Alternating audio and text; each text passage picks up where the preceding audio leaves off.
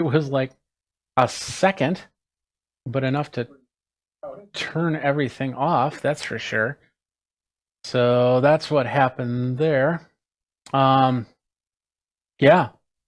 So working on getting everything back. I think the only thing is I had to retweak my network, so the main router was not on the UPS, so therefore the main router turned off as well, which is why I probably lost signal here. I'm just making sure that connections are all good. But yeah, all of a sudden the power just went out. Just like, what the heck? Happens. What can you do? Gotta have power. Gotta. Gotta. It's just one of those things. One of those things. All right, looks like we're good to go for the most part. So we got that, and we're back on the regular channel, so we'll close that out for now. And I want to make sure, yes, we're here. And the chat's back. All right, and so we've got this good to go again.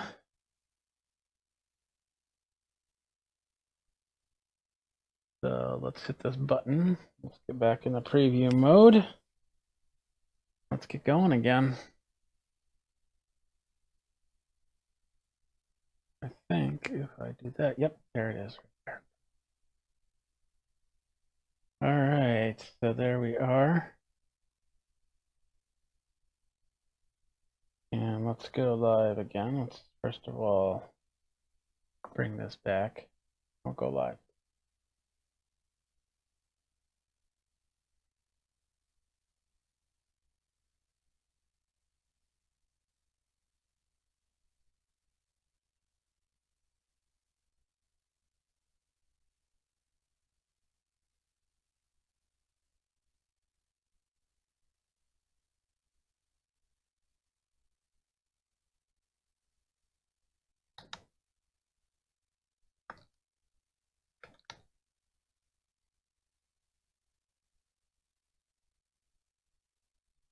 All right, ladies and gentlemen, boys and girls, children of all ages, this is what happens when the power cuts out. I apologize for that, but that's what happened. Was the power went out for a very brief second. We're talking like boom, off, on, and this system doesn't have a UPS attached to it, and my router, my internet stuff does have a UPS attached to it, but I had to do some troubleshooting and I didn't have it plugged in, so everything just went down. Something I need to think about for the future, that is for sure. But yeah, it looks like we're back up and running. I'm just kind of slowly getting back into this as I need to make sure everything is still up and good. Now, if you missed anything, basically this is what we did. We were just finishing unboxing the Rockspace 2100 AC 2100 dual band gigabit Wi-Fi router, and I just put some Legos onto that right there. And then I was talking about the OCD-ness of the antennas. And so I think that's where we're going to start. But what we did talk about was the Rocat ELO 7.1 Air Wireless Surround Sound Speaker, which was really nice. And you can check the video before to see that. And I'm seeing something odd in this shot. Let me just make an adjustment here.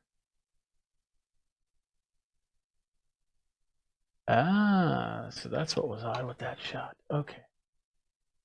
So now you're seeing the whole thing. This is my whole studio that you don't normally see. I just wanted to have enough for me and the rotor. And I should probably raise up this table just a little bit on there. So, all right, so here we are, we're back, and let's go like that. There we go. We're gonna get started again. I think we're gonna talk about, and make sure I have everything here. That was the Sharpie I was talking about. And there's the PTZ. My PTZ went cattywampus upon that reset. And I think it's now working. Maybe not. There we go. Oh, it's working, but it's not, for some reason, not connecting. Try this again. Okay, my PTZ camera is out of commission. And which is too bad. It's too bad. But what can you do? What can you do? I'll be able to get it back in a little bit here, so I'm not too worried about that. It's just probably when I reboot the software, I'll be good. So let's go ahead and continue on. Hopefully we won't have any more power problems. But I did add a new scene here, and that's this scene right here. Because I was talking about at this point is like this might be an OCD nightmare. Yeah, because, you know, these things can be like this, and somebody's going to go, you know, oh, wow. You know, you can say, let's see, you can also position. I mean, this is, you know, I'm from Wisconsin, so this is the Wisconsin logo right there, or Wisconsin, excuse me, like that. This is too much metal for one hand. This is Wisconsin. And then we've got the, let's see, the Vulcan. Live long and prosper. So it would be this right here. So you can set up your antenna like the Vulcans do.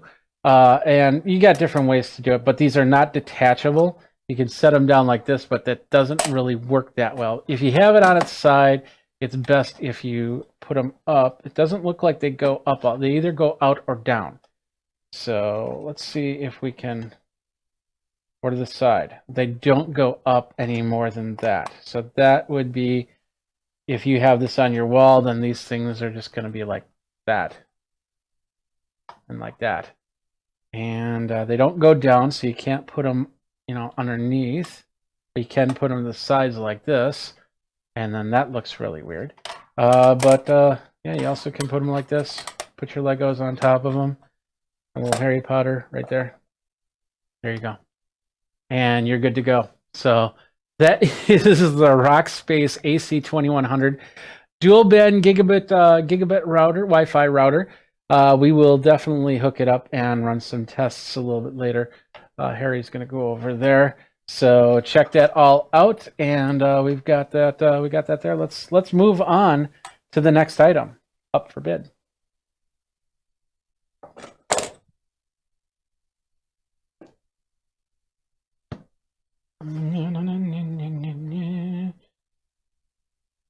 Winona says, Mark, hi. Who's Mark? Who's Mark? I don't know. Mark. Are you, is Mark there? Mark? Anybody? Anyway. All right, so we did that. Jeffrey, hi. How you doing, Winona? You're not Winona Ryder, are you? Had to ask. I had to ask. It had to have been asked. So that was the Wi-Fi router that we were talking about. I'm just going to click on that really quick so you can check that out and go from there. All right, let's get back here and let's finish this up. Security all around you. You need to worry about that, as you know, especially nowadays. You want to find out. You want to know who's at your front door. You want to know who's at your back door. And as you start going out again, you're gonna probably go, hey, I need some sort of security system here. I unboxed one of the Solium items before. This is I believe the S600. It's upside down. Let's do that in the right way. I unboxed the S600. This is the S600. Excuse me. I unboxed another Solium before. This is the S600. It is. The cool thing about this one is it has a solar panel on top of it, so you will not need to recharge the batteries or plug it in other than solar. And all you need is an area where it gets enough sun. It's self-sustaining solar panel. Let's get to the page here. I'm gonna find it again. There it is, right there. It's self-sustaining. Click on there so you can see a large version of it. It's got the ability to talk and listen on there. It connects up to your Wi-Fi 2.4 gigahertz channel. And yeah, it's it's just a great way. I'm going to probably put this in the backyard, just to see who's coming up the driveway, who's coming up into the back area, the front door, and the garage, and everything like that. Because especially in the winter, and that's the one thing I'm pretty interested to find out, is how this is going to hold up during the winter months, when the sun is not as bright as, of course, during the summer months. So we'll see what happens there. I'm going to move some of the stuff off the table. Harry can stay. Harry Potter. I'll set you right there. And get our opener. So without any further ado, let's go ahead and open this up. And we got a little cellophane, so we're going to start at the bottom. There's a little slice in there. And we'll take the cellophane, we'll go up to the upper cam here, and we'll take off some of this cellophane. And as I was talking, they just showed up with another item that I'm going to have to unbox at a later time. Or maybe I'll do this on this one. Maybe we'll take a second to go get that item and go from there. So anyway, this is the Solium S600 right here, solar security camera. Let's open it up. Don't forget to claim your free gift. Go to the solium.net pages gift through Messenger to claim your gift by typing. Or you can email their support, or you can text message. I don't care too much for text messaging. I'd rather do the email and things like that. But anyway, that's me. I don't know if that's you or not. But anyway, so here we are. We've got this. Let's here's the panel, and so we got a card, just like last time. They gave us a card for Solium. We've got the wireless outdoor security camera manual. Shows you what you need to do and how you need to do it. Set that there. We've got a sticker, and basically this is the drill sticker, so that you set this on your wall, you make your holes, and then you can put everything into place without a problem. So surprise is next. Surprise. Thank you. It's the thank you card. Oh, there's some gift options you can get. I can get either an extension cable or a memory card. So I'll have to take, if I write a product review, probably, which I don't, because I'm unboxing it for you guys. So, all right, and let's see what we got here. First of all, we got the solar panel. And my understanding is this solar panel can be placed in another spot. So if you are, like, for instance, my front door has a little lead off in there, so I'd need to move this over to where the sun comes from, or is accessible. So I can take this and move this over. I don't need to have this connected right on top of the camera. So let's take a look here. The solar panel, we've got just a cord in. That's the power cord right there. We've got looks like a connector, some sort of support connector that you can take off with a couple hex nut attachments. And then on the sides we have these little, they look like little doors. Okay, on this side is a charging port. I wonder if I can charge other devices with the solar. It looks like a micro USB, so maybe it's charging in. I don't know. Let's get that back in there. Come on. Easier said than done. There we go. And then on the other side, we have another door. It's an on-off switch, and I'm not exactly sure what that means, the on-off switch. I'm guessing that if you don't have solar, and let's say it's a very overcast day and not too much panel usage, that there's a way to actually plug this in and use another device. So let me get that back in there, because I want to keep that. It doesn't have. Basically, if it falls out, I lose it. There we go. So that's the solar panel right there. And we got, let's see, we got something on the side. Looks like the Allen wrench and a screwdriver and all the screws and anchors needed to put that in. Looks like we got the USB to micro USB cable right here. We'll pull this up and we'll throw this over here. And it looks like we got the main unit, and that's pretty much it. So we'll set that down, and we'll set this over here. Now, the main unit also has wireless antenna. I'm not sure how many dB the wireless antenna is. We've got the mount on top, which also looks like it can be detached. So I'm guessing that you could probably attach it, like I said, if you need to get the panel to a sunnier source. Then we have the camera. I don't think it's 360. I think it's only 270. So you go all the way to one side, you might have to start going all the way back from there. From the looks of it, we've got the camera, we got different types of lights, a sensor up here, and then this looks to be a sensor that detects motion. So that is pretty interesting. Down underneath here, we have a QR code, which I'm assuming is how you pair the device with your phone, because there is an app for that. And on the back, yeah, I think that's pretty much it for this camera. So ultimately, the camera, let's do this, and then let's do this. There we go. So ultimately with the camera, if you are with this device, if you want to, you can put this right on top, and there's ways to angle this. It doesn't have to be that flat. I just have to get the Allen wrench out to loosen this to make the turns. But it looks to turn this way or this way, but doesn't turn this way or this way, which is a little sad, but maybe there's a way to make that all happen right there.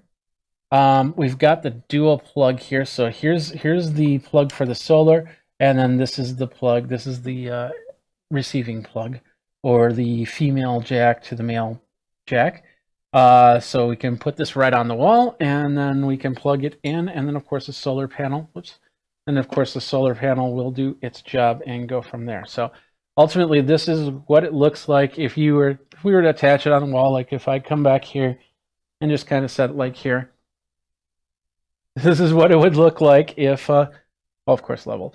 This is what it would look like if this was in your front or back. It's a little bit bigger than a lot of security cameras that I've seen, and I noticed it doesn't have a plastic or glass dome around here, and you know, if it's by design, so that's that, and this is meant for outside, so I'm not too worried about that. But it looks like it does have some free range. So if, let's say, you're following a squirrel or something like that, and you want to see the squirrel, and the squirrel's right underneath, this thing will probably go all the way down to take a look at the ground. So I'm going to probably set this up, and then of course we'll do a full review on this. But this is the Solium's S600. It's pretty hefty for a security camera, but you know, this also will pretty much guarantee that somebody won't just rip this off the wall or anything like that.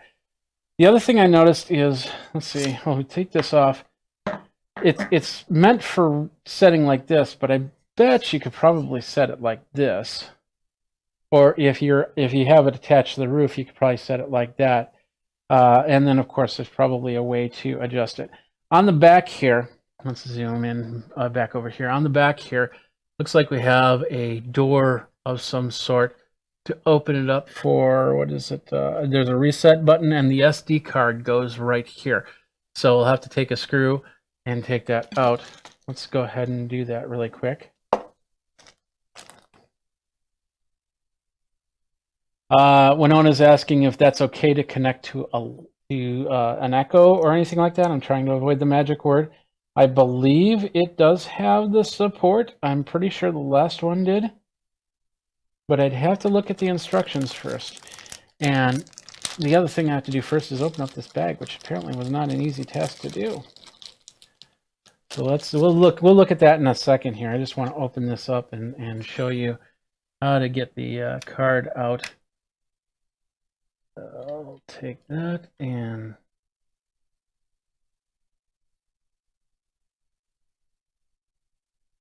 the screw does not stay in the container, so you have to be aware of that. There we go. So right here's the reset button. I don't know if you can see that or not. Let's zoom in so you can. Where's my remote? There we go. So right here is the reset button, and right here is a micro SD card. There's also an interesting multi-pin jack right here that there might be some sort of hookup to probably for firmware or something like that. You won't use this because you'll have no idea what to plug it into. But SD cards goes right there, and yeah, so that's pretty much that. We'll put the door back on. And we'll put the screw back in. Put it in the right way. Maybe. There we go.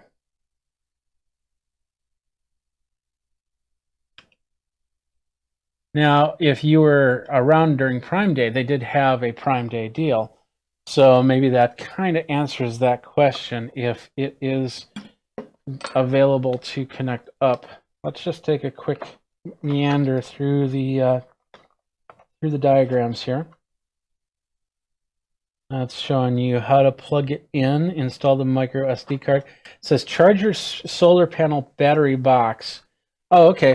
So there's a battery. There's a battery. This is a battery down here. And so you'll have to pop this out to charge your battery box for the first time. And then, of course, you can put the solar panel in a direct sunlight, and that'll keep it charged up. But you might have to do that every now and then, just in case you don't have sun. So Solium, then you go through the app, and you go through the app. Let's see if it says anything about Alexa available. Cancel. Said the word. I did. I said that word. The A word.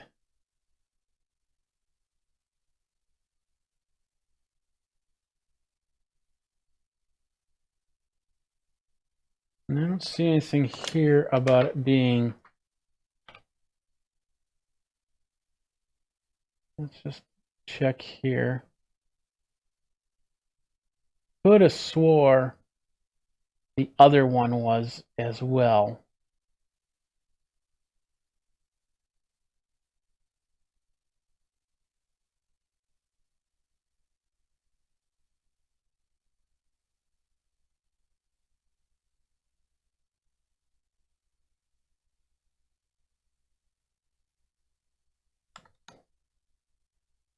Go through the questions. All right, here we go.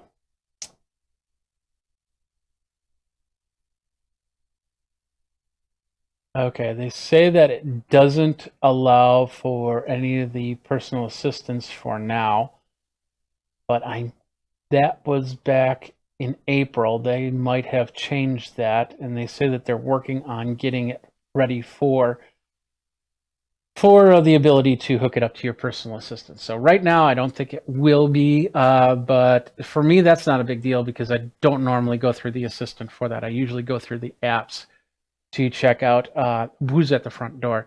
And I suppose if you have an Echo Show or you have your tablet set up for that, then you could then connect up. But so that's a small downfall, but it's not like it can't happen. It's very possible. So, but that's the Solium right there. It's a pretty hefty device.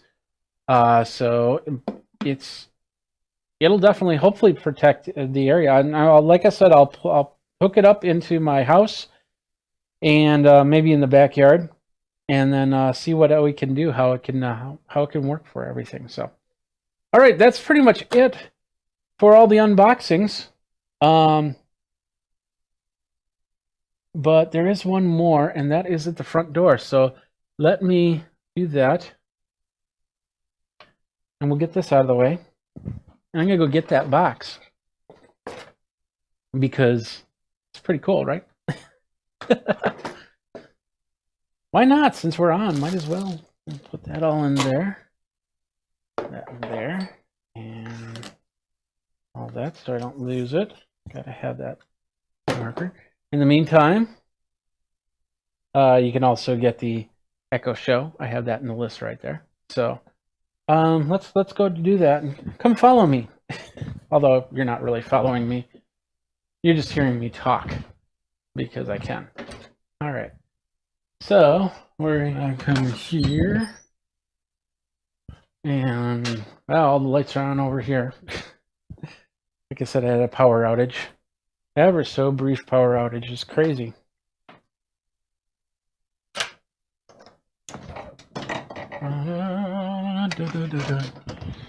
Now, why do they put it in the mailbox? That makes absolutely no sense to me. Nice.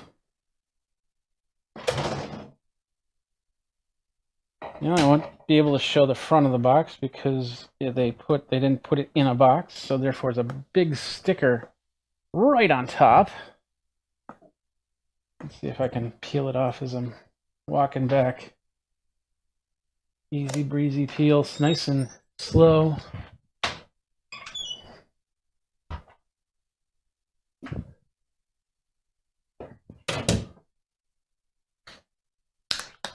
Here we go. Here we go. Oh yeah, it's peeling nice. All right. Bonus!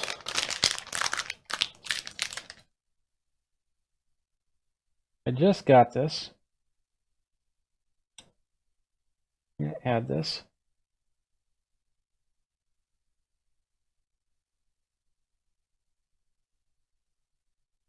No, don't put a space in there. Give me a second. Here.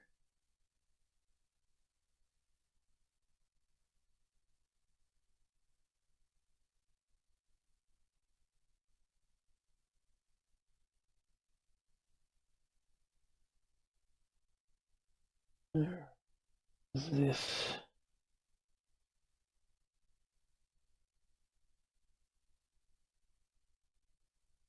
I think it's this one. But we'll put both of them into the list there. Right. I'll edit that really quick.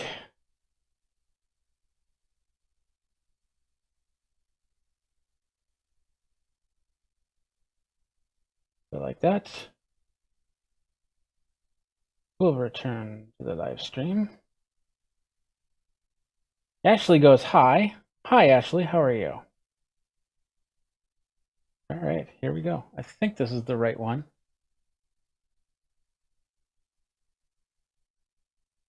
Let's just pull it up here really quick, make sure.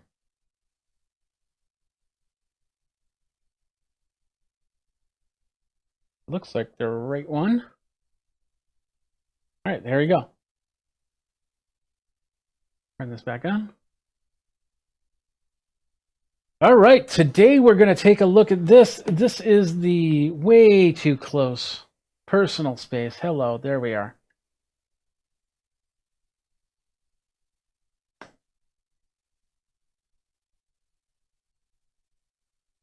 There we are. This is the Wi-Fi range extender from Netgear. And the reason why I got this was because I changed up my network a little bit. Now it's not out of place. It would change up my network a little bit, and I needed some extra distance. Now I have a Netgear router, the X10, Nighthawk X10, which is a pretty decent router. It definitely will get distance, but I just needed it to get a little bit further than what it's really designed to. So I ended up getting the Wi-Fi range extender. There's a couple reasons why I got this one. And the main reason is it can plug into my network and then range extend from there. Some of these don't have that ability. All they can do is you plug it into the wall and then it'll latch on to the Wi-Fi and extend it that way. This one I can plug in an Ethernet cable and boost it from there. It can work with multiple Wi-Fi routers, and I don't know if it can work with, if you have more than one Wi-Fi router in your house, I don't know if it'll work with like that. But it'll do Wi-Fi up to 1200 megabits per second and supports 802.11 AC, B, G, and N networks. So we got the device right here. This is what I purchased. Okay, yeah, perfect. And I got that. And actually, I think I got this during Prime Day because I needed to get one. Just a day or two, of course, as normal, is really nice that we have that ability. So, all right, let's go ahead and open this up and see what's inside here. So it looks like we have some right there that we need to take care of. Handy dandy cutting tool. There we are. Come back in and go like that. We got a little bit of eco-friendly packing material. Throw that to the side. All right. So this is the AC 1200 dual band Wi-Fi range extender, model EX6120. And there it is. It's power connected, of course, by plug. It's kind of sad that it plugs into the wall and doesn't have like a little extension or anything like that. But you can also, as long as you're not plugging it into a surge protection strip, you could probably put like a little cord on here to get it off the wall. But you know, a lot of times you just want to plug it in the wall because it'll work from there. Little factory reset button on there. We'll show it all here and go from there. So we got all the descriptions here. We got somebody coming on. Let's see. Somebody wants to be friends. Hi. Looks like somebody is talking with Winona.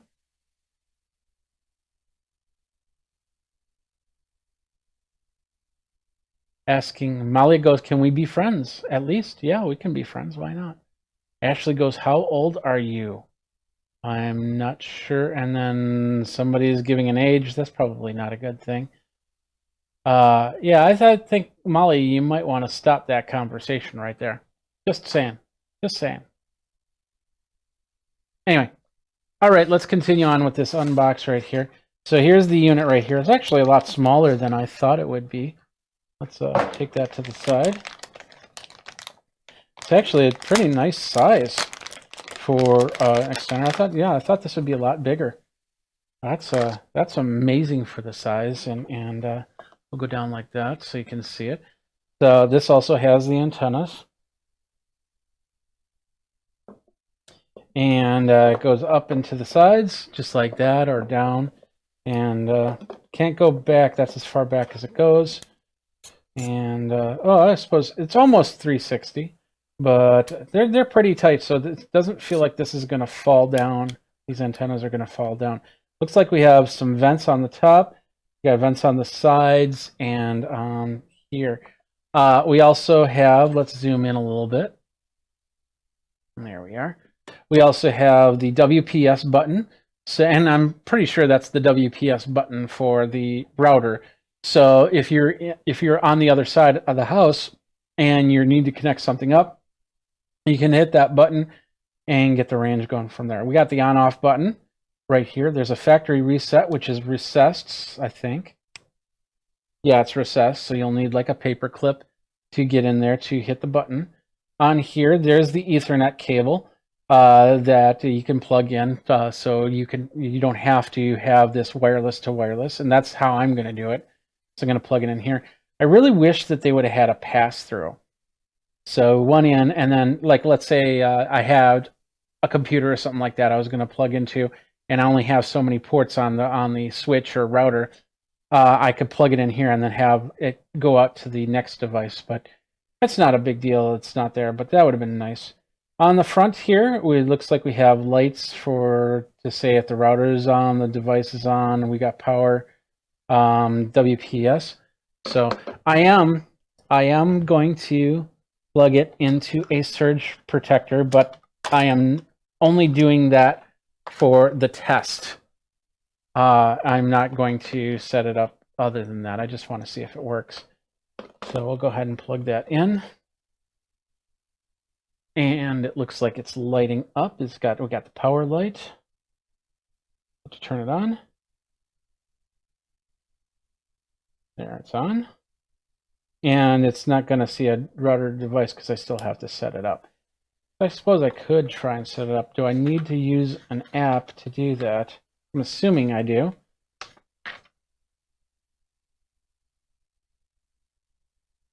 Uh, it says connect. How do I connect? It connects with WPS. Wi-Fi protected setup. So basically press the WPS button on the side panel of the extender.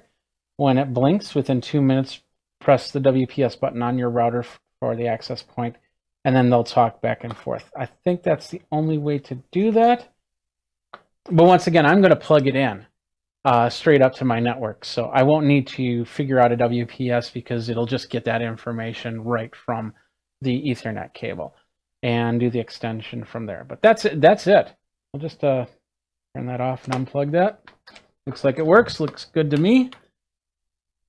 So that's it right there. That is the Netgear AC1200 dual band Wi-Fi range extender, and pretty cool little device. I like it. I like it a lot. So, all right. Well, it looks like there's a sub conversation in our chat. That's okay. Yeah, go ahead. Go ahead and talk amongst yourselves sometimes, and we're good to go. All right. Well, there's one more thing that I want to show you right here. And I actually put both models of that Wi-Fi range extender in there because they both do the same job. I think the difference is one of them had the Ethernet jack and one doesn't.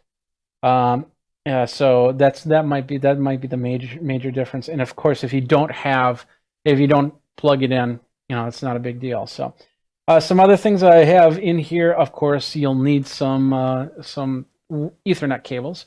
And I use Cat7 cables. 5E is the standard, and it's been the standard for a very long time. And I basically put in higher end cables because when the time comes where we need the higher end cables, they're already in place. So, and of course, the prices are pretty comparable. They now have Cat8, and if you start going past a gigabit per second in transfer rate, you'll definitely want to look at that.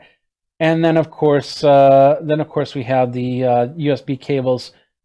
You can always, they have tons of them. If you need longer cables, if you need more cables, I've got to get some new cables because I just set up a whole bunch of cameras, and they are all USB powered, and I need longer cables for the power. So, and then finally, Geekazine is also on as a merchant, and I have these cool T-shirts.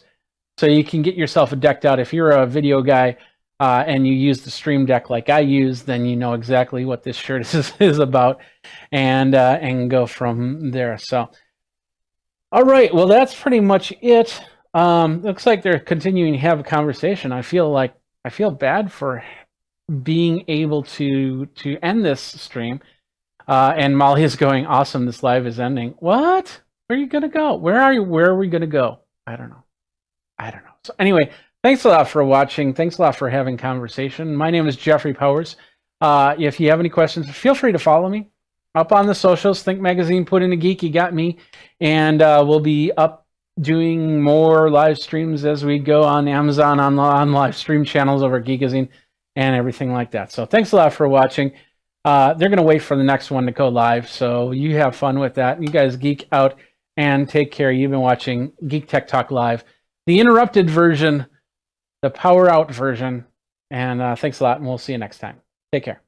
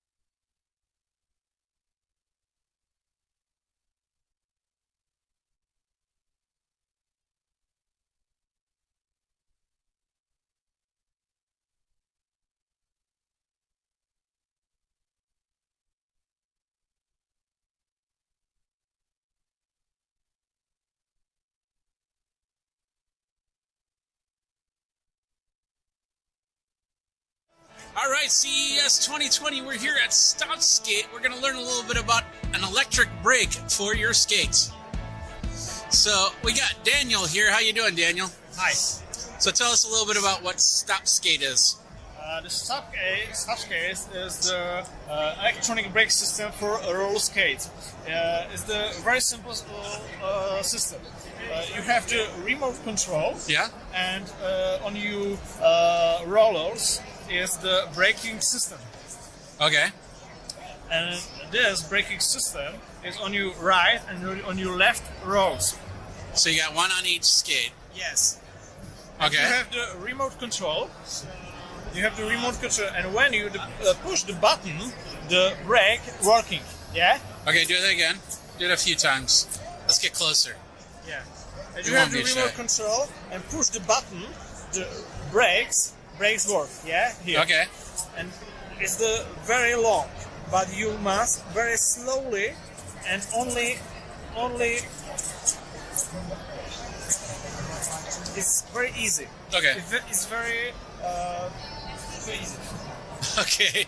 So you're basically we've seen skateboards kind of like this with actually go and stop ability. Yeah. This is just braking on the skates. Yes. And why is that? Why is that needed for a inline skate like this? Many people have problem with braking. Yeah. You can brake it with the standard brake. Yeah, this the is little back. You push your foot this back is like the okay.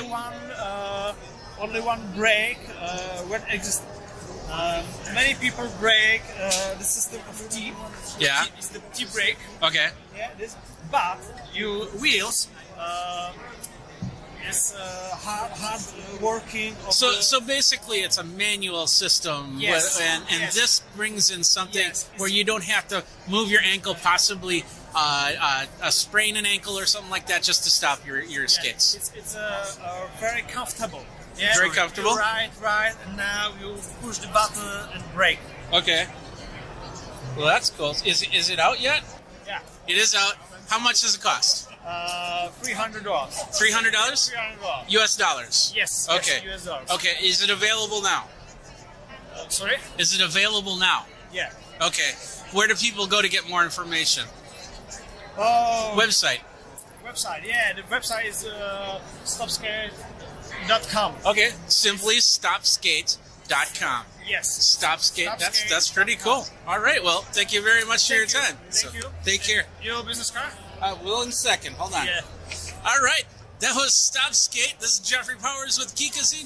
We got a lot more CES action. She's trying not to get on film on the camera, so I'm just going to kind of do this so she get on the camera.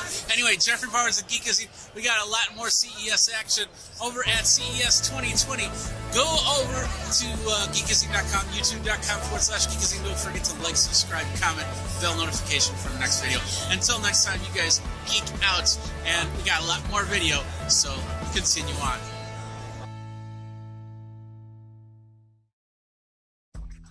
So we are unboxing the Mevo Start, which is this the newer camera here. Of course, we have the Mevo Plus, which I have over here in the corner, which I'm going to be using as a comparison when we connect this up.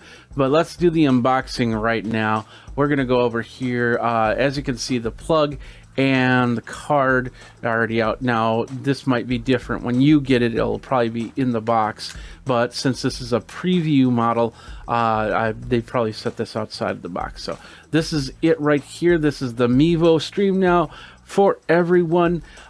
Easiest way to take your live event quality live streaming in up to 6 hours of streaming and coding 1080p as opposed to 4K, which the Mevo Plus does have the 4K 802.11 AC Wi-Fi. And in fact, let's take a look at all the specs right here. We got the specs page. We got the Plus on this left side and the Start on this right side. It's got a 4-hour battery life, but of course you can plug in a power source to extend the battery, whereas the Mevo Plus, just the Plus, not with the base station, had 1 hour's worth of battery time.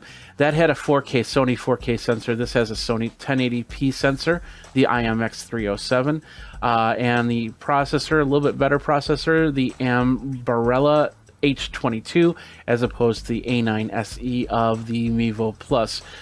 Capture resolution is 1920 by 1080 of 30 frames per second, as opposed to 4K. But of course, once again, the Mevo Plus is meant to bring it into a frame where you can then move it from frame to frame. This does the same thing.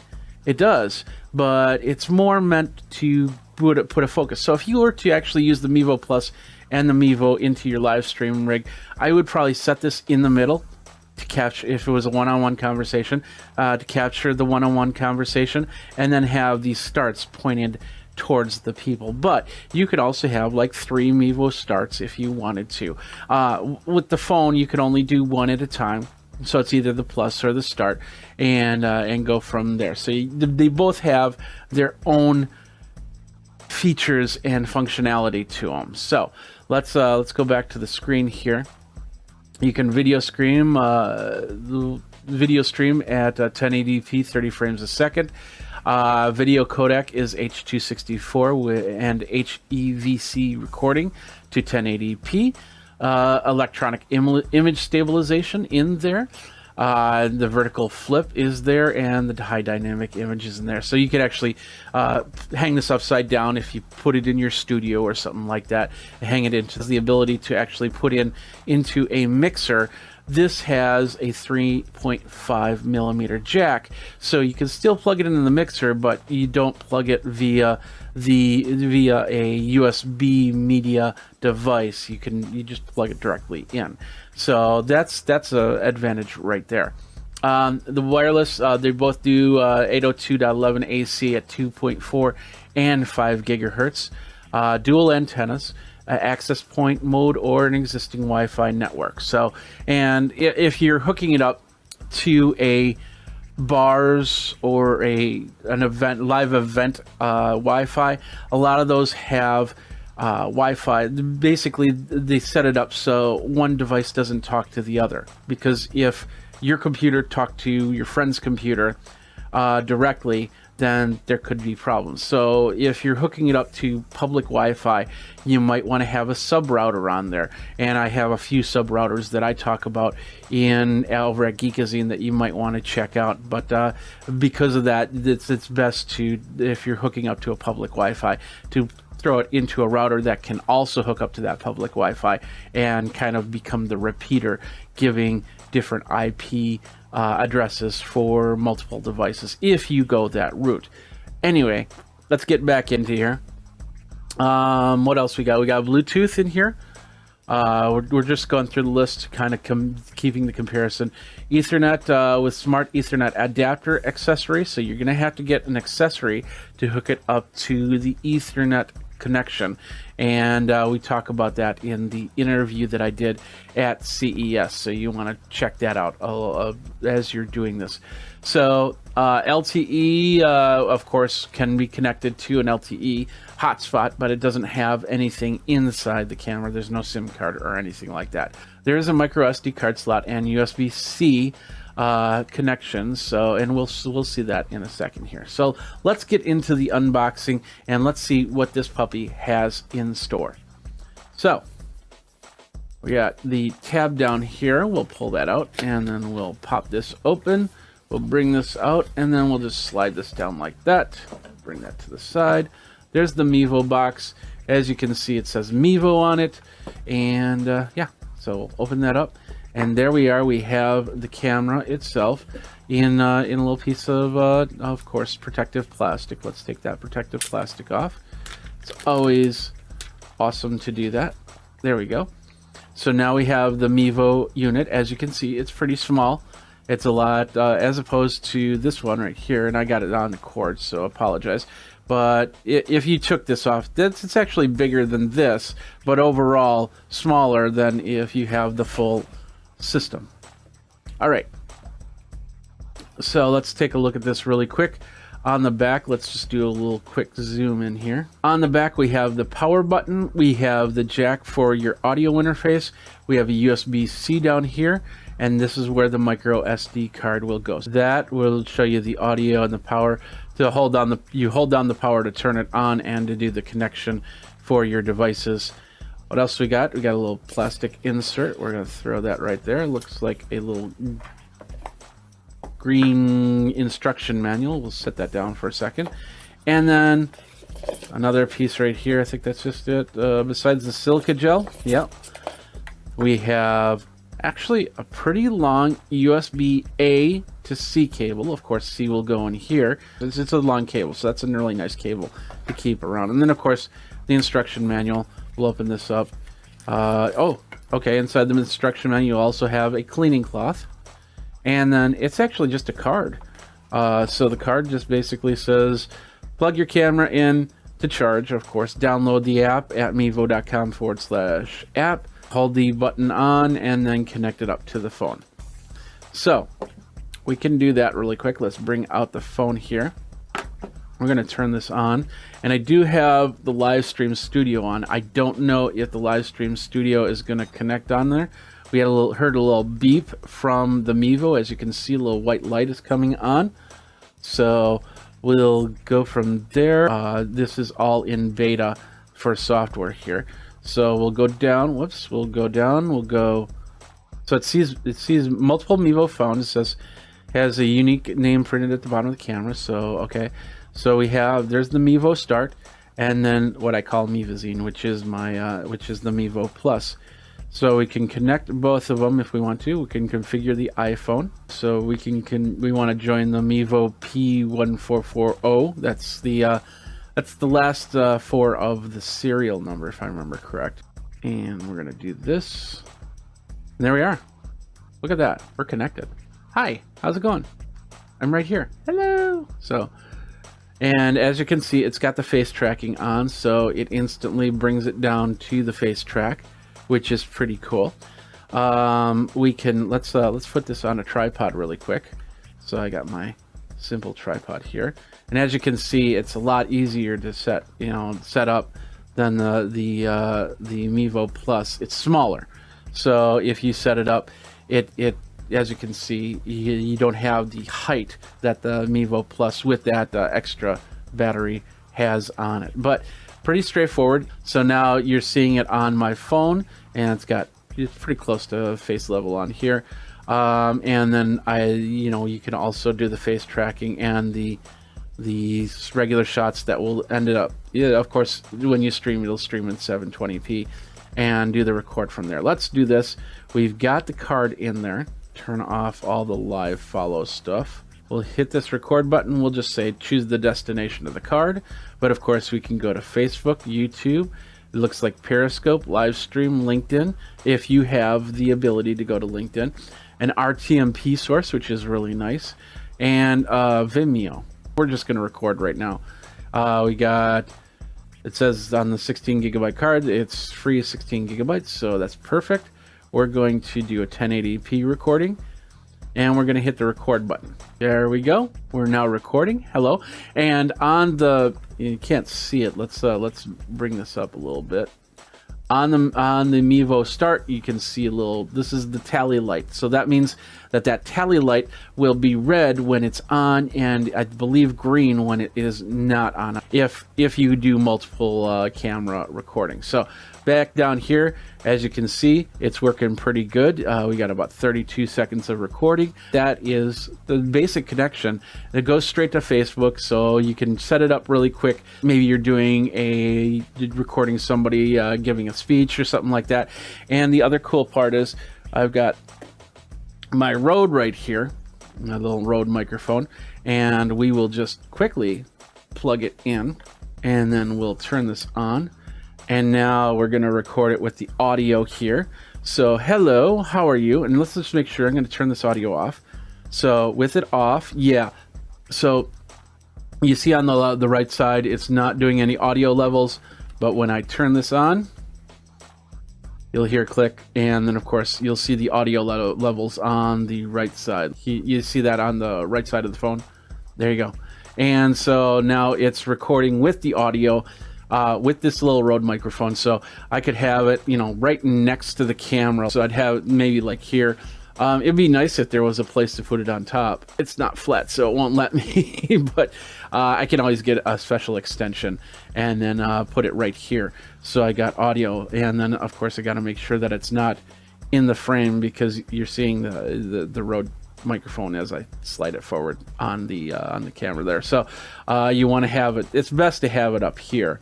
And so that is the Mevo Plus. They just unboxed it. Let's see if we can connect it up to the live stream software. All right, we got the studio here, and as you can see, I got my Mevo camera. There is a delay on it. There's not much you can do with that. So, but anyway, we can go. Let's see.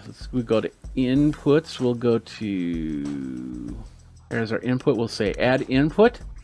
We'll see if we can find cameras. All right, there we go. We can choose Mevo, and there we go. Look at that. Sweet. So now, and of course the audio is coming from the Rode. So if I turn that off, I'm going to turn the Rode off. Audio is gone from there. But then if I go to the audio section, which I like to do, I like to use my audio and just turn that off completely. I like to use the audio from my board when I do any type of recording. But as you can see, it connects up pretty quick. And we could probably do a quick record here. So we are now recording from the live stream studio. We are on the Mevo Start here. We're going to switch over to the Mevo Plus, which is in the corner here. There we are in the Mevo Plus. So as you can see, you can do multiple cameras. Go right back here. I also have my PTZ camera right there. So you can see that up there, and we can go back to here. And you can see, let's bring this over so I can show you. Have a little bit of roving reporter action, and of course lights are getting in the way. But as you can see, it's running the software, the Mevo, or I'm sorry, live stream studio software, Studio 6. So there we go. We got 2 cameras set up, and so far it doesn't look like there's too many dropped frames. So I'm really happy with this this connection. So, and of course that's the unboxing of the Mevo Start. What do you think about it? Are you going to be getting one? Do you use Mevo in your production? Let me know by tweeting me over at Geekazine, geekazine@gmail.com. Think Magazine, put in the geek, and you got me. So until the next unboxing, thanks a lot for watching. You guys geek out. We'll see you next time. But welcome to Wirecast Pros. Ask, answer, be part of the community, and do not spam. No spam tolerated here. Simple as that. So, all right, ladies and gentlemen, boys and girls, I think that was everything that I was going to talk about. Let's get into the main part here, and yeah, we're going to be talking about Wirecast 3.2 dropped last week. It is in beta. So if you are running regular streams, you should still be on Wirecast 13.1.3. There are some problems with it. I'm going to tell you one of the problems I have right now. I'm actually going to show you one. Well, you're seeing one of the problems that's happening. For some reason, it's calling up my frames from my other desktop, basically my titling software for some reason. And that might not even be a Wirecast issue. But just to be on the safe side, I'm just going to turn that off in my layers here. So let's take a look at what we've got here. And we'll do that by moving over to the screen. This is Wirecast Beta 2. I also have it on my Mac. How you guys doing? There's on my Mac. So we've got all of that. As you can see, it's fairly, almost exactly the same. There are a few things that are pretty new to it.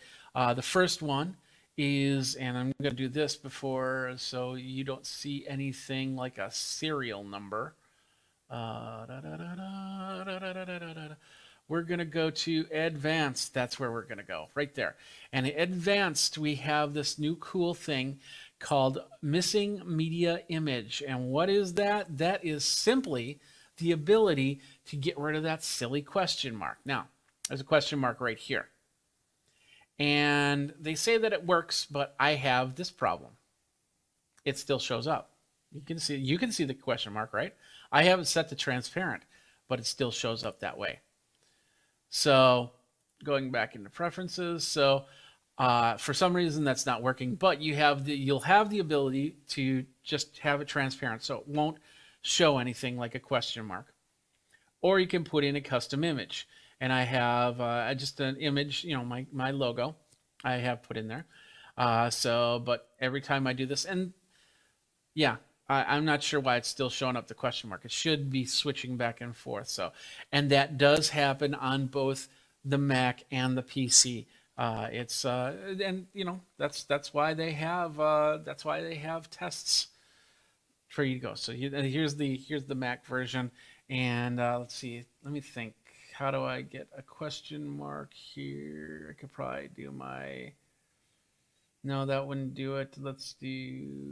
No, I don't have anything hooked up that could do that. Everything will just go to something.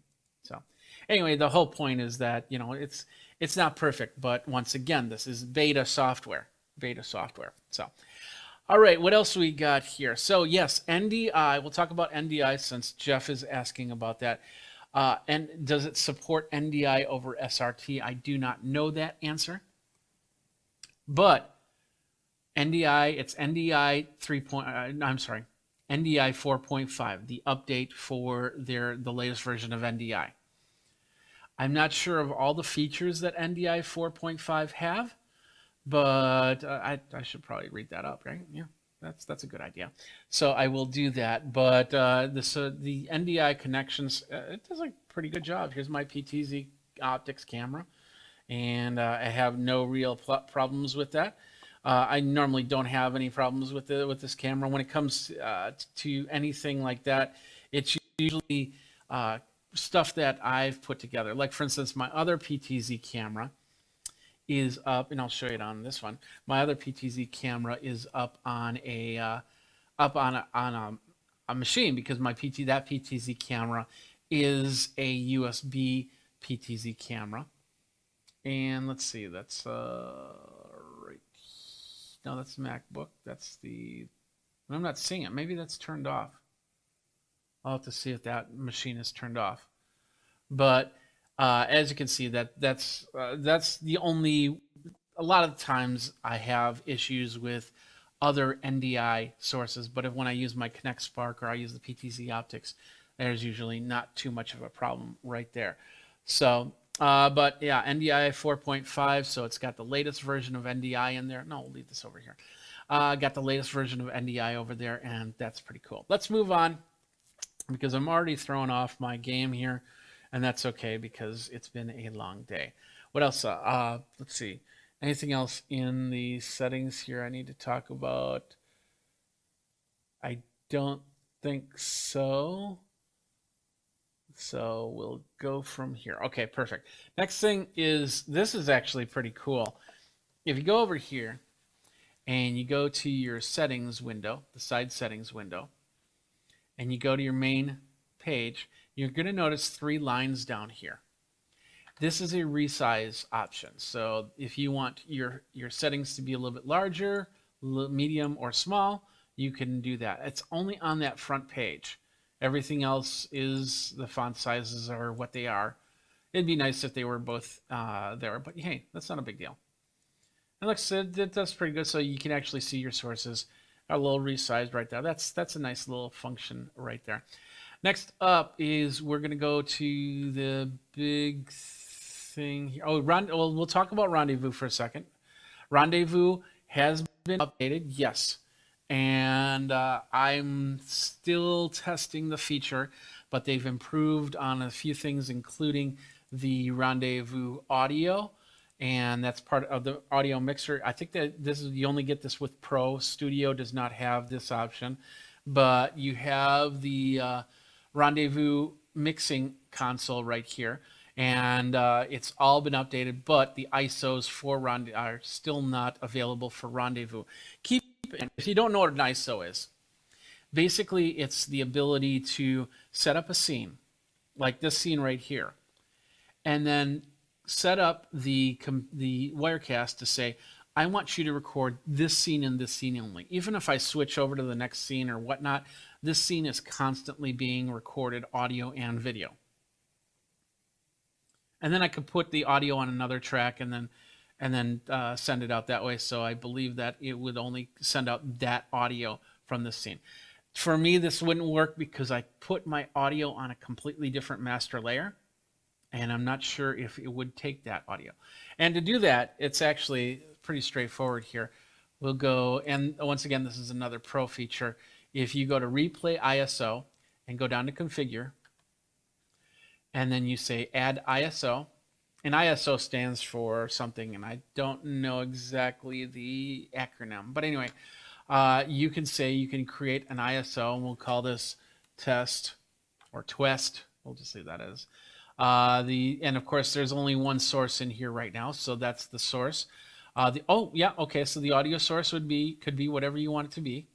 That's awesome. How do you want to record it? You want to record it's all ProRes that you would record it in. So high ProRes, medium ProRes, or lowest ProRes. So the least is ProRes 422 proxy. I don't know what the data rate is on that. I usually record, when I record in ProRes, I usually record in LT because I don't do too much ProRes work, but it's nice to have that. And then, of course, the file name and the location where you're going to do it. If you do that, put it on, hook up an external drive. Hopefully, it's an external RAID array. And that's basically multiple drives that are working as one drive. That's in an enclosure that plugs in. Thunderbolt's a perfect connection for that. You want to have that type of power when you're doing ISOs, because you're going to be recording not only the main screen that's doing all the switching like we're doing right here, right now, but also, like I said, each scene. So if I was recording ISOs, I would be recording 1, 2, 3, 4, 5, 6, 7. This is blank. So we'll say 7 different ISOs. So think of recording things 7 different times. And if I want to include the graphics, like my bug on the corner here, or my overlays and my lower thirds, that's going to be more. So those are things that you need to think about when you are recording ISOs. So you want to have this MacBook Pro, I would never do it and record ISOs. What I would do is my alternate method. I'll show you that really quick. So my alternate method is simply by going up to Output and Multi-Viewer Output and Configure Displays. Now, in order to do this, you need to plug in multiple HDMI external sources. Since you can get a dongle that can do 4K, connect up to a 4K monitor, you can also record 4 1080p sources, because that's one 4K monitor. So what you would do is if you could split it to 4 HDMIs running 1080p, you can send one of each signal to the 1080p to the monitor and set it up that way. It's a little bit of extra work, but it works well when you need to record separate screens and go from there. Like I said, I don't normally do this, but maybe you need to do that for failover.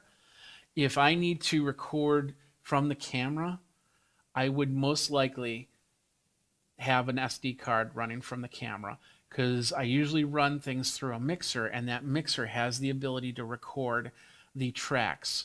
And then if I need failover, I just have to marry the two, audio and video, and do it that way. And all my cameras, except for my PTZ, that's the only one that doesn't do in-camera recording. So in that case, I would probably hook it up to another recording device that would record the HDMI while the NDI is sending to Wirecast. So that's another way to do it. So anyway, that is how you do the ISOs in Wirecast. And Rendezvous, we're still working. I'm still working on trying to figure out if Rendezvous's better than what they said. They've done some improvements, but I don't know. If you've seen some improvements, let me know. The biggest thing here, and this is what I've really been testing out this week, is the chroma key. So now we're back over here, and we'll bring this into the live shot so you can see this a little bit better, and then we're going to resize this so this comes to the forefront. But I need to have this screen to do this next part. So, chroma key. As you can see, there's some extra functions here. First of all, we hit the button and we say chroma key. And what does it do? It does what it's supposed to do. It takes out the background. You can use the eyedropper tool, and thank goodness that they put the eyedropper tool there instead of clicking on the box. That was kind of confusing. And then you have to be in the designer tool, or the preview side, to actually choose the color that you want. And you can definitely not choose green if you want, but it's a good idea to choose green, as you can see. There are, next to the U's, you have a little drop down. It says chroma key, it says luma key, and it says color key. Now you have luma key, which does illumination. So you could actually take out a color. I think that, no, it doesn't take out a color, excuse me. It takes out certain lumens. So here we'll move it around. So as you can see, it's darkening and lightening. And of course, if I had an image back there, I should probably put an image in there. So let me do that really quick. Let's see, I need some video files. So I'll add media file. And then let's see. Oh yeah, okay, perfect. So we'll do this one, this background image that I have here. And bring it down, and we'll come back here. So now I have that image, and with the luma key, bring that in. So now I'm kind of luminescent to this. We'll come back here, and we'll go to the luma key. We can adjust that out. So as you can see, some of the things illuminate in and out. So it's kind of a little ghost mode, a little bit of a fun effect if you need. And you can adjust the white clip and the black clip, and you can change the edge contouring. And go from there. So that's luma key. You have color key. This one will do a color burn rather than a chroma key.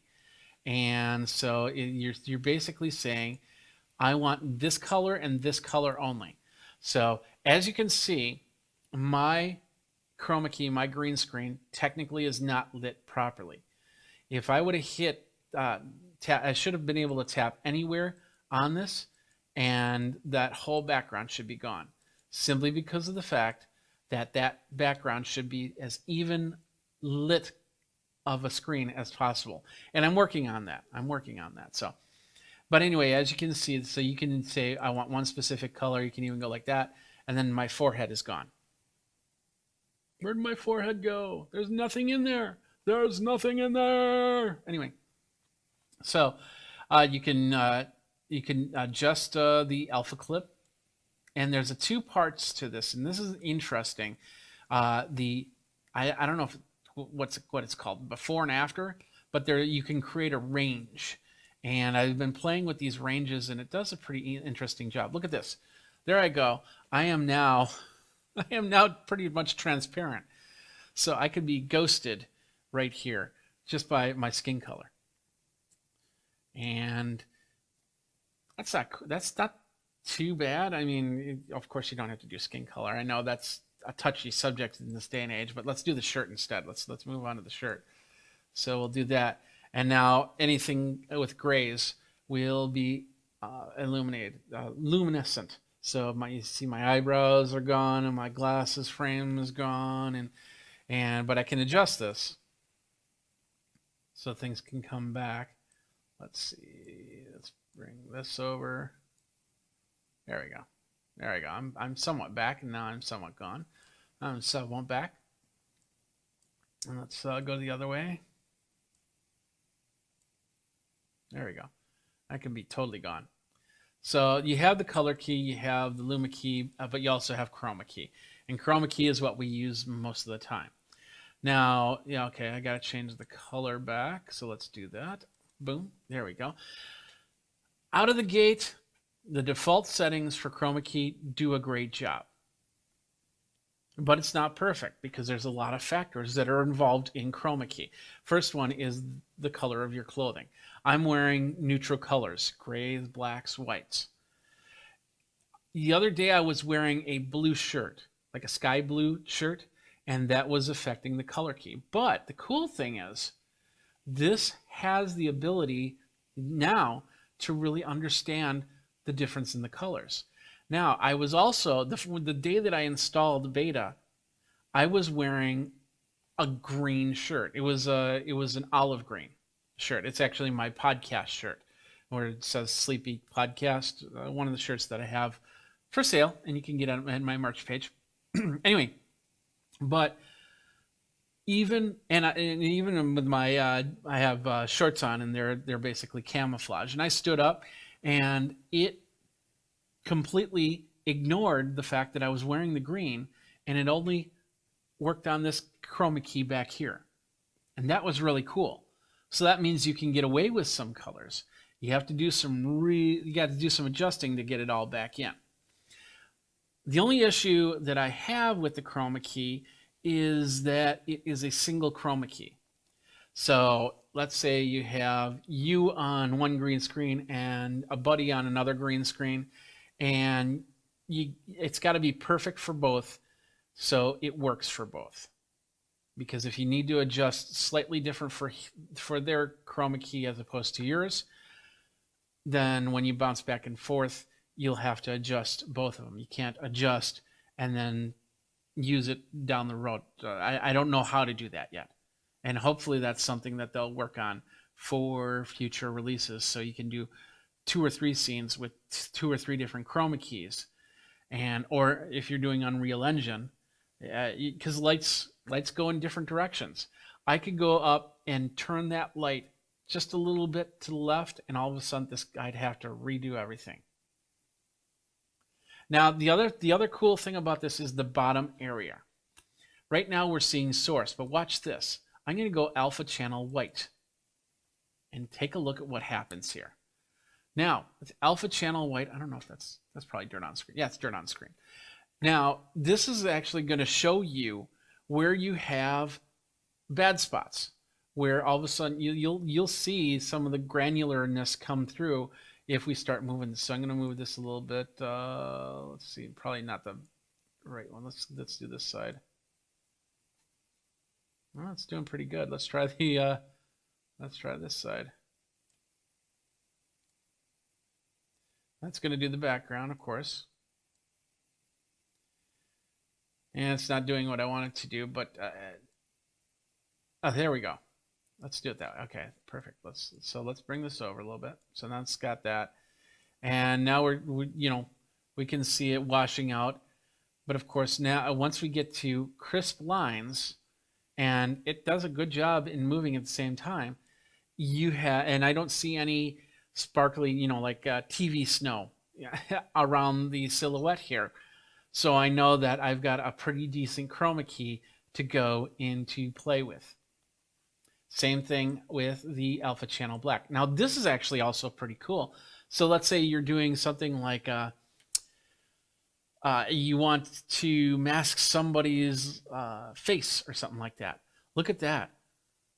I mean, you can't get any maskier than this. It shows their shape, but it's not the lighting effect that's doing this. This is the alpha mask. So now all I have to do is disguise my voice, and now you don't know who I am. That's a pretty cool little feature there, and works really well, as you can see.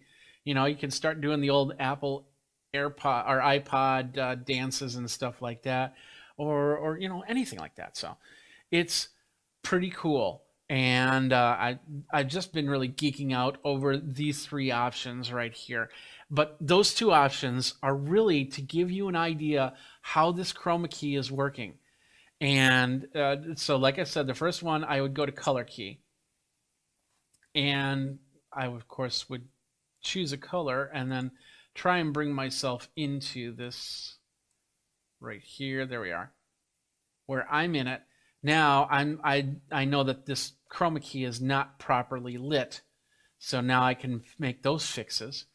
I can go to Luma key and see the same thing, and what needs to be brightened up, and then I can go into chroma key, and then everything will work even better than it is right now, and that's pretty cool. Really really excited about that chroma key, and I know there's a lot of other people that are like that. Still has a little bit of work to do. One thing that I noticed is, I'm a good couple feet away from my chroma key, and that's in separating you from the chroma key is one very important factor. Another very important factor is to have what's called key fill lighting, backlights that shine light rather than have the reflection of the green screen fill onto you, because it'll reflect back off of you, especially with the bald head.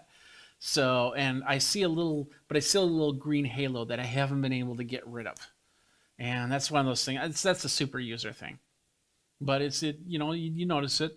And if you have hair, if you have your hair nice and matted down and everything like that, it'll be perfect. But if your hair starts to wander, or you got frizzy hair or something like that, it'll be harder to remove the green from that, especially if you're moving around, you're bouncing around like this and everything like that. So let's move this back over here so I can see me and you can see me, and I'm not looking like that. But anyway, Carender goes, "Hey Jeff, wow, I love your layout. Thank you very much. I work hard at it. I hope you can now bring comment on screen." Oh, yeah, actually I can. I choose not to because there's a lot of cogs going right now, and it's just tougher. So many are there. Okay, well, Carender, thank you very much for the comments there. I appreciate that very much. All right, I think that was all the features. Let me just double check before I go. Oh, and yeah, I closed that out. Nice. Let me see. Anything else that I need to talk about? So we talked about the chroma key, imported source connections. Oh yeah, improvements to Wirecast Go and the GPU on NDI sources. Oh yeah, the other thing is with the Mac, they have moved away from OpenGL architecture for Mac, and there's a thing on Mac called Metal.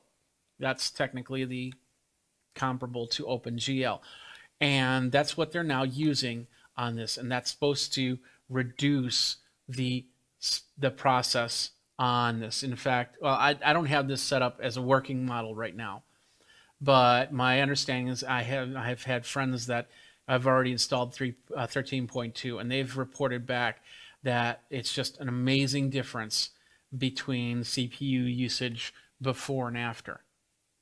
So I will definitely set up some scenes and try some tests out on my MacBook and see how that works. But Metal is now what's helping with the graphics, helping with the process on this machine, and it's supposed to be a lot better. Let's see what else we got. Better connections. When you drop, once again, the transparency, it's still not working, but that's okay. And as you can see, the audio's on this, but on mine, for some reason, it disappeared on the PC. The updated NDI 4.5, and then switched from OpenGL to Metal on Mac OS. And then they updated the WebStream plugin, library VLC. So, I still have to test that, the WebStream plugin. I didn't normally use the WebStream plugin. It was never really something that I always like to do screen scrapes rather than do the website, because I can control things a lot easier. And with websites, a lot of these websites nowadays, they have the automatic refresh feature. So you could get a web page put exactly in the spot that you need it to, and then it'll refresh, and then everything goes right back to where it was. In those cases, if I need an exact screen, and this is great because it can also take out all the box ads by doing that. You basically do a screenshot, and then you go into something like Google Slides or PowerPoint or something like that, and then you paste that screen in there. You can take out all the ads and everything like that. It have the page. It doesn't move. It doesn't add any more ads. It doesn't refresh, and you still have the main idea of the web page there. I used to do that a lot, but yeah, so I don't use the web stream that much. Text and file. Oh yeah, the last part here and I haven't tested this as well, but it deals with the text. On my 24/7 stream, I usually have a ticker running. And I stopped it about 6 months ago because the ticker took up a lot of process and it was very choppy. So the text was passing by and it would just be very, very choppy going by and it was hard to read. So I took it off. So with 3.2 beta, they've improved on the ticker. And I'll show you let's show you from here so we can bring it in. So let's go here, we'll go here. And then I will turn off my auto live, and then we'll go like this, and then we'll add in text. Where's the text? I always forget where that is, so we'll just go text. Text, there we go. And we'll add text, and we'll bring that up. There it is, new text. And with this, we can say, once upon a time, we were all using Wirecast 13.1.3. Then a update came out and we were able to go to 13.2. Okay, there's my text. It's not moving right now, of course. So we'll bring that down to the bottom here. And then we could, there's better choice of fonts, is my understanding here. So I like the impact font, so we'll leave it at that. We can choose the regular, bold, italic, and all that. We can justify it, of course. But then we have the wrap, the word wrap, word break. We have the scroll feature, nonstop. And we can go bottom to top, top to bottom, right to left. We'll go right to left. And then we'll go a speed of 10. Now we'll bring that in. And that should be scrolling. I'm seeing you see this, but it looks like there's some issues right there. So I don't know what's going on there, but apparently, as I think when I was adding text, that might have flipped around. But it should be showing text scrolling right there. Let's switch it to left or right. Let's see if that makes a difference.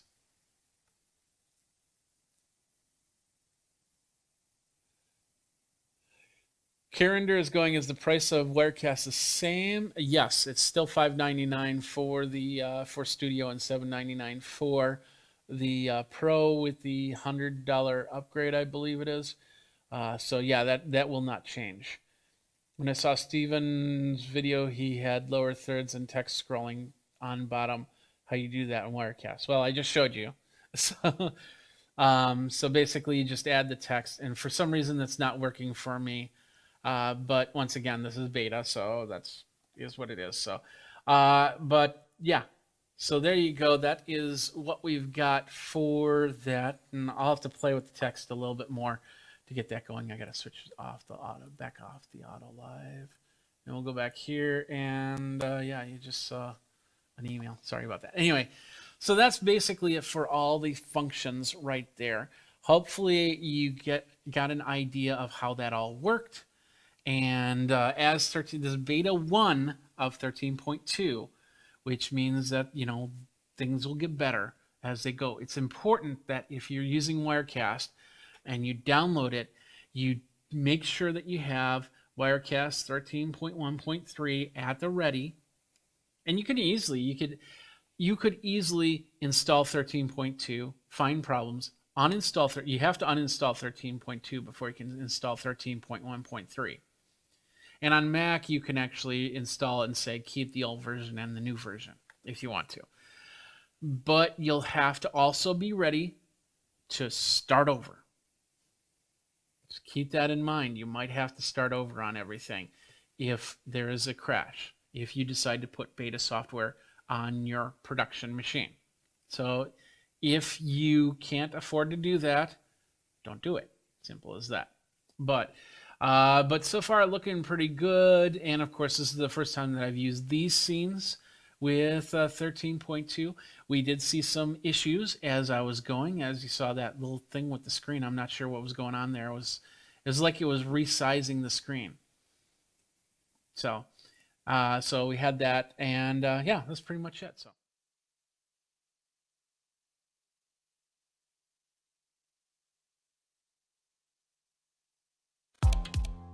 The other day, Apple made some major changes, and I'm not just talking about a new watch or a new iPad. One of the things that Apple reinforced was how we're starting to bring our watches into play just like our phones. You know, just like that iconic photo of the person surrounded by VCRs, cameras, landlines, electronics that end up being found in today's phone. The watch continuing to gobble up those functions to place on our wrists. If they could only do it with a 72-hour battery. The new Series 6 watch looks great, monitors your health, and could even help you find... Yeah, let's do that part again. The new Series 6 watch looks great, monitors your health, and could even help you get rid of your old phone. Wait, what? Old phone? I don't...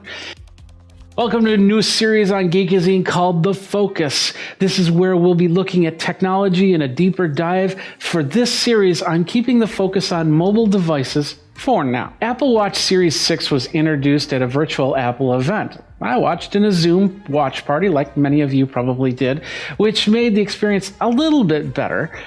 We picked apart whether we should be getting upgraded to the new Apple products or not, and whether we're going to get an iPad, whether we're going to get a watch, whether we're going to get it, whatever. By the way, Apple did talk about a couple new iPads, and I'll be talking about those in a later video. But let's deep dive on this watch thing because it's coming out on the 18th, which is only tomorrow for if you're watching today, and of course if you're watching after tomorrow, it's in the past. And Apple Watch is in two versions, the Series 6 and the SE.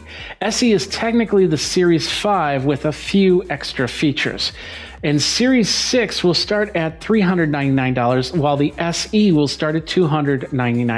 Processor on the 6 is the S6, while the SE is the S5. Did you get that? Okay, perfect. And then that was the previous chip on the Apple Watch. Both chips are dual-core processors, with the S6 running about 20% faster from some people's findings. Both watches, along with the Series 5, the Series 4, and the Series 3, will run watchOS 7. Now, all of these watches are water resistant up to 50 meters, have LTE models available for a little bit more, built-in mic, speaker, Wi-Fi, GPS, and a battery of up to 18 hours. The Series 6, the Series 5, and the SE will have Bluetooth 5.0, wireless through the W3 chip, along with the compass, always-on OLED, and the Retina option, 32 gigabytes of RAM, and the 44 and 40 millimeter sizes. The things that set the Series 6 apart from all the others include the following. To start, the new watch will be basically usher in a cableless connection.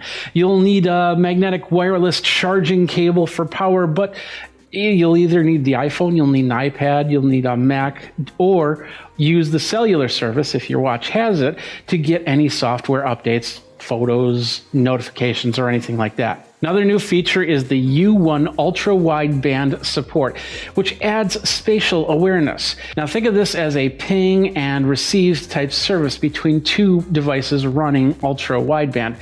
You can find out how far you are from your phone or iPad, and AirDrop will actually be using the service to send and receive files, as it apparently does a better job than Bluetooth will. So music, messages, and more will transfer faster to your watch. The U1 chip is not in every Apple device though. The iPhone 11 seems to be the only other device that has this chip, even though the upcoming iPad Air is still without the U1, which is a little bit odd. Now, the Series 6 will add a lot of health features. Even Tim Cook stated during the event a lot of case examples of people's lives being saved simply because they wore their watches and the watches warned them. It'll be interesting to see comparison of Apple Health versus Google Health, which already has some of these features. Actually, even my bathroom scale has a few of these features. Do you have any other devices that also keep track of your health? Let me know by commenting below. Now the watch will have a noise sensor, it'll have a heart rate monitor with irregular notifications like previous models, and the SOS feature, but it'll also add blood oxygen and electrocardiogram, otherwise known as ECG monitoring, all in an app. To put this into perspective, I actually used to test ECG devices many years ago. Now, whenever you see a video with someone in bed and a whole bunch of wires connected to them for a sleep study, that's usually the full ECG experience. Now we can do that all within a watch. Well, kind. Gen 6 will have the second generation optical heart sensor inside to monitor all these new functions, and with the upcoming iOS 14, we'll be able to give you a full readout of on your phone or iPad. Another new addition, which I'm guessing that your 5, your 4, and your 3 watch might be able to utilize, is the new types of bands. Included are bands that have no latches or hinges. Now, as a drummer, I would guess that I would need that latch, but you never know. If the band is easy to slip on and holds stiff to any size wrist, then it could be a great new addition and easy to take on and take off. Keep in mind that the sensor needs to be as close to that skin as possible at all times for a fully accurate readout. Fitness apps have also been updated. You can stay motivated even if you cannot go to the gym. The new fitness subscription model will let you have a personal trainer right on your wrist. But will you use it? Comment below and let me know. The SC Cellular has another function, a watch for your kids to keep in touch with, all controlled by just one phone. So you don't need to get your 8-year-old the brand new iPhone, whether it's going to be the 11 SE, the 11 Super Max, the 12, some city in California next to a coast, nice wind breeze, and anyway, you'll be able to parent your child through the watch. No cameras, but there will be audio ability. Control of what's on the watch will be done by the person with the iPhone. Now, I could see some other really cool uses for it, like employees, not have their phone nearby, and then it's connected to a main phone communication hub that goes throughout maybe a warehouse or maybe, just on the road. If you've got drivers, if you've got whatnot, you can find out what they're doing and where they are at all times. Many different styles, many different colors, many different bands that are going to be available, and they're all going to be different prices, very expensive to super cheap. You'll probably find some stuff on Amazon as well. I like leather bands myself with the latch. It just feels like a watch to me. But what do you like for your watch face and watch bands to be? So here's what I like and what I don't like about the Series 6 watch. First, and this is personal preference, I am not a big fan of that square face. It just does not look good to me. It does not look like a watch. They want you to wear the device while sleeping, yet there's only an 18-hour battery. Keep in mind that 18-hour battery also depends on what you have on your watch. If you're loading it with apps, if you're getting tons of messages, if you're getting photos, if you're listening to tons of music, your watch battery will go to 14 hours or maybe even less. It'll also mean that it needs to fully charge in the time it takes you to shower and get ready for work. Well, that is, unless you work at home, then maybe that's not the case. Otherwise, you're going to actually be forgetting your watch more than not if you have to walk out a physical door. I am all for getting rid of those cables and having the wireless experience. Added bonus is it helps the environment because you don't have to buy another cable. You don't have to recycle another cable. I also alluded to the possibility of getting rid of your phone. Now, could that be an option? Well, absolutely it can. If the watch is cellular and connects to your AirPods and your iPad can handle the apps and your CarPlay is going to connect and charge, a phone is just a bigger item that sits in your pocket that you don't need. The only thing the watch cannot do is take videos or photos. That would be the job of Apple glasses. Wait a minute. Sources say that the Series 6 chip is the same as the iPhone 11. It'll run 20% faster than the Series 5 chip. You won't be able to test all that until the watch comes out, though, and we will try to do so. With a plethora of color, new health features, a new fitness service, and a $399 price tag, will you be looking at that Series 6 watch? With these tumultuous times, that might not even be something that can be on your financial radar. For me, the watch is usually a no. But what feature are you waiting for before you decide to pull the trigger? Are you on Series 5? Will you go to Series 6? Are you on Series 4, 3, 2, or 1? And you want to go to Series 6? Let me know by commenting below. And that's it for this first episode of The Focus on Geekazine. My name is Jeffrey Powers. Go ahead, like, subscribe, comment if you liked this video. If there's some technology that you want me to focus on, let me know. We will be doing the next video. We will be talking about the new iPad Air. And remember, you have the iPad that's still on the Lightning cable, and then the new iPad Air, which comes out in a month.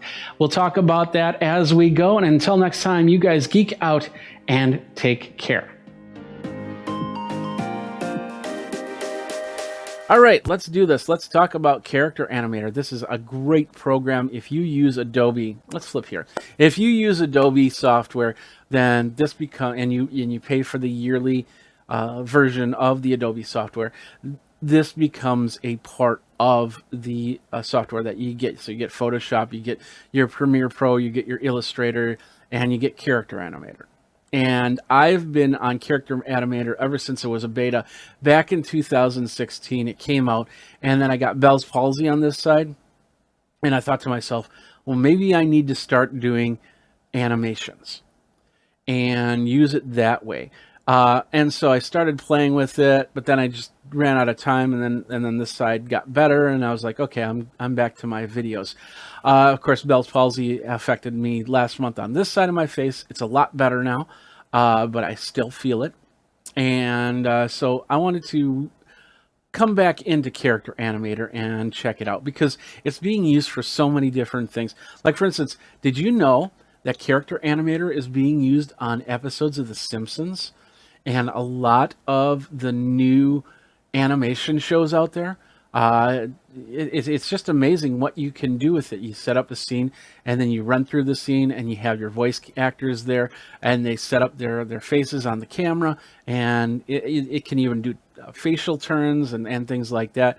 It's going to be a little bit choppier here, the way I have it set up, as opposed to how you probably see it on an episode of The Simpsons. But if you've also watched Stephen Colbert's Late Show with Stephen Colbert, that's what it is, then you've seen this as well, as they've taken the fake President Trump and they've animated it in the scene. And the funny thing about this is they did that when Character Animator was still in beta, and they were like, no, this is awesome. And I agree, it is awesome, because not only can I animate a character, I can also put my own look and feel to it. As you can see, look at this, there I am. I even have, look at this, I even have my Geekazine shirt right here. There's my Geekazine shirt. And my bald head, my goatee. I don't even have gray in my goatee. And even my background back there. Look at that background. And I can blurred it out a little bit, so you know it kind of looks a little depth perception there. But as you can see, I'm talking, my mouth's moving, I'm moving my eyes, and my eyes are moving. I can set it up so it can blink, but I do have the buttons to make it blink or widen my eyes. And I know my glasses are affecting the way the eyes are going, but if I take my glasses off, then I can't see, and that's not good. So I got to put those back on. So you're seeing that happen, and then of course I can wink at you. So thank you very much. Thank you very much. Thank you. So, all right. So how did I do this? How is Character Animator going? Well, let's go over to the PTZ camera. Here's how I have it set up on my computer. Character Animator right here. I've got my character right there, and then I have the different characters, what they call puppets, on the left side, and you can actually load up different puppets. So I could flip between me and a different puppet. Let's do that really quick, and I might break things. So if it happens, it happens. But hey, let's give it a try. So we go to Window, we'll go to Welcome, and they give you a whole bunch of characters that you can play with. to begin with. Let's go to the screen here. Whole bunch of characters you can play with, including balloons. There's a game, a chicken blaster game. But let's do this guy. This guy, I've wanted to see this guy in action. Or is that a new character? Oh, that's a new character. I'm sorry. Okay, well let's do the ninja guy then. He's pretty cool. So what that does, that'll actually bring the second character into play. And it's preparing it right now, because I'm using a lot of process to do all of this, and so now it's preparing the scene. Now, as you can see on this side right here, where I'm pointing, is my face, and you set up the face. You got to use a camera that attaches via USB port. I've tried my Blackmagic camera, and it doesn't work. It won't let me do that. But when I took a regular camera, I got one of my other Sonys, and I got it hooked up to the AverMedia card here, the 4K card, which connects up via USB, and now it controls my face. As you can see, there's little dots on my. You might not be able to see it too well, but there's little dots all around my face, and that's what controls it. Now, as you can see, I can take this character. Look at that. I'm moving the head completely around. So this is the ninja guy. I can take the arms and I can bring them up and I can bring them down. On this side over here, there is the ability to hotkey things, like they have a chop here. That's A. So if I go A, it's supposed to chop, but probably I already have something else that's. Oh. What happened to his hands?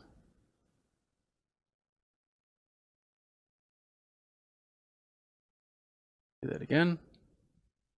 So with that is you saw that working because I was blinking my eyes and winking, but for some reason it's not allowing me to do the punches. Let's try it. Let's try another one. Let's go. Side chop is D. There's a side chop. F is side punch. Oh, I see. So it's just preparing the hands. So look at bringing the hands, but I got to control the hands myself. So I could get it in punch mode and go like that, and bring it back down, and then there we go. And then, of course, if you bring it into Wirecast, as you can see, it completely replaced the character by me, and now I'm a ninja. And that's pretty sweet. So, and of course, if I want to go back to me, do that, and there I am with my arms to like that. That's the starting position. So I got to just bring the arms down, and there I am, and I'm talking again. So I could actually have a conversation and say, "Hey, ninja, how you doing?" "I'm doing very fine. How are you doing?" "I'm doing great. Thanks a lot for coming to the show. I appreciate being here. I'm so stealth at these things." You get the idea. So, and of course, I'm using NDI to bring it in. Of course, you can bring it in via through an HDMI port, through the Blackmagic, or through another capture card type system. But NDI was super easy to do for me, so that's what I did, and I am really impressed on how this works. As you can see, there's a slight delay on the lips because of the NDI connection. But it does really well. Now, what they do in like The Simpsons and stuff like that is they record it straight from here. So they'll have a background, and they'll have the characters here, and they'll set up the camera and the voices, and they'll talk it, and then they'll have the simple buttons here. Like for instance, if I want to change to my pointer hand and bring that up, I can do that. But they have it set up with other programs to allow it to just instantly switch, so they don't have to think about those things. But as you can see, it's pretty straightforward, and we've got some pretty good characters. You can also get some characters that look like claymation.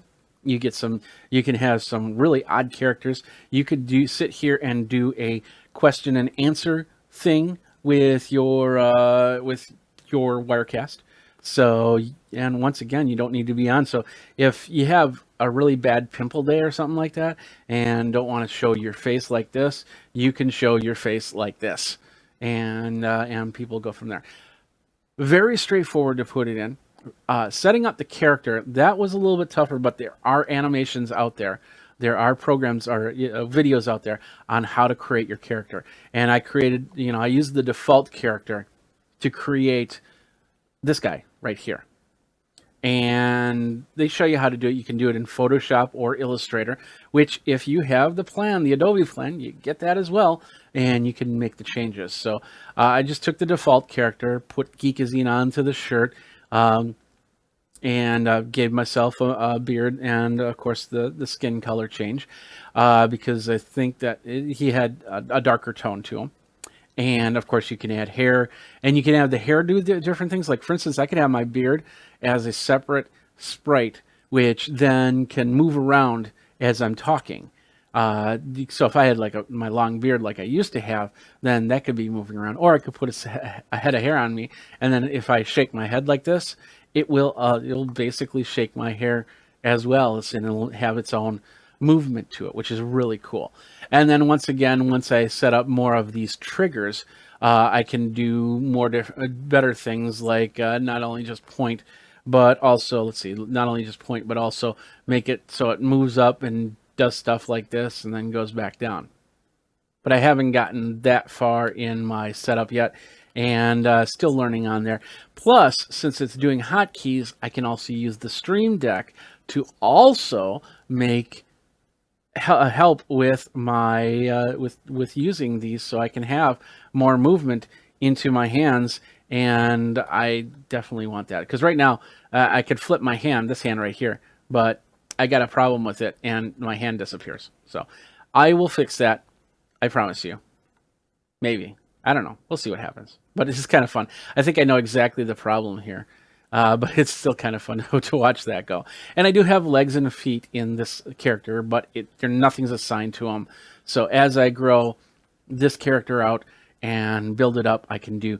If you've got characters set up in Character Animator that you want to send to me to use, I'm more than willing to use them and try them out and see how they work, and then bring them into my shows. And we can have a lot of fun with this. And maybe even make some shows or something like that. I don't know. We'll see what happens. I'm going to work more on this. I'm going to be doing some more live stream using the Character Animator and making some videos this way. So let me know what you want to see happen here and go from there. But that's basically Character Animator. What do you think about it? Would you use it? Do you have the Adobe product suite? Would you use that in your suite? Let me know by tweeting me over at Geekazine, geekazine@gmail.com. Let's go back over here because I like that and everything like that. But that's frozen. There we go. So that pretty much does it for this episode of Wirecast Pros. I hope you enjoyed it. I hope this has answered some questions. I forgot to say, hey, we do have some new members: Jason, Casey, Abdallah, Deb, Aman, Ed, Peter, Kenneth, Adam, and Martin. Thank you guys very much for being part of Wirecast Pros. Check me out at all these socials so you know how you can get a hold of me, because you definitely want to get a hold of me, right? Yeah, you do. Yeah, you do. So, all right. Well, thanks a lot for watching. We will see you next time. Until then, you guys geek out and Wirecast on, I guess. Take care. All right, here we go. Let's do this. Let's have some fun here, and let's talk about some apps and with your Fire 10 tablet here. So we're going to start there, and we're going to go in 3, 2, 1. Jeffrey Powers with Geekazine, and welcome to another Geek Tech Talk Live with me, Jeffrey Powers. How you doing? I hope you guys are having a great Friday, as I am. I've been working on the studio, putting some stuff together. Yesterday, I talked about my drum set, which is sitting right over there. Can't wait to play it a little bit more. And after I watched that video, I got some ideas on how to work on that. So that's what I'm going to be doing a little bit later. But today, we're talking about things to kind of help you get over the doldrum of being here at home. And one of the great things about technology is there's always something to do, whether it is watch a movie, whether it is play a game, whether it is to chat with somebody, whether it's to send an email, whether it's to browse the web. And yeah, screen time is a big factor in you want to stay healthy, but you also want to stay sane.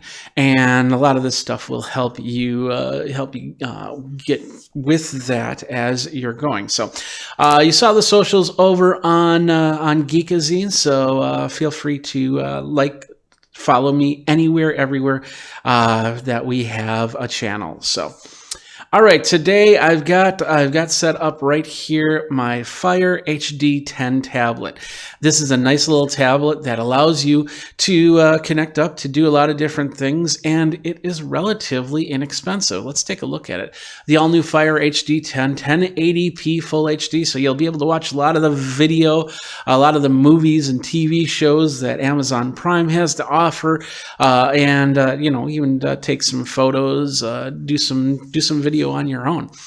32 gigabyte. It's only $149 for that 32 gigabyte. I've got the 64 without the special offers. The special offers that could drive me crazy a little bit. So anyway, with the special offer, without the special offers, it comes up to about $200, $204.99, of course.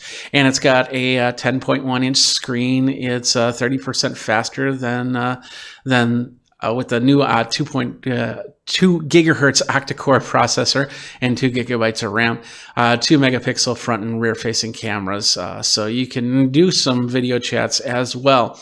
So, and the best part is you can send this to a family member that might not have a tablet or has a broken tablet or an old tablet, and then you can do some connection with them, whether it be email or it be some sort of chat software or whatnot. Today we're going to talk about the games that you can play on this device, and we've got a few of them queued up here as we go. Now, unfortunately, one thing that the Fire HD 10 can't do is connect up to a big screen so you can see, but we have the camera set up here so you can see what I'm talking about when I am working on some of these games. So that's one thing. And then the other thing to keep in mind, this is not meant to be the super highest quality. I mean, it's enough to play the games and watch the videos. And for a lot of people, that's all they need. They don't want to hook it up to big screen TVs. They just want to, maybe their kids want to be doing something in their rooms, or you got the headphones and you're just watching a video or something like that. That's what this tablet's for. And it's got a lot of great stuff in here. And like I said, with that octa-core processor, 2 gigahertz, you'll be able to play a lot of games, including this first one I'm going to talk about. And that is Clash of Clans. I play this game a lot. You're going to be seeing my second account with Clash of Clans. And by the way, this app is completely free. There are in-app purchases, so that means that when you are using, I'm going to turn this down just a touch. When you're using this game, you want to get gems or something like that. Like right here, you might have to pay for some of this stuff. You don't have to. You can play this game completely free forever without paying anything. So this is my second castle. I don't use this too much. I thought I would, but I try to. I'm pretty much swamped for time, and just getting one clan going one camp going is tough. So, but as you can see, it's working on pretty good. My town hall is at level 9, and I've got a pretty good wall and everything set up. Every time I get a chance to upgrade, I will. So I do that. And of course, you can friend me on Geekazine, and Geekazine 2 is this one. So you can definitely friend me on the Clash of Clans socials. If you play, let me know what your gamer name is, and I'll follow you along with you. So, excuse me a second. All right. So with this, you can basically build, you can farm, you can do a lot of battles. You build up your troops. I have my troops set up. You can join a clan, ask your clan mates to give you troops, which is great. Then you can go through attacks, including you can find a match and of course practice. You can practice some of these things, like for instance, Giant Smash. Let's practice Giant Smash. So the idea is they're going to show you, they're going to give you some giants. They say deploy a giant to shield the wall breakers. So we'll choose that and we'll put down one giant there. And I'll say, hey, put down wall breakers to destroy the walls. So we'll put down 2 like it's telling you to. Or maybe 1 like it was telling you to. Then you watch and you kind of get an idea of how that works. So now it's asking for 12 giants and you broke the wall. So now we've got all the giants coming in right now. And they're attacking away. And then it says, use the, after the mortar is destroyed, use the goblins to help clean up. So where are the goblins going to go? Probably right here. Just all the goblins. And this is a great tutorial so that you can really learn how to play this game as you go. And we're just going to let this run out. It's at 20%. The golems are definitely beaten up on the big stuff, while these goblins are taking care of the little things, the gold and stuff like that. They're going to go over to all the attacking devices. This is an archer stand right here, and they're attacking that right now. And then now they're going to go for the main town hall, and the goblins continue to attack the little spots. I don't see any defenses. There might be hidden bombs or that still haven't come out, but we'll see what happens here. It's this attack's pretty slow, but as you can see, you can really learn how to utilize your troops as you go. And one thing about this is every now and then they'll actually change how this game works. So you might have this plan of attack, but in 3 months, this plan of attack might change a little bit. So it might be a little bit harder to do it this way or a little bit easier to do it this way because they balance things out as they go. Now, we're almost done here. We got about 74%. And of course, you just watch the attacks and just have some fun with it. You can also join your clans and go with your friends and do a lot of different types of attacks. Group attacks. There was a hidden trap there, so we lost a couple goblins in this attack, so making that just a touch bit slower. And then they're going to go after this one. There might be another. Nope, there was another trap right there. So now we have the giants going after the last parts. This is going to take a while, so we're just going to end this battle right here, and we'll return home. That's practice. You could do that anytime you wanted to.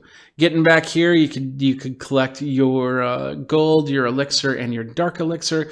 I have gems that you could naturally collect, sometimes by just uprooting like a trunk right here. So you have one of the builders come and uproot this. We might get a gem. We might get 2 gems. There's a chance we might get no gems. And we didn't get any gems in that one, so you can't see what it said. Let's take care of the second one here. They also initiated what's called clan games, which is really cool. We're in a clan war right now, so and of course let's go over to that. We're on the 7th battle here, and with our troop, we're doing pretty good. We actually are on War 7, and we've won the 6 previous ones. And I have a feeling we're gonna win this 7th one. There's also the what's called the Gold Pass challenges, and this month we get this really interesting steampunkish looking wizard kind of guy, and you get daily challenges like give out 15 troops, win one of your battles on the main that's called this is called the I'm blanking. I can't believe I'm blanking. So, and then of course you had the builder base and the versus battle versus the end. Let's see, that's multiplayer. That's what it's called, multiplayer area. You can definitely you can definitely win a lot of these things. Now, if you do the gold pass, it's about $4.99 a month. If you don't do the gold pass, then anything on this top line you won't be able to achieve, but anything on the bottom line, like hero potion, power potion, builder elixir, builder gold, things like that, you'll be able to collect. And then of course you get perks in your season bank when you start unlocking a whole bunch of this stuff. So those are cool things, challenges, and of course it lasts the whole month. So you play a lot, and then you'll get to get all of those perks right there. So let's go over to my builder base. It's a little bit smaller here, and once again, it's set up so for attacks. You can do every 11 hours. You can do a new attack, and let's just do an attack right now. So we're attacking, and let's see. This base looks pretty good, Mr. Almaz, and we're going to kind of utilize an idea that we saw in the other ones. I got 8 archers, 10 barbarians, and 6 giants in this case. So in this case, I'm going to kind of get rid of these big items here. And the archers are invisible until a certain point, and then I'll bring in the golems, or the giants, excuse me, as they clear out these quick ones, and then I'm going to bring in all my barbarians to attack this area. We're going to try and take out as much as possible so these 3 archers can come in and do a little bit more damage as we go. So as you can see, by doing that, we've funneled a little bit of the attack. So now they've gone into the center, and we can hopefully get this town hall beaten up. It looks like that their clan just got a little bit more in their defenses and offenses than I do. So hopefully we can get the remaining stuff cleared out here.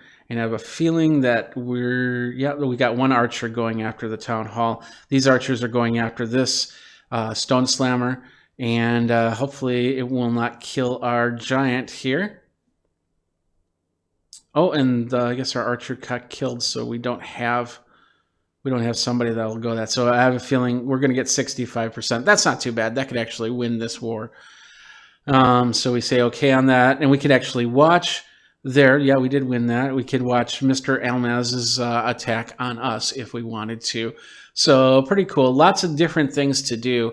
And once again, you can pay for it a little bit or completely free and build up your army. It's going to take a little bit longer. I've been playing this game since it came out. I used to do a show called iPad 365 where I reviewed iPad apps. And in iPad 365, I reviewed this game 2 days after it came out. And it was a first look. You can actually find it up on the interwebs if you look. But the whole idea is that it's there. It's available for you to play however you want to play it and go from there. And you think to yourself, okay, it's been, 8 years now. Starting now, is that a good idea? Okay, will it work for me? Yeah, people are still playing it.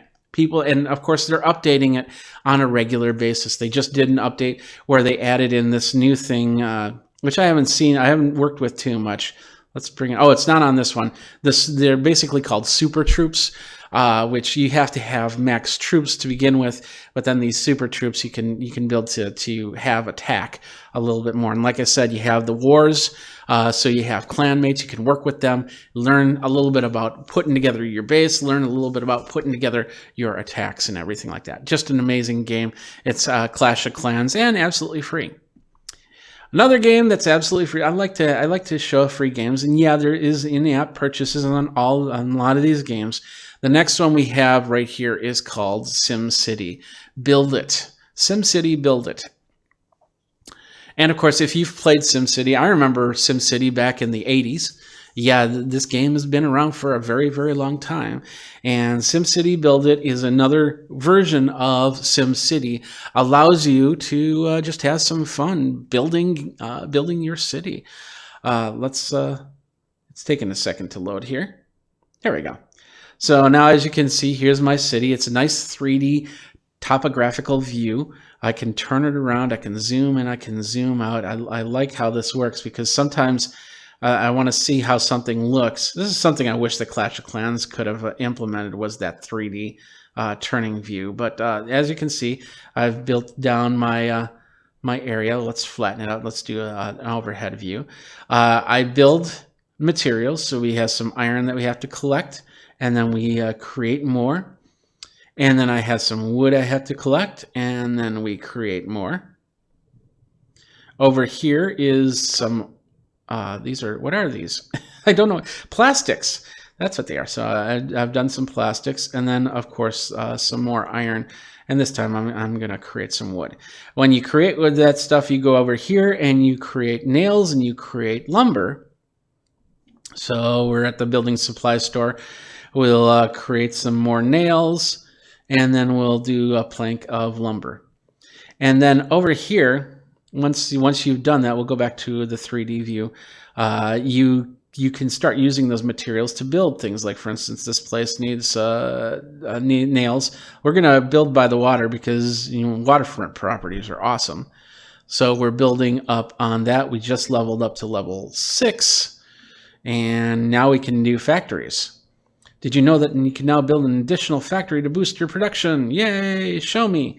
And then, of course, it's going to say small factory, basic factory. These are locked. I haven't gotten to those yet. So, and I'm going to bring it over here because this is my factory area. You want to be able to keep it far away, close by, but far away, so the neighbors don't complain. And I guess I just do one. Okay, there we go. So we got that, and we can actually start making, let's make some plastic with this one and go from there. So now over here, we've residential building. It's asking for some hammers. We'll do that. Oh, we don't have the hammers. Okay, so my hammer production is over here, which is empty. So let's make some hammers, and we can make a tape measure. So let's make a tape measure. So we got a hammer and a tape measure right there. The tape measure is new for me. Over here, we've got somebody saying, I'm looking forward to my morning walks in the park. So, okay. Then over here, let's think that's,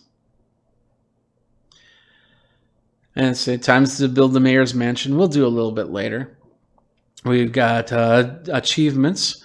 So we can create achievements, and we've got some check boxes we've got to fill out. We can build the mayor's mansion, complete an achievement, and claim the reward, and complete achievements and get rewards. So as you can see, it's now nighttime in my city, and I can collect my taxes. That's up here. And I've got these player bucks, which this is where you can buy more sim cash to build your cities a little bit better. And let's just close that out. And then we can buy simoleons. And you'll use simoleons to build buildings, as you can see. I knew it, Mayor. I knew it. Okay. This play, like right here, it's saying, hey, we need a fire station. And my neighbor's playing with matches. That's kind of crazy, but okay. And of course, you can continue to build and go from there. Lots of great things to do in SimCity, and it's a lot different than the days of SimCity that I remember. Crazy how it's going. Now it's raining, and you can see it's raining. So get yourself an umbrella. Important right there. All right, hold on a second. Sorry about that. All right, let's move on from here. Next game that I've been playing is Risk. And I remember playing this game as a kid by Hasbro. Hasbro has a lot of different games out there that you can play. I know Monopoly, I believe, is out there. Risk is out there. And all the old board games are also available and absolutely free. No, this one is $9.99. Excuse me. So you can play that. I must have used my coins. The thing about using your Amazon Fire HD is you can use coins that you've collected, or you can basically buy from the store. It's having a hard time connecting. I have a feeling, did I connect it up to the right wireless? Let me just double check here. I have a couple wireless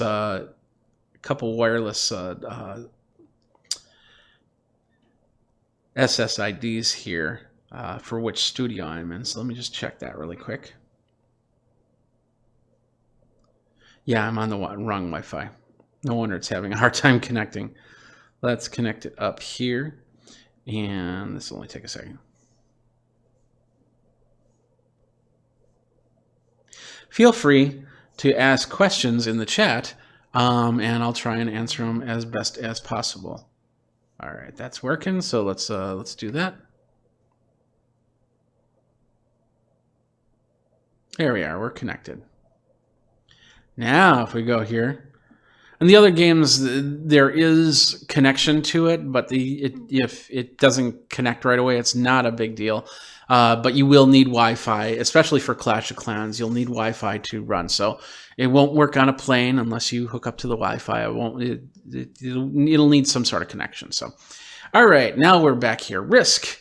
I am a novice. Mac Nelson. You basically create your avatar. You choose your image. I got some mail here. I can join the Risk community server, so I can start playing against other people. Just different emails. I can play with friends. There's my profile. I can tap on it to see where I am. I've played one game on this version. Actually, I've played more than one game, but not on this profile.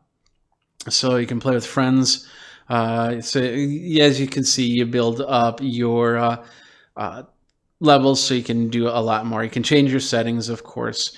And I always like to take out the sound effects and the music when I start playing a game, so I don't get too distracted on that. I also don't allow for notifications, because if I have to do other things with my phone, I just don't want these notifications popping up. But you might be a little bit different. We're just going to do single player, which you can definitely do. Get to grips with the basics of world domination in this guided tutorial, and then you can do a raid the city tutorial. So this one's pretty straightforward. We're going to just pop in here and try it. It's very easy. Yes, it is very easy, because I played it super easy. Welcome, Mac Nelson. Tap anywhere to start. So battle your way, blah, blah, blah, blah, blah, blah, blah, blah, blah. You can now deploy 17 troops. This gives you, if you've never played Risk before, this is a perfect way to get familiar on how Risk works. You're going for world or global domination. That's the key. So I've got to draft my soldiers and put them somewhere. So if I want to take over, let's say I want to take over the United States, I know that there's a lot of these other people that have 2 troops. So if I really bump up my troops right here, then I can go and do some major attacking. So my draft is over. Now it's time to go to the attack phase. So I will use my attack, and I will. So I'll basically go up here, and it shows that I can go to anywhere. Like, for instance, I'll go to Alaska. Oops, I'll go to Alaska, and then I will blitz them, and I'll basically take over here. Move over some of the troops. So right here, we'll do a nice even number of troops, and we'll go like this, and then we can continue to attack or go to the final stage. So let's do that. We'll just do one more attack here really quick. And my attack troops, their attack troops, we're going to blitz them. Boom. And now we've taken over the Northwest Territory, Alberta, Canada. Awesome. And then we're going to put down, let's see, we'll put down 4 troops. So we'll leave Alaska with the most troops here. So we're done attacking for now. We'll go to the next phase. And that is basically move around our troops to fortify areas. Like, for instance, in South Africa here, we have 3 troops, 2 troops, 1 troop. So I could fortify this area. I could bring troops over here to fortify troops on. But oops. So let's do that. Let's fortify here, and we'll say let's bring over 1 troop. There we go, and we've gotten a card off of that. And that was the draft phase. And then Bertram's, and now they just went. And so now we're back to me. And of course I can continue on and until this whole area is all red, and which is fairly quick to do, fairly quick to play. So you can definitely do that, and you can see all the moves where everybody is in during the battle log. So, all right, so that is Risk and Risk Global Domination. And this is $9.99 in the App Store.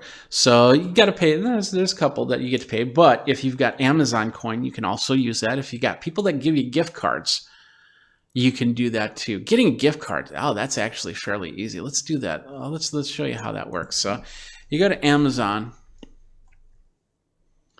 and I think that's Amazon gift card, right? Let's just go there, and oh yeah, it's right there. So you go here, and you go to gift cards, right on that line there, and you can say, hey, gift cards. You want an e-gift, you want to print it at home, you want to mail it. Maybe it's a birthday gift, maybe it's a thank you gift. Let's say a thank you gift. And then you can say, do we want to mail it? What kind of gift cards do we want? Let's do this one with the little corgi and the cactus. And then it comes in here. You put in an email address. You put the amount in. You put the text message, email, and stuff like that, and your name, and go from there. Let me just add this to the list here. See if I can.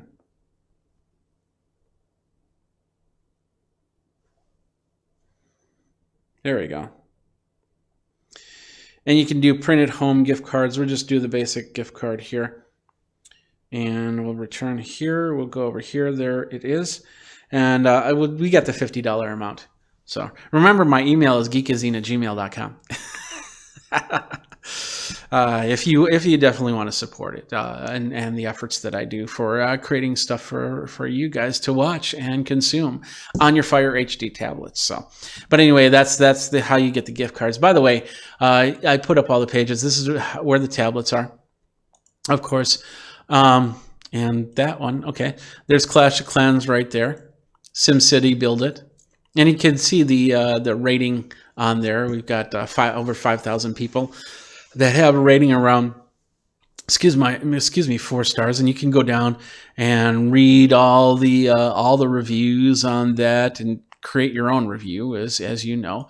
SimCity Build It's right there, and then we have Risk right there, and the next one that we're going to get to right now, and that is the PBA Bowling Championship, and of course we can't go out and bowl. You know, I'm from Wisconsin. We bowl, drink beer, eat brats, eat cheese, and bowl. We do more than that, but you get the idea. Anyway, so we got this fun little game called PBA Bowling, and it doesn't replace bowling by any means, but it definitely helps if you're trying to keep sane and keep going here. So once again, this is another absolutely free app. You can play, you can practice, and you can challenge other people. So you hit the play, you got the introduction, you can start a league and go into the premiere. Let's just do a game of open bowling here. And there are ads, it looks like, in there. So we are bowling. We got a payout, and you do get tickets. Yeah, convert pins into tickets. You got pins. Oops, let's close that out. Cancel. You got pins, which you can buy more pins if you wanted to, and convert if you want to. And then there's looks like some free pins or something like that. Oh, you earn gold pins by basically doing the tasks in here. So, and some of this will cost money. So just watch what you're doing to make sure that you're not doing anything that's going to charge your account a lot of money, because you don't want that to happen. All right, so we'll go to open bowling. We'll hit play. And then playing is pretty straightforward. I splurged for the B ball, and so there's 2 ways you can do it. You can move the ball left and right. You can go forward to let it roll, and then there's 2 ways to do this. You can either tilt the tablet, or you can slide your fingers. I think I have slide on this to for curves, so we'll see what happens. Yeah, there it is right there. So there we got 6 pins off of that, and we'll do that again, and we'll do a curve, and we only got 2 pins. And we can continue to play. I can bring it over here like this, and I can go like this, and I can go, let's curve it this way. Oh, we got 9. That's not too bad. And then we'll bring it over here to try and go as straight as possible. We'll get a nice roll. There we go. Got that 10th pin. As you can see, there's a little lightning thing up here that I think that's telling you. I don't think can I click on it? There we go. Yeah, you can also make purchases on that to refill your energy, because when you're playing, your energy can dwindle. Oh, 8 pins. So close. And of course I could have the sound up here. I don't have the sound on, so I'll bring that up and we'll hook it. Oh, it didn't make it. Didn't make it. So you can play with friends, and we'll pause this right now. We can go back to here. We can change the oil on here. We want, and that's the oil on the lanes. So let's do that. Let's go back. There we go. Here we go. And this is the area of the settings that lets you go finger swipe or flick device. So you could go like that to roll the ball and turn device, but we've got screen controls for all of those. So let's go back into the game. Now we've got an oil slick. So that's to make it. There we go. There's a nice little strike for you. Yay! Strike! Do that again. We'll bring this over. Let's see if we can hook this. Oh, there's another strike. Awesome. Let's see if we can get a turkey. 2 strikes. 3 strikes and I'm out.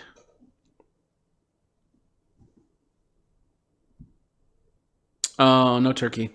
Okay. So as you can see, you can continue to play that. I got 7, so I might be able to get a spare off of this if I do this. And nope. Oh, I missed on that. Oh, well. What can you do? What can you do? You play as you play, you go from there. So anyway, that was the PBA bowling challenge. Great little fun little app that you can get for the Fire HD tablet. So you know, go completely stir crazy. And of course the Fire tablets, I believe, are in stock right now. So you can get them. Once again, they start at, we'll go back here and I'll just do that.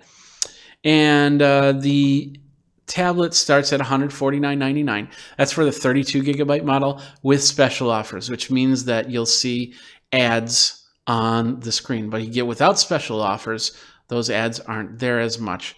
Or they're not there at all, but you'll have the interface that will also have special offers that you can choose from. But you choose your poison. If this works with you, then go for it. It's nice and cheap, but getting the higher end one, you can definitely get that. And it looks like I can get mine by Monday. So if you're in an area like myself, you'll be able to get your tablet by next week. And of course, they come in black, they come in plum, and they come in twilight blue. Let's see the plum one. Let's see, so we'll click on that. There it is. So that's plum, blue, white, or black. I got mine in black. So not a big deal. Anyway, so that's it. That's some of the games that I have loaded up on my Fire HD 10. I've got other things that I'm going to be talking about in the future here. I've got, like, for instance, we're going to be doing some cooking down the line from technology with the Heston Q app, and that flipped over. But you get the idea. The whole thing is this is a way to cook without being in the kitchen. I did a video on this, about 6 months ago, where I was in my garage and I was cooking up things, and that's perfect because you never know when let's say you're cooking up a really smelly fish, you can do it in the garage. Let's say you're grilling and you need to make a gravy base or something like that, or something like that you can pour onto your ribs or your steaks or whatever you're cooking. then you can do that there. You don't have to run into the house, run back out, run into the house, run back out. And that's pretty cool. So we got some other apps. If there's apps that you want me to take a look at, let me know. And by messaging here, you can go into the chat and say hi. You can contact me in many different ways. And we can definitely take a look at everything that is out there for your viewing pleasure, your need, and go from there. So, and I'm always interested to see new apps that I haven't been able to find and see how they work. And the best part about this tablet also is if you've got the whole Amazon system, you can control all of your lights and your plugs and everything like that, and even have interact with the personal assistant on here that starts with an A. I don't want to activate it, so I'm not saying the name, but it sounds very close to Alex. You get the idea. So anyway, thanks a lot for watching. This has been another episode of Geek Tech Talk Live with Jeffrey Powers. I hope you had fun. Let me know how you play these games and what you have out there, and we'll go from there. So thanks a lot for watching, and you guys geek out, and we'll see you next time. Take care.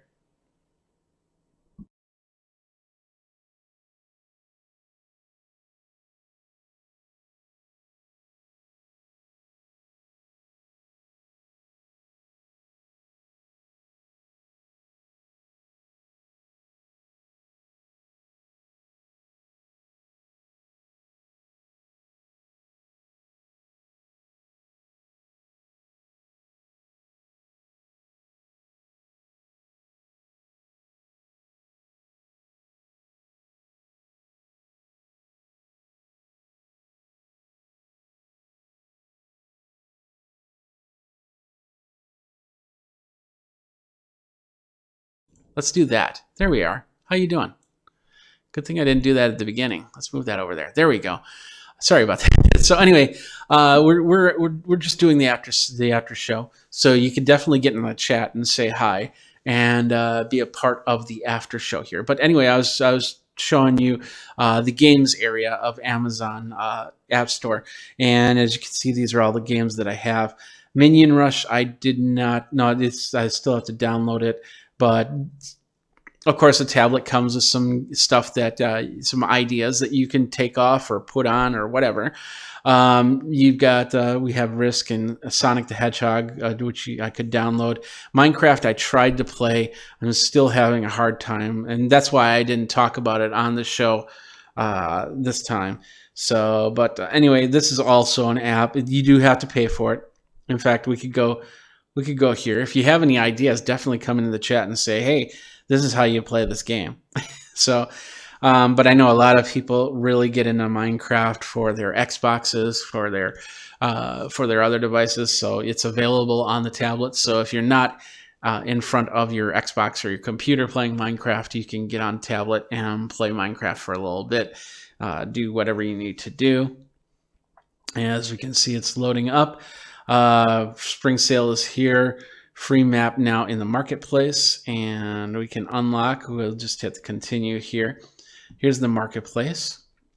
Once again, this is also, you can buy a whole bunch of apps as you go, or a whole bunch of things as you go, excuse me, and go from there. I know there's, I wish I would have started this a long time ago, but there's a lot of people that have just really been able to build some awesome stuff here in Minecraft.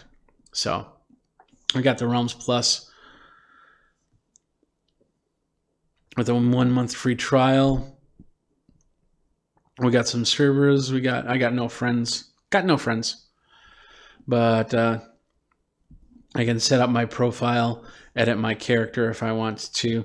And, it's so funny because I remember playing games like this when I was a kid, and this should just completely excite me, but it really doesn't as much as I'd love it to. And that doesn't mean anything. That just means that's my personal preference. I like Clash of Clans.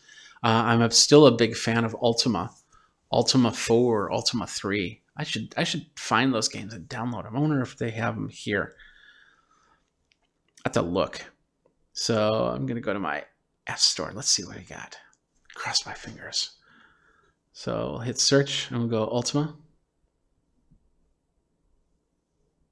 And we'll hit search. There's Ultima Flying Disc. I don't think that's the right Ultima. Las Ultima. Not sure what that is. But it doesn't look like Ultima. The game is on Amazon App Store. That's okay. That was a long shot, but lots of cool stuffs here. And of course, if you want to check out some of the games, you can. There we go. They'll have a lot of features up on top that allow you to find programs pretty easy. Candy Crush. I play a little bit of Candy Crush myself. Especially that's a great game that on a plane. Yeah, and one thing that I've always thought to myself is this would be perfect if I was Candy Crush. It'd be nice, or it would be a good idea to talk to like the airlines and say, hey, you've got the onboard Wi-Fi. Excuse me, you got the onboard Wi-Fi. What if you let people hook up to our servers and play Candy Crush? Because I think a lot of people would then start playing this game again or for the first time while they're on a plane flying from Detroit to wherever, California or Vegas or whatever. When we start flying again, that is, and be able to play Candy Crush the whole time. Because the one thing about Candy Crush is you get like 5 lives, and once you use them, it takes 20 minutes for a life regeneration. And unless you've got some sort of special feature that you've paid for before you left Detroit, then you'll be able to play more or less. But once you use those 5, you just got to sit there and wait. Now, see if Candy Crush hooks up to the Wi-Fi and uses it without you having to pay for that full internet bill, you probably play Candy Crush more. They'd probably make more money, and then they'd be able to justify working with the airlines on that. Personally, I think that's a great idea. But that's just one of those things that they'll have to figure out themselves, I guess. So, but lots of cool apps here. Forge of Empires, you've seen that on TV, where you can build up lands. Clash of Kings, which I believe is very similar to Clash of Clans. This was around on Amazon before Clash of Clans. In fact, I think I'm not sure when Clash of Clans finally made it to Amazon Fire, but there was a point where you couldn't get it on Fire. And now that it's here, I'm really happy about that. Let's see. Castle Clash. Got a lot of clashes. Army Men Strike.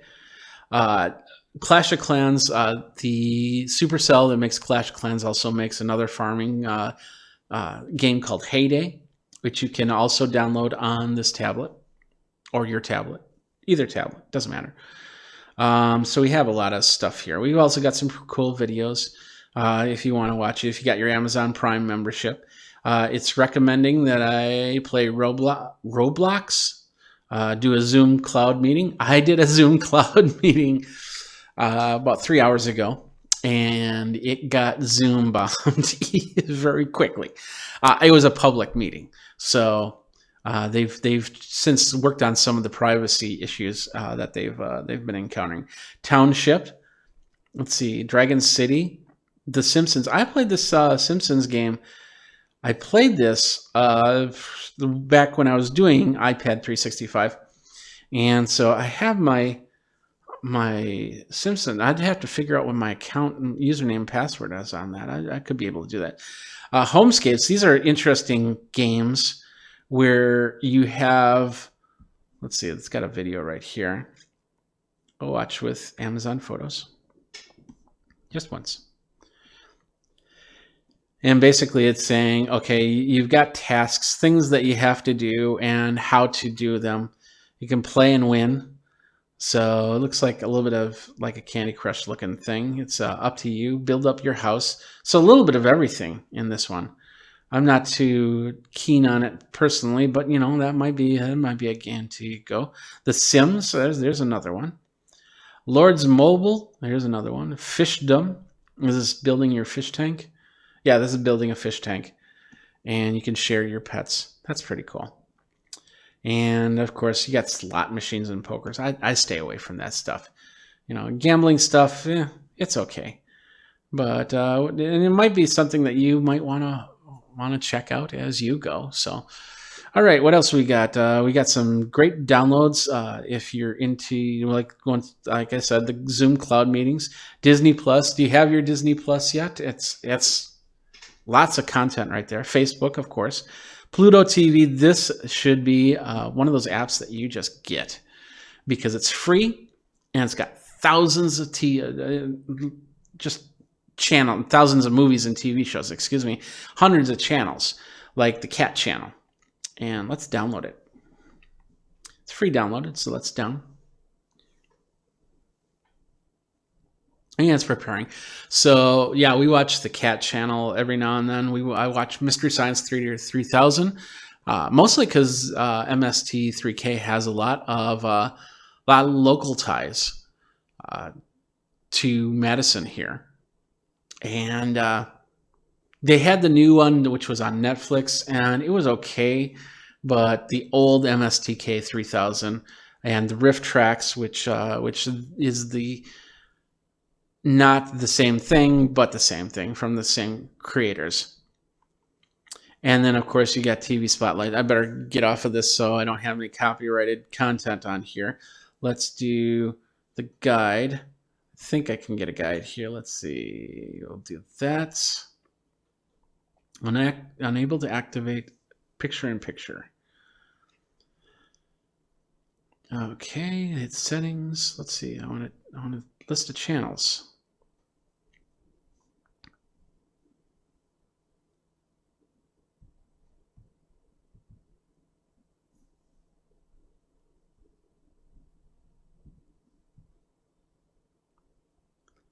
Got Pluto Reality. It looks like I'm not sure what this is playing. Find My First Love. Where are they now? Not sure. That must be a TV show. NBC News Now. We should be able to play this really quick. So they're talking about the coronavirus update, as of course, as we go here. Let's see what else we got. We got Lively Place. So lots of cool shows, lots of cool content that you can get on your from Pluto TV. As you can see, we got this one, and they just updated the logo, looking pretty nice here. What else we got? 007. We got Les Miserables. We got movies, Dirty Rotten Scoundrels. So you get the idea. Lots of cool movies, lots of cool stuff that you can just sit and watch. And we use Pluto. Like I said, we got the Cat Channel. I want to figure out how to get the guide. There's usually a guide that I can get. And I thought I could swipe left or right or something like that and get that, but I don't see it. Let's do that. Can't do picture-in-picture. I can do closed captioning if I wanted to.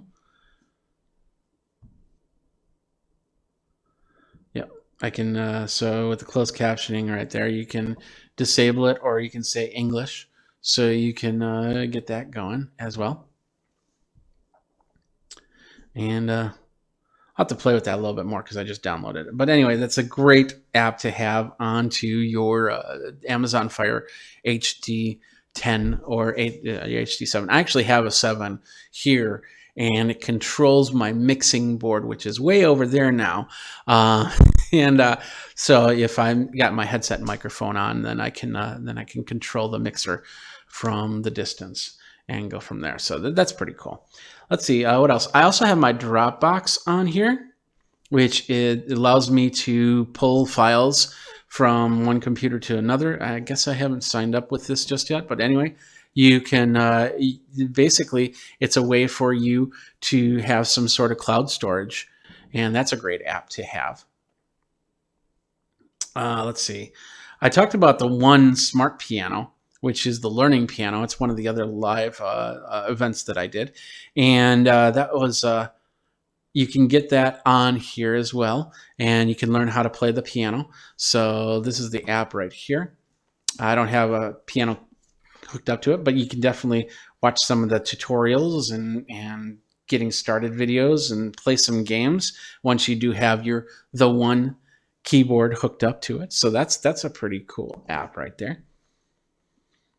I talked about the Eros scale, I think it was last week, which is a Bluetooth connected scale, and you can put that app on there. Let's show you that. It's going to be sideways because let's see it. If I turn it, no, you won't be able to see it. Let's just leave it at that. But anyway, you can check your BMI, you can check your water, you can check your visceral fat, you can check your muscle mass, things like that. So you really have a good way to track everything. Whoops, I closed out. I hit the wrong button. So I hit the tracking. There we go. So you can kind of see how you're progressing with this app. I can set up my printers through the HP Smart app and print out some stuff here. It's finding the app right now, or the printer right now. There it is. So that's the printer in the other room, and I could print out pictures or whatnot. So lots of cool things you can do with this app, and then find more. So if you find anything that you want to see on here, just let me know. And I can definitely try it out and put it up there. So let's see what else. So let's just see how my Clash of Clans is progressing. And that's the one thing about Clash of Clans is you can continue to go back into the app and do some more. So let's see, it's loading up.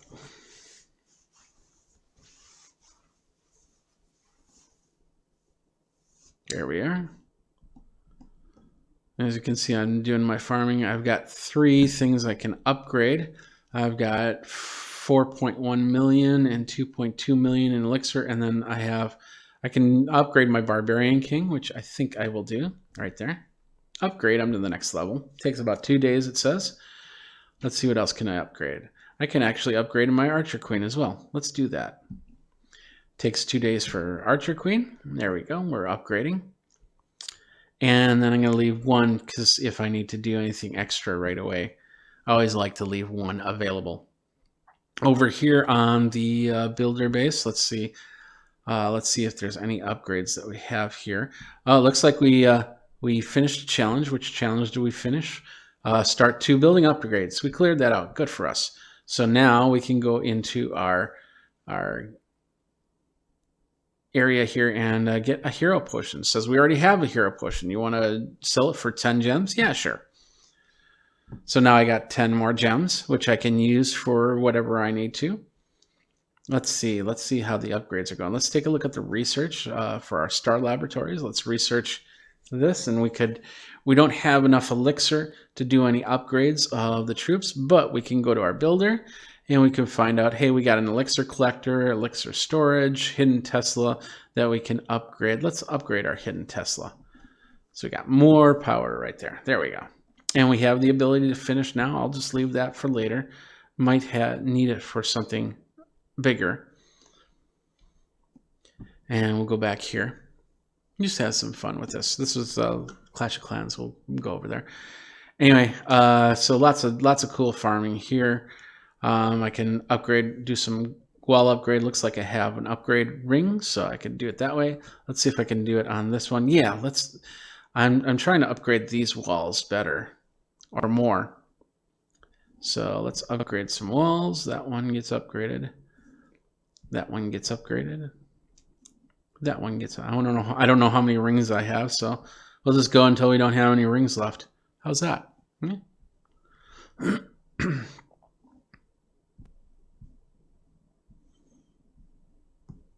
Let's go the other way. Let's get this whole line of wall done. And if I go here, yeah, we just used all the rings. Oh wait, no, we have 1 more ring. Let's do that.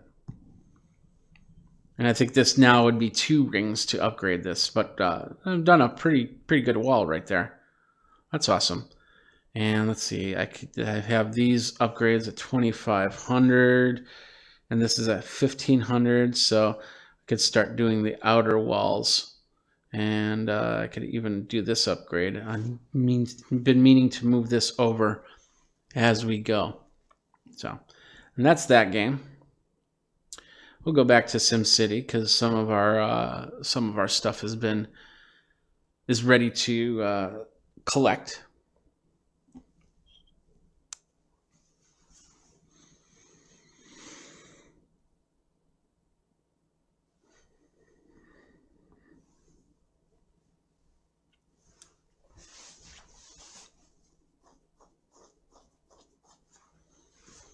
There we go. Okay.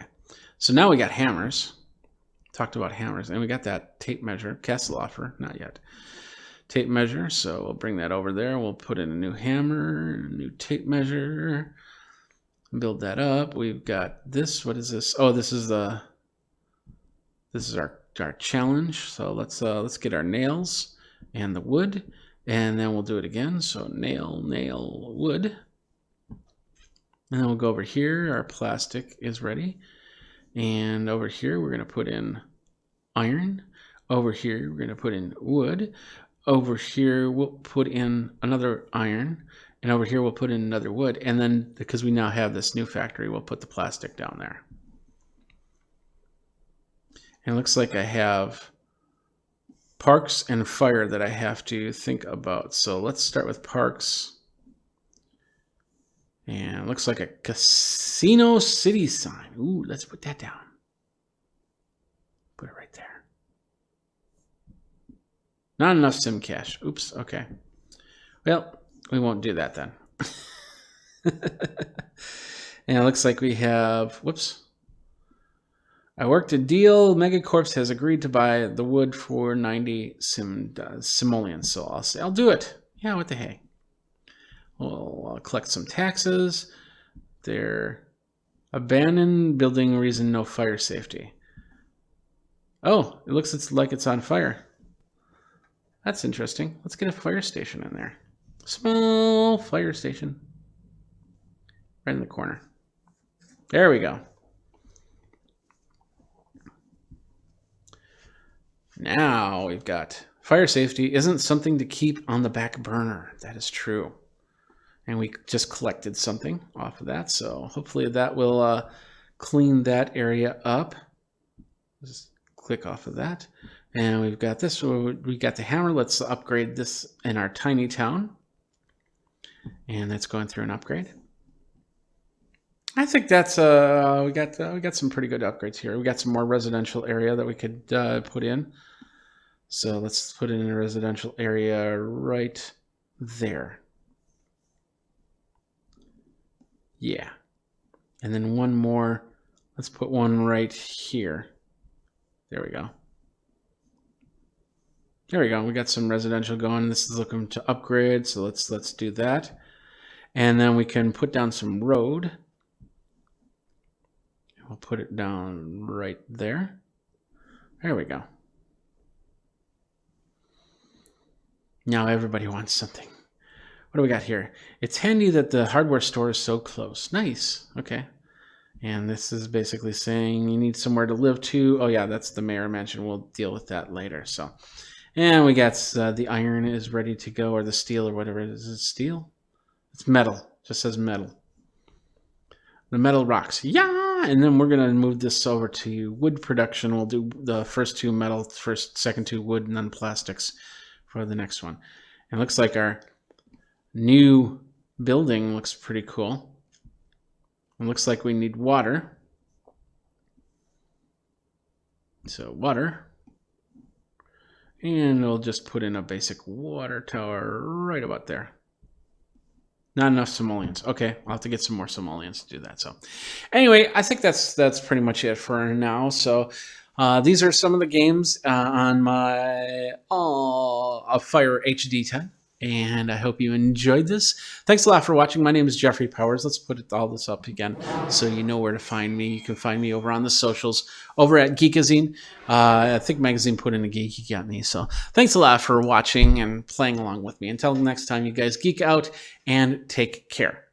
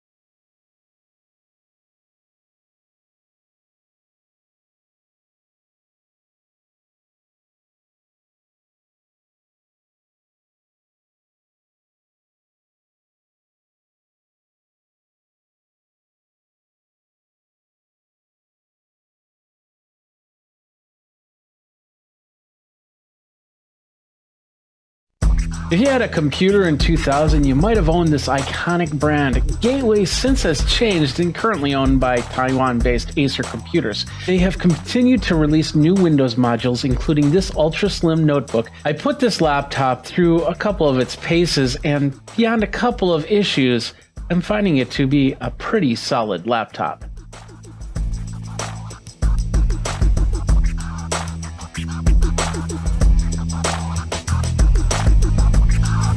Thanks for watching this review. Go ahead, like, subscribe, and hit that comment bell for notification when the next video comes out. Here are the specs of the GWT-N1414BK, otherwise known as the Gateway Ultra Slim. I've also verified all hardware and specs using two programs, BellArc Advisor and PCMark 10. Inside the machine is an Intel Core i5-103 5G1 Ice Lake processor at 1.2 GHz, but can work up to a frequency of 3.6 GHz. It's a 4-core, 8-thread system with 6 MB of internal smart cache. The GPU is an integrated UHD graphics at 100 MHz. This should be able to handle the laptop with an external display at 1080p without issue. Both monitors at 1080p, by the way. This display is 14.1 inches and up to 1920 by 1080 resolution, 59.99 Hz. 16 gigabytes of RAM, which seems to be soldered right into the board.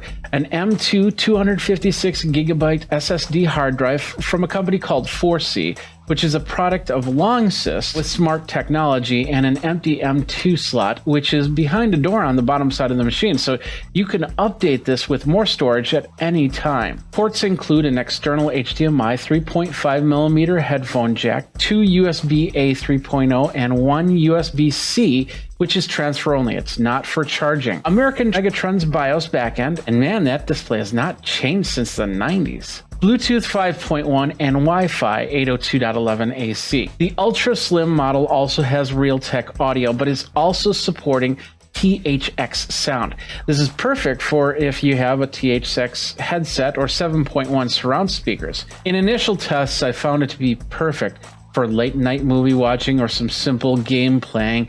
With the right headset, the right speaker system, you can hear things moving around. This ultra thin laptop does have onboard security as well.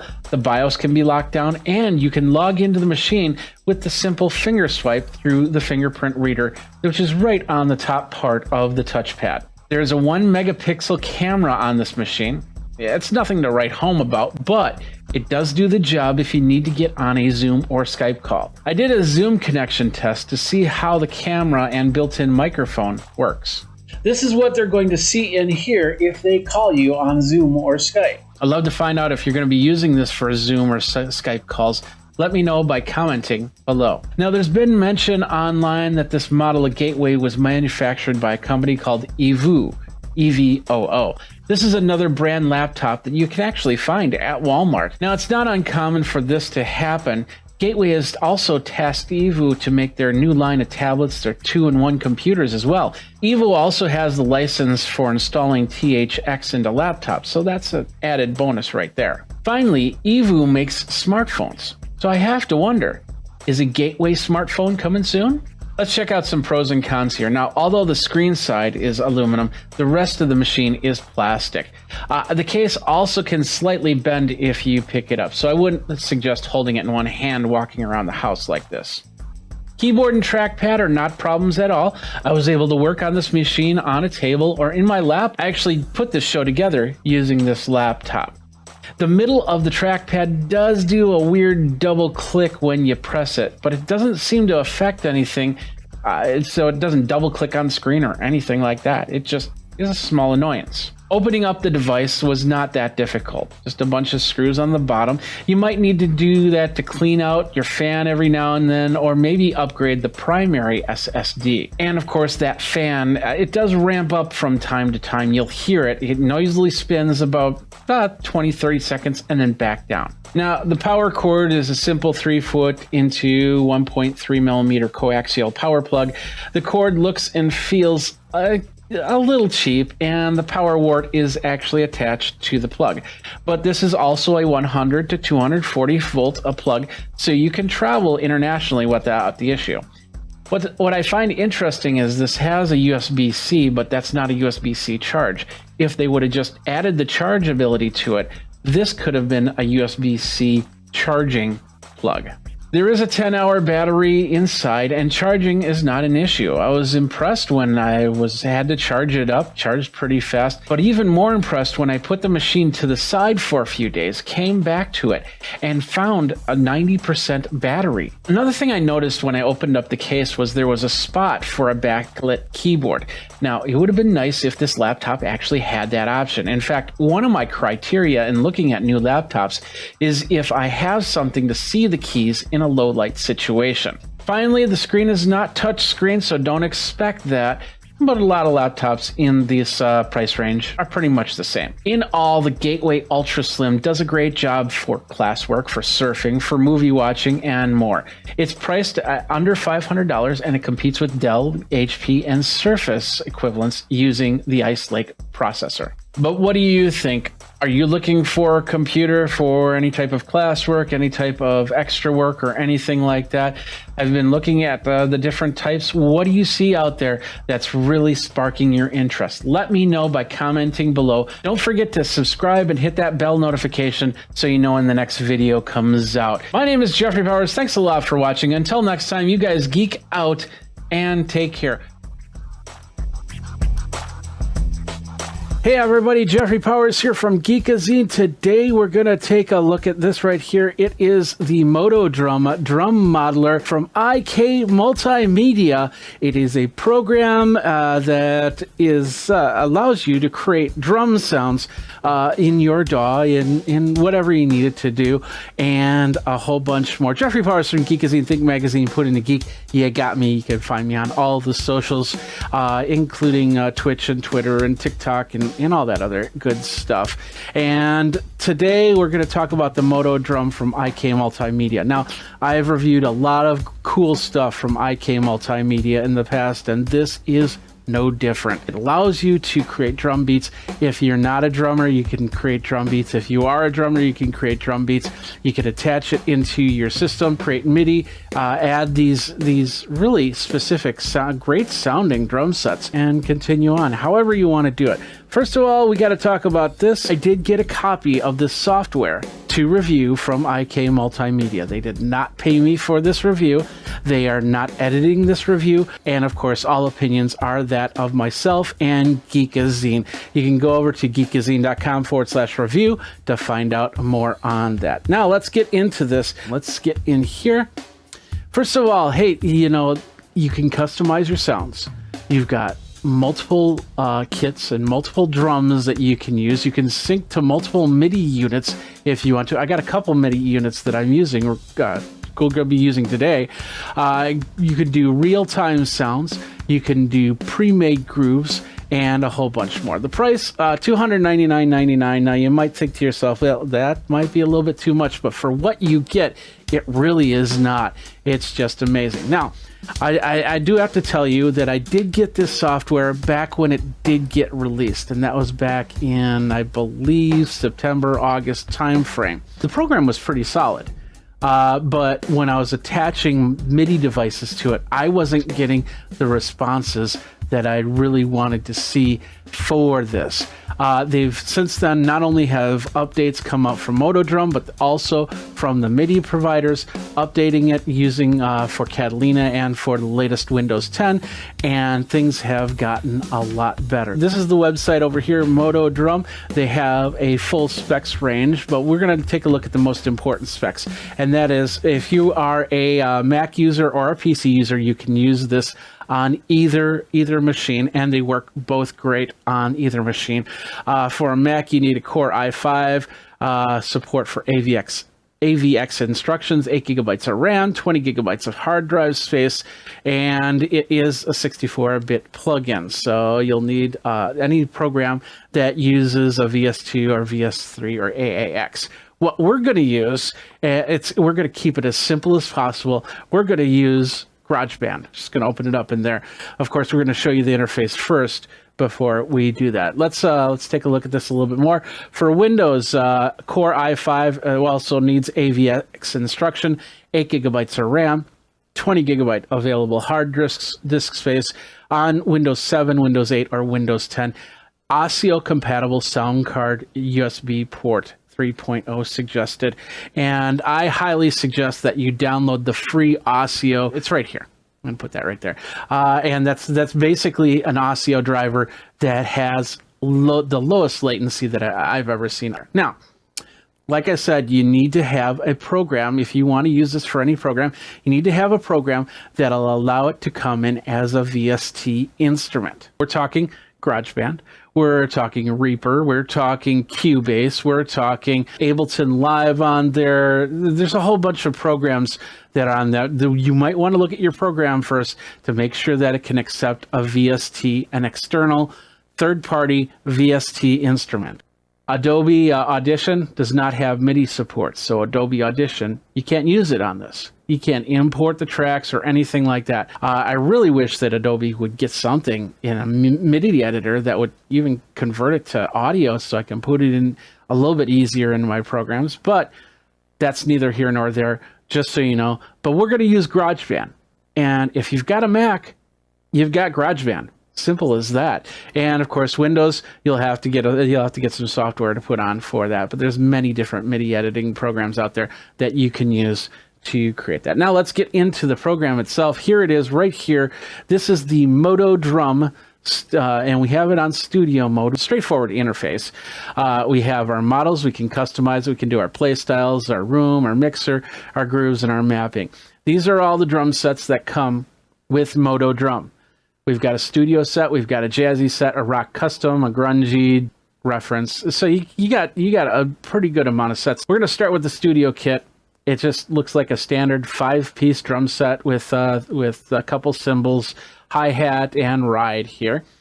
Now, this is also completely customizable. That means that you can completely customize the types of cymbals, how many drums. If you need a double bass drum kit, if you need a China cymbal, if you need a gong, if you need a cowbell, all those drums are in there. You just have to set it up that way. So we can go studio, we can go rock custom, and as you can see, it's going to load the preset. Now we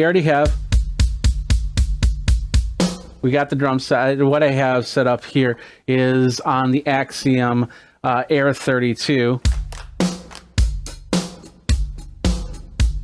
As you can see, I've got that all set up there. As you can hear this, let's go to the jazzy set really quick. And then we can go a little grungy. I'm not going to go through all of them. You'll get a good idea.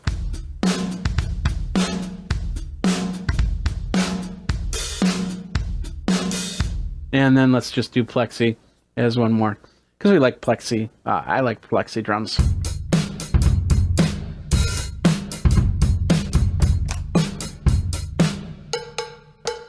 Going from drum set to drum set is actually fairly straightforward and easy to do. Now, like I said, all of this can be customized, and we're going to go through those screens really quick. We're going to start with the customize. Here is the drum set. As you can see, you have all the drums. You have your snare, you got your bass drum. That's what's lighting up. We got some toms, and then the cymbals and the hi-hat. As you can go from there. Now, you can take all these drums, as you can see on the top, that's actually switching around. So if I want to use this flexi kit, but I really like this Black Oyster shell for the snare, there it is. Now let's say I do D Gentleman. We got that. We can switch that out. We can switch these out. Same thing with the cymbals. We can go this type of crash. We can do this type of crash, or this type of crash, vintage. And ride cymbal, if you want a little bit more plated sound, a little drier sound right there. You got that, and you got a little bit more firm. And as you can see, as I'm tapping on the edge, you get an edge sound. If I'm tapping on the bell, you get a bell sound. We can customize this further. Let's just go through the buttons here. You have the play style. Now this is really cool. I can set up for the different types of drumsticks that I use, the different where I hit on the drum. Like for instance, let's say on the snare drum, I have my left over here and my right over here. So when I hit on this snare,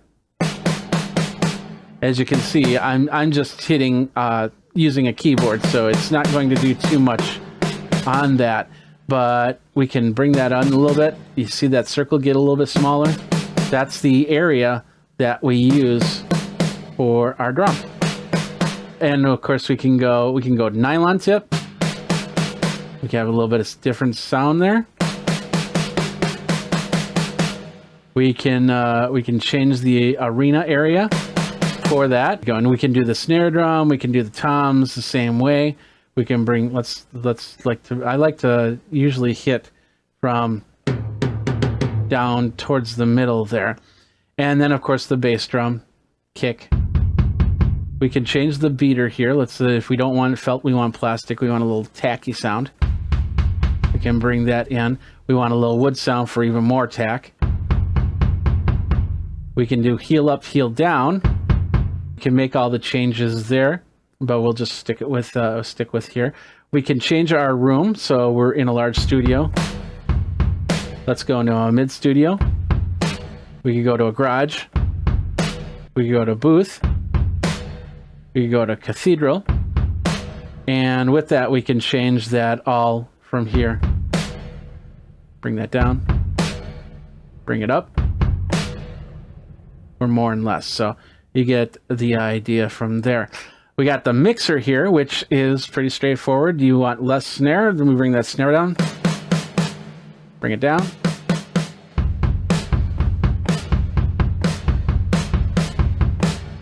And then, of course, ultimately the main mix is right here. We can put in effects. Like, for instance, let's say with this one, we want to put in a steel crusher on this tom. And we can edit that. So you can see how that changes a little bit. Bring in a little bit more. We can change the cutoff. Went the wrong way. So less ring, more ring. More ring, so you get the idea. And then when we're ready, we can just say, okay, I don't want that on anymore, so I'll just turn that off. And there we go. We can add. This is just a regular mixer, so it adds everything: cymbals, toms, and cowbell, and what other instruments you have there. Next, we have grooves. This is all predefined grooves, so we'll just do Ace 102 really quick.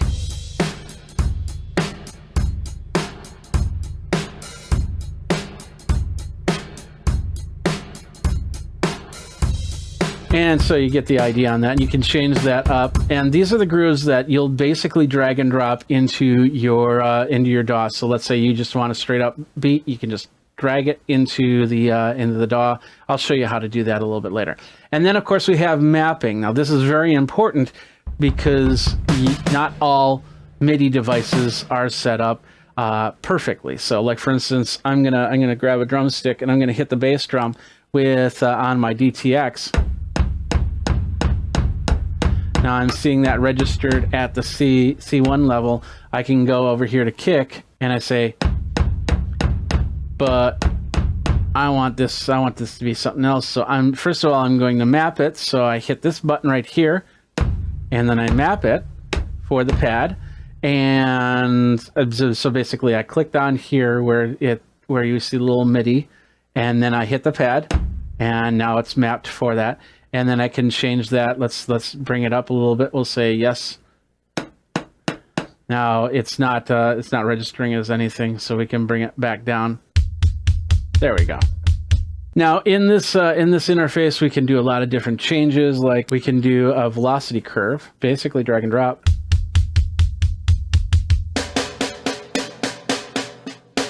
And then we can save this or remap it.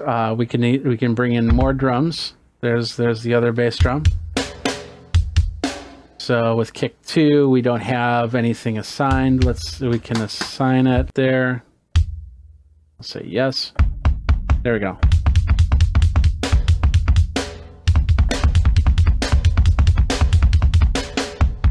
And with that, we bring this in. So now you see, if we go back to customize, we have this drum right here. There's also a way to bring in the drums over here, and we can change this out. So let's see, we want that as the Blue Oyster one. the edit kit. Now you're seeing all the drums, all the cymbals with that. So we can change this out. We can bring in this China. We can bring in this crash, a little splash. And now we've got a bigger drum kit that we can use, and we just basically have to go into the mapping and map those. So we'll go like that, and we'll go.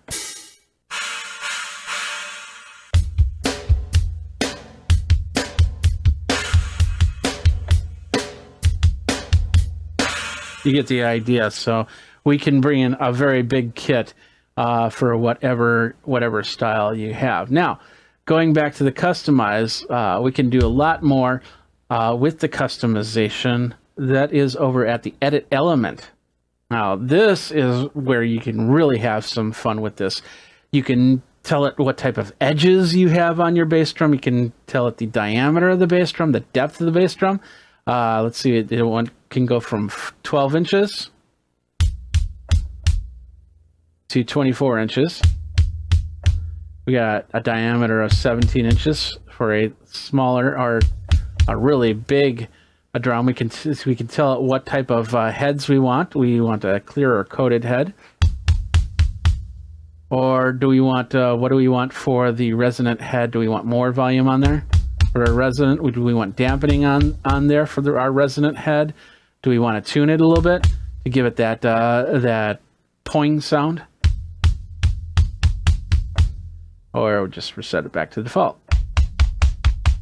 On the edges of the shell, they're usually got a small bevel to them. It's less wood touching the drum head for a better sound.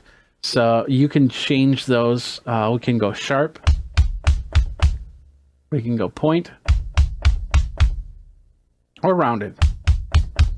And they all add different sounds to the drum there. So we can totally customize that. We can switch it up. Let's go to the snare drum. And we'll do edit element of the snare drum. With this, once again, we can change the heads.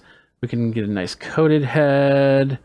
And different sets will give you different options. The type of snare. Do you want a large snare or a medium snare? Do you want a shell of diameter, a bigger shell with a bigger depth or a smaller depth?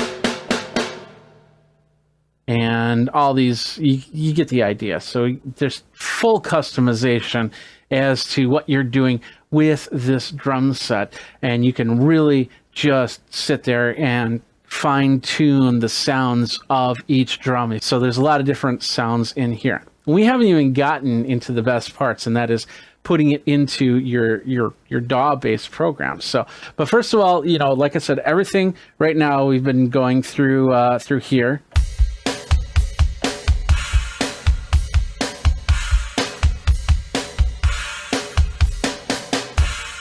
So as you can see, I have the DTX Multi-12 here from Yamaha, and I have it set up for MIDI, so I can use it.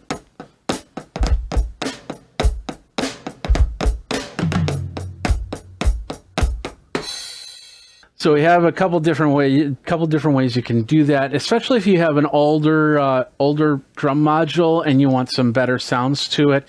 You can bring those in using this program. Now let's bring it into a DAW system. And like I said, we're going to use GarageBand. We're going to try and keep it as simple as possible. So we're going to close this out.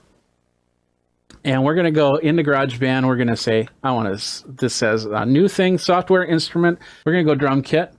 And we'll just say, let's do Bluebird. But we're going to change that up here. Because what's going to happen is we're going to go down here.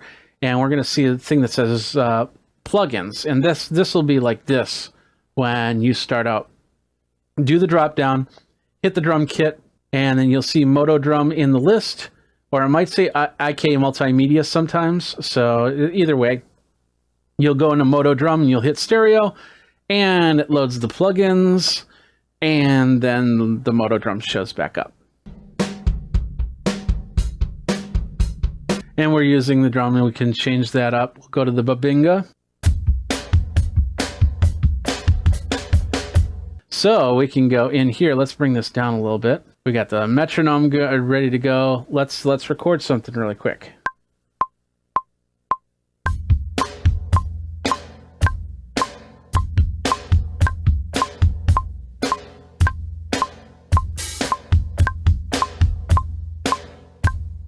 And with that, we'll bring it's all in here. So we're going to hit this. Oh, let's take that metronome out. So now.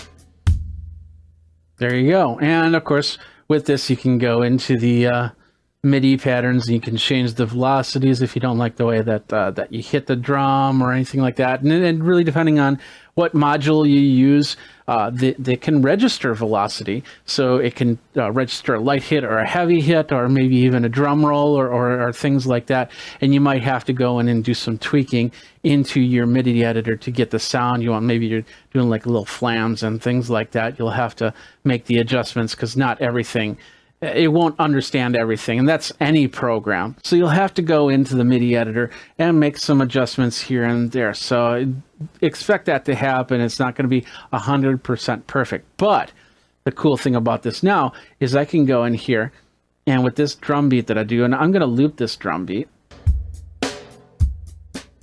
Now I'm going to go to Rock Custom, and I've completely changed my drum set. Go to Jazzy.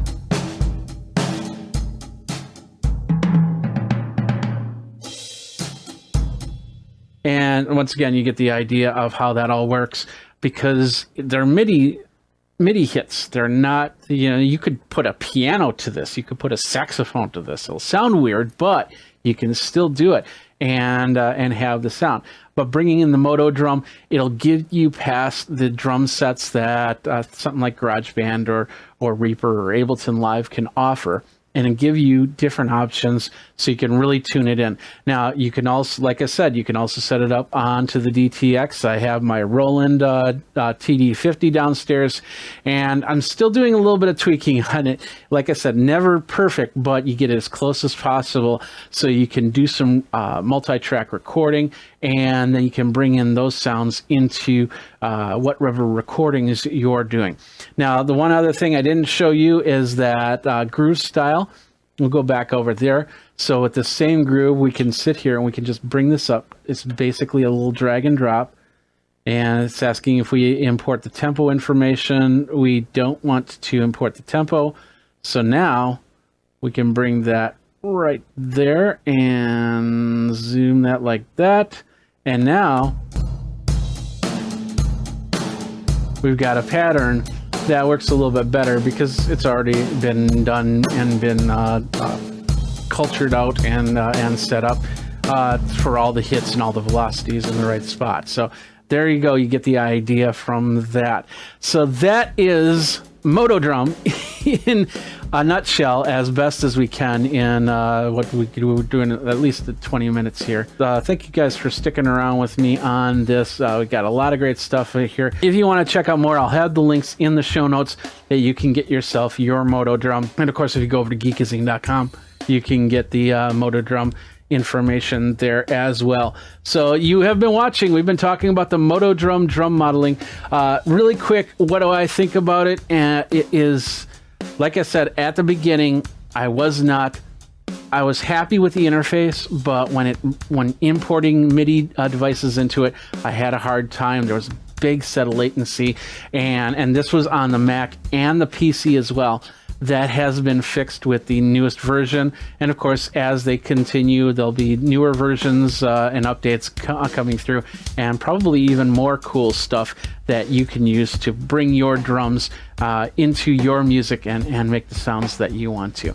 That's it for this video. What do you think? Do you use Moto Drum? Do you have another program that you use that you really like? Let me know. Of course, check out all my other reviews of IK multimedia software and hardware. YouTube, go ahead, like, subscribe, comment, and that little bell notification to let you know when the next video comes in. We do a lot of tech, consumer tech, a lot of music tech, and a whole bunch more, and some geekery too. So Jeffrey Powers here. Thanks a lot for watching. Until next time, you guys geek out and drum on.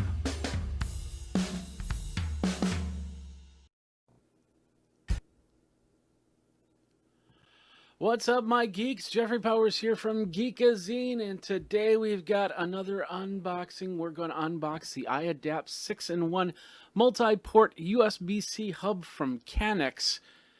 Canix being a company that does a lot more than just USB hubs.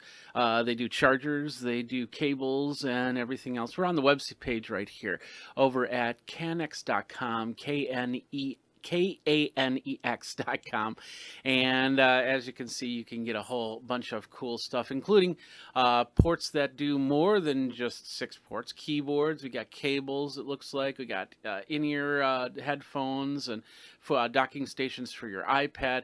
But this is the one we're going to look at right here. This is the iAdapt 6-in-1 multi-port USB-C hub plus Ethernet. Let's go ahead and give this thing an unbox right now. So we can lift it up. First of all, just want to let you know it does USB-C.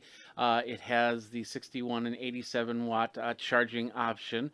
It does HDMI and 4K, and it does USB 3.0, 2 of those. So, and we'll look at that more. So let's go ahead and open this up. We're going to bring this up and just lift up the thing. We can see from the top here, it basically says what we've got. As you can see, it's a 2 plug port. So you'll either have your MacBook with 2 USB-C plugs or a PC that also has a dual USB-C right on the side there. So we're going to open this up right here, and you can see it right here. We're just going to get into it really quick. Let's rip it. Yeah, that's how we do it. We're going to rip it.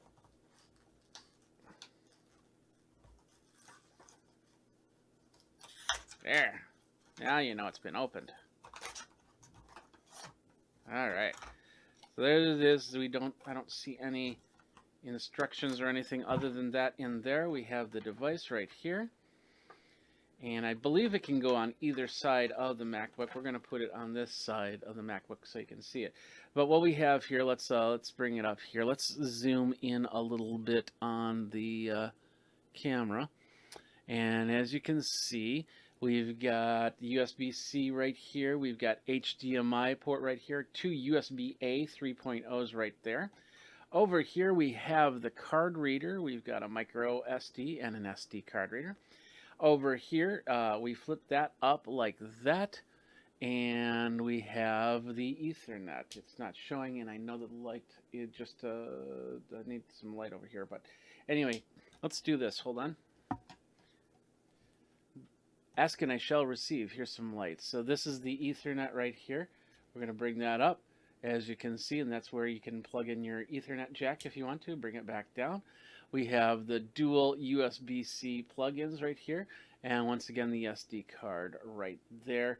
And then we'll take a look at this side again. We got the USB-C, the USB-A. This is also for charging, and then the HDMI port right there. So with that said and that done, we just basically plug it right in. Got to zoom it back out so you can see it plugged in. There we go. We plug it right into the port right there. As you can see, it lines right up. And when you're ready to go, you can you just call up your laptop and log in and go from there. You can also do it on the other side. As you can see, just plug it right in. And as you can see, it's pretty slimline.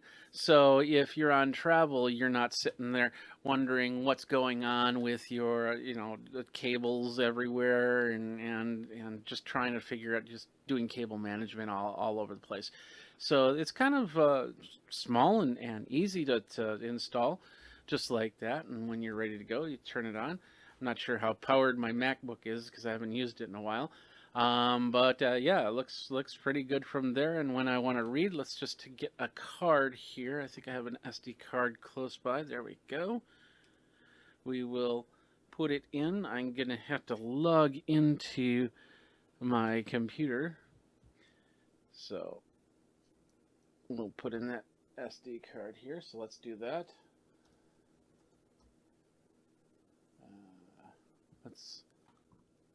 Let's do that.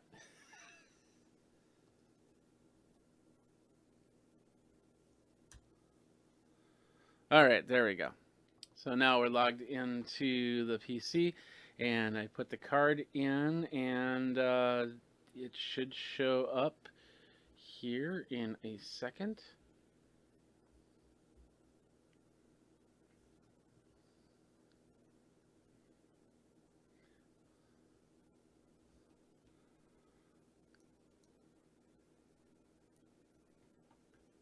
There it is right there. Let's see. I'll bring this down.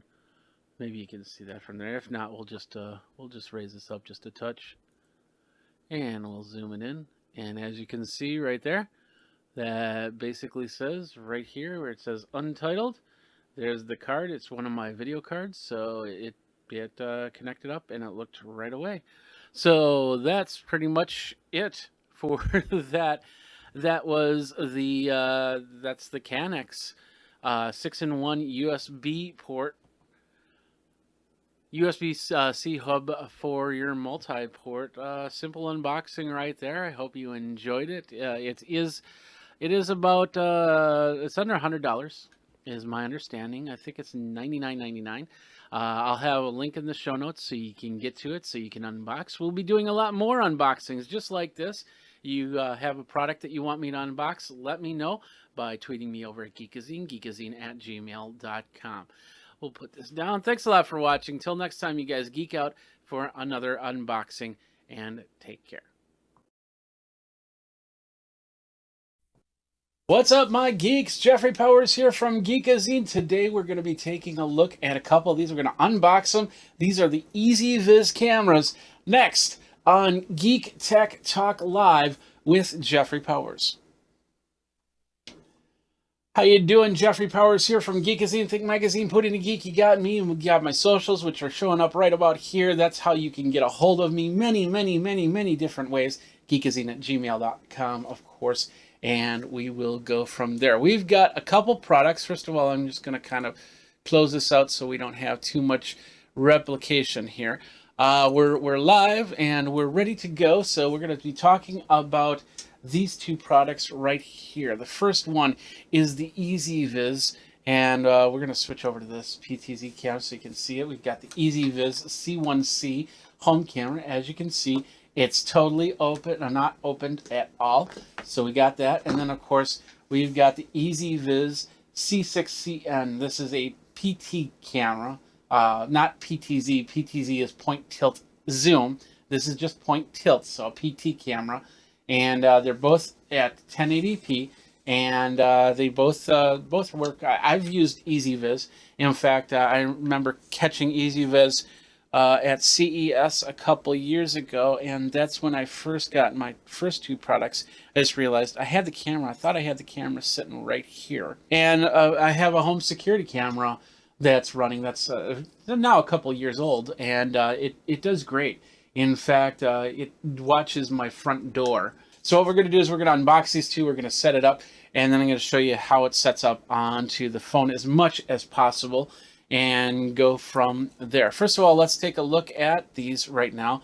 We'll start with this one. This is the C6CN 1080p indoor pan tilt Wi-Fi security, 360 degrees. So these are both enabled for your Alexa device. It's got auto motion tracking notifications. It's got panoramic photo navigation, full duplex two-way audio, and a subscription-free storage, which means you can basically put a card into there, and it'll store the audio easily off of that. So that's pretty cool. The other product we've got right here is the C1C. This is a more stationary camera, and you use this maybe pointing towards a door, maybe pointing towards yourself. I don't know. It does full 1080p. And it is also, let's see what else we got here. You can get a 720p and a 1080p version. We're talking like both of these products are around $60. So they do a great job. This one does do smart motion detection, full duplex two-way audio, so you can converse with somebody. I've done this on these cameras when I'm away and need to have conversation with the wife or something like that.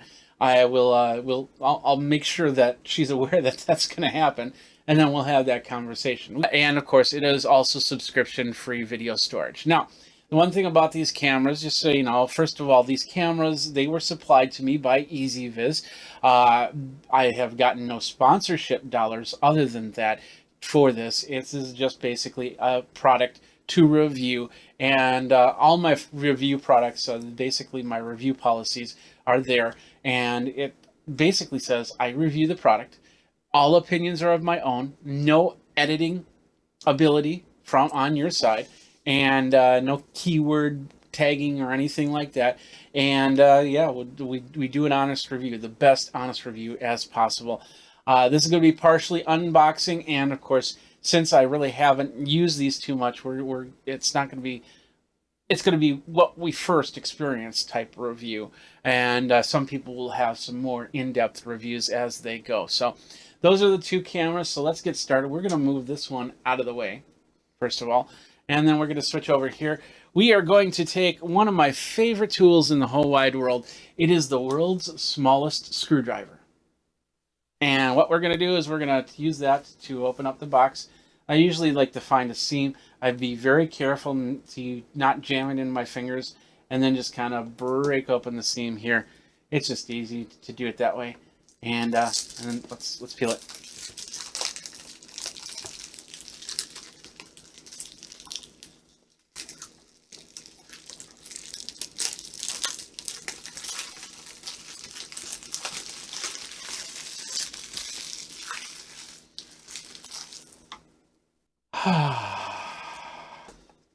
Let's see, how does this open? Bottom, we got a top. So it looks like a flap. There it is right there. Go in here, and the first thing it says is, "Oh, thank you. Thank you. Enjoy your EasyViz product. We enjoy the fact that you're using our product. Thank you, thank you, thank you."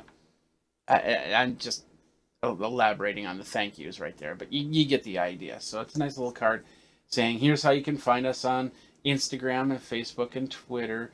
EasyViz Life. I also use EasyViz_global because they do more than just home security cameras. The first thing I had was a 4K action camera from them. So, all right, first box right here. I don't know what's in this one. Looks like nope, it's the accessories. The accoutrement, as they say in France. And my French friends are just cringing right now. So we're going to open this up somehow. Little rip action. Got a rip. All right, what do we got here? This looks like a sticker, basically, so it sticks to the surface, so you can stick your camera to that. But I'm not 100%. This is the first time I'm looking at it. We've got a US plug, and of course, if you're in the UK, you get a UK plug. If you're in Asia, you get an Asian style plug. However, we got the USB cable. Looks like we've got a micro USB cable in here. No USB-C yet. We've got a plate, and then looks like we got another sticker surface here. So that's pretty much it. Let's throw that out of the way, and that's the first box. Put that out of the way. The second box is right here, and it looks like we got a camera. So we'll pull that open, and there's the bottom. So we'll flip it around. And then we'll pull it open. There's the top. And there we are. We got the camera right there. Very straightforward. Get this out of the way. Let's get this out of the way. There we go. So now we've got the film that we got to take off. Ready? Here we go. There we go. Film is off. So let's zoom in a little bit more and let's take a look at what we got right here. So with the camera, and let me just hit this button so it doesn't unfocus. This is the camera right here. It looks like we have I'm guessing that's the microphone right there. So for the two-way communication. On the side here, this is where the SD card goes. And I'm guessing it's going to be an SD card up to 128, micro SD card, excuse me.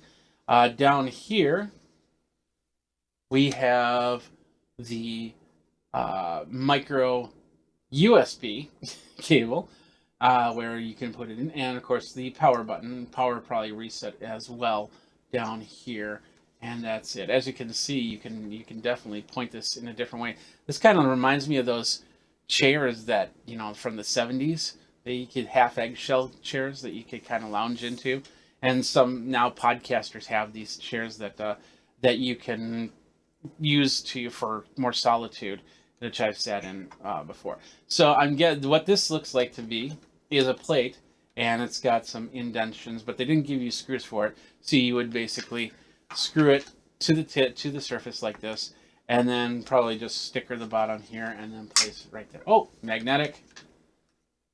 Oh, it's a strong magnet. So, yep, there we go. So, never mind. But you could probably stick this to a surface using these stick pads, is my guess. And we're not going to use them. So, but what we are going to do is we're going to plug it in and we're going to see how it works. Plugged it in, turned it on, looks pretty good from there. Next up, what we do is we find the app, and I want to make sure there are instructions here, which I should pull out, with a quick start guide right here. And with this, I'm guessing that this has got the, yeah, it's got the serial number, it's got the all the stuff on here in the instructions, and it's going to tell us what app it's using. I'm guessing it's going to be the same app as before, my EasyViz app. So what we'll do is, oh, all right. So now we'll call up there's the EasyViz app, which is right here, which I'm assuming is going to be that. We are going to add one, and by the way, here's my front door cam. And let's see how we can add one. We'll hit the add button. And it says scan QR code, and that's there's a QR code on the bottom here. There we go. And there it found the device. Okay, and so the device is powered. Let me zoom out a little bit so you can see this a little bit better. There we go. So it says that the device is powered on, and there it is. So we'll hit okay. So I checked that. It's yeah, I have it powered on. So I'll hit next.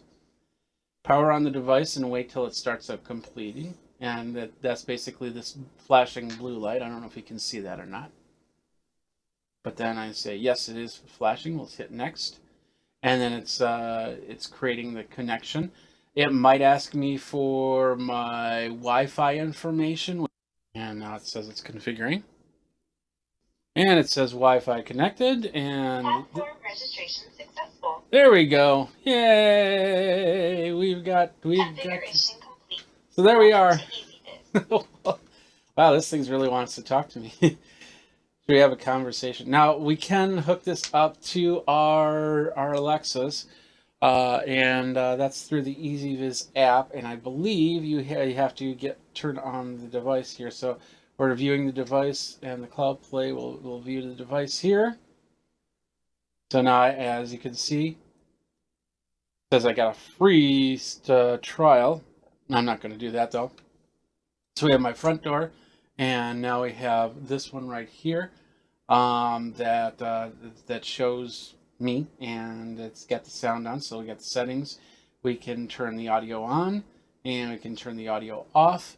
Let's see what else we got. We got status lights. I usually turn status lights off. IR lights. It depends on where I set this up. If I want the infrared on or off. Alarm notifications we're disabling for now. Time zone is correct. Daylight savings time. Date format. Wi-Fi is my Wi-Fi. Cloud storage is normal. We can change that to subscribe for recording. And then once I put in a card in, it's going to record for the length of the card and then just overlap the card. That's that one. Good. We got that all connected. Now let's move on. And let's switch over to this one. Let's go ahead and we're going to set this to the side. And we are now going to unbox this one right here, the C6CN. And let's take our world's smallest screwdriver and let's open this puppy up. You ready?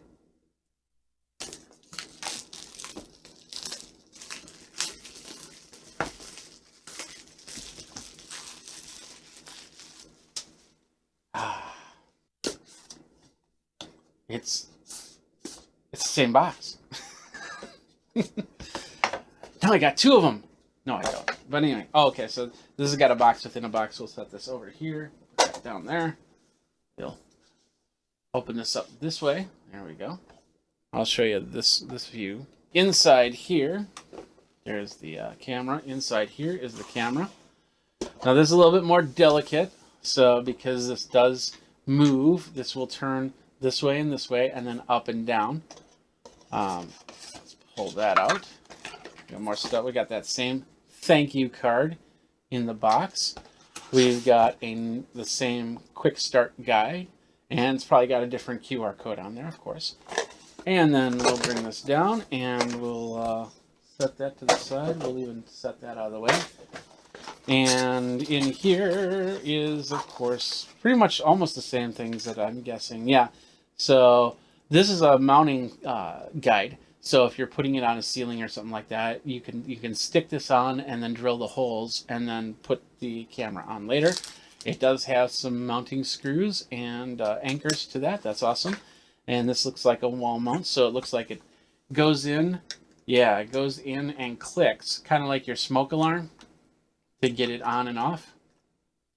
And then we've got a plug, which I might have to use because I used up all the USB ports with that last one. And then there's one more thing in here. It's kind of stuck back there. Out with you. Oh, okay. There you go. That's the cord. So on the back, it's a little bit different construction, but as you know, that's what you need so you can get in there. So basically, this is what it looks like. It looks like a little dome, looks like a little robot's head, and it'll turn this way and up and down. Got the small little microphone up front. We've got an Ethernet in the back and a micro USB. Yeah, it does do 2.4 gigahertz, and of course, it looks like you can connect this up via Ethernet cable. And this is the cool thing about these is you can use these in many different places, from the roof to the well, not really the roof because these are all indoor, but the hallways, the basement. It's got a little red light down here, and then we'll go back to our app. I'm hearing something. A lot of these, yeah, it's starting. As you can see, it's starting to move here. So it takes a couple minutes to boot up, and now it's checking its turnability. So there it goes. It does a half turn and then comes back here, and now Use EasyViz app for device Wi-Fi configuration. So now we're going to go in here and we're going to hit the plus button again. And then the QR code. And once again, we're using the QR code from the device, not from what you see on the thing. And it called that up pretty quick. So it's blue flashing light. We'll say yes. And then the indicator flashes blue. We'll say next. And then off screen so I can put in my Wi-Fi password. And it says, hey, we want to join the network. Yes, join that puppy up. And we'll set that like that. And now we're on the 2.4 gigahertz network. So it should connect up fine at this point. Wi-Fi connected. There we go. See that's how easy it should be. Platform registration successful. There we go. Yeah. Configuration complete. There we go. Welcome to EasyViz. There we go. We have the camera. And we can say, let's view the device. And that's this device right here. And we can do the adjustment on the PTZ. And I'm not sure, let's just do pan. There we go. So now we have the pan tilt option. So now we can move this over the other way. And move it up. And there I am. Yay! Well, that's privacy mode. So with that, now I have completely, I can't see anything. So it's going to turn off the sleep mode. There we go. And then put me right back into frame. That's pretty sweet. You can take a snapshot or record, but unless it's capturing from on the phone. When I hit these, that captures from the phone onto the phone. So we can take a 360 picture. Now it's going through the motions. So basically it takes a picture till it's covered the 360. There we go. This one right here, that is the C6CN camera. I'm going to set that there. So somebody's asking in the chat if the USB, the micro USB is what it is. And yeah, you get with a plug. Must have missed that. You get it with the plug, or you can plug it right into a USB thing, and it controls via the app fairly easily. As you can see, I've got my outdoor camera, and then these two cameras are set up just on there, ready to go. So these are the cameras right here. So now you can choose which camera you want. Do you want the still camera? There I am right there. That's this camera right here. Do I want to do a little PTZ action, which is this camera right here? And as you can see, I have a pretty good network in here, so it's passing by really quick. So I like the response time on here. Of course, once I put in a card, I'll be able to test the functionality of things like capturing events and things like that. So, where was the device version is here? Let's see. Maybe there might be an update. Yeah, there is an upgrade here. So we'll do a quick upgrade, and while that's upgrading, we'll switch over to the other one. So it's pretty much the same type of information here in the settings. The only difference is this one has a little bit extra functionality with the PT and the ability to take a 360 photo. All right, somebody is asking me in the chat, 1080p, yes, 1080p. Can you switch back and forth? Yeah, I do not see anything that says that I can go from 1080p to 720p and back. So you'll want to make sure that your network can handle that. And keep in mind, when you start putting more cameras onto your network, that can take up some of the bandwidth. Now, this is just recording via the card. So every time I access the app, that's when it's starting to talk over the network. If I plug this in and set this up for a security box, the security box will be recording the events. But the cameras do, a lot of these security cameras do have emergency functionality. When you turn that on, if it starts seeing alerts, it can tell you where to go. It might even text you and say, "Hey, there's a security alert going on right now."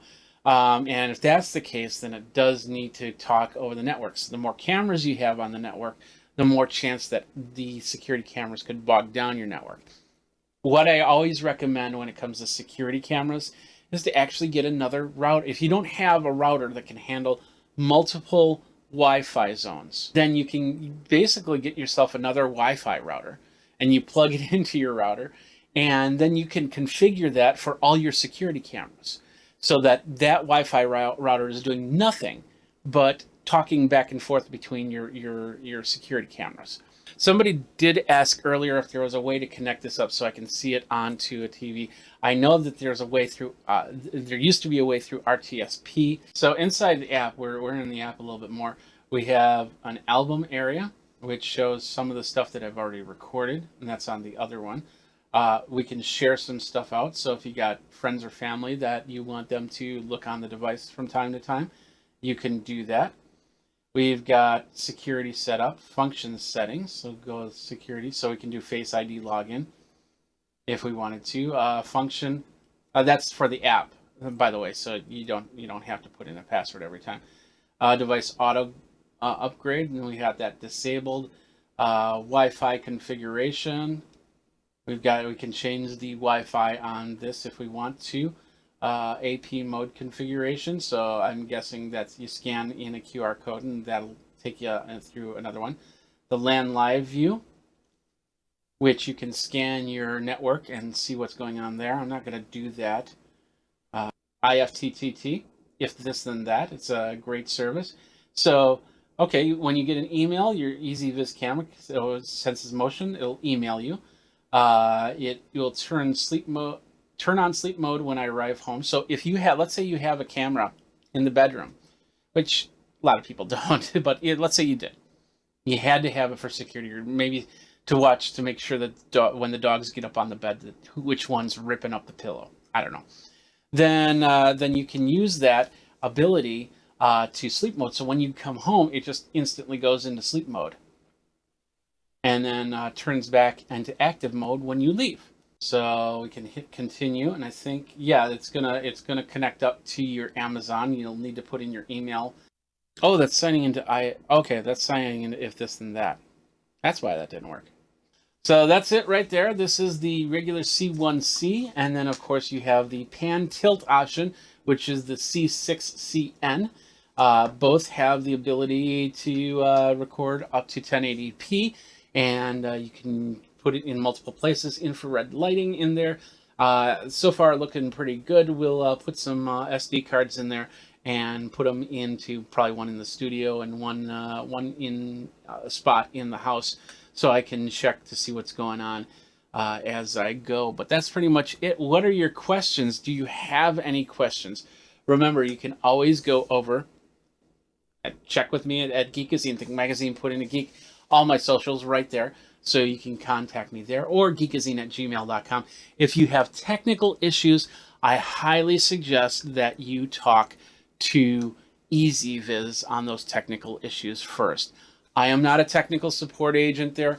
I do not work for EasyViz. Therefore, I don't know all the nuances for this, but I know what EasyViz cameras can do, so I'm expecting the same functionality to that. But you just watch my Twitter feed, and if I see any problems, I'll let you know there, and just ask me, hey, how's that EasyViz camera treating you?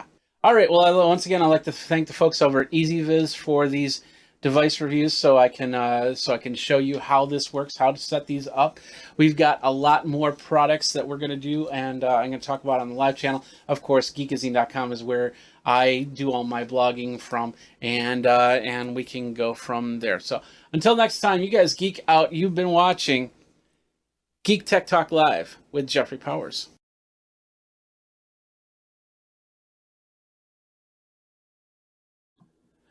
Thank you for coming to my press conference. I'd like to talk a little bit about fears and travel restrictions because, hey, we've got some travel restrictions here on Geekazine.com. Today we're going to talk about podium mics for conference calls.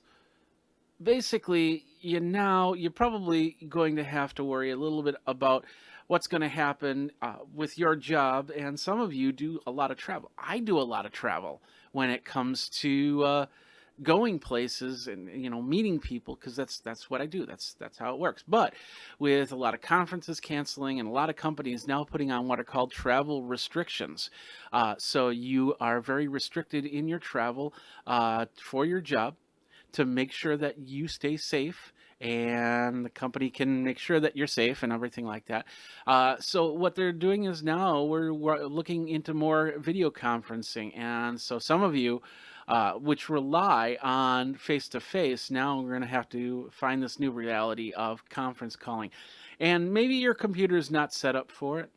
Maybe you have an older computer. Maybe, I'll try and do some phone conferences using just, the speakers and the microphone and all that. And that doesn't work. So basically, in this little review, we're going to do a couple videos here. The first one is about microphones, podium microphones. These are simple microphones. Two of them are USB, one is XLR.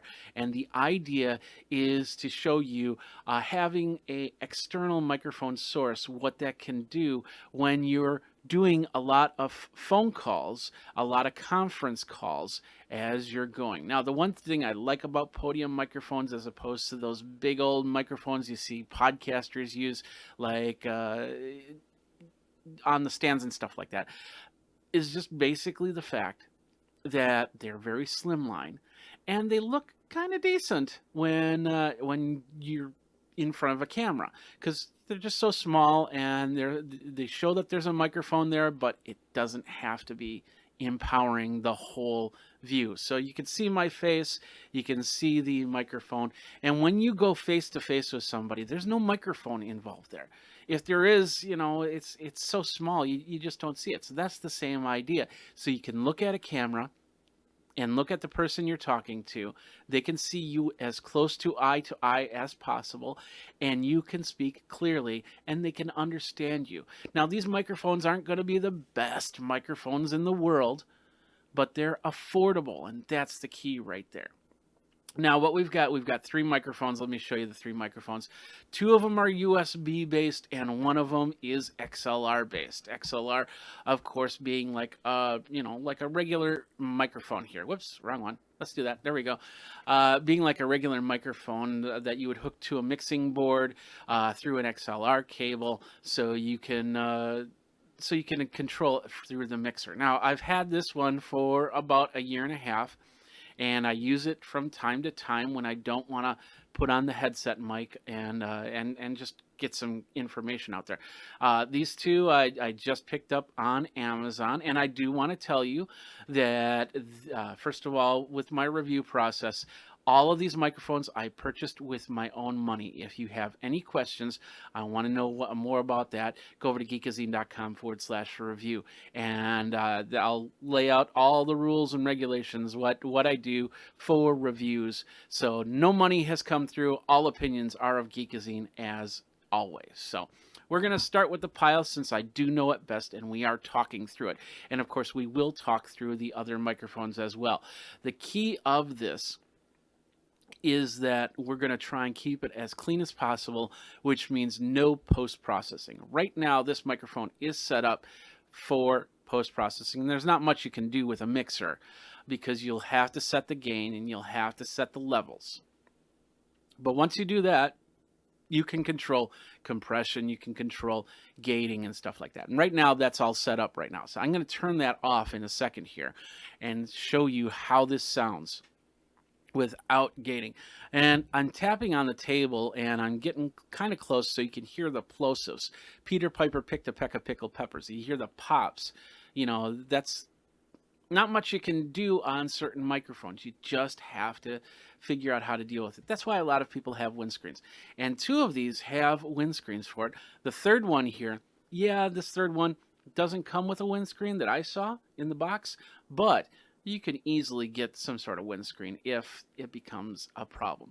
Now, a lot of you are just going to be doing conference calls. It's still important to be able to have your voice heard and reduce the room echo.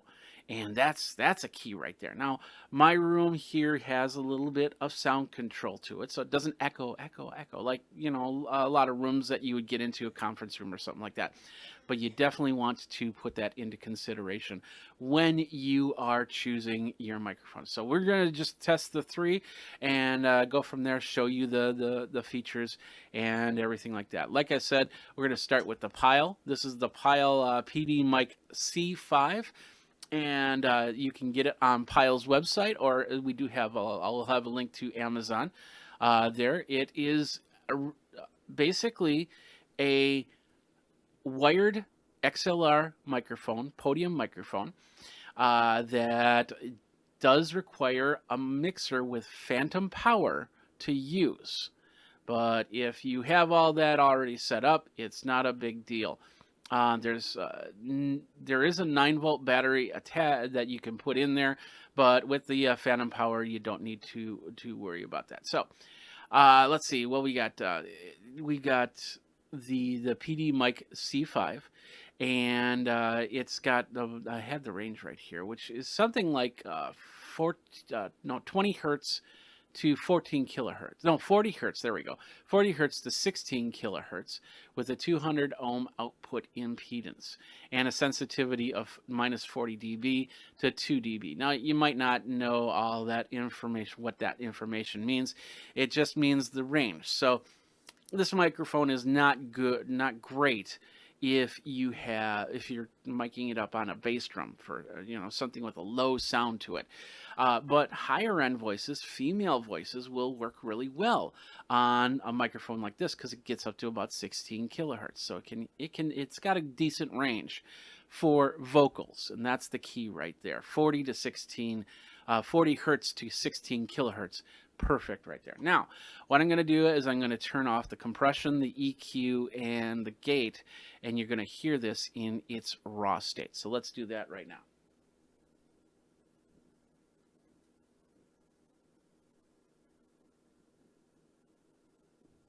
All right, there we go. So now I've killed the EQ, I've killed the compression. I'll do Peter Piper picked a peck of pickled peppers and Sally sells seashells by the seashore, so you hear what this microphone sounds like as we go. So I'm going to turn those back on as we move to the other microphones.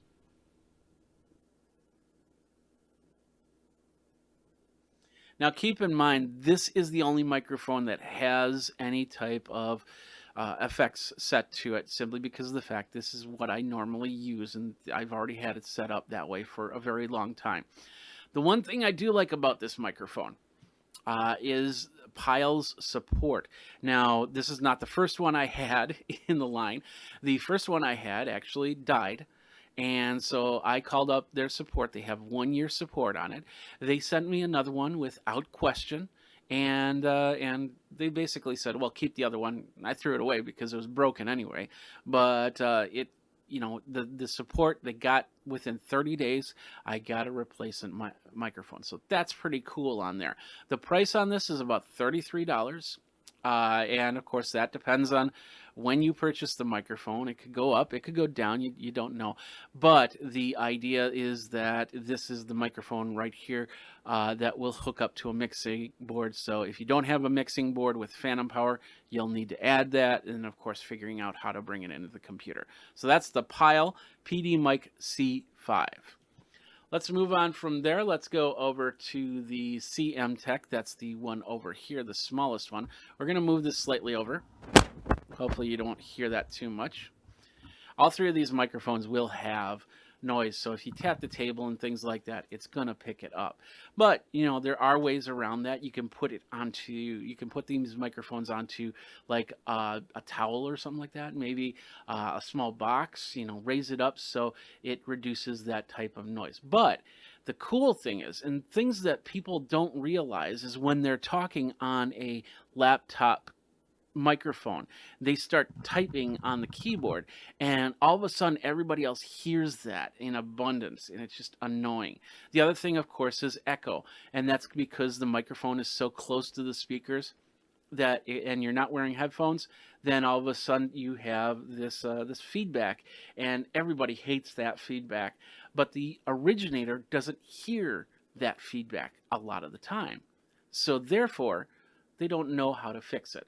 And then somebody's saying somebody's microphone's going crazy, and then they spend 5 minutes trying to get that figured out. And so that's one of the great reasons of having an external microphone. And a podium microphone, you can be a little bit freer, so you can sit back a little bit or come closer to the microphone if they can't hear you, and really express your ideas and things like that. So going to the CM Tech, we're also going to move this microphone over. CM Tech will go over to the PTZ. This is the CM Tech right here. It's not on yet. Some of the key features right here is it does have a mute button up here. It is USB based, so that means that it's you can just plug it right into your laptop and go from there. And it does have some electronics in there to do a little bit of noise cancellation, to do a little bit of control. And the other thing is it's got a fully adjustable gooseneck arm. So you can bring it up to you, you can lift it up a little bit, get it away from you, bring it back if you need to, and then go from there. This is the smallest of the three microphones, although these two are pretty comparable in size. So it's tall enough to get as close to your mouth as possible, but it's small enough where you could actually put it into a bag. Now, I'm going to flip over to the CM Tech, so this might be a little pop here. And now, oh yeah, you can hear you. Why? I should probably mute that. Now you are hearing it from the CM Tech microphone. As you can see, when you're talking, the light is blinking right there, the green light. Now the mute button's up here, so if I hit the mute button, this will turn red, and then you won't hear my voice. I'll count to 10. 1, 2, 8, 9, 10. Simple enough, right?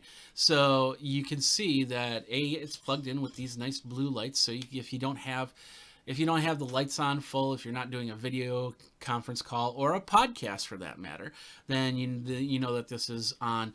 Of course, you know that it's working because of the green light. And then if you're in mute, this turns just like that.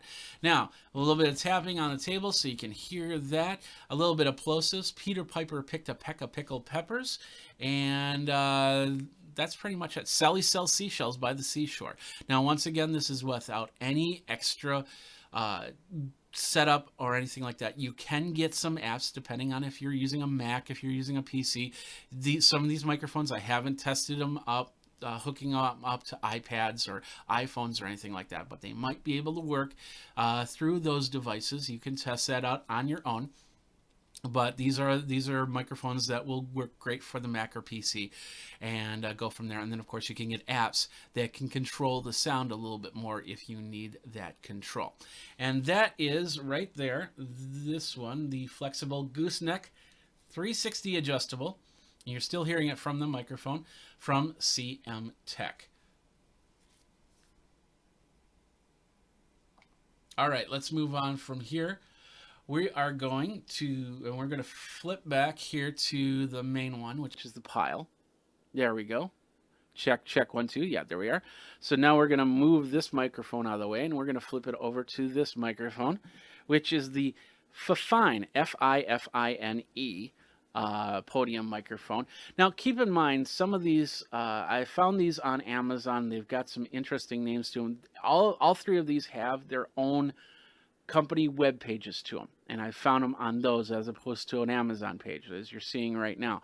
So when I go to search for lower end microphones like this one, I try to see if they have a website, and that's very important because there's some companies that will buy stock of a certain device, and then they'll slap their name on it, and then they'll send it out and saying that's theirs. They still do that here, but at least they have some sort of accountability, some sort of way to get a hold of them. And these companies do more than just this microphone. Like, for instance, as you can see with the Fifine, they have wireless systems, they have USB microphones, they have recording and video conferencing, gaming stuff, live performance stuff through that. Going back to the CM Tech, they have desktop microphones, gaming microphones, vocal microphones.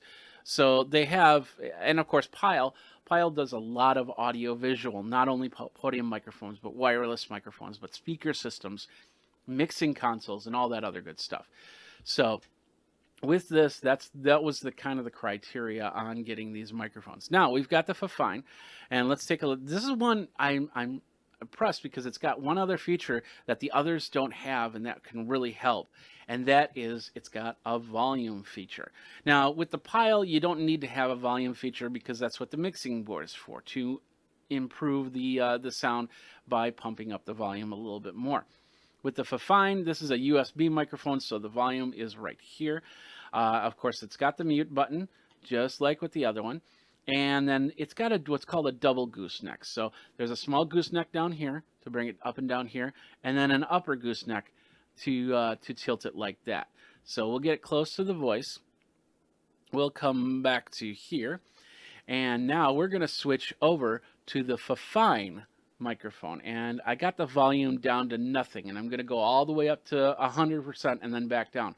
So stick with me for a second here.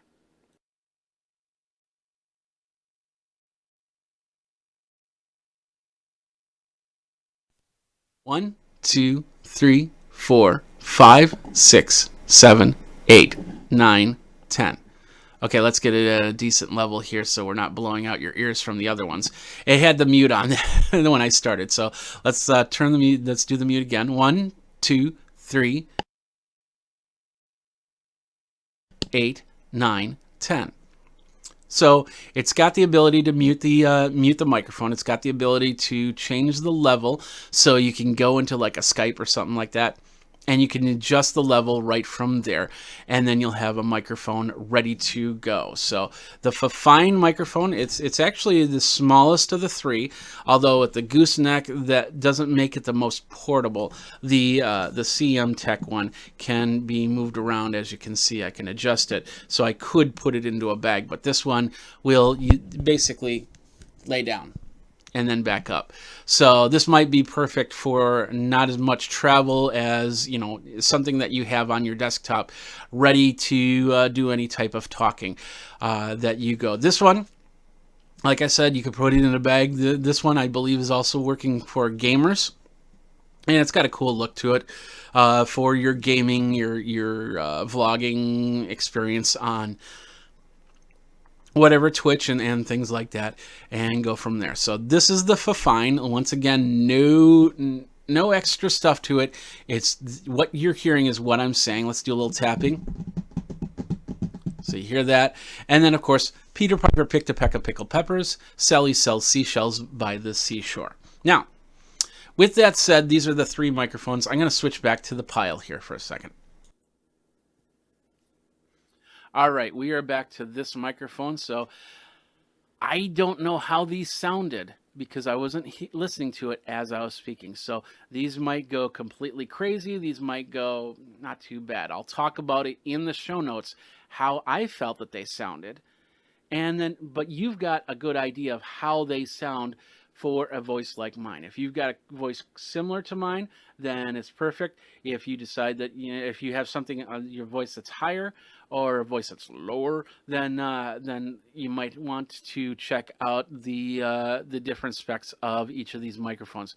But these are the microphones that really work, and they'll just connect up. If you got a Windows or a Mac machine, there shouldn't be a problem in them connecting up. They both connected up to both Windows and Mac easily.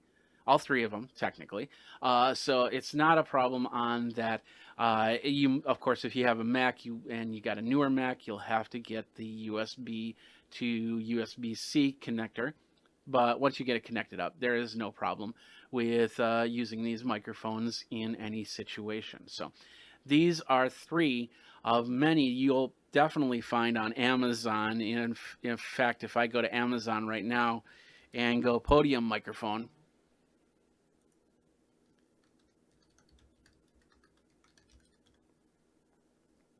you're going to get a ton of options here. And we'll go like right here. Everything from microphones like these are really cool microphones from Neat. I interviewed them at CES a few years ago, but then you get into some of these other podium microphones. They'll have 3.5mm jacks. If you've got a laptop that has a 3.5mm jack, make sure it's not a triple pole, you know, like an Apple headphone 3-pole type thing, because the microphone might not work correct if this is only a 2-pole 3.5mm jack, or what's called a TRRS 3.5. But as you can see, here's the pile right here. There's more slimline ones in XLR, in USB. Of course, if you need a USB, just add USB to the mix there, and go from there. There's also area mics, like for instance, this Audio Technica Pro 44 cardioid boundary microphone. I've got one of these, and these are nice too because it's also XLR. But basically, you'll definitely want to have a towel or something to put on there. But then you can put it right on the desktop, and then you could talk, and nobody sees a microphone in your frame, but they can still hear you. So that's nice. And they have USB versions of that microphone as well. So as you can see, there are many different options, starting at around $12, $13 all the way up. And then, of course, if you do have the standard podcast microphones, you can definitely use them if that's what works best for you. So that's it. That's our gamut. That's what we're looking at when it comes to podium microphones for conference calls. What do you think? What do you use? Let me know. You can tweet me over at Geekazine, geekazine@gmail.com, all that other good stuff. It's right here as we talk about that. Definitely want to hear your thoughts on what you're going to use for microphones. If you have to do more conference calls, if you have any questions on that, I'm actually going to be putting out a video on some strategies to make yourself more presentable inside of a conference call, especially if you're doing podcasting and you want to get yourself in front of that webcam on the top of your laptop. You can definitely do that and a whole bunch more. So thanks a lot for watching. You guys have a great day. Geek out, and we will see you next time. Take care.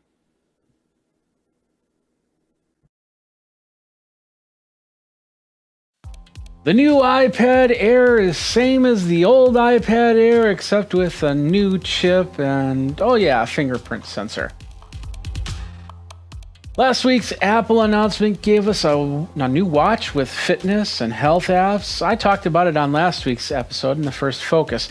Now let's tackle the second part of that announcement, the iPad Air Generation 4, the 12th iPad in the 10-inch series, not counting the Mini or the iPad Pro, both the 12 and 10.5-inch models, and the 24th iPad offering, which does include the Mini and the Pro models. Okay, I suppose if you talk about it with the memory and the Wi-Fi models, this is something like the 96th or 100th iPad. And we're not talking about color cases at all or anything. And yes, I'm not counting the Newton. Nonetheless, the iPad Air 4th generation will be out in October of 2020 with a 10.9-inch display, liquid retina IPS screen, and a resolution of 2360 by 1640. This will give you the best experience an iPad has ever offered. That is until the new iPad Pro comes along. It's only a matter of time. The Air has the new A14 Bionic chip, which I'm unofficially and trivially calling the Steve Austin series. That is the Lee Major version, by the way.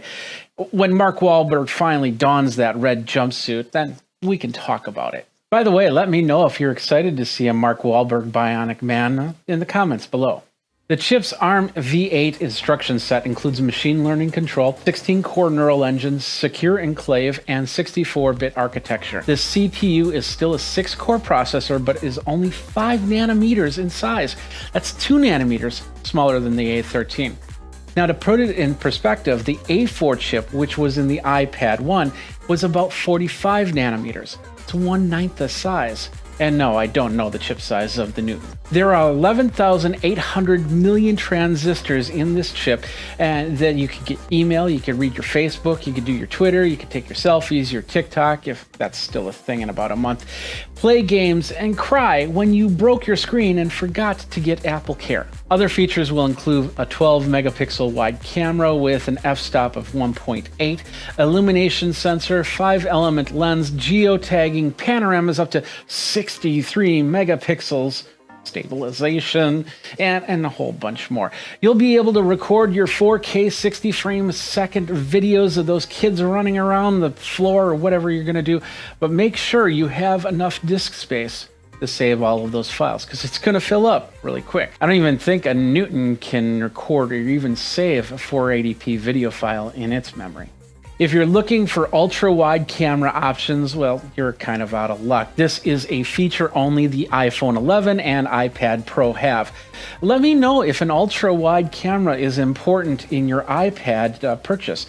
Do it in comments below. 7-megapixel selfie camera, which allows for 1080p 60 frames a second, dual microphones for your control and call, zoom, and, well, I guess that's pretty much it, right? The new addition, actually something people have not only missed, but also have complained about in this new age of face masks. By the way, how do you like this mask? How about this one? Okay, yeah, it doesn't have the mouth guard, so I got one more for you. How about this one? Let me know in the comments, yay or nay. We need a Touch ID more than ever. Now, Apple has put this on the top of the iPad with the button, the power button, which is great because they can seal it all in one area. Only issue is if you use a case for weather protection, you'll need to get one of those with a flap over it that covers over the button. The Air is not water resistant, and there is no Face ID for this model. 802.11ax or Wi-Fi 6 with 2.4 and 5 gigahertz bands and Bluetooth 5.0 technology will be available on this version of Air. This will allow for that second generation Apple Pencil. Cellular models will have gigabit class LTE, which means when 5G comes calling, you'll have some nice speeds to surf on. With the Newton, you did have the 14.4 baud PCIe modem. That's pretty cool. Last big update is USB-C. Now, they haven't said what version of USB-C they're going to put in the Air just yet. We're guessing it's going to be the USB-C 3.1 Gen 2, which will have data transfer of up to 10 gigabits per second, just like with the iPad Pro. However, you can just as easily put in a USB-C 3.1 Gen 1, which only has 5 gigabits per second transfer, or even a USB 2.0, which makes the transfer rate no faster than the lightning cable that I currently have on my iPad. There is one other possibility, which might be the reason why they didn't say what the speed was, and that is if they're working on getting USB 3.2 inside. Now that's 20 gigabits per second, which opens up a whole bunch of possibilities for audio, video capture, docking stations, and all other devices that can connect up to the iPad. It's really all about keeping that price low so they can make money off of the device, because, face it, people are going to buy this iPad. Speaking of which, the price starts at $599, which is what we normally see for this version of iPad. 5 different colors available: gray, silver, rose gold, green, and blue. By the way, the 2020 iPad did come out already, the step down. It's relatively cheaper at $329. It doesn't have a lot of the features that the Air does. It still has the Lightning cable, and, well, technically the Air will become next year's iPad model, is my guess right there. So here are my thoughts on getting that Generation 4 iPad Air. I'm personally going to do the update this year because my iPad is actually the iPad Pro 10.5. It needs to be replaced, or more to the point, downscaled. The fingerprint reader means a more secure iPad. The A14 chip will mean gaming and video will work just awesome.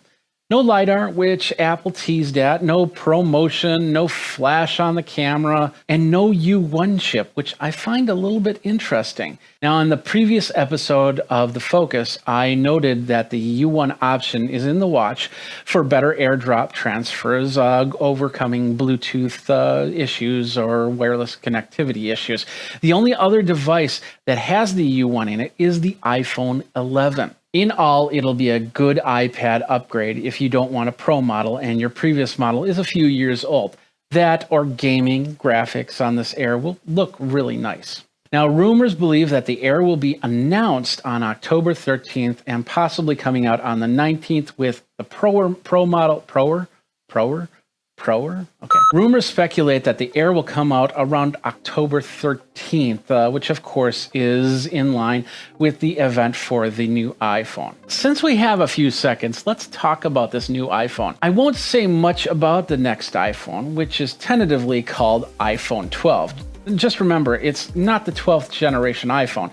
There's still a chance it could be called iPhone 11 SSSSSSXXXXXXXXXXX Max. Since the iPhone gets its own event, I would say it's probably going to be the iPhone 12. Rumored 4 models, including a 6.7-inch OLED 5G 12 Pro Max. The Newton had around a 4.5-inch screen, by the way. My guesses for the new iPhone will include the camera, which will give you more options than your DSLR might have, with flashes and face lock, maybe even a finger unlock on the button as well.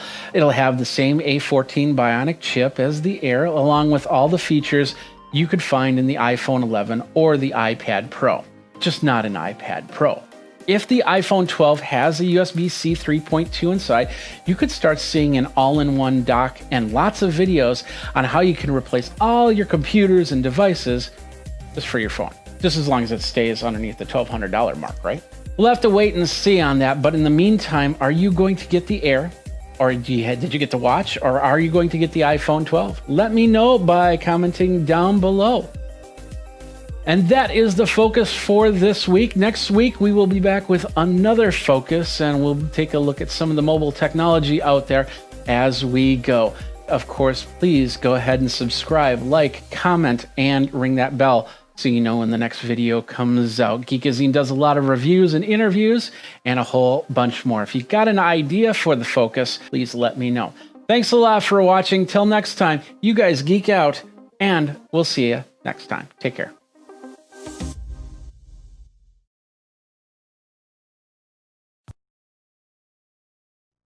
What's up, my geeks? Jeffrey Powers here from Geekazine. Today, I'm going to take a look at something here that I've been doing a little bit of searching on because I always search and look for Geekazine. I think it's a very important part when you're building a brand to make sure that nobody else is building their brand around your brand.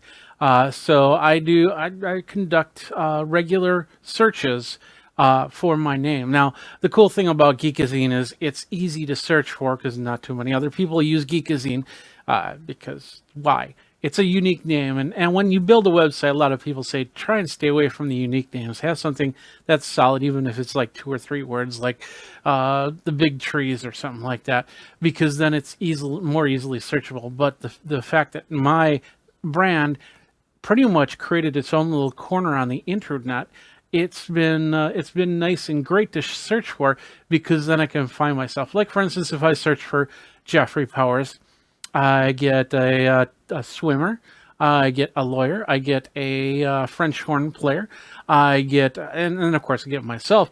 But as you can see, the water's a little bit murky in specific search results. However, when I search for Geekazine, it's pretty much bare. I mean, you get the random stuff, and I definitely see websites out there that have used Geekazine's content, and that's the best part, is they're using the content, and I love that.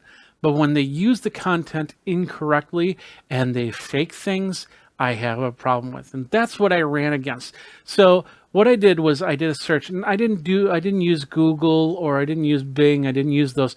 I used a search engine that's a little bit more open, and well, open's probably not the best word. A little bit different, and it's called Yandex. And it's a simple web search. They've got mail, they've got maps, they've got video, and stuff like that.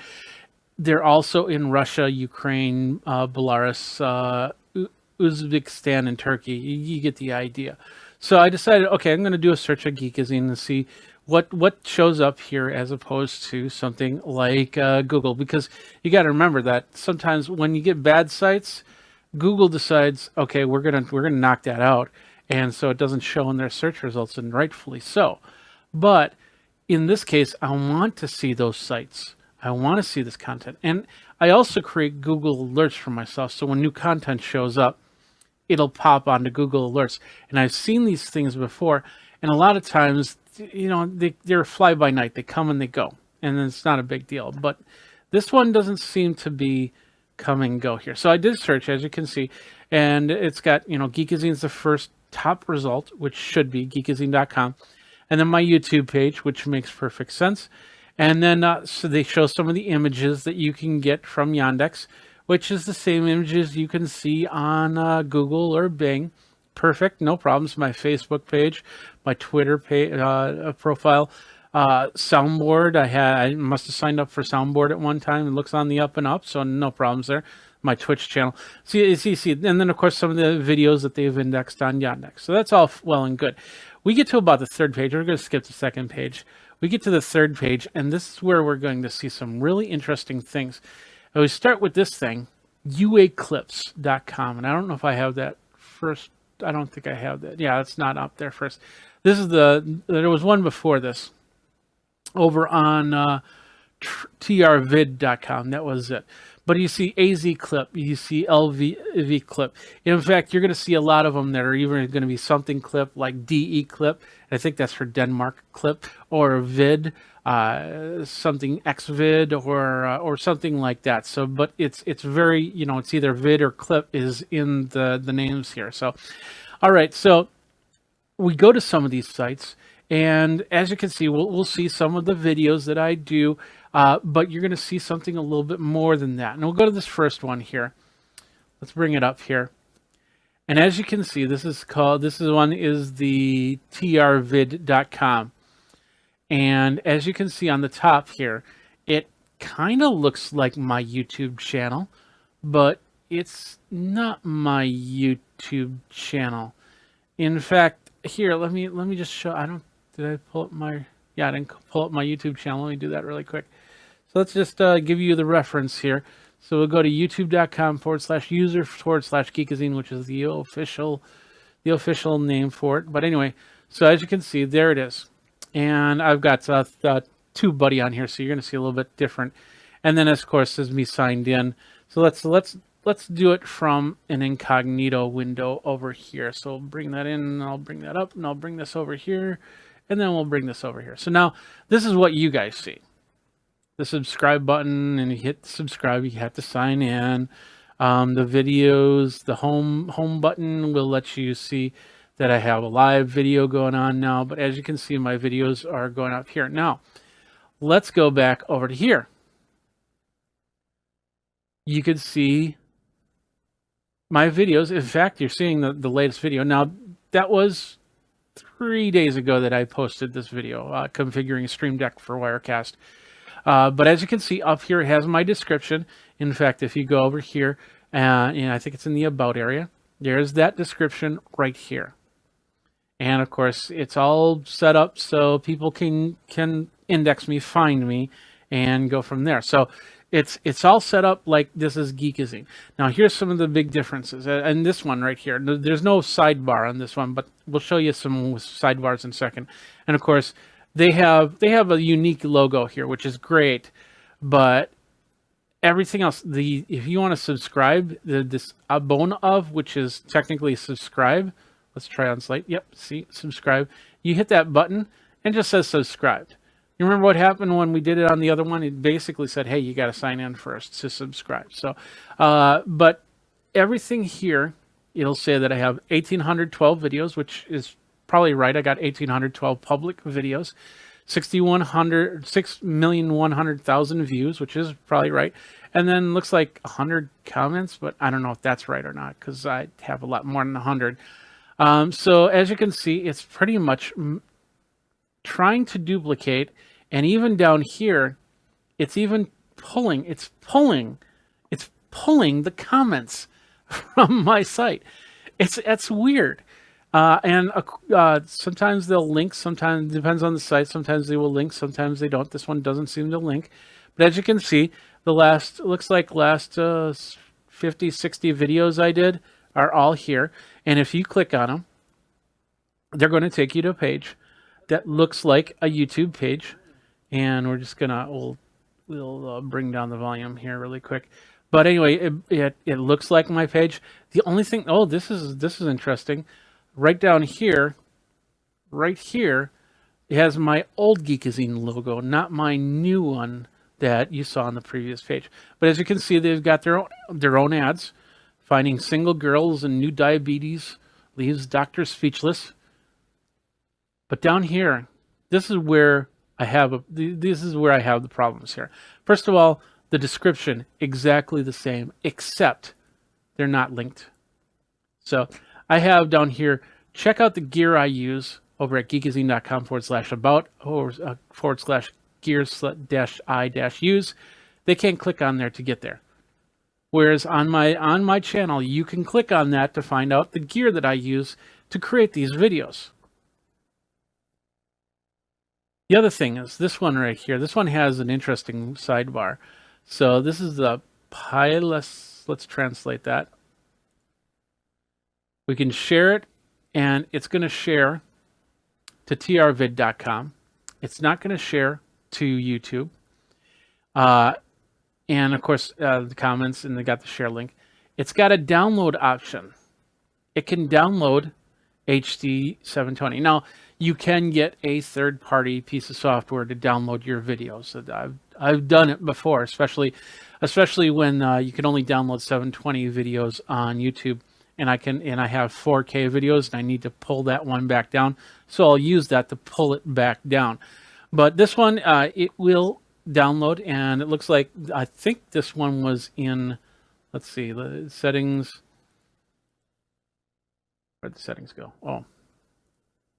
Do that again.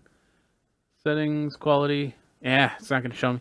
But anyway, I believe this one is in at least 1080p. I don't go under 1080p, so this has got to be what they can pull out here. And then they have this ad here, so this looks like a watch list of some sort, or a remember to play. And then of course, there's no log on here. Up here we can favor the video, we can watch later, we can post, we can put the My Place subscriptions and trends. Now we'll hit trends, and that goes to trend videos. So not my video right here. So as you can see, it looks exactly like my video, my channel.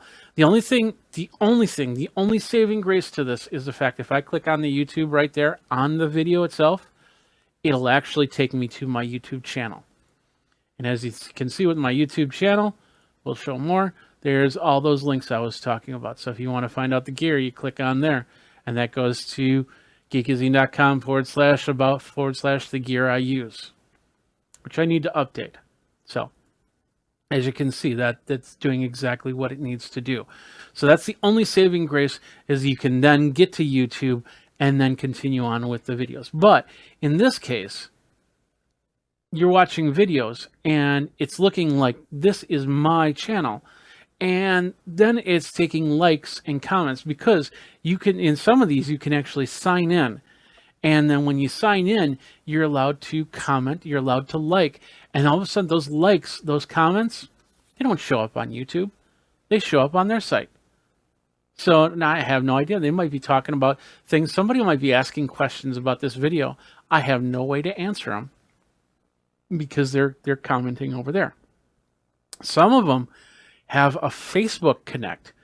So you'll get somewhere they're connected to Facebook, and those comments are somewhere on Facebook. And in a couple of those cases, I haven't found out where the page is, because it doesn't, for some reason, it doesn't link to the page, which is really weird. So, so there's different ways that they can create the comments, bring the comments over, and stuff like that. It's really weird. But the thing about this is this one right here, I'm showing you this one first because this doesn't look like the other ones that I've run across. So this was the trvid.com. Very unique. Now let's get to something that looks a little bit more like YouTube, and that's this one right here.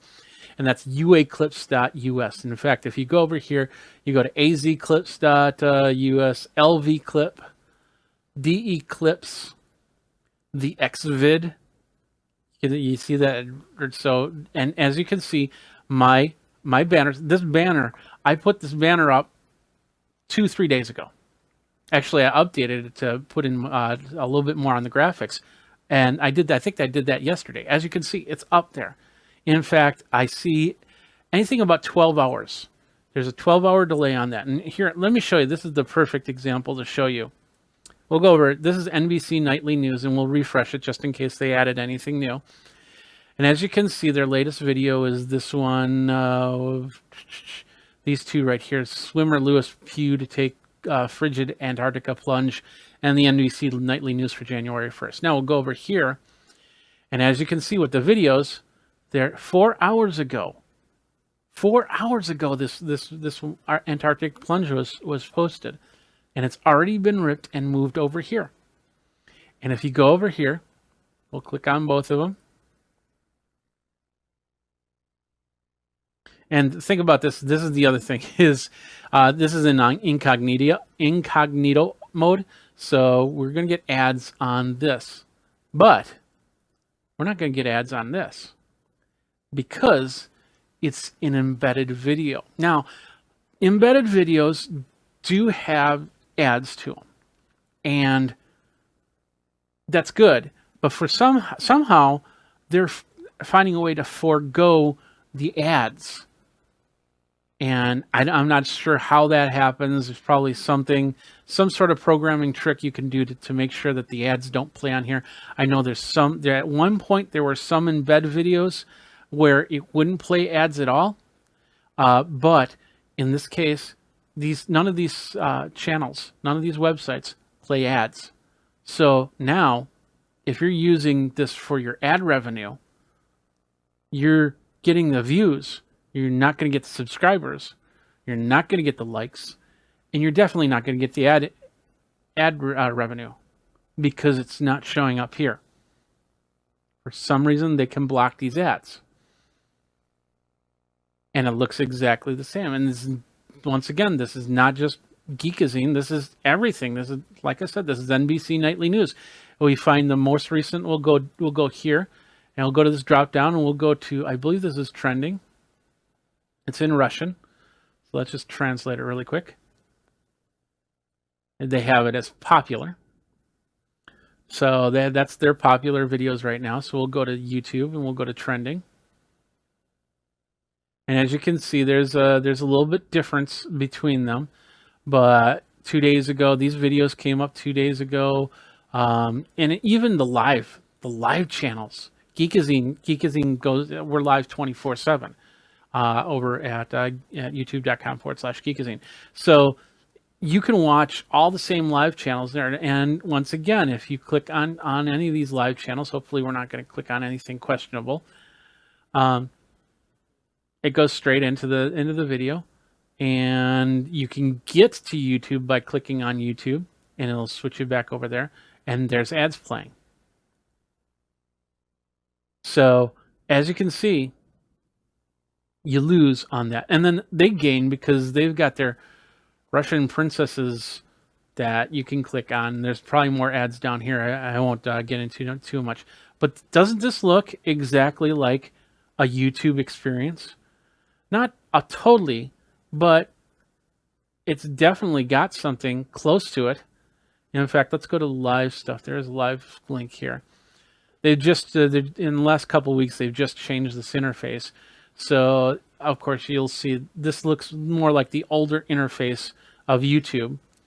And then they switched this stuff around a little bit. So I don't think we're going to find the exact same video that we do here. Let's just see if we can find something close. I don't think we can. Okay, we won't get into it too much. But as you can see, anything live that's on YouTube is on here. Now let's move on.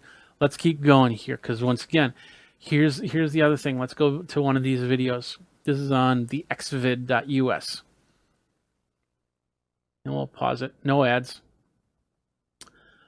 All links. Here's another thing that I want to show you. When Geekazine shows up here, it is linked, but it will link back to the xvid, UA clips, FR clips, whatever the websites are. None of my links work. They pull my comments. Those don't even link back. And in fact, they're even doing the verified marks too. So it looks exactly like a YouTube page. But here's another difference. And this is not the replay here.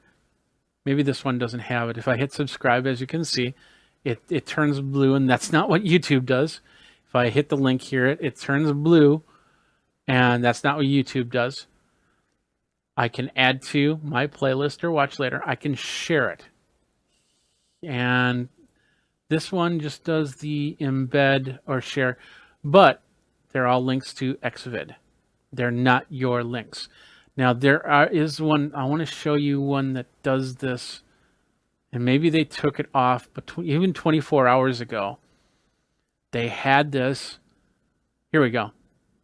Let's hit that translate button. Download this video right here. You click on that, you got an MP4, you got a WebM, you got an MP4. Medium, I'm guessing, is 480, but the most you can do is 720. So now somebody can natively download your videos and then put them wherever they feel is necessary. And that's a problem right there. I know, like I said, I know that there's third-party programs that allow you to download your YouTube videos, but to have it right here, and in fact, if I click on it, it's gonna download it. I'd have to right-click. In this case, I'd have to right-click and say Save As. But I can now download and save that file. And that's not right. It's absolutely not right. And whereas I got 85 views on here, if I go to YouTube,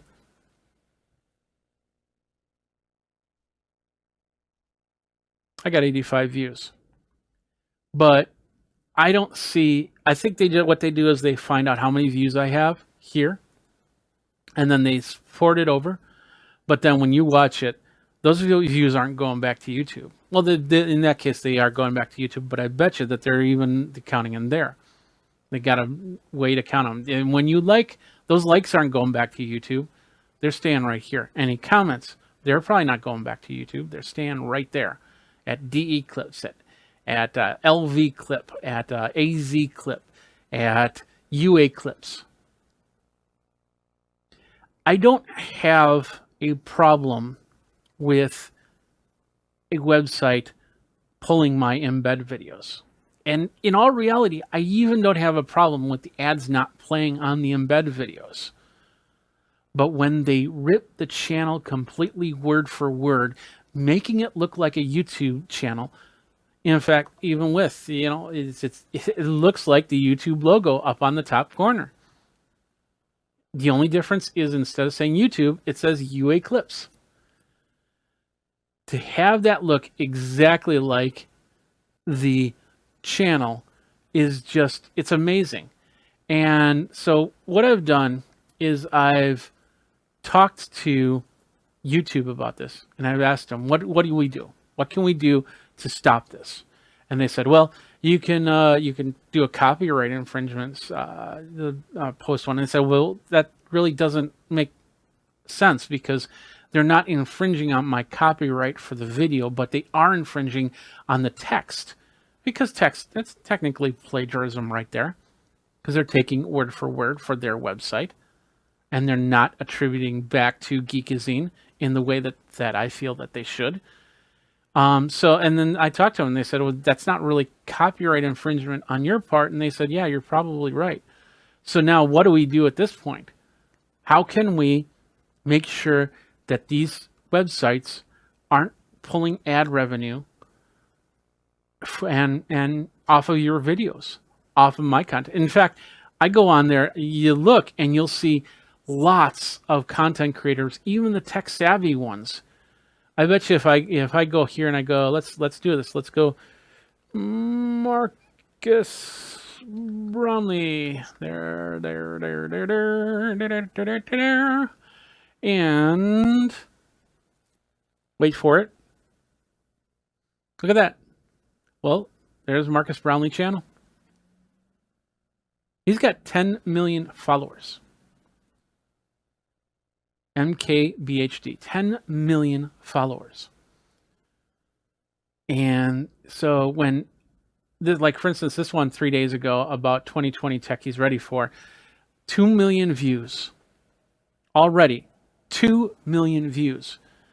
And from that, how many views are coming from here, and how many people are using this as a YouTube channel to pull their information, and how many get to forego the advertisements. So I click on the YouTube part and I'll most likely get, well, maybe I didn't get an ad. Maybe this one doesn't have ads to it, which is surprising because I would figure that there'd be some sort of ads on it. This might be a sponsored video, so that might be the reason why. But as with any other video, the ads have less of a chance of showing on the embed video, and I have yet to see an ad pop up in any of these websites. So they must be doing something to make sure that those ads aren't playing at all, which is wrong, completely wrong. So what do you guys think about this? I know for a lot of you that just watch YouTube videos, you're like going, oh great, now I'm going to go over to this site because now I can watch these videos. Got to remember that there might also be some tracking stuff on here. And if they ask, because just like regular websites, you know, the top pop-up that says, hey, we use this tracking thing. You want to be informed when new videos showed up, just hit the allow button. You shouldn't do it. Hit the block button and just move on, because now they can communicate with you to keep you coming back to this channel instead of to YouTube. And that is the key right there. And for me, I have, like I said, I have a problem with this simply because of the fact that I'm a content creator. I'm making nickels and dimes. That's how I make my revenue. I have multiple revenue models, including affiliate links, including extra work that keep my business alive. But a chunk of it is AdSense. And AdSense does pay for a few of my bills during the month. And even if it's 1/10 of the traffic that comes through each of those websites, well, maybe not 1/10, but let's say 1/10 as a whole from all of those websites, because it looks like it's from the exact same creator. And in fact, it even comes down to, and I haven't showed you this part yet, and that's down on the bottom here. And that's the bottom, which still looks like YouTube stuff. They have their links, which I have to translate once again. Whoops. Hit the wrong button. Let's translate it. They have info, conditions, piracy, help, and contacts. If you go to info, it'll give you the information of what UA clips. It says that copyright UA clips, and of course this will say copyright AZ clip, and this will say copyright LV clip. You get the idea. And in Russian, so I got to translate again. Conditions, takes us to a terms of service page. Privacy takes us to a privacy page. Help. Let's see if we can just click on help before it goes. You know it does. Oh, there it is right there. So let's go to help. I think that was this one. Translate it again. Help. Seems to be going to the same page. Let's back up. Probably just a small glitch on their part. I don't really care. We'll go over here. Translate. Help. No. Okay. So the help page, it's just a dead link. We'll go to communication. This is the exact same one you'll see on all these pages. Communication, you can put in your name, your email. The CAPTCHA, they don't have the right certificate, so the CAPTCHA doesn't work on here. So your message probably goes absolutely nowhere. But once again, this is all stuff you can do. And then, of course, right here, you click on that blue button up on top. You can sign in with your Google account. I wouldn't do that, but that's up to you, however you want to do it. But as you can see, this looks pretty darn close like a YouTube channel. Live channels, content only a few hours old as new. We got to figure out a way to stop this because this is not right. And that's why I'm showing this, because I did a search to see if anybody else was talking about this. I found nothing. I don't know why. This is a problem. This needs to be taken care of. If anything, once again, I don't mind if they take the video and embed it. And if ads don't play, that's fine.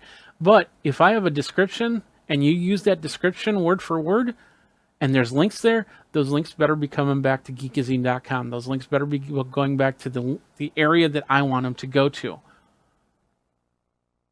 And I definitely don't want that download button on any of these sites to download my videos. Not that I don't want you to have the free videos, but I don't want to lose money because some people are going to download them, they're going to upload them somewhere else. And then we got to go chasing down for copyright. That's always a fun thing to do. We won't get into that here. But bottom line, you can see what I'm talking about. This is wrong in so many levels, but I don't know what to do. And just the amazing fact that it looks exactly like my channel, and I click on the links. Now here, okay, so it shows my old logo and not the new one. So that's the old one down here. Me looking to the left, and then this one with the Geekazine logo. That's the difference. So anyway, tell me what you think. You think we need to deal with this, or is this something that's like, okay, maybe this is free advertising, go for it. Let me know. Comment down below. I need your comments. Go ahead and like this. Don't like this on those sites because I'll never see it. And then let me know what you think here. And of course, you can subscribe over on youtube.com/Geekazine. Hit the bell notification so you know when the next video comes out. So it goes to YouTube, doesn't go to those other sites. So anyway, thanks a lot for watching. My name is Jeffrey Powers. I hope this has opened your eyes to doing searches on your content to make sure that your content isn't being monetized by somebody else. I hope this opened your eyes on that. So thanks a lot for watching. You guys geek out and take care.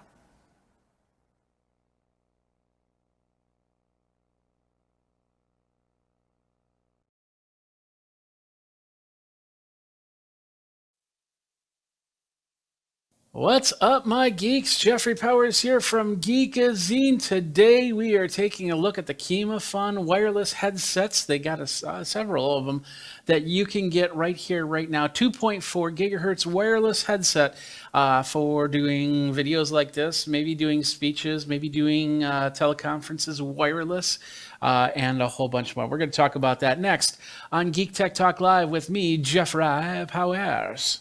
In French, oui.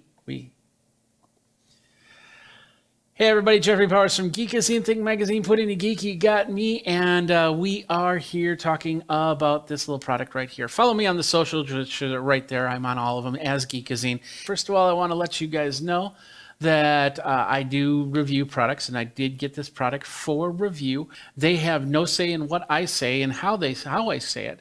All opinions are of my own. You go over to geekazine.com for more information, and we'll go from there. Let's take this. Let's check this out really quick. This is the Kima Fun wireless microphone. So it's a headset microphone, and I asked them, they have several different ones. In fact, if we go over to the page here, there we are, you can see all the different ones, from wireless headsets to lavalier mics to a lot more. There's even a handheld unit. There's a karaoke unit. There's a this one right here. I think this goes onto a flute. So you got a lot of instruments. There's a saxophone one. Let's go to the second page here. There's guitar, and yeah, they got a few different ones, but this is the one we're talking about right here. It's got the headset, it's got the lavalier, and it attaches to this this dongle looking thing. So I'm guessing that I'll be able to actually connect up other things, maybe even put in instruments to it. I don't know. Let's see what we've got on the box. They showed a lot of the boxes here. 2.4 gigahertz wireless, so it's got it runs on a wireless spectrum. So just watch to see what type of wireless spectrum you have running through the area that you're going to use this on, because you could possibly get some interference if there's a lot of devices running 2.4 gigahertz, and that's lower than what it used to be. So this is basically the unit that's a cable, USB cable to charge it, and it does a charge time of 3 to 4 hours with a use time of 6 to 8 hours. And it's a USB micro. And what does that mean? That means that it's the type of USB cable that you would use to connect up to, and that's included with this this device. So without further ado, let's do this. Let's open this box up and start testing it. So we got the Kima phone right here. I'm gonna open it up. It's gonna be pretty straightforward on the connection here. All right, here we go. So we opened it up, and to begin with, we get a little card right here that basically says, "Dear customer, thanks for the purchase of the Kima Fun product. We strive to endure blah blah blah. If you have any problems, this is the email address you should contact. Thank you very much. Blah blah blah." Little instruction manual, and probably multiple languages, and it's looking right now. It's looking English. So we're just going to look through it really quick. Yeah, it's exactly what we just saw on the Amazon page. Everything right there. How to place the lavalier mic as opposed to the headset mic. I'm wondering if it uses the same microphone, and the headset's just a casing for that same microphone. But we'll see. We'll find out in a second here. We can do it with smartphone and tablet, and we can do it with desktop and laptop with the included cables. Frequency band, 2400 to 2483 megahertz. So that's not too bad. Pairing method it'll pair automatically. Charging time is 3 to 4 hours. Transmitter working time is about 6 to 8 hours. Receiver continuous working time is about 10 to 12 hours. So it also tells me that capsule dimension, it's a unidirectional condenser microphone. So it will pick up a lot of the area, and it's unidirectional, which means that it will try to cancel anything coming out that way. Its frequency response is 20 hertz to 20 kilohertz, so it's a pretty good range. We'll test that out and see how that works.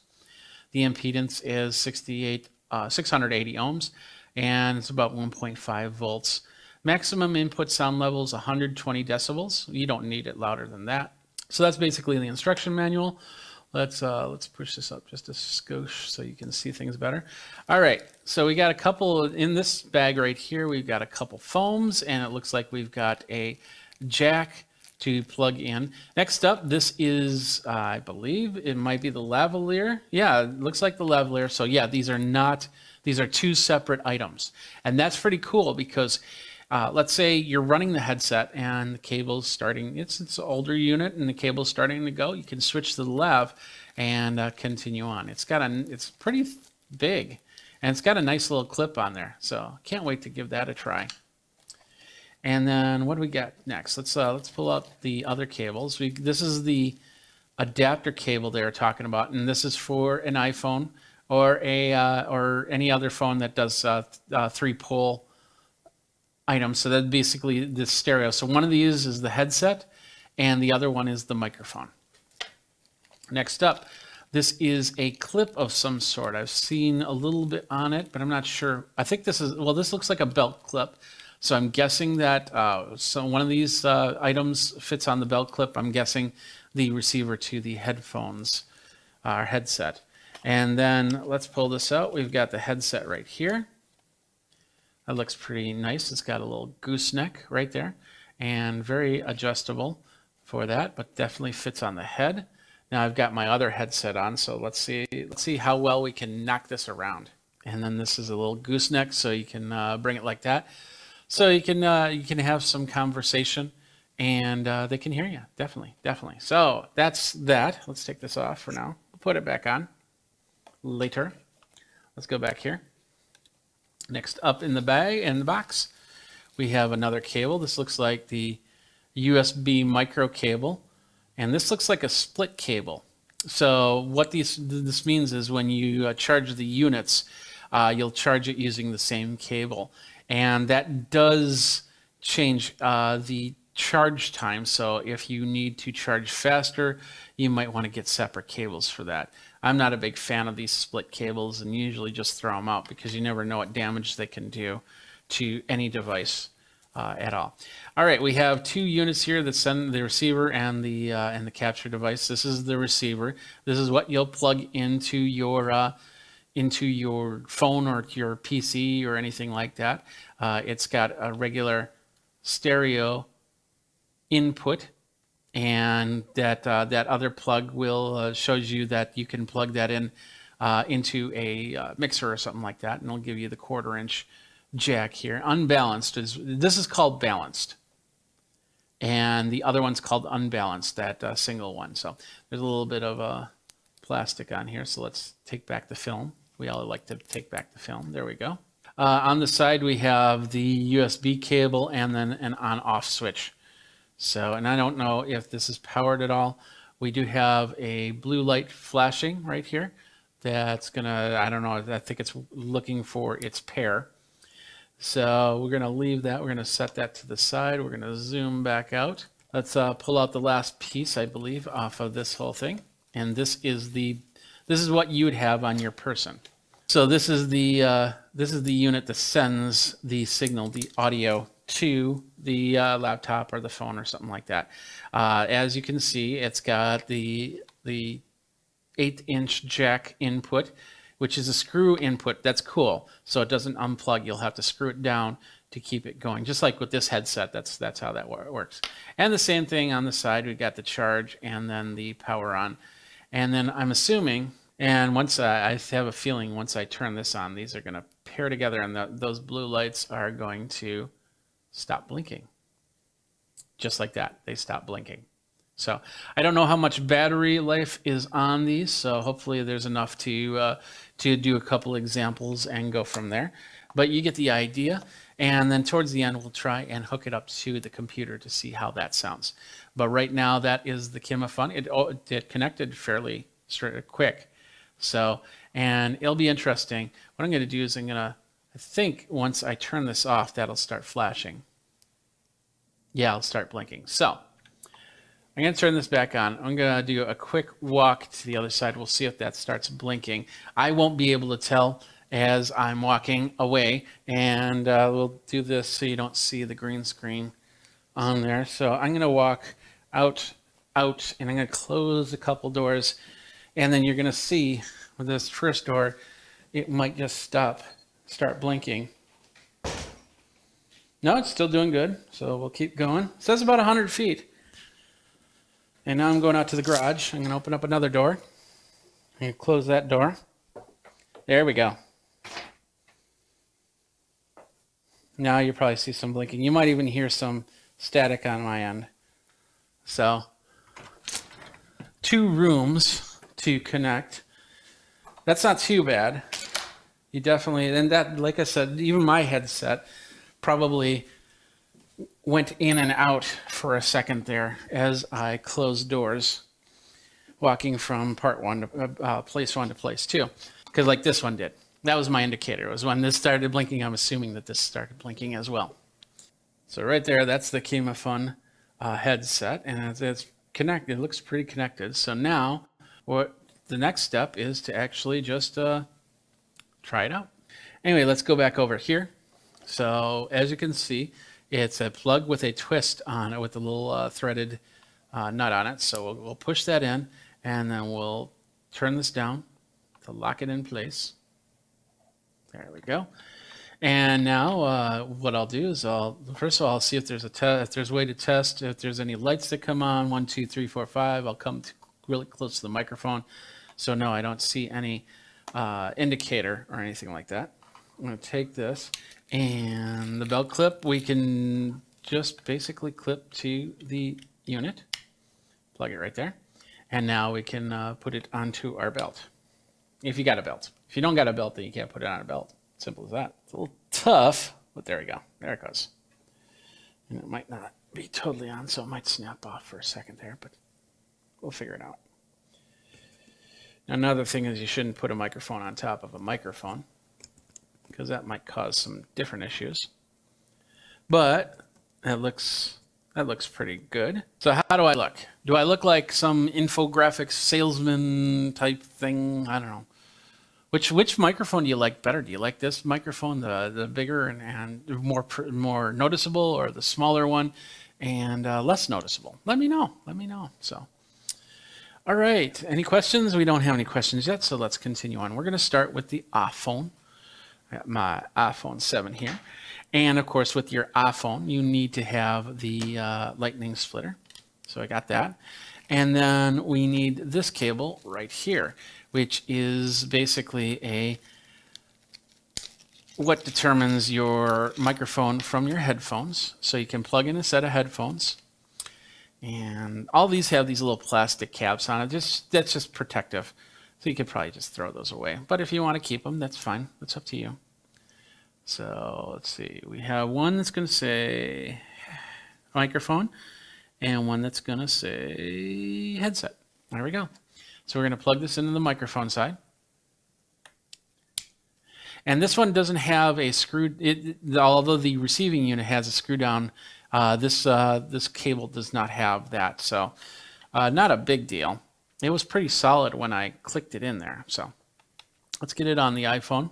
We'll plug it in. And there it is right there. So we'll hit the home button. It's going to ask for my passcode. You can't see my passcode. There we go. And we'll bring it in here. And what we're going to do is, I guess we'll just come up into the voice memos. And then we're going to record something. So let's go ahead and do it. Everything is on. We got blue lights right here. Blue lights, whoops. Blue lights are showing. Blue lights. You can see it on the table too. So here we go. Mary had a little lamb whose fleece was white as snow, and everywhere that Mary went, that lamb was sure to follow. Mary had a little lamb whose fleece was white as snow, and everywhere that Mary went, that lamb was sure to follow. So that's not too bad. It's definitely got a different sound than what I have on this microphone. I think I hear a little crackling. I'm not sure if it's recording this or not. So what we're going to do is we're going to take this, and I'm going to hit the record button, and then I'm going to set it underneath the desk like I normally do. And I'll go, Mary had a little lamb whose fleece was white as snow, and everywhere that Mary went, that lamb was sure to follow.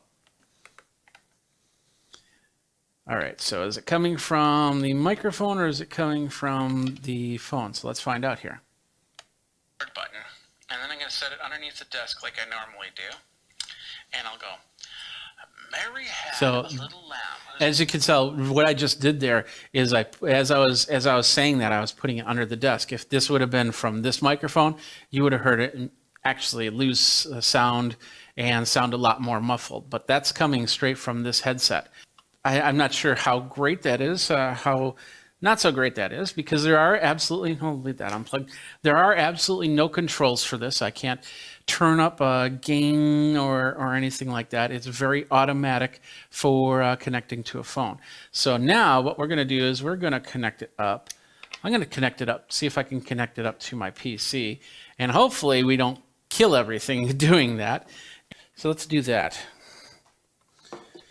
I'm calling an audible because I can use one of these other adapters. So now what I'm going to do is I'm going to take out this 1/4-inch adapter, and Michael's going mixer would be best, and so that's what we're going to do. We're going to plug this in. It looks like you turn the whole unit. It's not independent from the plug there, but that's once it's turned in, it's in there. So now, like I said, this is not meant for guitar. This is meant for microphone, but we could probably try and plug in an instrument or something like that.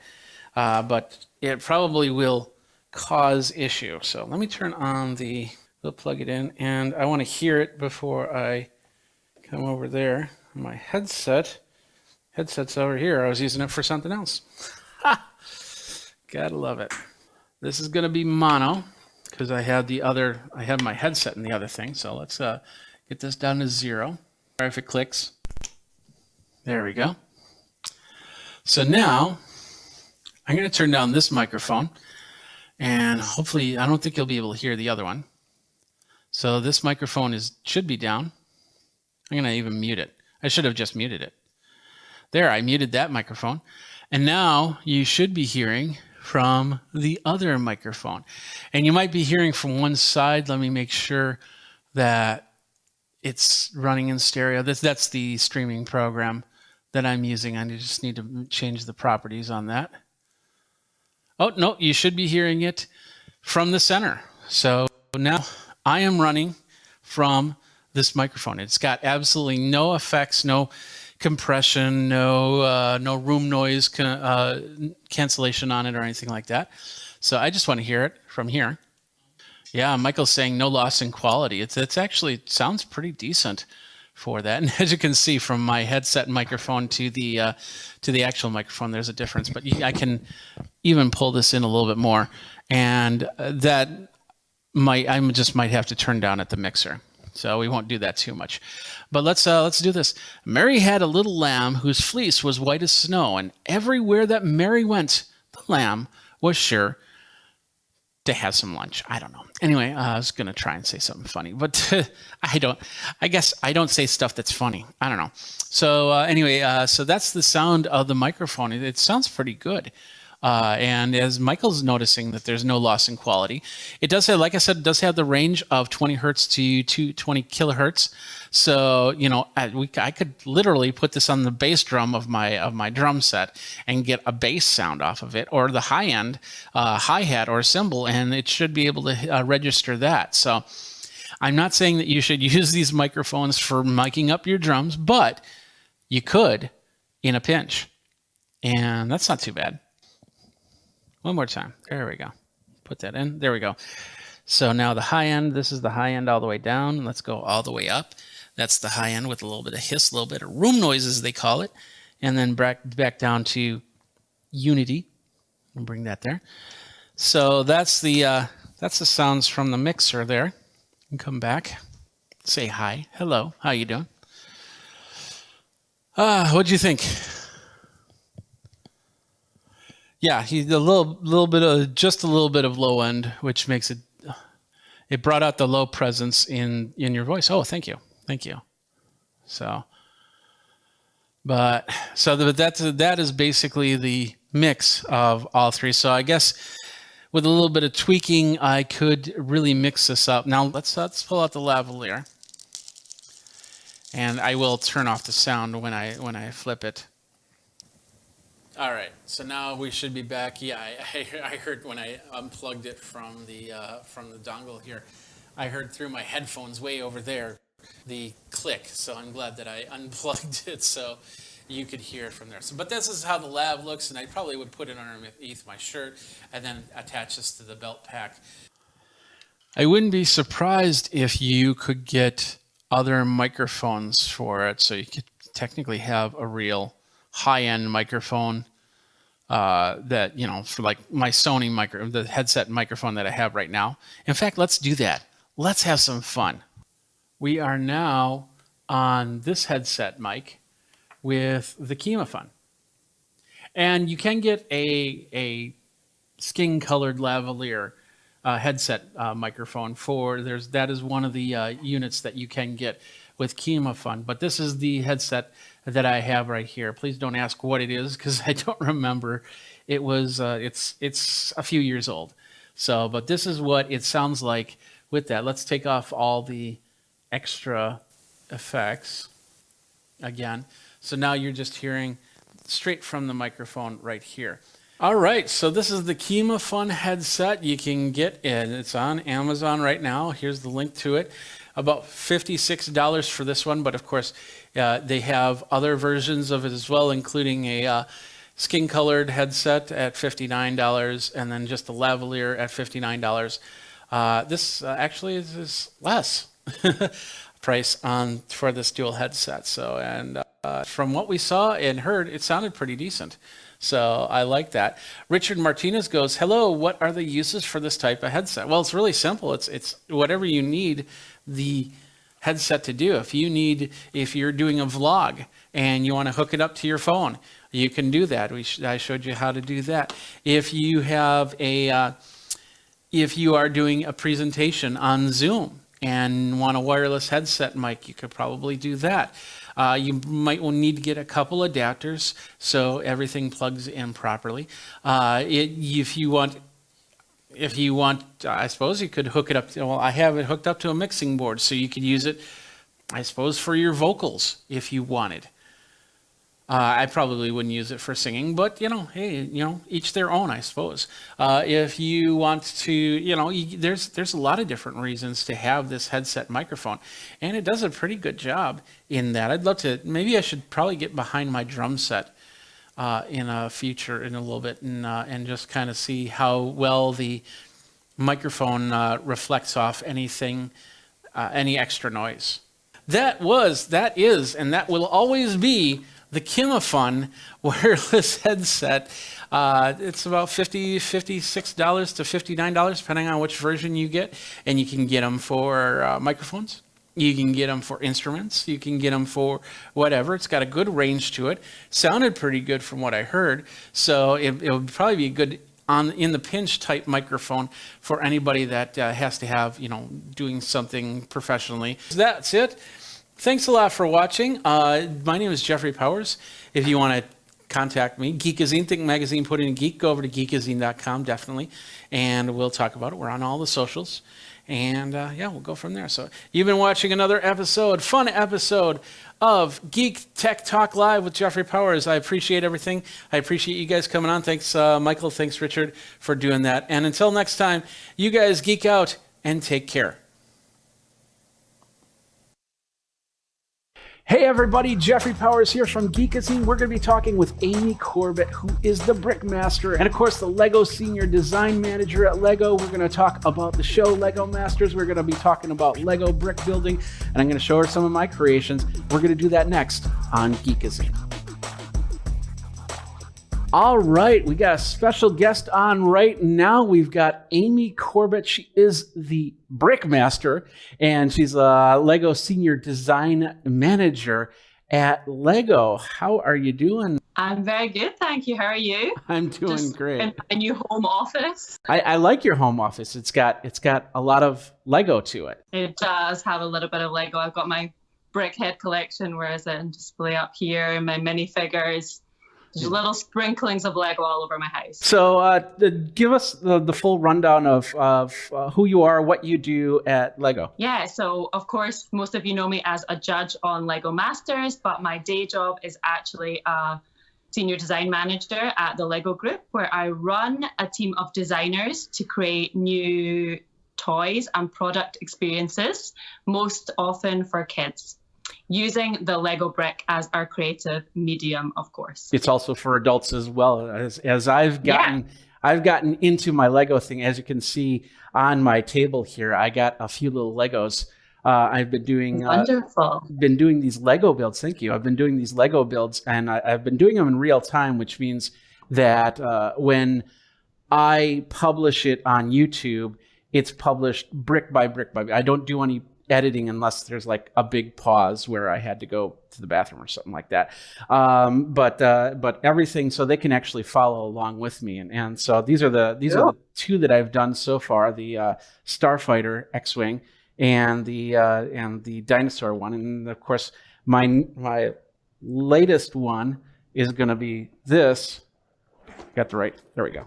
And that is the Harry Potter's. Love it. Some Hogwarts great trip. set choices there. So, well, first of all, let's talk a little bit about the show, and then we'll talk a little bit about building Legos a little more. The show, it's all done, it's all ready, so we'll see a finale and no issues on any type of post production or anything like that. Correct? No, we're all good to go. You will get a semi-final this week and a grand finale next week, so no worries there. And of course, we've been watching the show religiously, and can't wait for the last two shows. So, what can you tell us so far? Well, I know you can't tell us what happened at the end. We'll just have to wait and find out. But filming the show, how challenging was that? Oh, big question. I think for me personally, it was being a judge on a show like Lego Masters was a much bigger challenge than I ever thought it would be. When you sit at home on the sofa and you're watching judges on different reality shows, it seems really easy. But when you're actually there, seeing the builds live, seeing the passion and energy that all of the teams put into what they're making, then it's much tougher to make the decisions, and it comes down to the tiny little details on the day of who does best in every challenge. So I think being a judge was really difficult because the builders exceeded our expectations every time with the builds they created. Yeah, I've been amazed at what the builders are doing. Especially, I've been more amazed at the fact of how they've grown. The first couple episodes, somebody like Tyler and Amy were kind of not in sync, and then they grew, and now they are who they are.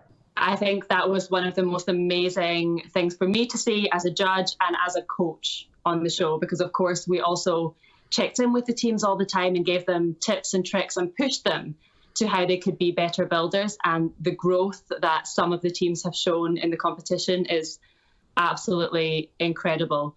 I think we're so proud of how they all grew every week and what they accomplished. Yeah, when they're doing these builds, do they have like a day to prepare? Are you telling them, okay, this week we're doing this type of build, or is it just like the next day they're right back into it? That would be really nice, wouldn't it, for them? But no, it was back-to-back challenges and building. And they didn't have any pre-warning or preparation. So when you see them being told this week's challenge is build the story created by these kids, that was when they found out. And then the same goes with the twist. There was no pre-preparation. So the speed at which they came up with ideas every time always amazed me, because they of course had to think of what they were going to build before they could start with the bricks. So what happens to these Lego creations after? Are they, well, of course, what was it, week 2 they all got destroyed,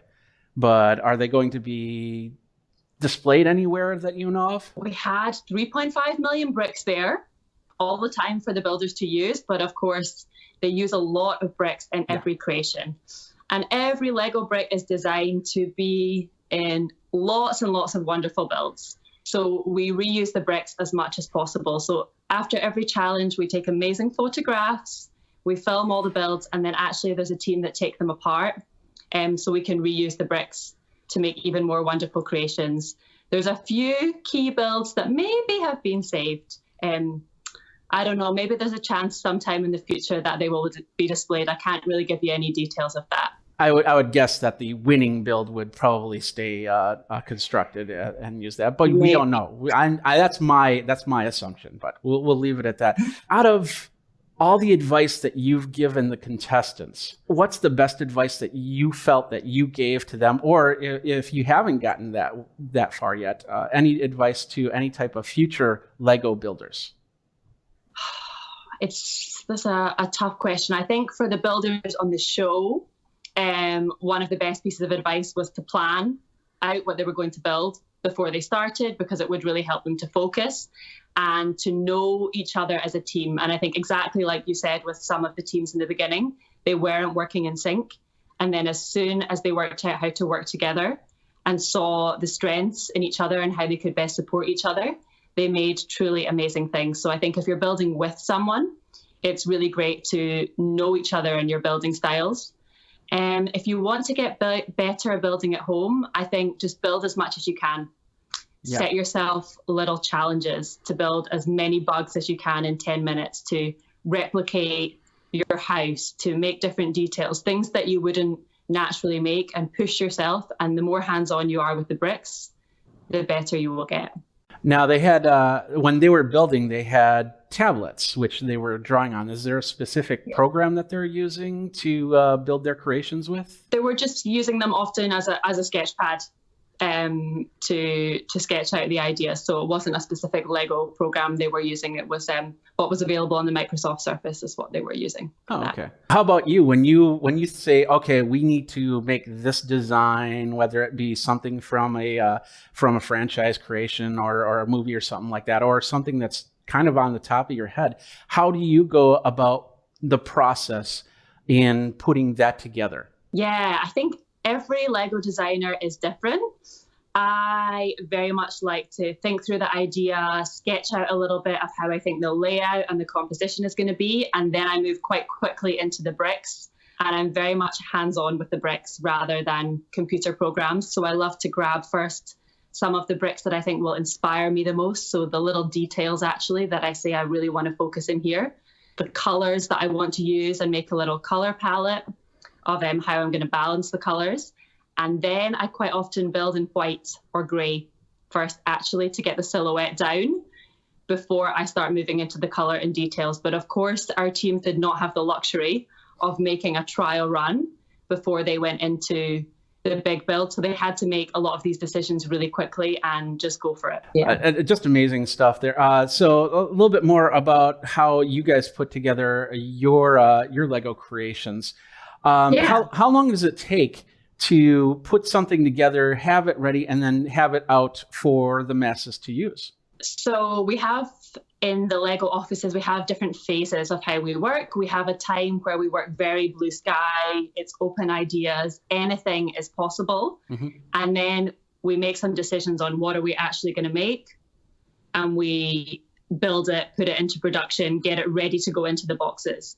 So all in all, it takes a bit over a year, around a year and a half usually, from first ideas until the products are actually in the box and on the shelf and you can buy them at home. So there's a lot that goes into it, a lot of different people, work going into the building instructions and how you'll actually create them yourself at home, and all the material you get in the box. I'm assuming you have like groups come in and build Legos and they figure out what's working, what's not, correct? Yes. So we are very hands-on with the builds. We have kids in with play sessions where they will see what's fun, what features they like, what's missing, what characters or colors they prefer. Can they actually build this model that we've designed for a 6-year-old, or is it way too difficult? And likewise with the adults, we test a lot as well. So we aim to have every single Lego product on the shelf go through the hands of someone to play with. I know that if you ever need anybody, I'm right here ready to build Legos if you want. That's great. We'll remember that. All right. So before we go, just really quick. So I'm doing these real-time builds, brick by brick. You can watch them on YouTube. And I'm also on Amazon and Amazon Live Creator. Is there any suggestions that you have for me? Because what I do in my organization, I don't know if you've seen any of my videos, but what I do in my organization is I organize by color first.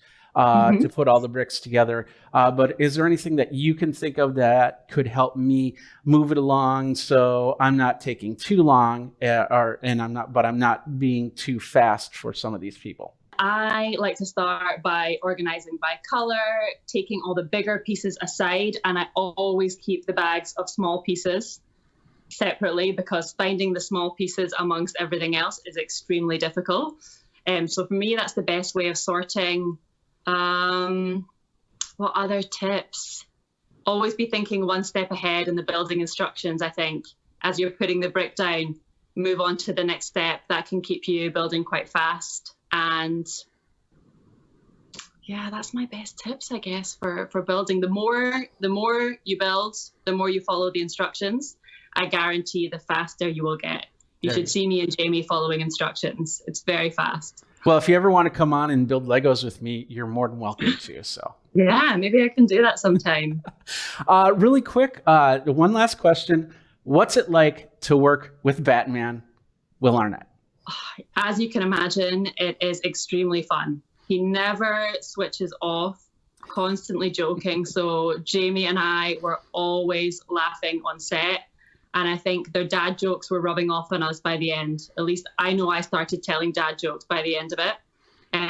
But really, he was great. I think he was such a good balance to me and Jamie when sometimes we had to be critical as judges. That Will could come in with his positive energy. He was a cheerleader for the teams, and he could build them back up again and remind them that, you know, this was just a learning experience for them, that they were going to get better and that they were all great and deserved to be there. Yeah, absolutely.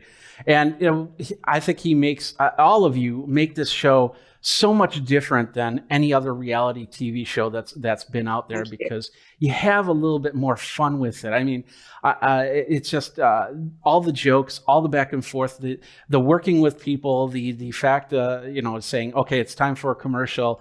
As you know, that's what's going to happen, and just put together. And then, of course, from some of the scenes we saw in the B-roll there, you got your Princess Leia look coming on in this next episode. Right?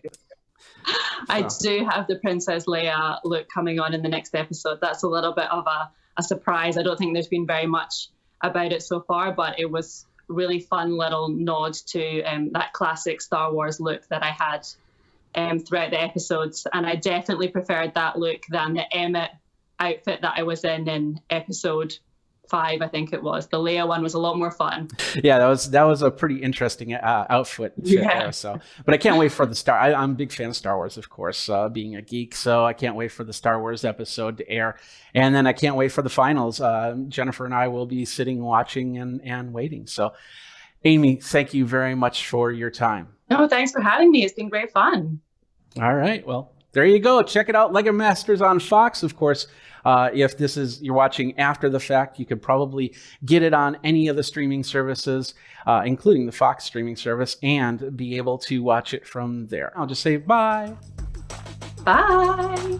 Hey, don't forget to follow me on the socials. Follow me, subscribe to my content wherever you follow me. And of course, like, I'd appreciate that. Give the love. And we'll go from there. We'll make more interviews just like this one. Can't wait for Lego Masters to come out, and can't wait for that finale. So Jeffrey Powers with Geekazine. Thanks a lot for watching. You guys geek out and take care.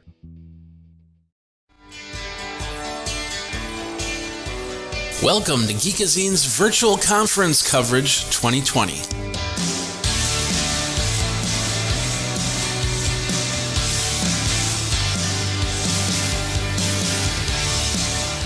Today we have Stephen Tellamy. He's from EditShare, and we're going to be talking about, you know, these times, these unprecedented times, as the commercials say. And he's got some great information with his company, EditShare. So let's bring you in. How you doing, Stephen? I'm doing very well. Well, as you say, within these weird times that we're in, doing good. All right, and of course, you're with EditShare. Why don't you tell people about what EditShare is all about? Yeah, so EditShare, we kind of do, I guess, 2.5 things. Our predominant business is around video production storage, so high-speed scale-out storage that you can do all of your video editing, your post-production needs on it. We also have media asset management in our Flow product, and the half a thing is also what we would say is APIs. So we're very much about being an open ecosystem that allow people to plug in to our systems, to extend our storage platform, to extend our media asset management platform, and sort of glue those things together. So those are all of our kind of main points, and I think we can talk a bit about how those we're using each of those things within this kind of time where people are working from home and trying to produce their content from, you know, weird remote production environments that they've not had to work in before. Absolutely. Like the production that's going on behind you. Are those shoes and a microphone? What's that? Yes, this is my home studio. So I actually also, as well as being CTO here at EditShare, I'm also a media composer. So I write music for film and stuff. The shoes are actually our swag.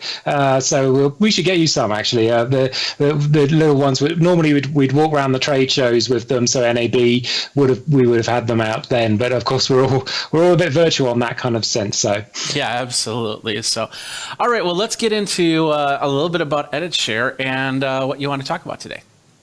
Yeah, absolutely. So I think something that's very exciting that we've just launched is our EFSV product. And this is an entire cloud-based product that allows you to get, working remotely, or actually as your mainline work very, very quickly. So we've been working on cloud environments for quite some time to extend beyond what we've been providing on-prem.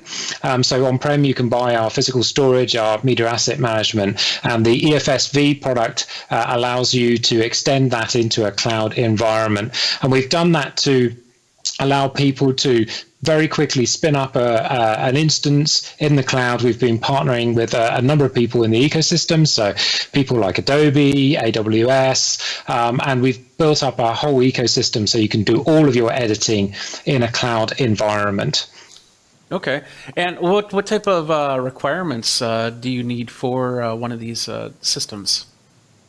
So the requirements are you basically would access the system using a technology called Teradigi. So they're a remote desktop technology. It gives you very high bandwidth, low latency editing experience. And so when you're using that experience, it just feels like it's a local environment. You're connecting to a remote desktop, a Windows workstation that's running in that cloud environment. It's got all the GPU power. So all of those requirements are taken care for. You can actually be running on a very low specification machine locally because you're connecting to something very powerful in the cloud with GPU, CPU, memory, and that's where you'd run your editing software like Adobe Premiere, or you could be running DaVinci Resolve, or you could be running Avid Media Composer. You can be running those on that remote desktop, and so locally your resources are not too bad actually.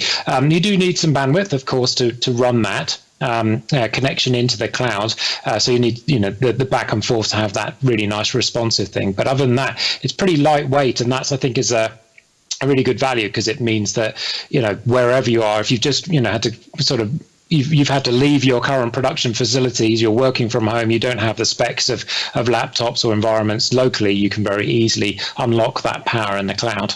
Yeah, and you mentioned the bandwidth, and that's probably the key, because something like that I would use while I'm on the road, and in something like a Las Vegas setting, I'm getting video done. I want to get it up there so I can get it edited by a crew or by myself for that matter. And would something like a Las Vegas hotel setting be a good situation for that? Potentially, yeah. I think it really depends on the kind of workflow that you want to do, and that's why we've got some really good flexibility in the end-to-end system. Getting your material first into the cloud is one part of it. So you can use some technologies such as Expedat or Aspira, these types of technologies, and so we've pre-integrated some of those solutions. It means that you've just been walking around the Strip in Vegas, you've got some footage, you need to get it into the cloud very quickly, then you can just use those technologies to maximize whatever bandwidth you actually have in your hotel room, right? So if you've got a large amount of bandwidth, great, it's going to get up there very, very quickly. So using those types of tools get your media into the cloud very quick. Once it's up in the cloud, we can scan it with our asset manager, and that will then generate it will generate the proxy resolution versions of those. So then there'll be a lower resolution proxy that's actually very accessible and very easy. So actually, if you didn't have the connection to run a Teradici. I think Teradici's sweet spot is around 20 megabits per second. Okay. That gives you a very good, very responsive feeling like, you're editing locally. If you don't have that kind of bandwidth, instead you could switch to using our Flow Story product, and that seamlessly switches to using the proxy version of the media, which is much lower resolution, but still very usable. You can still edit with it. And then once you've got some availability to get back to the higher bandwidth, you can then switch back to the high resolution material to do your finishing up and your, conforming, those kind of things. So those in terms of those requirements, we've got some good flexibility between whether you're going to run something at a low resolution and then finish it in high resolution, or you do the whole thing in the high resolution. Yeah, absolutely. And I've heard that if your hotel room doesn't work in Las Vegas, you can jump on a bus and be able to work from there in high speed. So, yeah, that's a good idea. Absolutely. Now you have a few companies working on that. You have a map here that you're going to be showing me, right? What's this? Yeah. Let me talk about this. So this is a scenario that we put together with Amazon Prime Video. So they're one of our customers who helped us put together this end-to-end solution along with AWS. So in this scenario, we had the Monte Carlo ATP tournament, and that was being sent back to London to a production facility where Amazon Prime Video were streaming it out live to their customers. But at the same time, we were capturing that live feed and uplinking it to the data centers in Virginia. So that's the AWS data centers. That's where we hosted our EFS, so our edit share file system, all virtualized in that cloud. And you had remote editors who were in LA in this case, using that Teradici technology we talked about to access that content in the cloud. So they were using virtual workstations. They were editing using Adobe Premiere on a Windows desktop that actually was in the cloud. It was connected to our high-speed storage. And then when they were done with their editing in LA, they could use our Airflow tool. So Airflow is a web-based review and approve tool. It uses some of those proxy files we were talking about earlier. Okay. So when they finish their edit, they can upload it to that Airflow environment, and then somebody back in the London production center can say, yep, that looks good, or please change this shot or tighten that sequence or use something else. So they can put commentary into that Airflow tool and review it. And so all of these pieces actually are bits that people can use. So you might need the accelerated transfer that we talked about, uploading your content with Expedite. You have the remote desktops and those types of technologies. And I think the other really important part to emphasize here is you need a very high performance storage layer. So we sit on top of Amazon's own storage layer, which is called EBS. We put our virtualized file system on top of that. And what it does is it allows that to span many virtual machines and scale out to, many terabytes, even up to petabytes of storage, but all of that being at very, very high throughput, because when you're doing a video edit, it's not just the quality of the remote desktop experience that's going to be valuable. It's also going to be the speed to which you can stream that video from the storage layer. And so we've optimized that to work really, really very well in a cloud environment. Yeah, because there's many different factors that you have to worry about from one end to the other. So it's called the EFSV. Was that correct? That's right, EFSV. Yep, it's up there on our website now. We've just relaunched our website. We're very excited about it. And so in the product section there's an EFSV page that talks all about the solution. I've also got a little bit of it running locally on my machine. If you'd like to take a little look at the experience. Absolutely, let's do that really quick. We'll flip over to this page while you switch around screens. Yeah, absolutely. So this is the page that he's talking about where the EFSV lives. And you can experience that, check that out from there. So, all right, let's see. So we go over here. So what I'm going to show you, this is going to be proof that, because it's quite difficult to show you that we're in remote desktop environments because it looks like local. I'm using a Mac here. I'm connecting to this NLE instance here, a virtual instance that's running here in the AWS cloud. So that's what I'm going to be connecting to. So when I switch screens here, now I'm looking at a desktop. It's a Windows desktop, right? Okay. So this is the remote desktop experience that's running in a cloud environment. So this is actually running in an AWS data center. I'm connecting to it with Teradicci, and I've got Adobe Premiere here up and running. You can see I've got something, and I'm midway through editing, and I've got the full editing experience here. So I've got, the ability to, stream this, and the quality is really good in terms of, I'm not sure how well it comes across on Skype. You're seeing this. So go ahead and run that video again. Think about this. It's not only going to the AWS server and coming back to him and wherever the server is for that, whether it be United States or London or whatnot, then it's coming through to me, which I'm then recording it. And it looks, maybe a little bit of frame rate issues, but it looks really nice from here. Yeah, it's really, really very powerful. And for me, it looks, perfect, in terms of this. And so this is actually running in the Ireland data center. And this is the value of the, cloud environment, is I can put the same solution in Virginia, in Ireland. I can put it, around the globe in different data centers. We've stood this up in Sydney. We've stood this up in Japan. So wherever in the world people are working, we can deploy this same solution so they get that really low latency response. But also, as you say, I'm able to share a screen with you. You're able to see these things, and we can also stream things to each other using NDI and some of those other plugins. So the responsiveness of this product is quite astonishing, and that was really the experience that we've got when we've been putting this into people's hands. We've made it very easy for people to get on board and spin up both a proof of concept system, so they can just go and try their workflow. And we one of our US customers, he just basically said, it's like he couldn't believe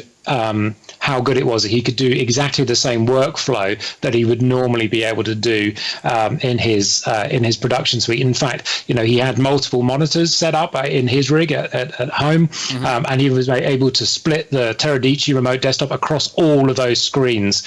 So really amazing, that you can do all of that from a cloud-powered system. Yeah, absolutely.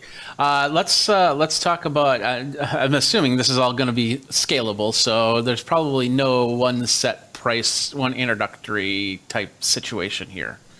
Sure, yeah. So we can the price can go from one point to another. So in terms of our kind of cloud offering, it starts at around $480 per month, plus then the AWS cost. If you combine the two, it comes to about $750 per month, and that gives you a starting system. But you can then obviously scale that up. So, depending on how much footage you want to be putting, how much editing, how many workstations you want to be running as well. So the great thing about a cloud environment is you can just spin them up and use them as you need them. So if you've just got an editor who needs to start working on a system, and they just need to do 2 hours of editing and then they're done, you can just spin up the workstation for that period of time and then shut it down, and you stop paying for it, which is a really good, powerful way of cost saving. So there's a lot of cost savings things you can do in terms of the overall system to give you a real flexibility of tailoring the system to the way you would like it to work. Wouldn't mind talking to you a little bit about our Flow product as well, because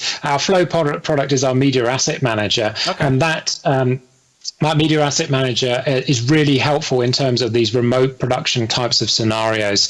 And so I'm just going to switch screens as well, just to show you a little bit of what I was talking about, our Airflow, but I'll also talk a little bit about some integration we did with Zoom, which is really cool.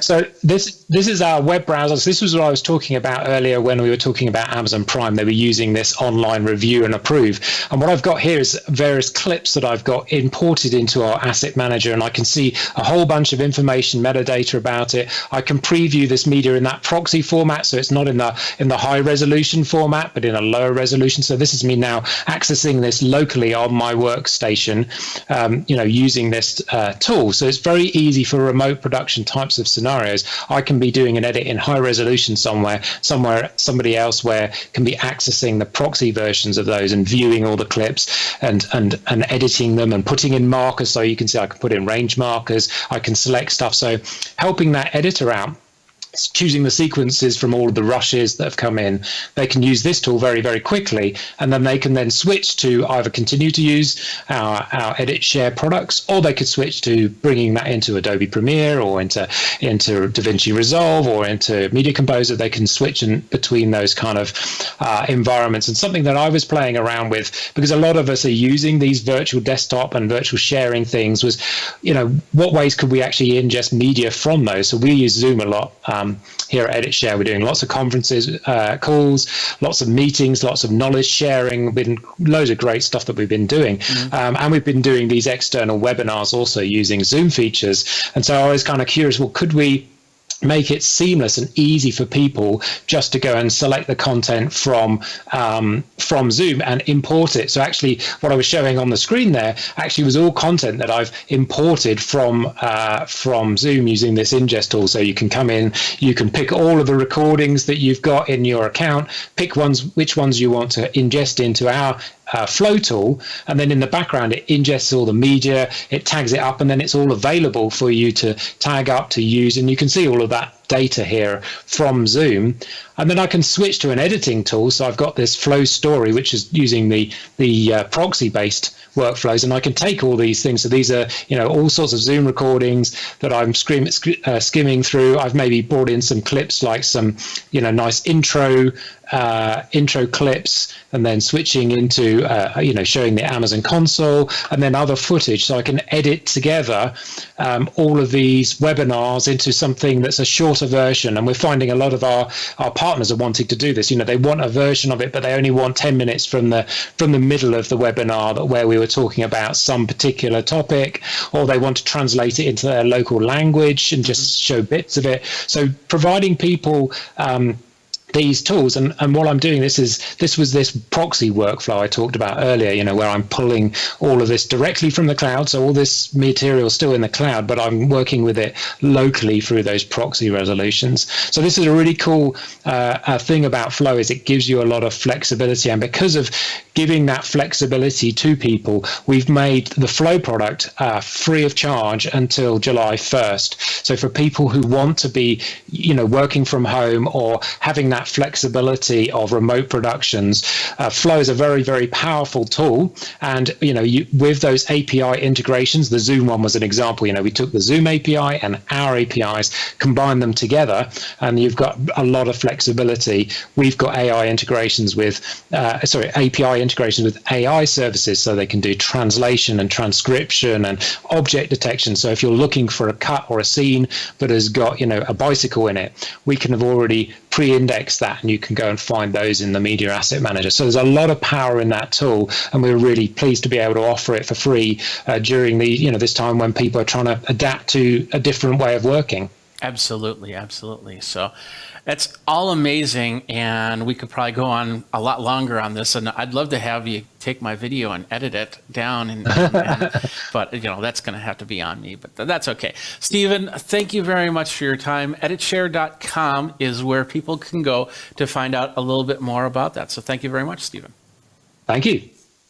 That's another company from the Virtual Conference Coverage 2020 at Geekazine. Since I can't go to the conferences, I'm going to have the vendors come to me. If you're a vendor, if you've got a product that you want to show off, if you've got a service that you want to talk about, let me know. Tweet me over at Geekazine, Think Magazine, put in the geek, and let's get on air and talk about it for Geekazine. Don't forget to like, subscribe, comment, and hit that bell notification to let you know when the next video comes out.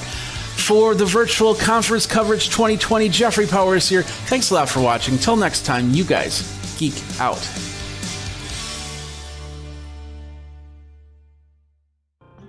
All right, let's talk about music. Let's talk about bringing in music into your live streams, and let's talk about music that you can use without somebody coming up to you and say, hey, I want some money for that. You're using my song. What you're hearing right now is a song I actually created on my iPad. Whenever I fly, I like to pull it, and I have the phone or the iPad available. I pull it out and I tinker on it. I get ideas, and then of course as a musician, I use those ideas when I create songs. Now, not everybody's a musician, and that's okay. There are still ways you can do it without having to worry about, well, how do I do fourths and fifths and major sevenths and blah, blah, blah.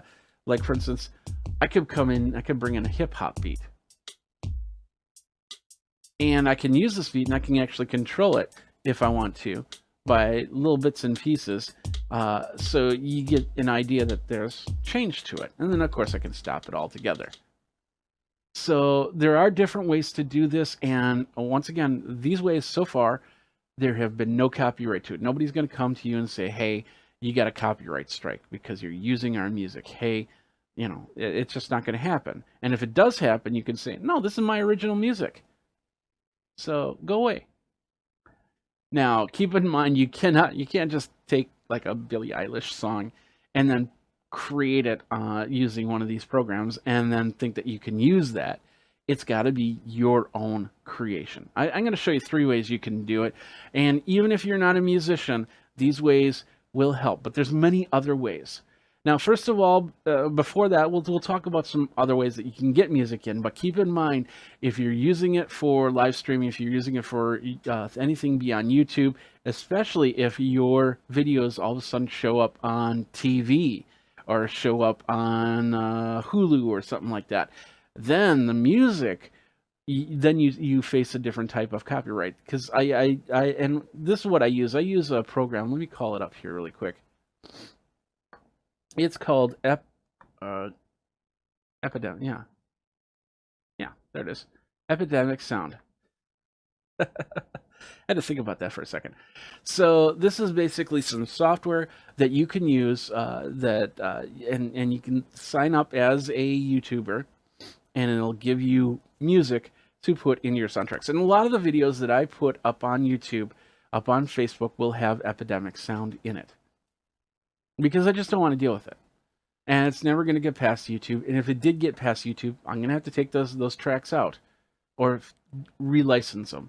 But, you know, it's like $15 a month, and I can, you know, if I need a country two-step, or if I need a ballad, or if I need something rocking and rolling, I've got all that music at my fingertips because I've done this. I've tried to get royalty-free music, and without a company like this behind it, it gets tougher.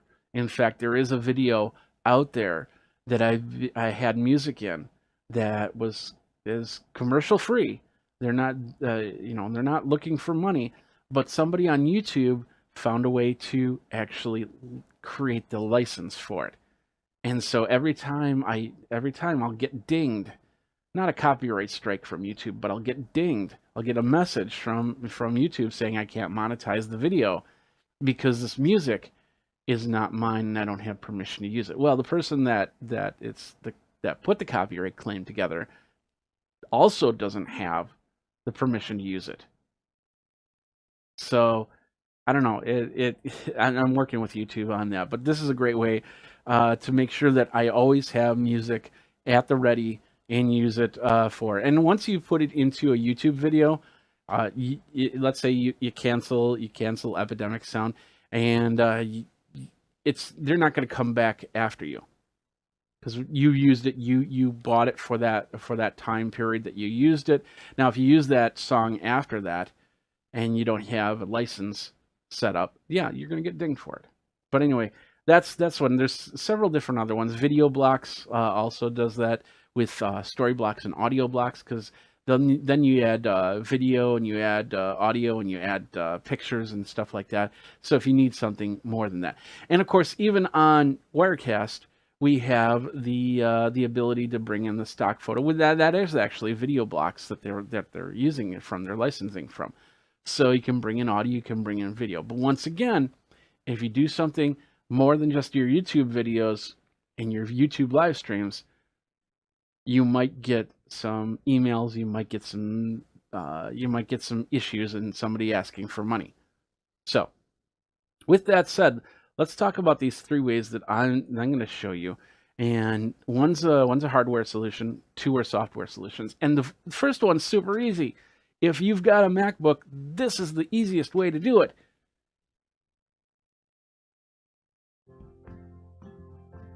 That's it, right here. Let me show you. This is it. This is GarageBand. it's a fairly straightforward program to use. And the cool thing about this is you can use your iPhone to create the music and then bring it over to the iPad, to the MacBook, or the iMac, or whatever you're using. You can mix it down to an MP3 file if you're using Wirecast or whatever streaming system on a PC or a different type of machine. But right now I have it to go 16 bars and then loop. So it's just playing the same 16 bars again and again. And with this, I can change it up a little bit. Like, for instance, I can take out the piano. I can take out the guitar. And some extra drums. And then house drums. Or I can bring them back all in. I can say, yeah, I just want the house drums. Or I want this, which is just basically accent drums. You get it, maybe some grand piano.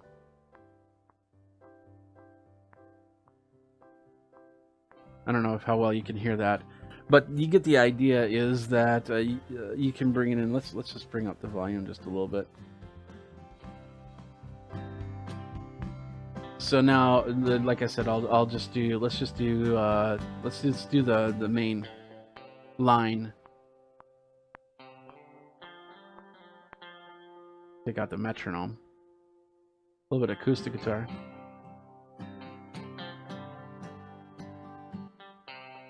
So, and with the acoustic guitar, like I said, this acoustic line is actually fairly easy to run on iPad and iPhone, because you don't have to figure out all the notes. You can figure out a strum pattern and then just hit chords as you're going. So if you have a basic understanding of music and you know how to do a C, F, G, you could create some stuff and have some fun with it. So if you're a little creative, that's one way to do that. So that is just GarageBand. And here, let me show you really quick. Let's just let's go over here. We'll go over here. There we go. So we're going to create a new file. And let's not save this. We'll bring in an empty project. And then we're going to go over here. We're going to say add a drummer, create. There, you've just created your first thing. There's Maurice.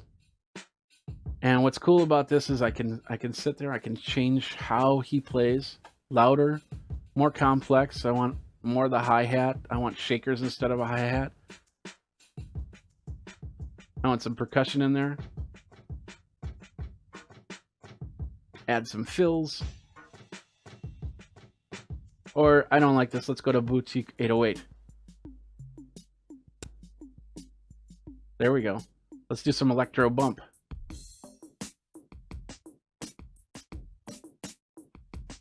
And I can create. I have plugins that I can bring those in to add to this sound. Let's go back. Let's go to Big Room. Let's go to Dez. Let's change him up. Change up our drummer. Go back to Big Room.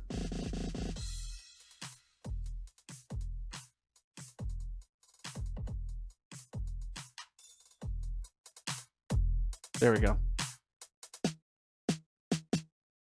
So you get the idea there. It's lots of different ways that you can bring in. You can bring in a drummer and you can bring in a sound. If you just want a drummer, that's one way to do it. Another way to do it is by going over to, let me bring it up here. Another program that I use is called Band in a Box. This is going to cost a little bit more, but it's got some great features to it. And right now I've got a song in here, and these are just the bass songs that you can load up, and you can use them. They're copyright free.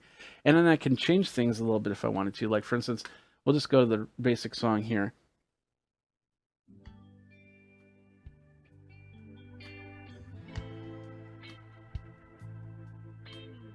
Nice little slow classic rock.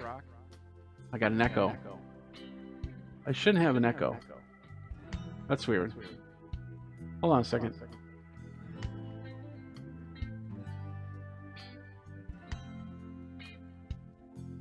There. Okay, there we go. I had a button on. So anyway, the idea, yeah, as you can see, now I can talk and I have this music playing behind me, and this is actually absolutely copyright free. And if I wanted to, I can say, okay, I want this to be an F instead of an G. So now, it's gonna sound a little weird, but because I didn't think about it too much, but that's not too bad. And then I can bring this to G, and then now I've got a different song if I wanted to. It's, as you can see, fairly straightforward. And to create the styles, you can go from the list, and you can use the base list, or you can buy whatever add-ons they have, because you can get tons of more songs if you need something a little bit more specific to what you're doing. But as you can see, it's there you are. You've now got a song. You've got music behind you that you're not going to get in trouble for using because of the fact that it's copyright free. And what's cool about this is you can use this for things like when you're planning to do a live stream and you have to go silent. Let's say you're doing overhead cameras just showing the crowd or something like that. You can have this music playing in the background. I've done this several times for events. So they have something audio-based to listen to while they're waiting for the stream to come back up. It's pretty cool. So we have that option. Let's bring that down. Let's stop that. And there's a third option. Now this is a pretty cool option, and what's really cool about this is you can also create your own beats and stuff like that. It's mostly drums, but you can actually put in other instruments if you put some thought into it. And it's this thing right here. And why didn't that switch over? Let's do that. Did it not? Oh. Well, that's interesting. Let's move it over then. Hold on a second. Oh, stop being difficult. There we are. This is the Beat Buddy. This is a product I got about a year ago, and I've done some stuff on this before. And this is really cool because with this, you can just put some straight up drum beats down. Now here's how it sounds. Let me switch over here. Is it ready? Okay. So now if I hit this button, it's doing a straight up hip hop beat. And I got that running in the background. So now I can talk. I got this hip hop beat going on, and I can alter it a little bit. Let's say I'm going to go from one segment to the other. I'll just press it down. Now I've got a little bit of skip in there, a little bit of feel like it's not just going to be a straight beat through the whole thing. I can do multiple fills, and then I can go to a different type of beat. And then when I'm done, I'll just double click on it and I'll do an outro fill, and it's done. I can go in here. I can go down to hip hop 2, and I can change the volume. I can change the tempo. Oops. Oh, that's the drum set. I'm sorry. Tempo is over here.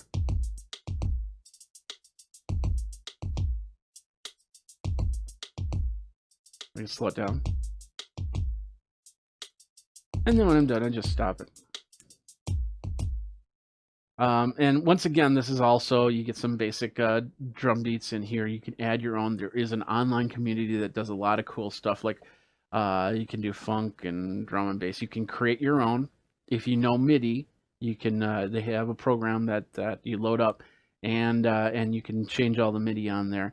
But you can also bring in stuff that you're working on. Whoops. Like, let's see if I can find it. Maybe I don't have it on this one.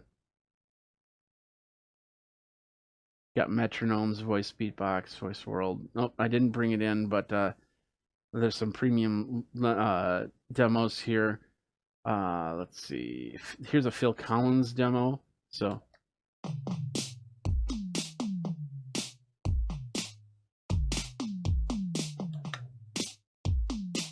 you get the idea. So now I can control it with the drums and have a little bit of fun with that, and go from there. Because I can control it. And it's a foot pedal, so I could actually have it at my feet, controlling it. Bring in Phil Collins sound. Bring it down a little bit. So now you got some background drums while we're talking here. And hey, that's pretty sweet. And it adds to the audio and video that you do. Now, for music, it's best to have what's called a ducker. So when you talk, it lowers the music down to a certain point. But Wirecast doesn't have a ducker type situation in there. A compressor works sometimes as a ducker, but it is not a ducker. Just so you know. So that of course a compressor is in there, and you can set it up as another track. So when you record, you can actually have this music on a separate track, on track 2, and your vocals on a track 1. So if it just doesn't work, you can just take it out and then set it up and mix it down and get rid of the track, or bring the track in separately and then do what you need to do in a post editor or anything like that. Or when you're live streaming, you have no music in the background, but if you're recording, you can put the music in the background. So lots of different ways to do it, but as you can see, that is the easiest. Those are the 3 things that you can do to bring it in. One's free. If you've got a Mac, if you've got an iOS product, you've got GarageBand. So use it. One, and then the other 2 you do have to pay. I think this pedal is something like $200, $250. There are other pedals out there, just like the Beat Buddy, that also do drum and bass sounds. And they're meant, so when I'm playing guitar, I can put a drum beat behind it. And there's other ways to do it. There's other programs, MIDI programs that you can use to create music. And all of these ways, you just pay the fee, how much it costs for the program. And then the music that you create is what you use. And it doesn't have to be complex. In fact, you can also work with some of your buddies, and maybe your buddy's like, "Oh yeah, I got that program. I got 5 songs that I wrote here. I'll give them to you. You can use them on your show." And the next thing you know, you got music for your show, and you got it from your buddies.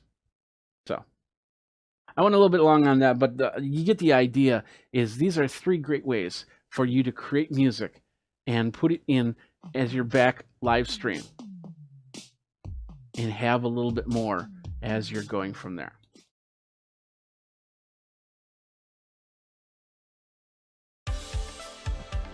What's up, my geeks? Jeffrey Powers here, and I am at a conference. Yes, I am. I'm here at this very generic conference, and I'm talking about different things that you can do in your teleconference and having fun with it. And welcome to another Geek Tech Talk Live with Jeffrey Powers. That is me. How you doing?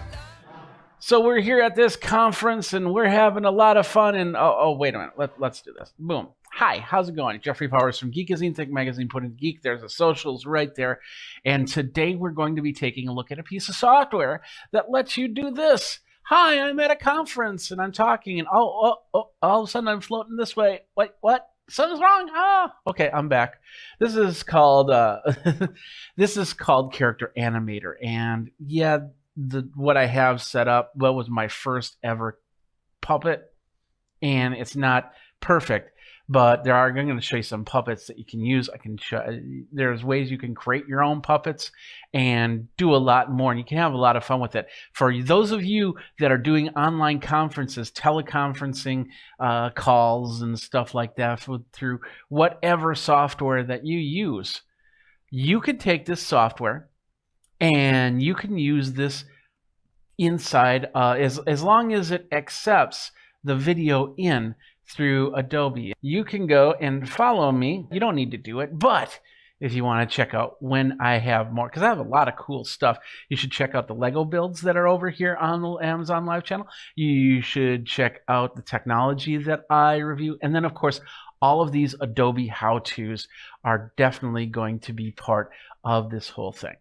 Now, first of all, I want to let you know, I did get a product. Adobe did get me a copy of the software to review and use, but all opinions are of my own. You can go over to my review page to find out more. And I've played with this software for a few years now. And now that we're in this area of everybody's doing online meetings, they're doing weird things for these online meetings. I've heard of stories of people that are, they're starting with the backgrounds. The backgrounds were super easy. They don't need the green screen, what's called chroma key, and they can put in a background as long as they're well lit. It does pretty good. You get a nice picture of San Francisco or Bridge of the Enterprise or whatnot. You get all these options. But what if you could take it one step further? What if you can take it to a cartoon level? And that's where this program comes in. It's called Character Animator by Adobe. It's part of the Adobe Creative Cloud, and which comes in. It's just amazing how many pieces you get with the Creative Cloud for around $52 a month or $600 a year. You get Photoshop, you get Premiere Pro, you get Rush, you get AI, you get 100 gigabytes of storage, you get all of it here, and just tons of programs. And I've showed you the programs. If you saw my previous videos, I showed you how I use Premiere Pro in creating my videos. I showed you how to use Photoshop in creating my thumbnails. And now I'm going to show you how to impress your friends on your online conferences with this piece of software that does come with the Adobe Creative Cloud. Now let's pull up my Creative Cloud here really quick. So this is the Creative Cloud right here, and it comes with all of these. These are the ones that are installed on my PC and Mac. You also have mobile devices, and you also have web devices. So if you go to the mobile device, you can do Photoshop on your mobile device. You can do Premiere Rush, you've got Fresco, you've got Illustrator Draw. So you can get Spark Video. You can create compelling videos in minutes. I should probably use Spark Video. I don't use Spark Video on my phone. And just a whole bunch of cool stuff. You have web-enabled apps as well, like Mixamo, which is a 3D modeling software. Adobe Color, you got Spark, which creates graphics mobilely.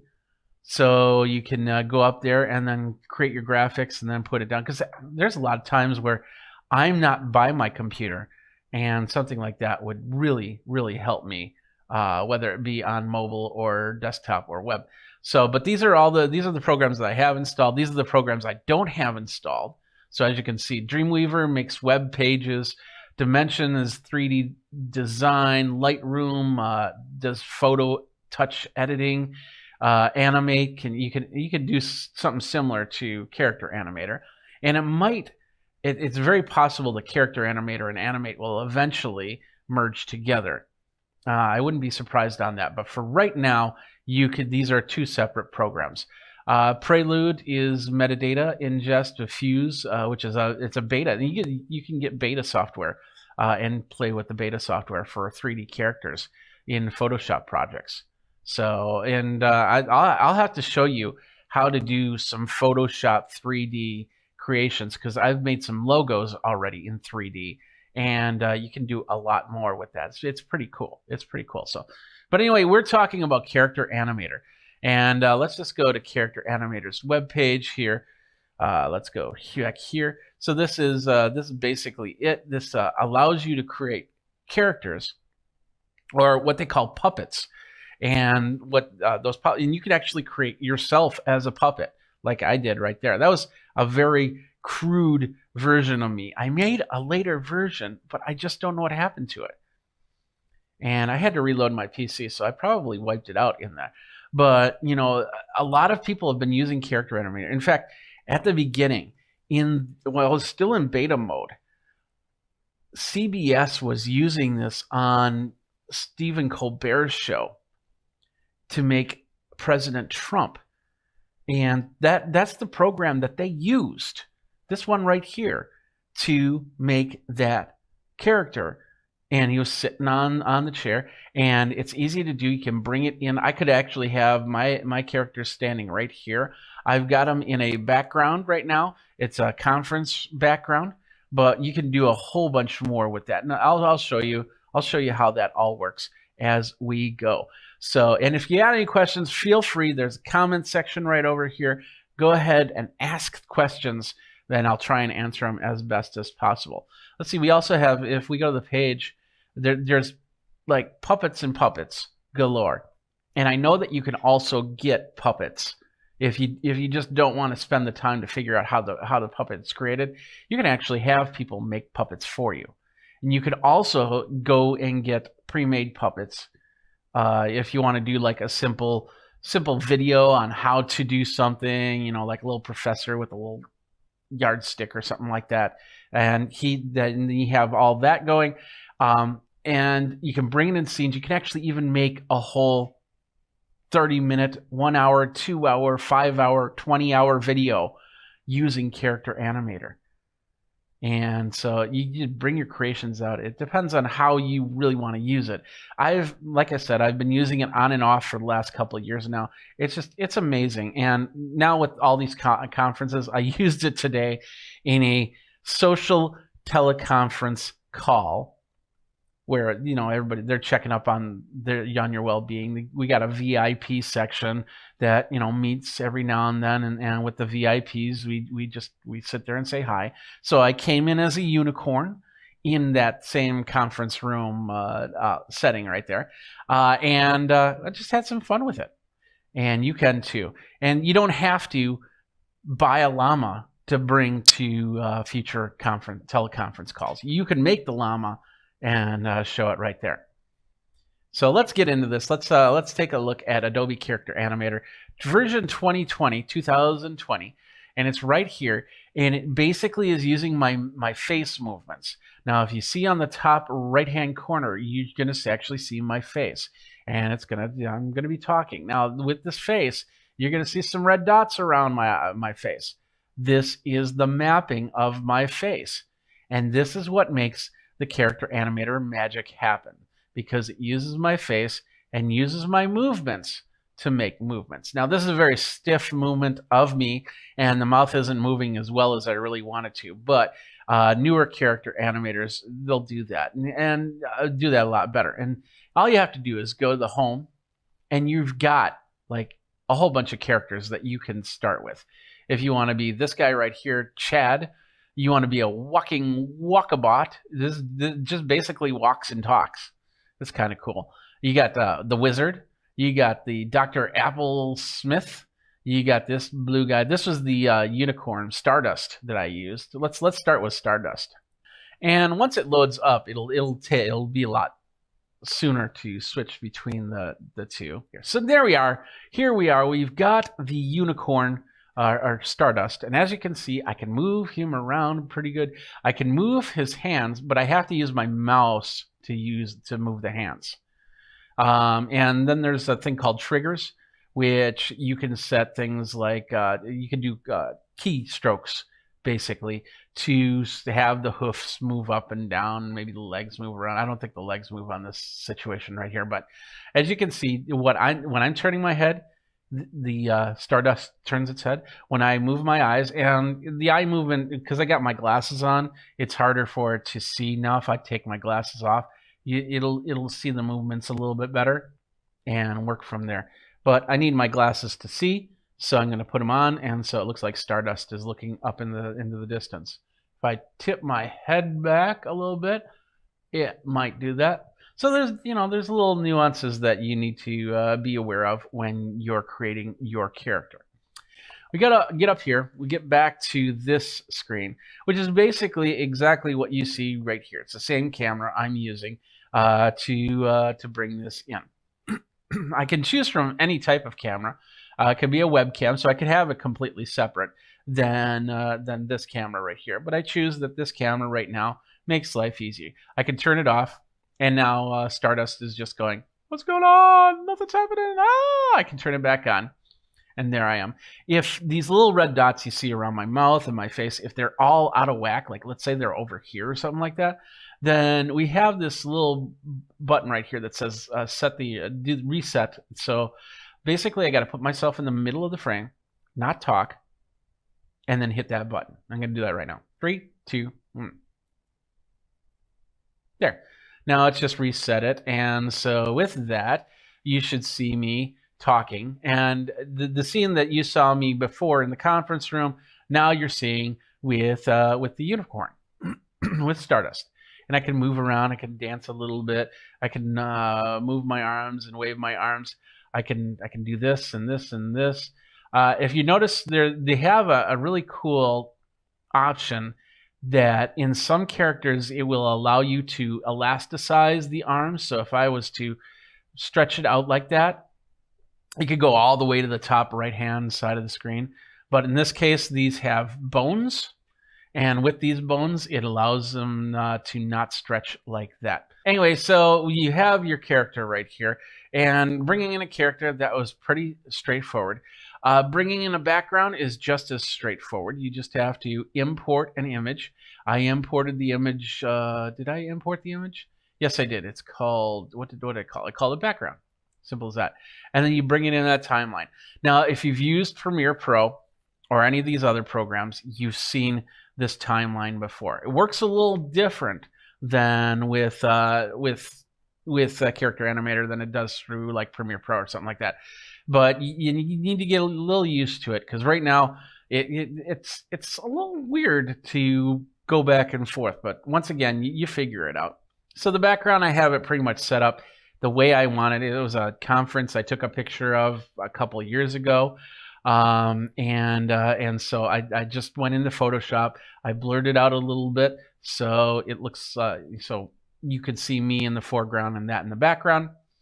And now I can bring in this guy right here and start him up. Now Stardust is not moving because I do not have Stardust in action.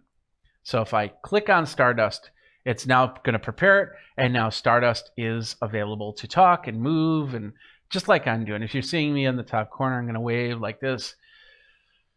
You got a unicorn right here. It's me. I'm a unicorn. I'm Stardust.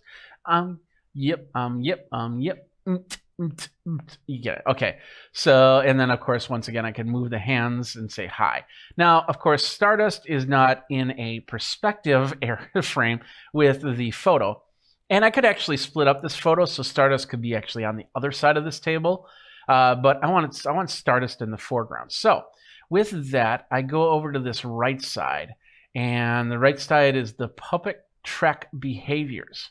So they have different things. Let's see if you can see that from here. Yeah, you see that at the top, you'll see it says dragger, it says eye gaze, there's face, there's lip sync, and stuff like that. The whole idea is that these are where you can make the changes. And the big one we're going to look at right now is called transform, because I want to scale Stardust bigger. So I'm going to bring him into the foreground. Hello.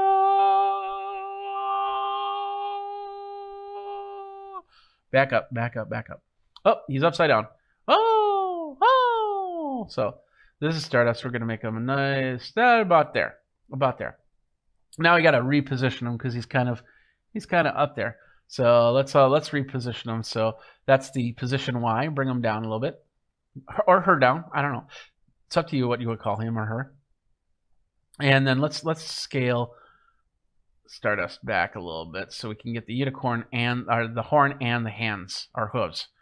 So now I got the hooves. I got the hooves right here, and I got the horn up here, and I got the head here, and it's all good. So we got that position. We got that scaled. We can even do a rotate if we want. Now, all of this you can use to create the movie, because you could actually create the scenes inside here. That's what that timeline is for. So in the timeline, all you have to do is hit the record button and talk. So I could hit this record button, and now it's going to record in 3, 2, 1, and it says, "Hello, I'm Stardust. How you doing? I'm here. You're here. We're all here. Yada yada yada. Blah blah blah blah blah. Thank you very much for coming to the show." I'm going to hit stop, so I don't confuse myself on this recording and that recording. But now Stardust has a little scene right here, and you can see that it just populated all here in the take.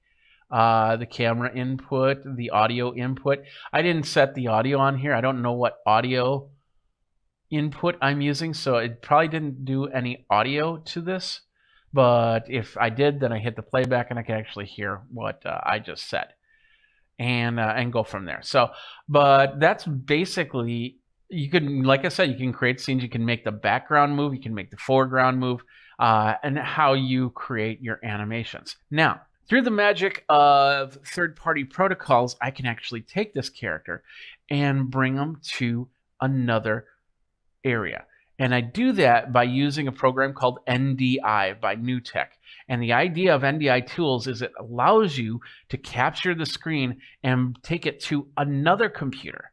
Let's say you're on one computer and you're doing a presentation. You use NDI tools that will send the presentation to another computer where you can watch that presentation. And you can send it to multiple computers, multiple sources, and all of them can watch that presentation. It's a pretty cool program, absolutely free.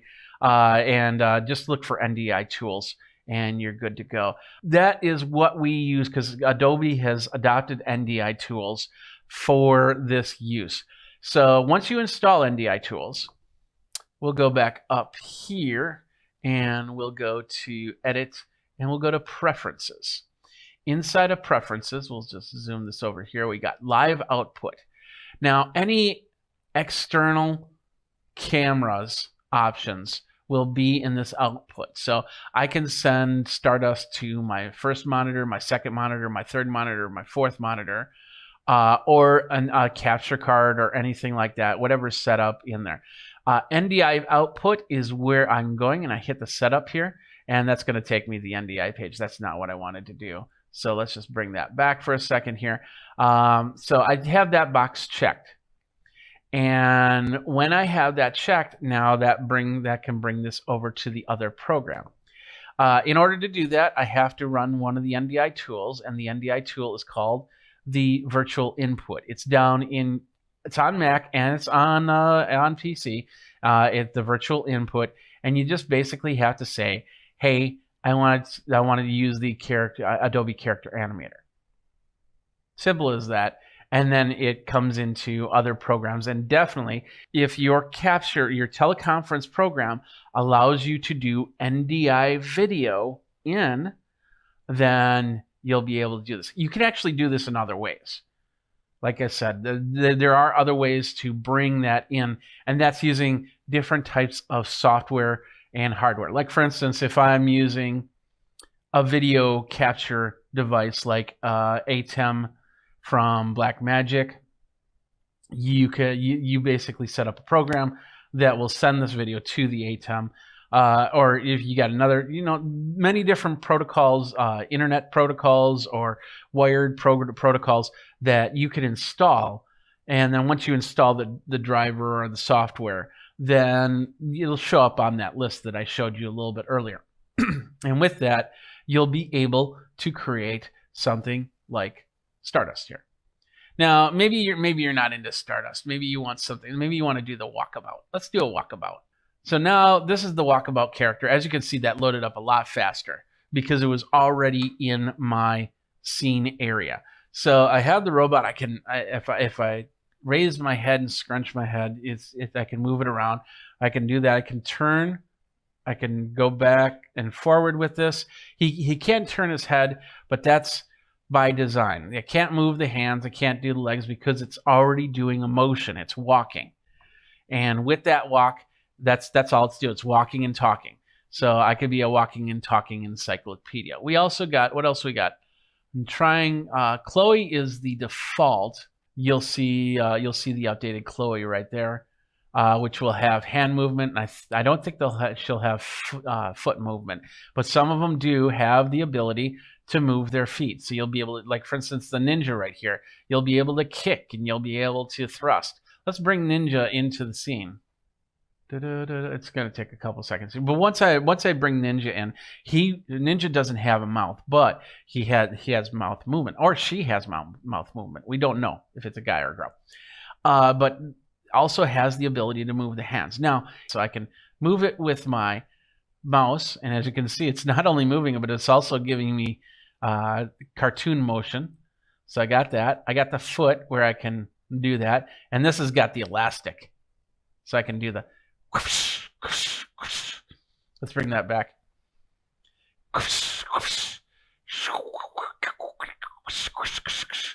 And it comes right back. And the same with the hand. I slap you. But there's also a thing called triggers. Oh, where is it? They moved this around a little bit.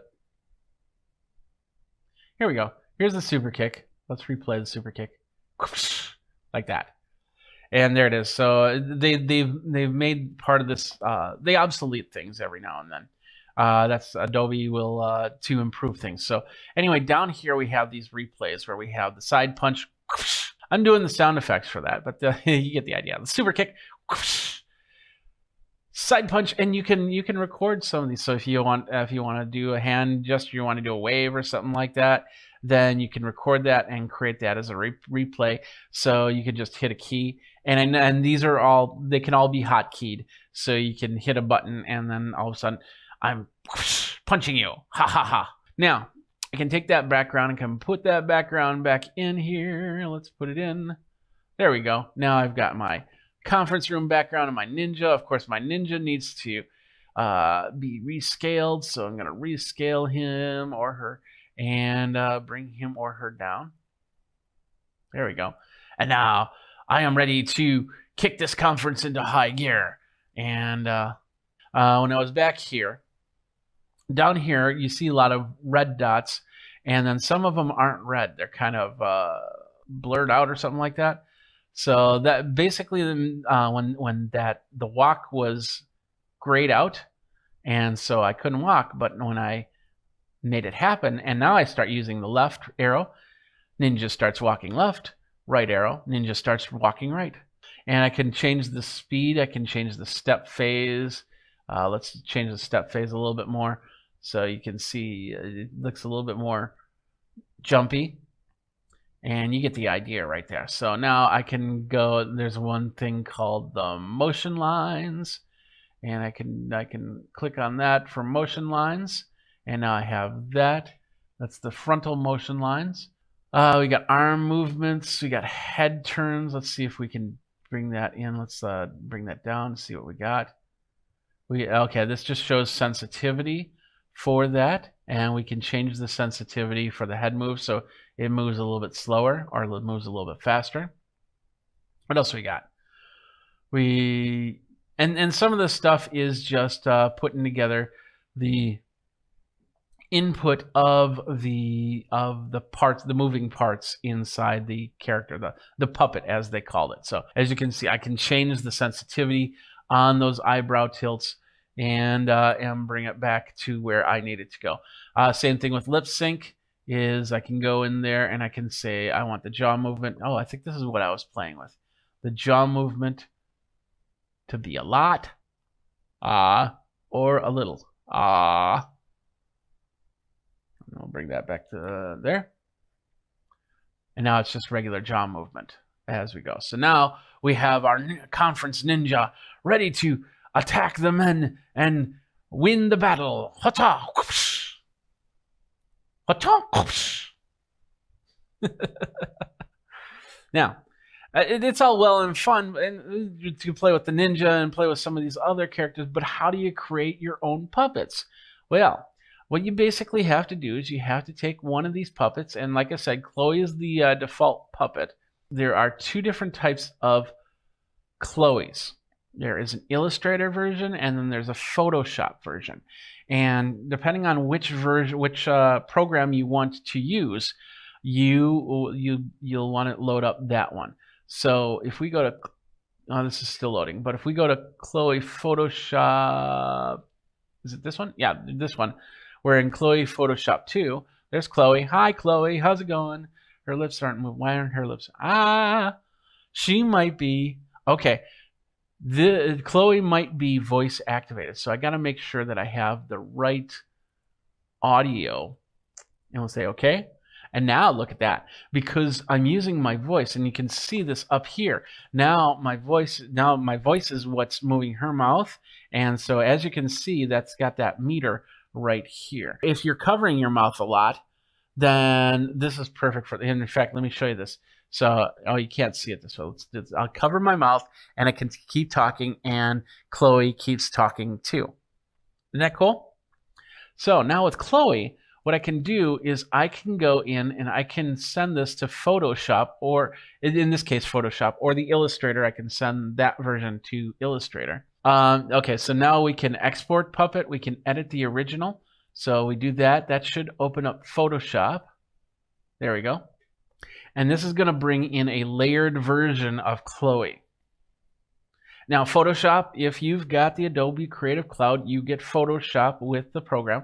You get Adobe Illustrator as well with the program, so you'll be able to bring in these puppets easily. Hopefully, I'm not maxing my system. There we are. So this is Chloe in the Photoshop format. Now, if we go in, we can take the head and we can move it. See, that's her head. That's one sprite or layer of the character. We can do the same thing with the hand and the arm. Since Chloe's got a little bit of movement in her arms, she's also got the elastic movement, which means that there's a way to bring in what's called bones into your work. So if you wanted this arm to bend at the elbow joint, you can set up bones to make that happen. So, but she's just got basic movements, and I think her arm will bend in the middle as she moves around. It won't bend here because this is just the Photoshop thing. So I could do something like change the nose look a little bit, or change the eyes, or maybe change the color of the shirt. This is the shirt right here, and it's all in layers and set up ready for the character. So that's the first part, is actually going in and actually changing the character. So if you got a good idea, there are some more complex puppets out there. Just look on the internet and you'll be able to find some stuff there. I think there's some free characters, puppets that you can use to bring it in and create your own models. There's online communities out there with puppets that you can go and get. And then of course there are puppets that you'll have to pay for, but then you'll be able to use those puppets in your work, and however you do it. So let's get back here. So we got Chloe. We can, and once again, like I said, the Photoshop or Illustrator, we can make our edits, we can make our changes. When we're done, we simply just save it and close it out. And with that, now Chloe is ready. She's saying, hi, I'm Chloe, And as you can see, she doesn't have that elasticity as the ninja does. She does have the ability to do a little bit of aerobic action. And I don't think her feet move. No, her feet don't move. It's just the hands. And in this case, wherever you leave the arm, it's going to stay there. In some other cases, if you move the arm around, it'll come back to an original position. But as for the ninja, when I move his arm like this and I let go, it comes right back down to his side. Now, in here, you have your rig, you record, and your stream. With stream, you have, as you can see, this is more keystroke stuff. So if I hit F, as you can see, the fist just closed.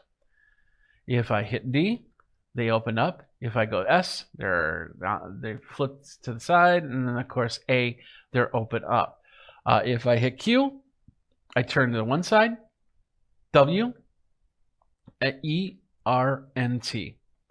So I can really control the body movements if I want to, but then I still have the hand movements. So if I want to create a fist, I'll go F, and then I'll go, why are you punching yourself? Why are you punching yourself? And then it comes back to the position. You can set, of course, in order to do this, you first have to create the hand. So it's not like everyone's going to have an open hand and a fist and a side hand, because some of these things are not even human; they're aliens, and these streams, these options, will do different things. Like maybe they'll spit a bubble out of their mouth, or maybe they'll make the brain bulge out, or something. Like, I don't know, whatever you want to make it do. On the layout side, you can change that. So if I want that to be a G, I'll go over here, and I think I just have to move it. So you can change all of this and set it up for the performance. Now, same thing with the background. Let's go over to the background. In this case, I don't have anything set up for the background, but I could set it up to maybe move around a little bit. We can kind of put them together. So when Ninja moves, the background moves too. but you have that. And you have the rig area. This is where you take your puppet and you make this puppet do what it needs to do. If you look, if you can see, I don't know if, let me see if I, no, it's back to the last frame. But if you can see, the hands are all of the hands here. And all of the faces with all the turns, they're just on layers.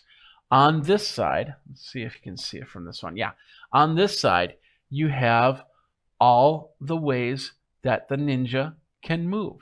So you have the left quarter with the head, and it's highlighting the area of the head when I click on that. And then I'll drop that down, and I can say frontal head, and I can say hair. There's the hair, highlights the hair, and I can make changes to the hair. On the right side here, you have the ability to move things. So we're moving the hair a little bit. Just put that back to where it was. We can change its opacity. So we can have kind of see-through hair. We can rotate the hair. We've got different options here. Down below, we'll collapse layer. We got the layer mesh, and then we have this thing right here, the tags. Now we can play with eyes, and as you can see, there are different types of mouth movements. There's different types of arm movements. All of these dots will allow you to do something. If I want to make the shoulder do something special, like maybe something like this, I can definitely make that happen. I can make the eyes blink a little bit different. I can make the mouth, as long as I have the layers that are meant for that to do that, and the ability for movement, I can do that. But as you get the idea, it's pretty much up to your imagination what you can do with the character animator to create your whatever. I have a niece that is in art school right now, and she's creating 3D objects. We could bring in one of those objects, set up the layers, and then have some fun with it. And these are the characters that you get with Character Animator. So you can use Chad, you can use Chloe, you can use the Walkabout, you can use Red Monster, you can use Tull. This guy right here, this is what's cool about Thorn, is they've now added a background to Thorn. So when he comes up, he's going to have really nice animated background that you can use in your videos if you want to. So you don't have to do any extra stuff. You just bring them in and boom, and there you go. And he's taking a little time to prepare, but he's coming in. There he is. You see, that's a really nice background. So if I go here, now I'm this big monster guy, but as you can see, his hands, he has jointed arms. So they joint at the elbow and they joint at the hand. So he can bring that like that, or bring this down and bring it down the ground and like be in like a knuckle dragger right there. Pairing scene. There we go. Now as you can see, Heather's got, this is perfect for anybody that wants to do a vlog or something like that. I don't think her hands move. Let's see if she's got any stream options. There are no controls for Heather, so you just basically talk and do that. But I could probably figure out, there's probably a way. Let's go to the rig and see what Heather looks like. So her hands are just there. That's it. So it's just basically Heather talking. None of this stuff in the background moves, so I can't move the crystal ball. I can't move anything like that. I'm trying to click on the screen. I don't see anything that's triggering. It would have been nice to have that candle move or something like that. But you could set that up. You could recreate this puppet and then have it so you hit G and all of a sudden the candle flickers. So that's Heather. Let's see what else we got. And once again, you can use these right out of the box. I've never tried this one. Oh, this is the new where you can create a new capture. We're going to capture the facial features. So we're going to start the capture. It asks for a neutral. Adobe Photoshop Lightroom. Woohoo! So there's my character. So I'll hit continue and saying it's now being created. Now it says pick a style, and then we have to adjust the settings. Oh wow. Ooh. Oh, that's freaky. Okay, so I can pick a style right here. So I could do like a little pencil look to me, or let's see that. Yeah, a little artsy stuff. I want a little. It looks like a statuesque. We got that. We don't have to have a style, but we can do different styles. I could be a bear. Look at that. I'm like Chewbacca. We're going to do Chewbacca right now. And then we can change the stylization a little bit more and a little bit less. So, oh, there's my glasses. I want that. And then feature exaggeration. A little more, a little less. Let's stick that in the middle. Cycles, we got resolution at 480 pixels. We can go up to 720 if we want to. And now we're going to hit generate puppet. And in the meantime, these are all the programs that you can get on Adobe Creative Cloud. And let's just go back because we're getting close to the end here as we're waiting for this to finish up. And I think I just did. It's about $52.99 a month, but if you do the yearly subscription, billed yearly, it's all one lump payment of $598.88. And that's actually cheaper, but a monthly subscription is about $79.49. You can make different choices. Plus, you have the student teacher. If you've got a student or teacher credentials, it's about $239. So that helps with being able to learn this stuff. So it's amazing what you can do with all this. So now, ready? Are you ready? Here we go. Hi, I'm me. How you doing? It's not perfect. It's not perfect by any means, but as this program really starts to grow, I wouldn't be surprised if they add more features to it. I think this is, let's turn off the microphone. So now I can just move around. Yeah, you can use the microphone or you can use the camera setup. So, and then of course I can adjust the sensitivity so it doesn't look so jumpy as I speak. But here I am. I am Jeff the Wookiee Bear. I don't know. What do you think? Is it me? Is it this or this? This. Let me know, and I'll do whatever you want.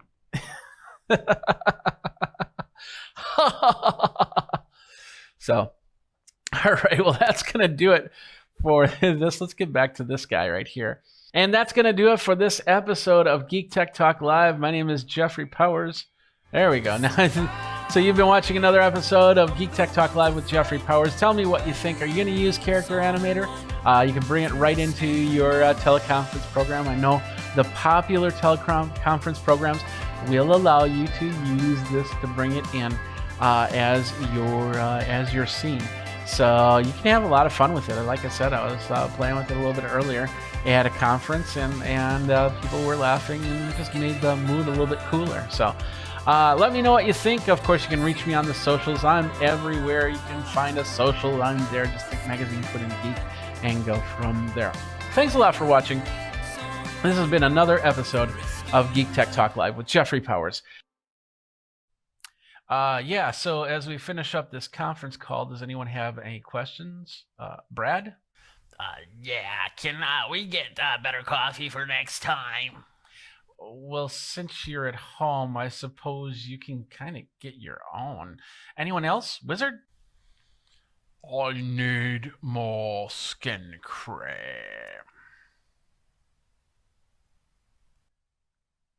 Okay, that's something that's on Amazon, I suppose. Yeah, Stardust, do you have a question? I just want to say that everybody's beautiful. Well, thank you. Fish, you had a question? Bloop. Yeah, we can do that. I think that's it for this call. See you guys next week. Okay, goodbye. Goodbye. Okay, we'll see you next time. Okay, see ya. Bye.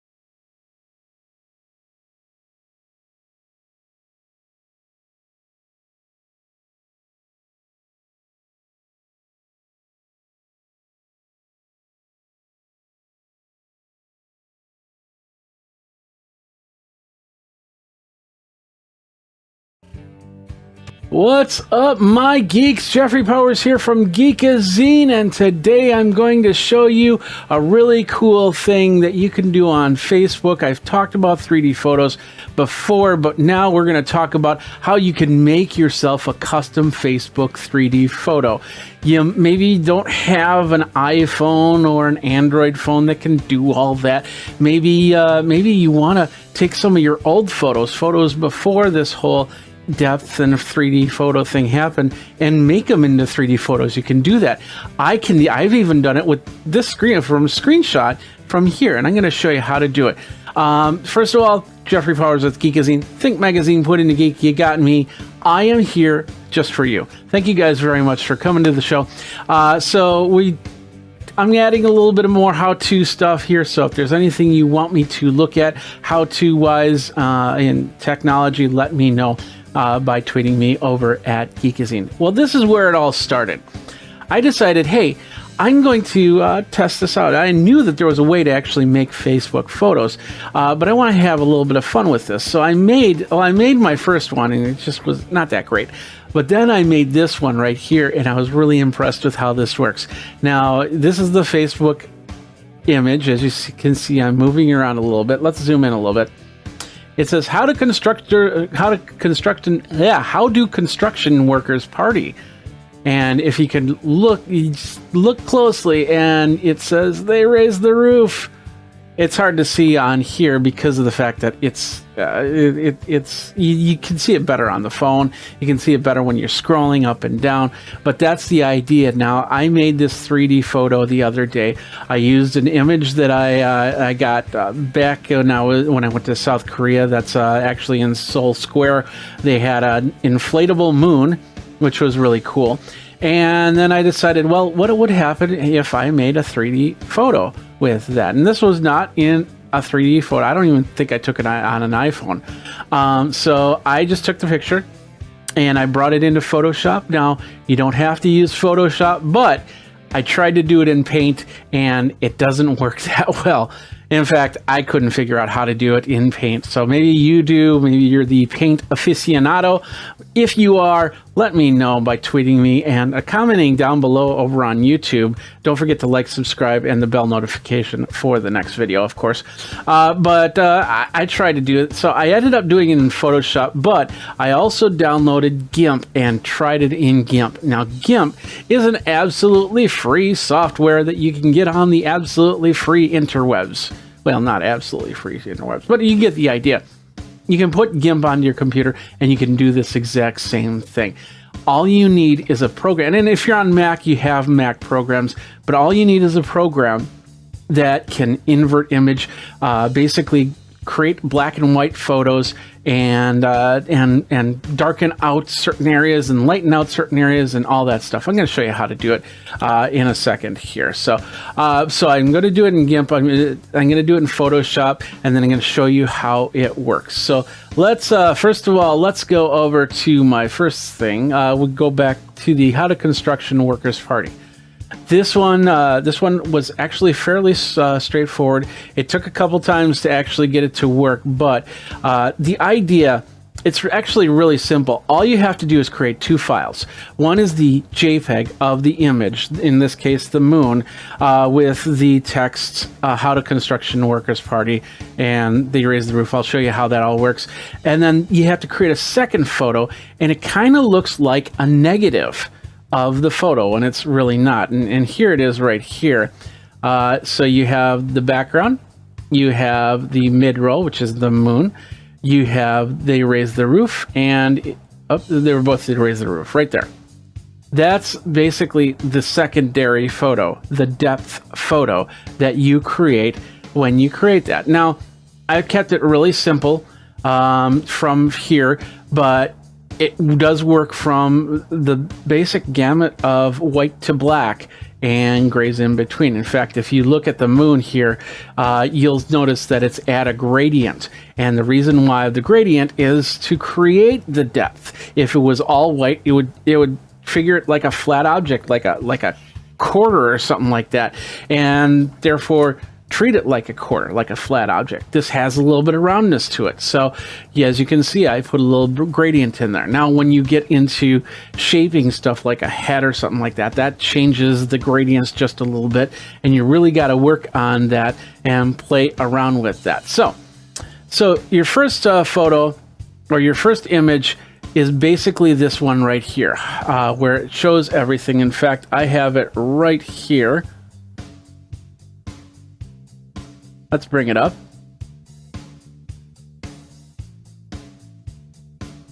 That's the first photo right there, and that's what you and you get that. You know, I called this construction1.jpg. You can do a JPEG or you can do a PNG. It does not matter. Those are the two main. I don't think you can do bitmaps.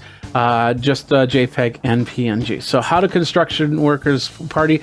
As you notice, they'll have. You can see they raise the roof on there, and I probably should have made this using the texture of the moon in the text of raise the roof, but I decided just to color match it as best as possible so you can see it. Now, and the other thing about both of these with the text is I put a light gradient behind it, basically a drop shadow behind it, so you can kind of see it just as the picture right here. The second photo is right there. As you can see, it's got the moon, it's got they raised the roof, and that's it. And they raised the roof is in just straight up white, because that's going to be what's in the front of the picture. So if you think of it 3D, black is in the back, white is in the front, and gradients go all the way from back to front. So, and you know, as in darker objects to lighter objects to the front. So anyway, that's what we've created right here. Basically, just two images. Now, once again, you got to play with these, depending on what you put in for your images. Like if you've got a very busy type of picture, like let's say a skyline or something like that, you're going to probably do a lot of masking. You're probably going to do a lot of cutting and pasting, creating new layers. Like for instance, if I did a skyline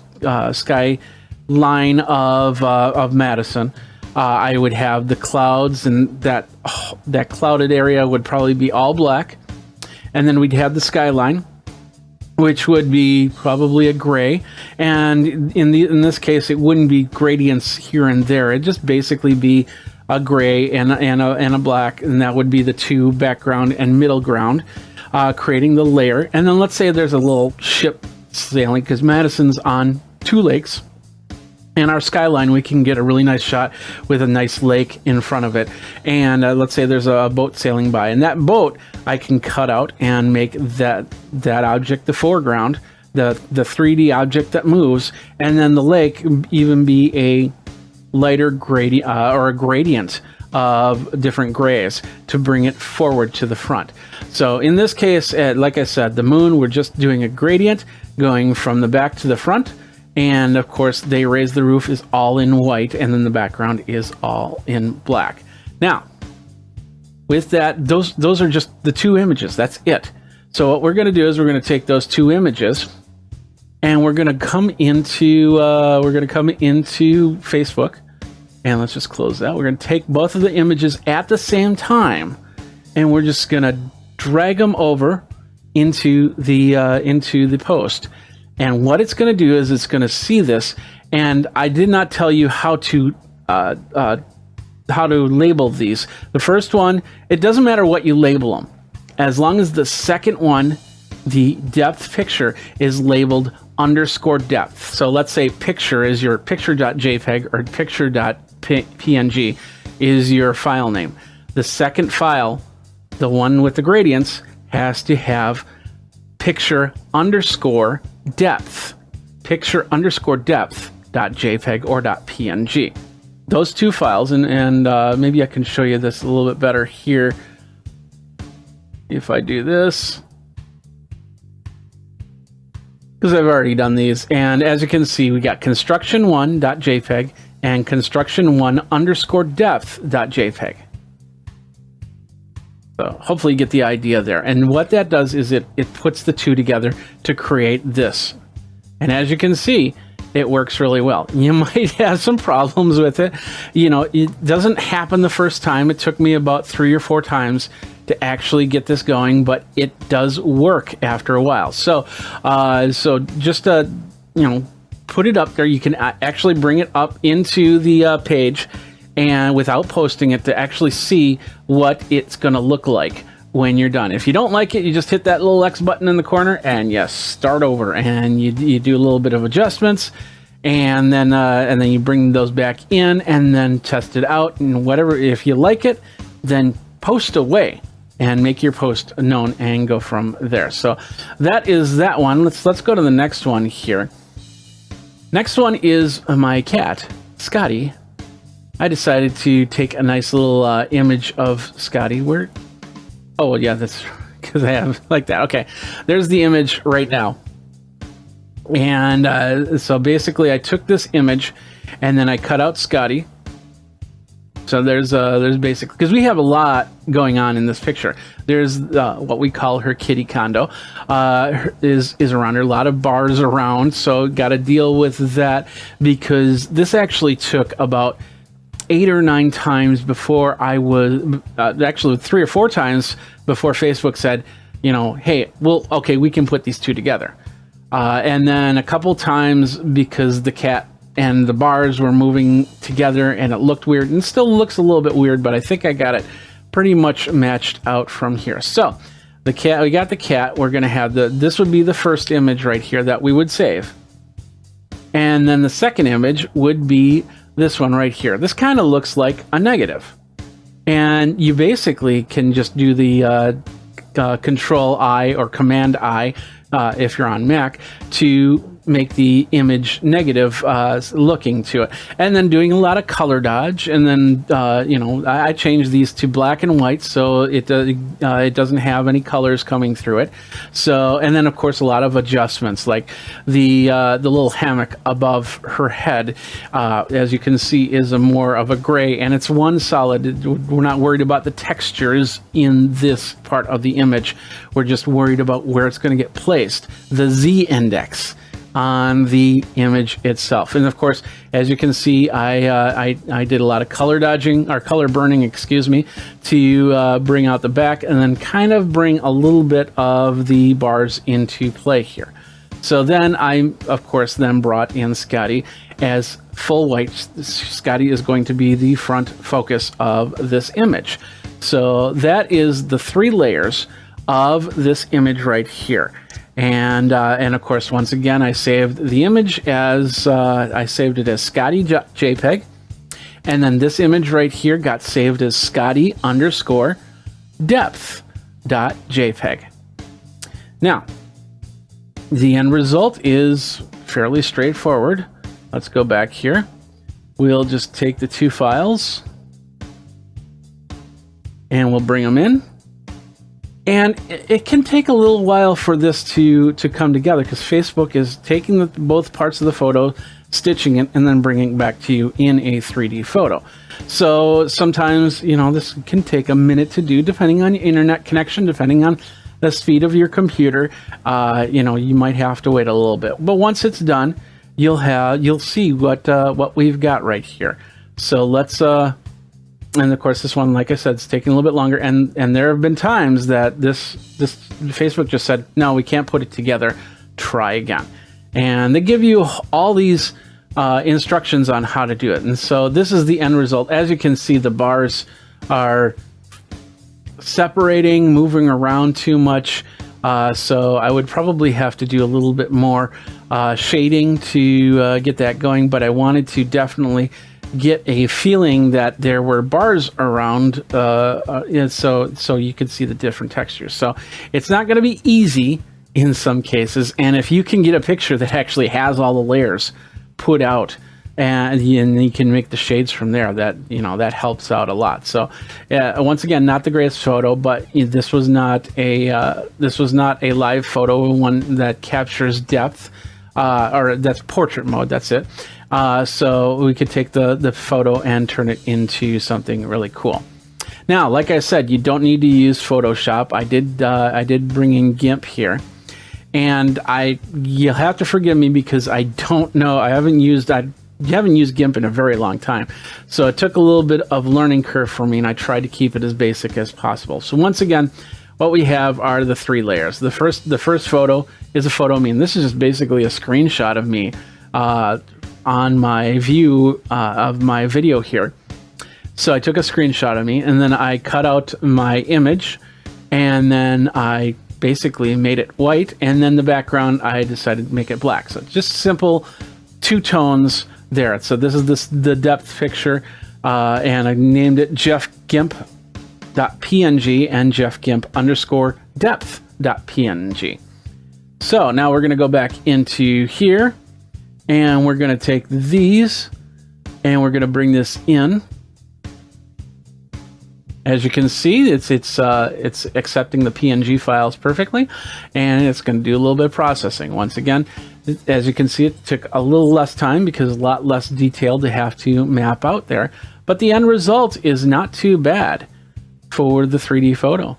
And you can see me moving around. You can see my background. I'm moving the other way. You've got a little bit of blur in between the head and the background because it doesn't know what's behind me. And so it can't assume there's the same behind because that's not the case.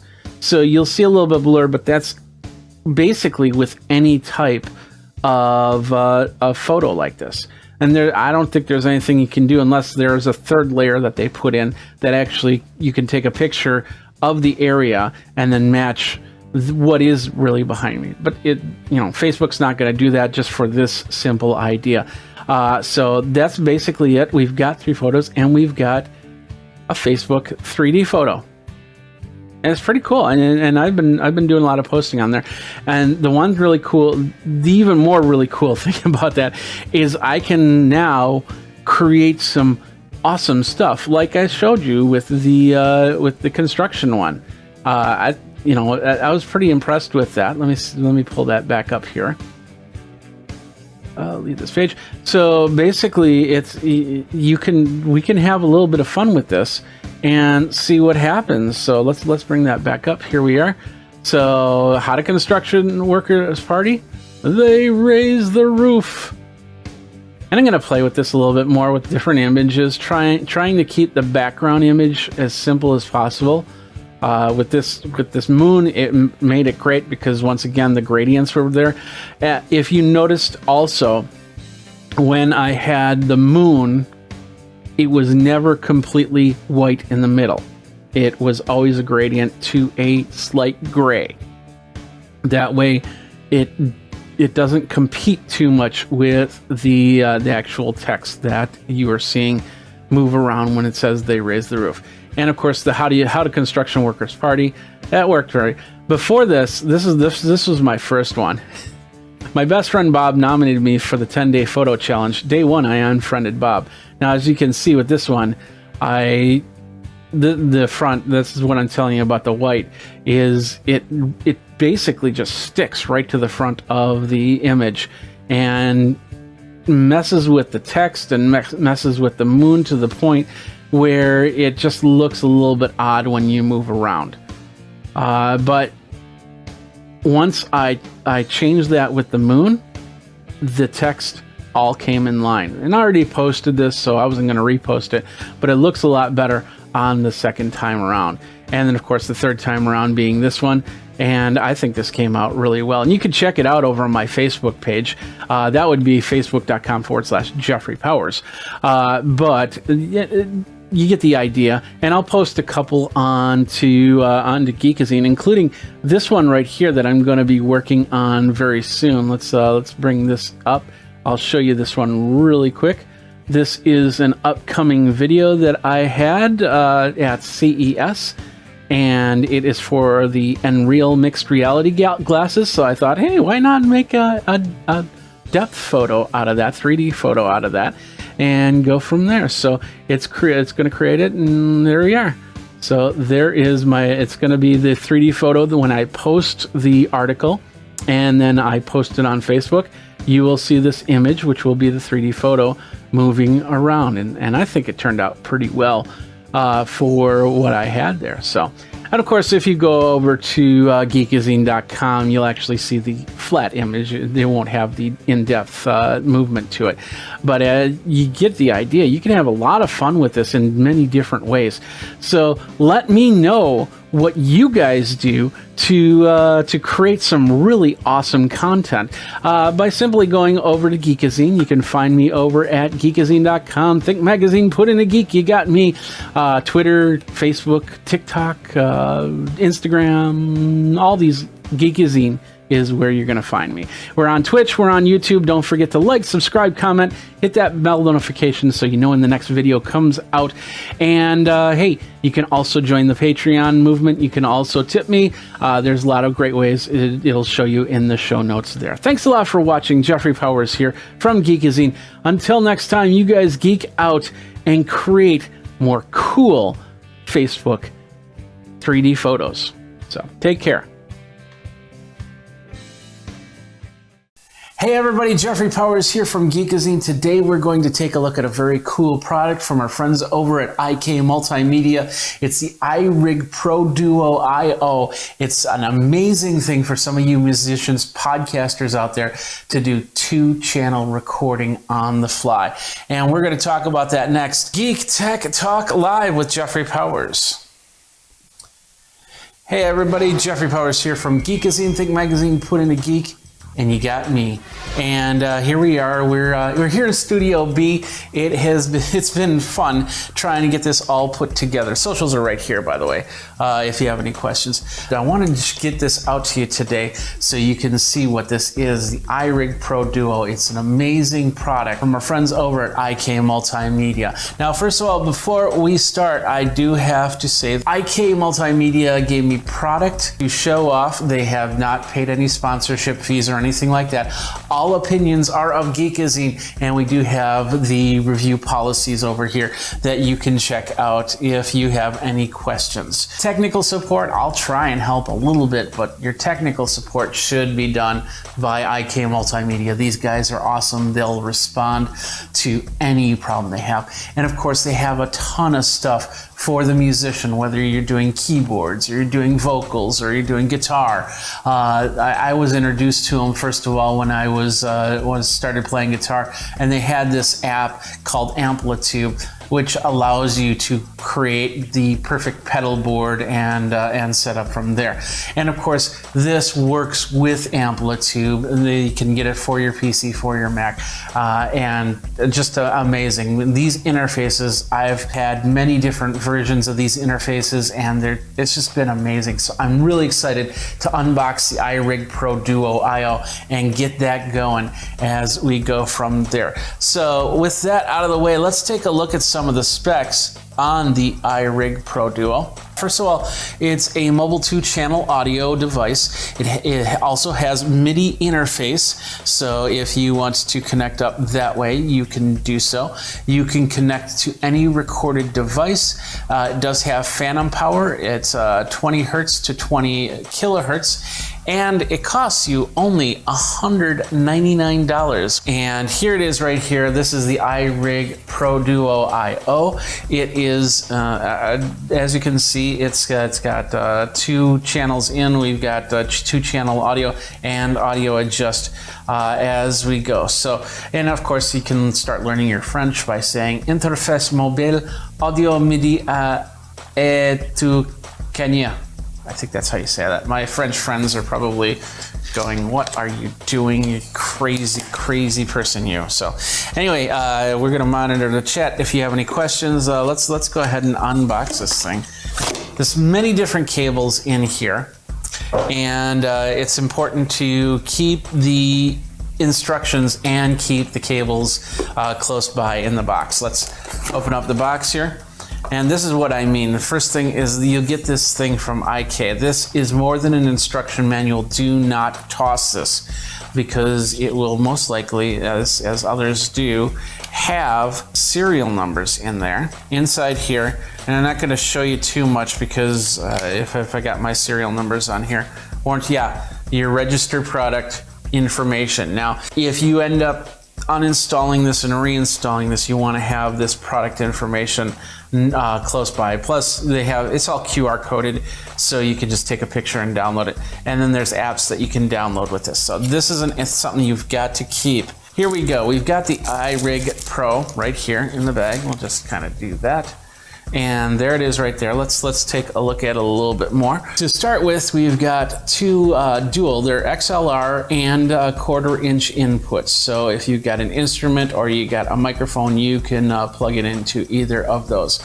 On the side here, we've got 48 plus 48 phantom power.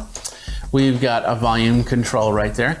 And then we have a left and right out. So you can actually set up 2 monitors to this if you want to. So on the top here, we have a power source, which I think that's sold separately. We have what's technically a breakout cable, but there's going to be several different cables to that. And then we've got the MIDI in and out, and they look like 3.5 inch jacks, but the cables, you'll see them, it'll actually be a conversion cable to MIDI. On the side over here, we've got headphones, volume, and then a direct monitor, which you can turn on and off as you go from there. On the front face, we've got 2 dials to control the volume of each channel. And on the back is a area where you put in 2 AA batteries. In fact, the 2 AA batteries are right here. Let's go ahead and put those in right now. Now the battery life, my understanding is the battery life is pretty good on these. And of course, the DC power option, positive shield, negative tip, they definitely sell those as they go. So, all right, let's move on. Let's see what else is in this case right here. We got the plastic insert. We got a little box here. We'll just set that here and set that over here. We'll set the important stuff in here. And then we'll open this up. This is where all the cables are. All right, these are the MIDI cables I'm talking about. They look like headphone cables on the first side, but the other side, they have the large MIDI breakout connector. So you basically plug these in, and then of course you plug in your MIDI cables to a keyboard or another device that has MIDI input-output. In individual plastic, the first breakout cable is a lightning cable. Second breakout cable is a USB-C cable.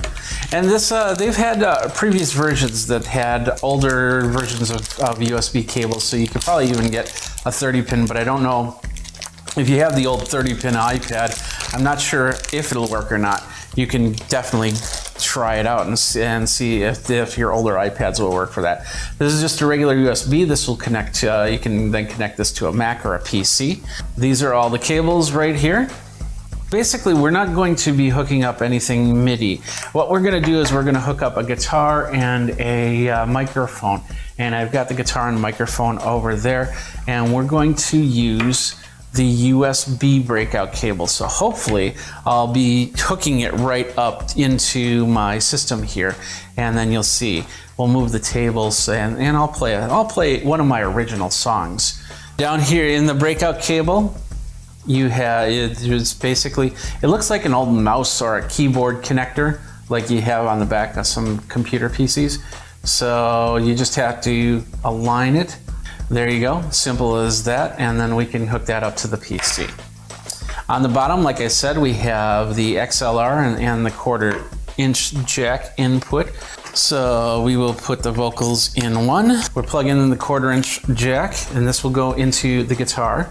I'm also going to be using the Shure Beta 56A. There's phantom power to this, so if you have a more powerful microphone or a microphone that does use phantom power, you can hook that up, but we're just using a regular dynamic mic in this situation. Now, and of course I showed you the IK Multimedia iRig on its own, but you know, there is a bundle there with microphone if you want to start doing some podcasting. Of course, in this day and age, we're all just trying to figure it all out. I'm gonna move this table, I'm gonna hook this up into the computer, and hopefully we'll get some sound. Hopefully we won't crash the system while we're doing this, and I'll play you a song. Well, it's 4 o'clock, the day's done. It's time to my buddies to get done. Well, look at that, coming over here. We take the same old corner so we can check out all the girls. Dancing to the jukebox and come on up and ask for a whirl. Then we lay our glasses down and we sing. Thank God for happy hour, where we buy drinks on a dime. Treat your friends to a couple of brews and head home before the night. Enjoy a story, a song or two before you have to fly. Thank God for the happy hour. If I didn't have that, I think I'd die.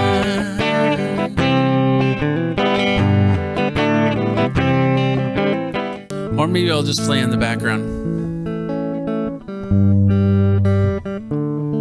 I can't wait to get this on my iPad to try it out with their software. I can throw it in and use GarageBand and do some recording, 2-channel. And then I could actually send the gear over to my friend's house, and he could record a bass line and do some harmonies. And then send it out to somebody else who could do the drums, or maybe I'll come back and do the drums. I don't know. And then maybe we'll get guitars in there and keyboards and all that other good stuff. Have people from all around the world create tracks for your songs. That's pretty cool.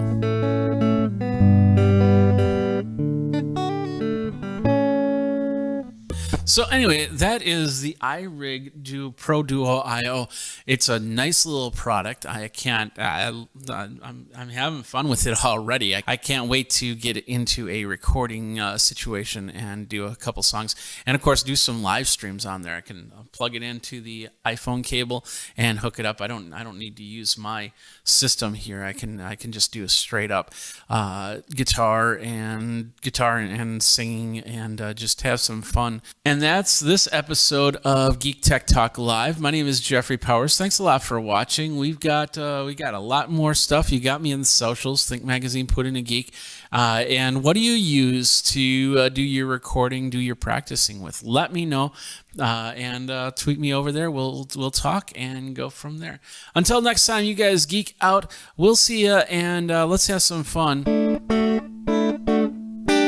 playing guitar.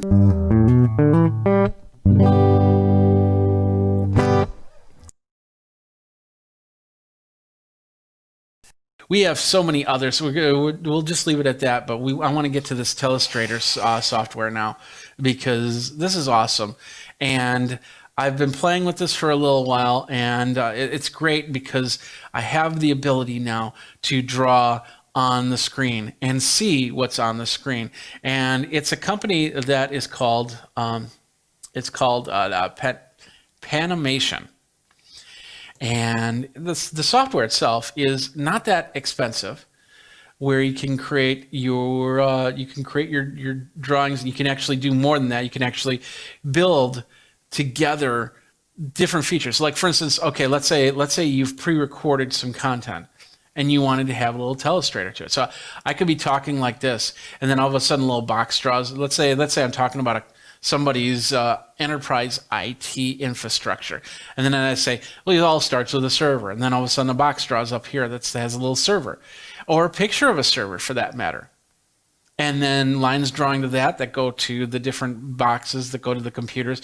And then it draws all up on the screen. And I don't even have a pen in my hand. I'm just doing this.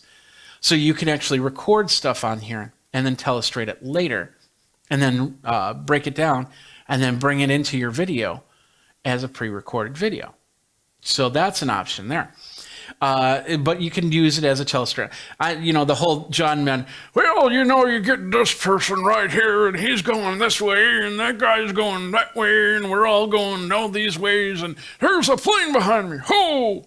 So that's the type of Telestrator that I want to talk about, because this is if you're doing a lot of live stuff, even pre-recorded stuff, this can help you in many different ways. So let's talk about how we can integrate it into Wirecast. It's actually not that difficult. There's two ways you can do it, and I'll show you one of the two ways. So first of all, this is the Panimation software. The website's called MNDI. So just do Panimation Telestrator and it'll call up there. So you can do a lot with this software. There's 2 versions of the software, Global Caster Panimation. And as you can see, you can do graphics on this. So I could actually do my lower thirds from this thing too. You have the Panimation software, and then you have Panimation Pro. And for $295, that's not a bad price. Whereas I know the NDI Telestrator from NewTek is $495. So, and that's just the software. It's not the computer. The computer, by the way, the computer I have here is an HP Elite X2.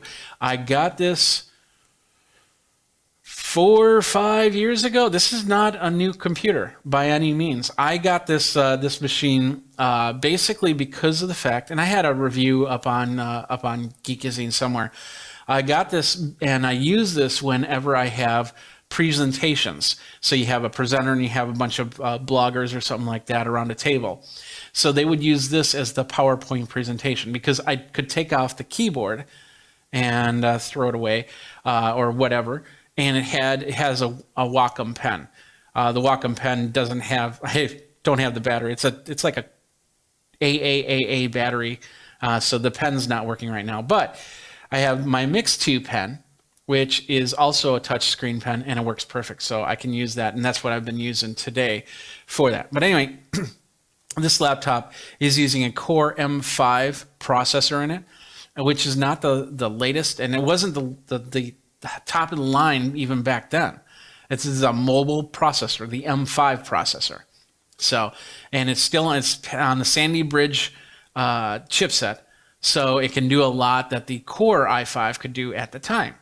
So it has a lot of the functionality. And as you can see, I've got NDI hooked up to it. You're seeing my PTZ camera, which is this camera right here, go to this screen and use it as a screen. I have this set up as the Telestrator right now. But if we do close it, let's close it out. And then we go into the Panimation software. You have there's 3 pieces of software that you get: the 1080 window, the 768 window, and then Panimation Monitor 2. That's what you use, is the Panimation Monitor 2. And then I haven't put my license information in here yet. Just got it. And it comes up like this. This is a recording window area. So you can actually use this to record your video. So like right now, if I wanted to record, let's just say I'm doing a how-to video on this, I can use this as that, and I got a recording timeline, which then I can change and I can alter and I can adjust and all that other good stuff. So I'm going to use it as a Telestrator. So I'm going to choose the Telestrator option right there, and now I'm in Telestrator mode. The cool thing about Telestrator mode, where was that? I now close that out. Let's see, need settings. There we go. And we have this thing called Workspace Properties. And inside Workspace Properties, I wish I could zoom it in, but it's such a small window. But I can't resize it, unfortunately, on here. I have the ability to go NDI out, so I can send this to Wirecast or whatever live streaming software I use, or I can do NDI in. So where the yellow is what's active. It says NDI with alpha channel, because you need the alpha channel. That's what does the telestration. And then the format, and it's got multiple formats all the way up to 4K. I don't know if I can use 4K on this machine, but it's a Intel Graphics 530 graphics in here. But it does great in bring this out.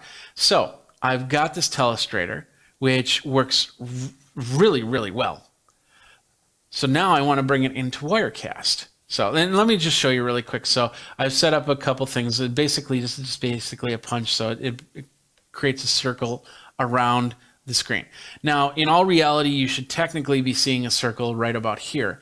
But now we have to set it up so you can see that. And this is how you do that. Let me bring this over.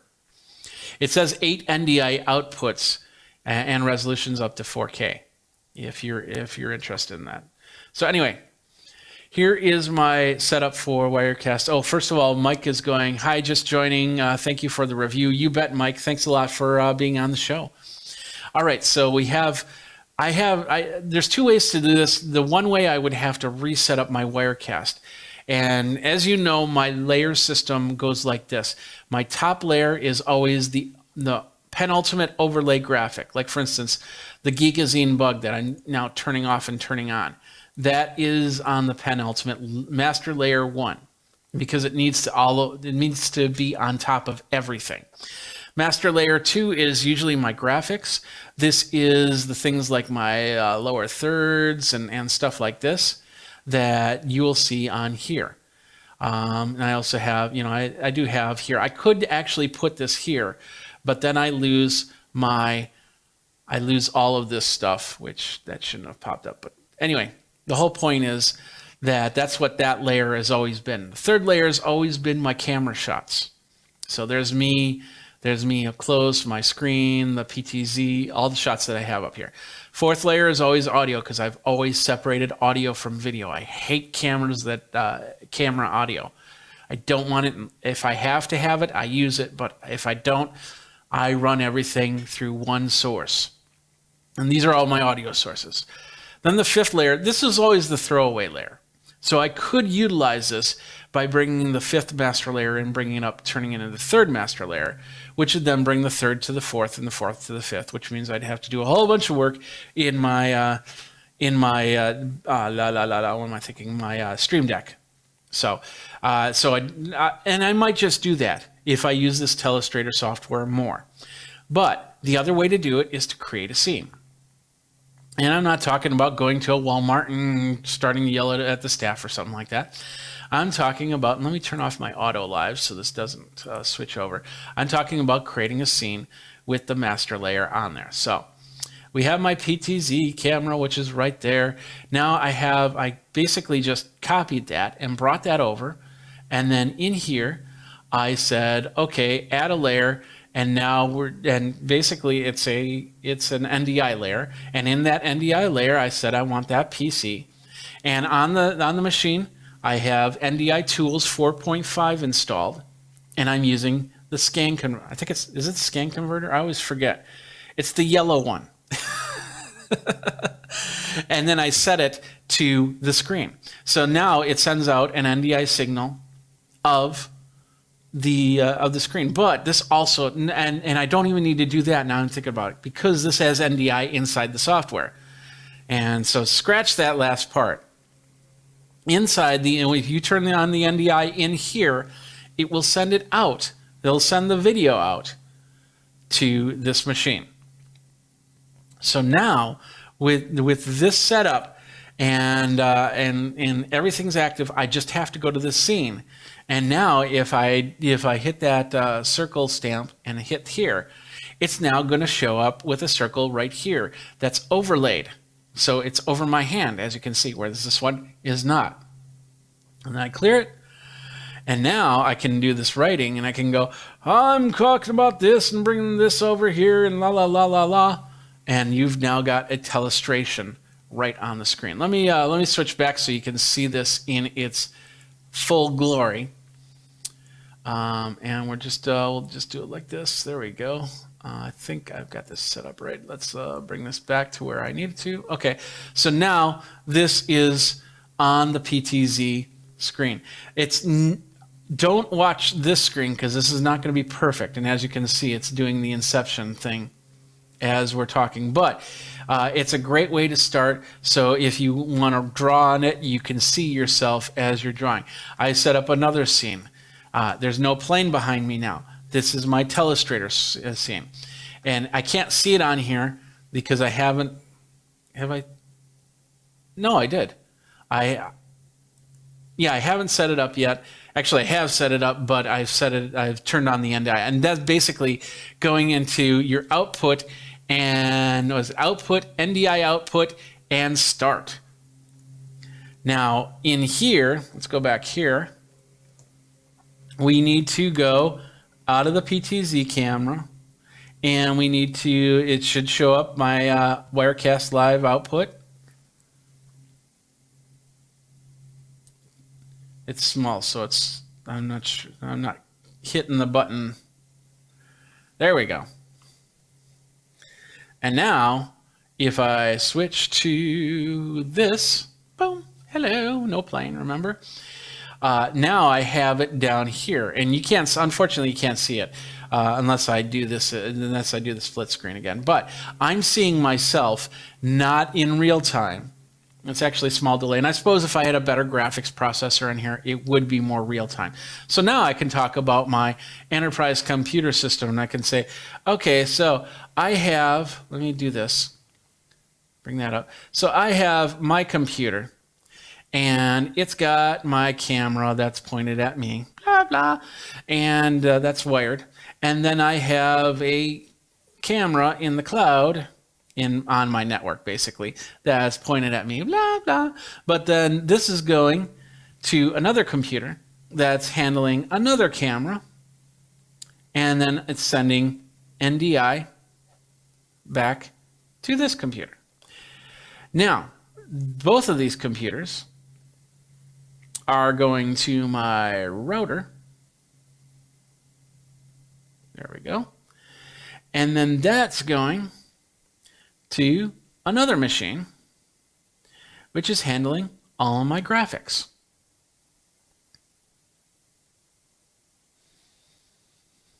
And then that's coming back to this machine,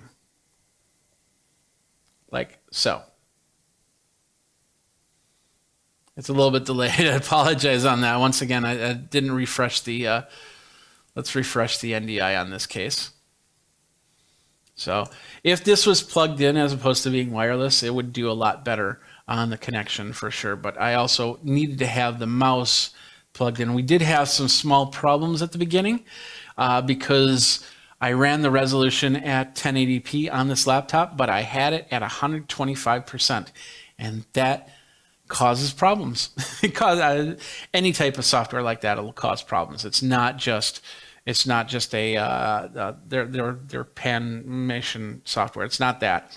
So, but now it's sending NDI source from my Wirecast to this machine, so I can see it on the screen. And let's see, you can see it right now. There it is before it switches over.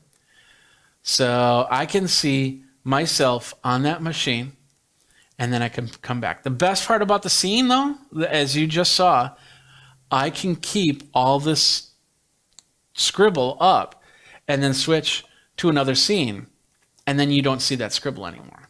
I could go to this one, you'll see the scribble, or this one and see the scribble. So I can talk about that and then clean the screen, but bring it back. You can also do it by having this on its own separate layer, master layer. But this would be easier to do if you need to switch between screens. So you could literally have somebody like I don't know, a weatherman or something like that, and maybe on a green screen with the weather behind him, and then he could be drawing. Okay, we've got. Let's clear this out. Da, da, da, da, da, da. There we go, and there we go. And he's going, yeah, watch out for those cold fronts. So they're coming this way and this way and this way and this way, and go from there. Oh yeah, that's definitely slowing things down. I got way too much NDI coming through right now. So yeah, I definitely would want to connect this up to the network via Ethernet cable to run a little bit smoother. But anyway, you get the idea. Is now you have the ability to do telestration. Plus, you could do things like replays and stuff like that. So this could capture some replay, and then you could telestrate that replay, send it out back through NDI, and go from there. So there's an option right there. And it's fairly straightforward to set up. Let's just clear that. Fairly straightforward to set up. Just a slight learning curve. Like I said, the screen resolution was the big problem with this right here. But if you got a good laptop, like a Surface Pro or something like that, it'll work perfect. I do have a ZBook over there, which I can definitely hook up to this thing. But I wanted to see if this worked because of the fact that it's just a screen. It can run in tablet mode. I can run it flat. I can plug in the mouse if I want to, but I don't need to anymore. And then just run it this way and see how that works. So now if I run this flat, then unless you're looking at this view right here, you can't see that I have a telestrator. And I could have the telestrator overlaid on here. So at any time, if I need to draw a circle or a square or something like that, I can just do that. Now, I know there's some of you out there that have been looking at this. That's basically a solution where they take a piece of glass and they put it out front, and you take the light markers. The glass has lights all around the edges, which light up that main scene. And then you have to have the proper lighting to do this. And you can't have any text on your shirt to do this, because what happens is it flips the image around, so it looks like you're drawing. So if you in the right direction. So if you write down hello, you actually see hello in that right way. This way, yeah, you do have to look at a screen for a couple seconds, but it's up there and you have it completely telestrated. And you don't have to buy a big piece of glass on wheels or something like that, because I did have a friend that his broke. It shattered in all its glory and beauty. It was a spectacular scene in San Francisco, because they were crossing the street with the telestrator, the glass pane, and it just went boom. It can crack super easy and it can break super easy. And yeah, it wasn't an official one. He actually made it himself.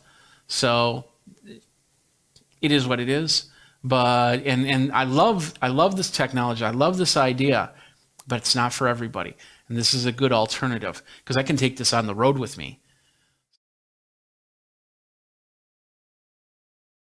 There we are right here. That's the T1X TWS. And what it is a set of earbuds. Wireless earbuds that is using 1/4-inch dynamic driver. It is Bluetooth, of course. I'm not sure if it's 4 or 5. 24 hours of music, 36 hours of talk time, high sensitivity and easy modes, battery EQ levels and QTA. Yeah, that's pretty much all it says here. So feel. So that's FIIL. Feel. Can you feel these? So that's pretty cool. Let's check this out. Here it is right here. And I might need to get something to open. There's no... Let me open it. We'll film. Da, da, da, da, da, da, da, da, da, da, da. There we go. All right, perfect. Throw that away. And there we are. We have the feel. Let's get it in focus here. There we go. So this is the feel. Let's see how we open this. It looks like it wants to open that way, but I don't know. Is it on top?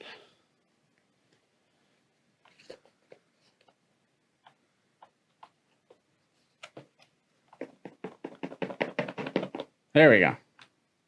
When in doubt, shake it. There we go. So here we pop that open. Oops. Set that to the side. We'll set this to the side too.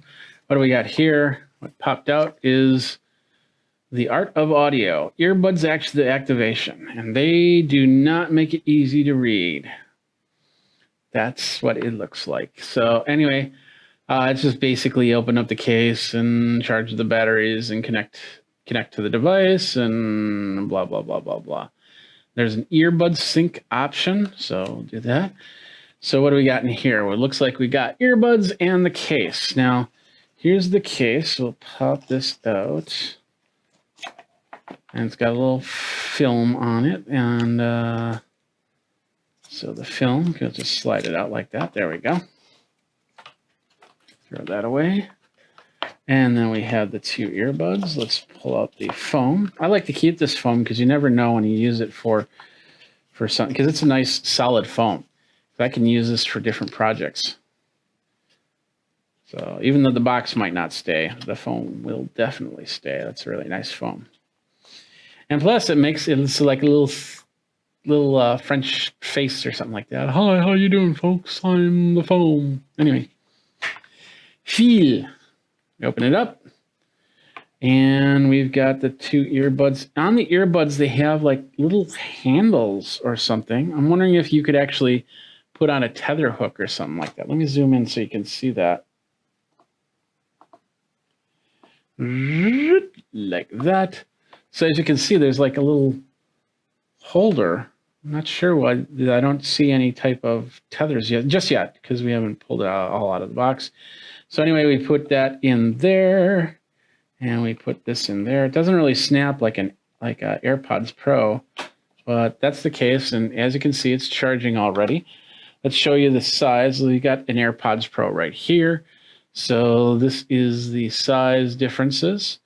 So this is a little bit longer in case, and yeah, definitely thicker. So it won't fit in your pocket as well as an AirPods Pro, but you know, hey, this isn't an AirPods Pro. This is a Feel. And on here, as you can see, we got the indicator, charging indicator lights. On the back, looks like we have USB-C connection for charging. So we'll set that to the side. What else we got in here? Let's zoom back out a little bit. So there we go. Feel true wireless earbuds. Looks like, oh wow, they have a little tab on the end so you can pull this thing out. So it gives you all the instructions. This is a better one. I'll probably read from this rather than from that little sheet that was at the top. And in here, looks like we have spare buds. We've got some sort of rubber band. Oh, okay. So that's some sort of ear hook system. So I'm guessing if you put it in the ear, it will hook around.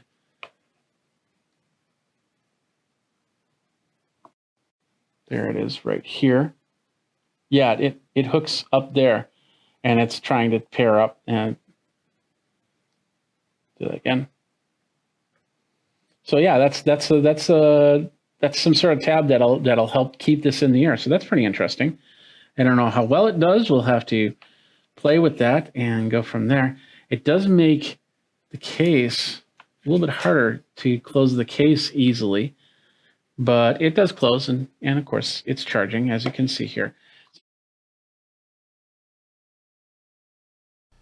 What's up, my geeks? Jeffrey Powers here from Geekazine, and our friends at Munch Packs have decided to send me a Munch Pack.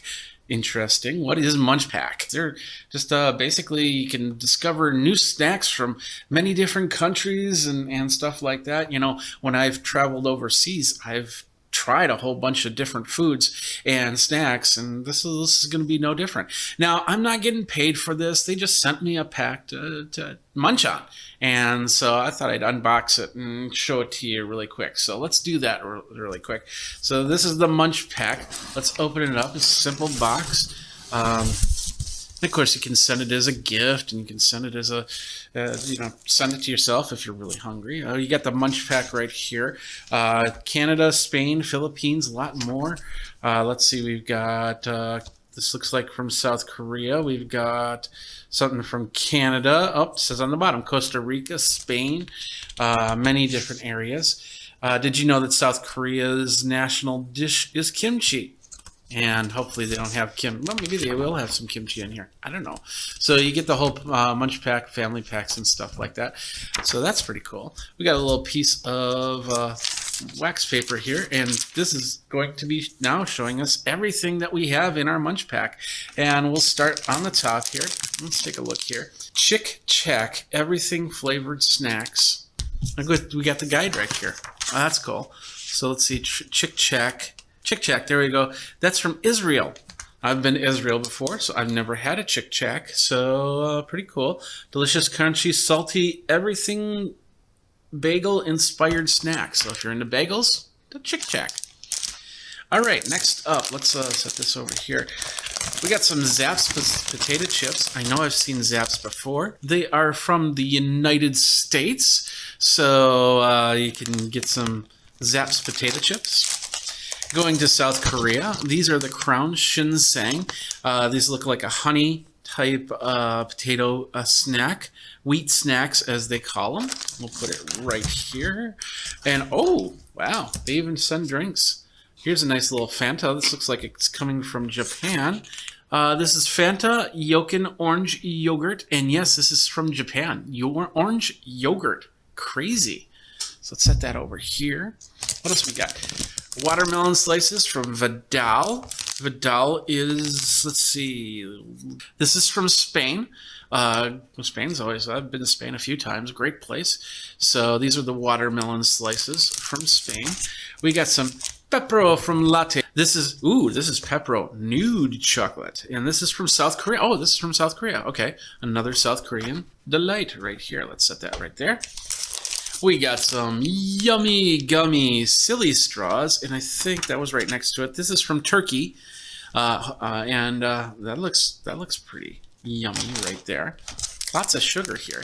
We got a Nusita Galetta, and the booklet says this is from from Costa Rica. So awesome here. Got a couple more in here. Oh, this is one of my favorite ones. This is called My Chew. It's from South Korea. I know exactly. My Chew. Whenever I'm in South Korea, I get My Chew. They gave me the apple flavor. I don't think I've ever had the apple flavor.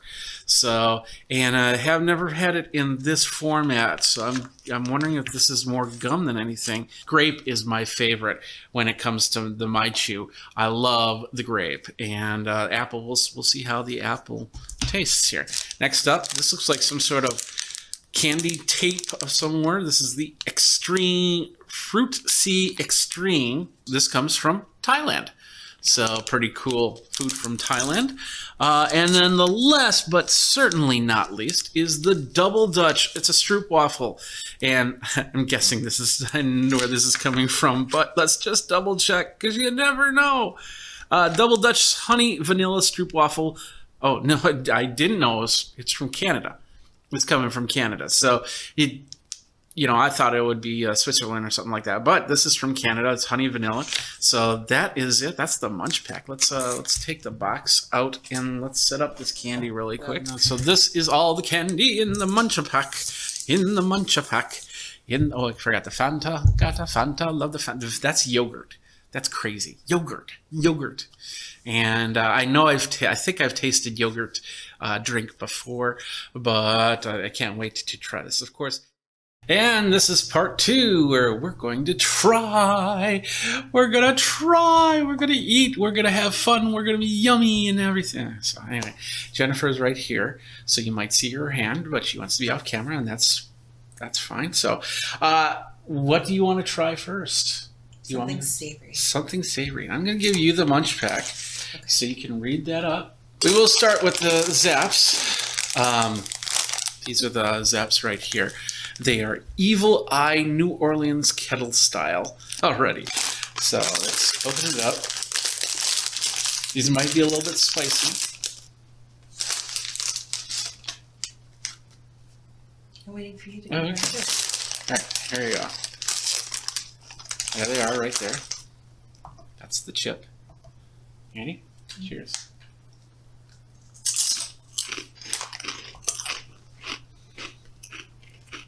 Crunchy. There's no vitamin D, or no, there's 2% of vitamin D in here. 22 milligrams of calcium and a little bit of iron. 320 milligrams of sodium and 2 grams of sugar with 32 grams of carbohydrates. And that was Zapp's potato chips. And there is a post kick coming through. Yeah, pretty back of the throat. Yeah, very much so. And really not until just now for me. Yeah. All right, next up, let's do this. This is the Chick Shack, is the name of it, by Oppenheimer.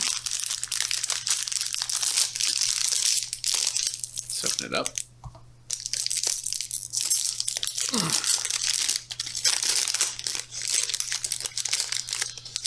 Little swirly looking items right here.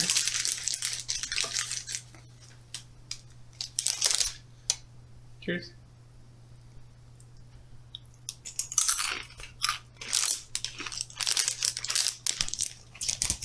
That has an interesting taste to it. What do you think? I like it. Okay. It's kind of reminiscent of, they're the big wavy square chips. Oh, like sun chips? Well, you're pretty close to spot on because this is made with wheat flour Okay. and maltodextrin and palm oil and natural cooking spices flavor enhancement. And that's Chick Chack. Where is this Chick Chack from? It's from Israel, Israel, that's right. and it's a bagel and everything bagel inspired snack. Mm. So there's probably a bit of rye to it as well. Yeah. Yeah. Yeah. You'll have the Chick Chacks. Take a small sip of water. That'll be good with some yogurt. Oh, I like when we were in Tel Aviv. yeah. If we're going to do yogurt, then we're going to do the Fanta. Yogurt flavored Fanta. Yes. Can you guess where this is from? Is it Korean? No. No. Is that Japan? All right, so this is from Japan. Ooh! A little pop. I'll let you have for a sip.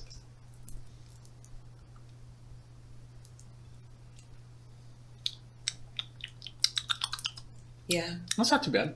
It's like a cream flavored soda, maybe? Like with a hint of grapefruit.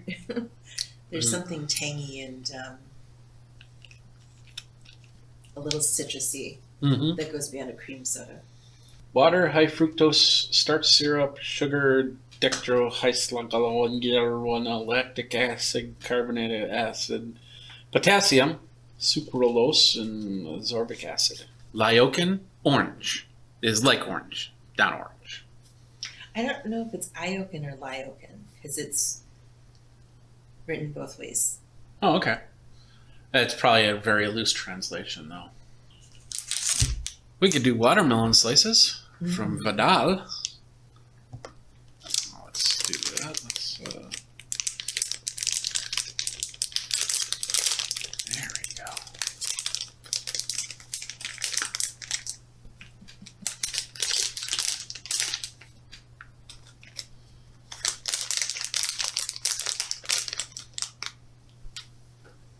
Yours makes. Oh, I see it. Okay. Yeah, looks more like it looks like a watermelon right there. So Kind of. cheers. Kind of a reverse watermelon now I'm Yeah. thinking about it. Wow, that's very chewy.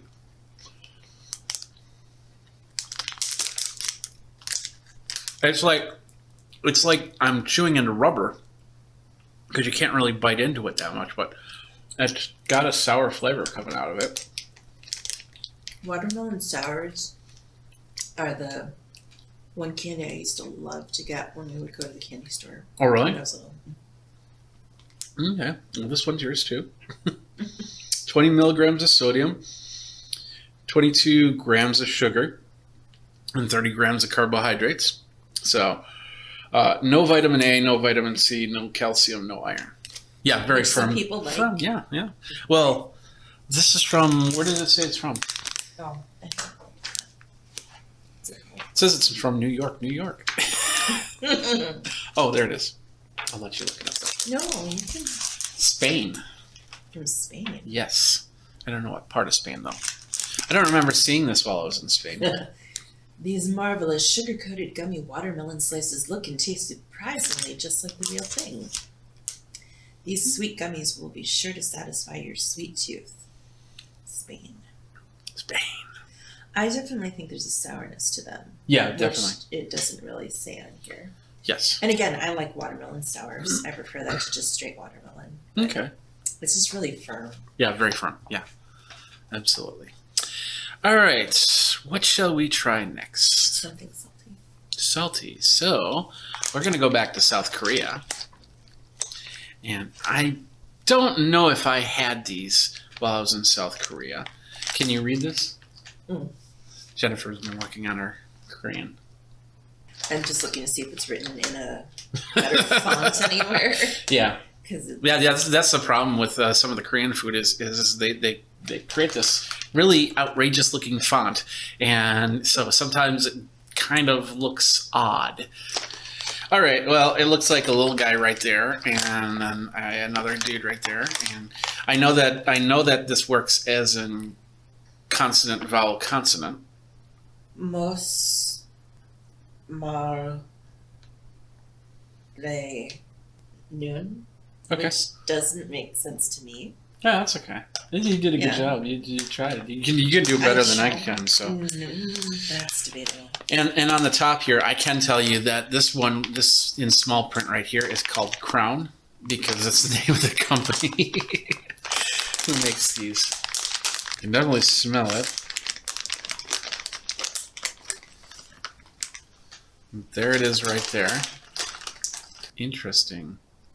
It's very barrelish. So here we go. Ready?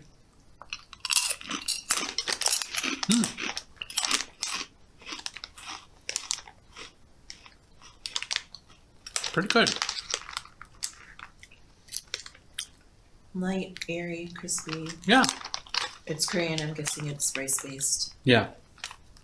Sweet and peppery. Black pepper. Do you taste black pepper? I don't know what I'm getting at the end. I'm Something not- that's not sweet. I'm not getting black pepper. Interesting. Oh, these crunchy wheat snacks with sesame seed specks are a sweet dream. Okay. With their rich sweet flavor and delicious crunch in every bite, they remind us of churros. Yes, they do remind me of a churro. Now that you said that, Okay. I was trying to think. Did it taste like a cereal? Did it taste like a? What did it taste like? But yeah, churro. That's spot on. I think that's spot on. All right. So much of their stuff. You want to go back to sweet, or you want to stay on the salty side? Let's go sweet. Yummy gummy. Yummy, yummy gummy in my tummy, tummy, tummy. We got multiple colors, blue, green, red, blue, yellow. So I have it's multi-fruit here. So let's open it up. Do you prefer a color? As a general rule, red. Okay. Oh, okay. That's interesting. It's a package within a package. Just do that. There is one red in here. Here it is right here. So they look like those pool noodles. Yeah. So I'll let you pick the red. We can split it. I don't If you care. like. Yeah, okay, let's split it. This is interesting. This is like a part red, part purple. I wonder if it's, well, I don't know what country it's from. No, I'll do the blue. And it looks like there's like a white core in the middle of that. So, you ready? Oh, you okay, so here we go. Wow, that's tough to bite into as well. Mm. I thought that was a lot easier than the other gummy. Oh yeah, absolutely, but And not as gummy, almost I wouldn't be surprised if the white core were marshmallow texture-wise. that's probably true. It's either strawberry or raspberry. Okay. Those are the two reds on here. Is I my guess it's guess. strawberry because raspberry would be traditionally blue. Yeah. No vitamin A, no vitamin C, no calcium, no iron. But 21 grams of sugars and 27 grams of carbohydrates, 3 milligrams of sodium. It is egg-free and fish-free It's from Turkey. from Turkey. It's peanut-free, totally nut allergy-free, shellfish-free, sesame-free. So, and they have just like a little label on the back here with all of the what it's free of. So that might be a label that they have to put on their bags there. So not too bad. That was yummy gummy. All right, let's go to Pepero chocolate sticks, and I'll give you a clue. I've had these before. So there was Lottie British. Do you want me to tell you? Sure. South Korean. Oh. Okay. But I think there is a Lottie in. No, Lottie is the grocery stores in South Korea. That's where I know the name. Yeah. Okay. So, and we've visited the they're not really grocery stores. They're like a full service department, grocery and stuff like that. So Thank you. these are the Pepero Choco filled chocolate.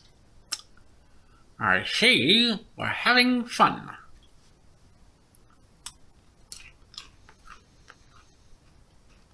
Oh. You don't like these. And there's a reason why. Why? Because the outer shell is the outer shell is pretzel. Yeah. Thank God it's not salted, but Yeah. it's still pretzel. All right. Let's have a little bit of yogurt. You want some yogurt? Mm. No? 4 more items here. Let's go back. Let's go to this one. Nusita Galetta.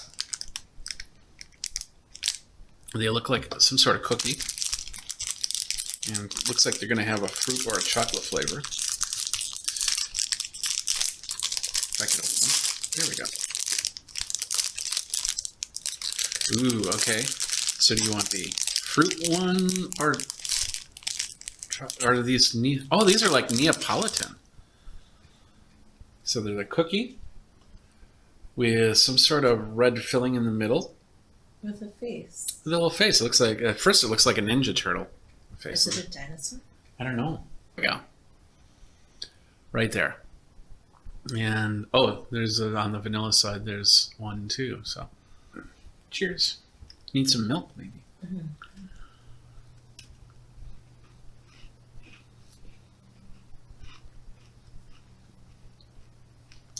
Tastes like a cookie with vanilla and chocolate. Can't taste the center, can you? Wow. There's not much in there. Just like a light smattering. Half stuff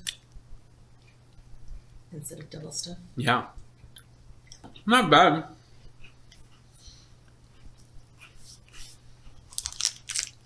Very dry. Crumbly. I'm wondering if this is not flour based. Very dunkable. Yeah. Wheat flour, yeah. Oh, from Costa Rica. Costa Rica. Nice. Vanilla and chocolate cookie sandwich. A delicious strawberry cream.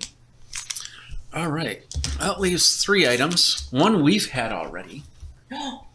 Is that our favorite? That's yeah. So let's go with this. This is like a blue tape. It's called Fruit C Extreme Z. So this is perfect for Sesame Street because it's got 2 letters in it. No numbers though. There we go. I got it. She's smiling over here. There we go. It's a fruit tape. Can I blue? They'll probably make your tongue blue. What? Do you think it will? Probably. Well, not this small amount, but if you eat the whole thing, I bet you it'll be blue. Once again, a tougher texture. Still softer than that. Yeah, it's still softer than the watermelons, yeah. I'm guessing it's a blue raspberry. Sour. Yeah, with a post-sour taste to it. You're getting more sour than I am, apparently. Okay, we'll try a little bit more. Yeah, I'm seeing them blue on your tongue. Okay. Great.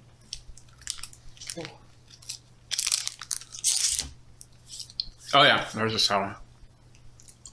So not your favorite? No? Okay. It's from Thailand. Thailand. Nice. It's kosher.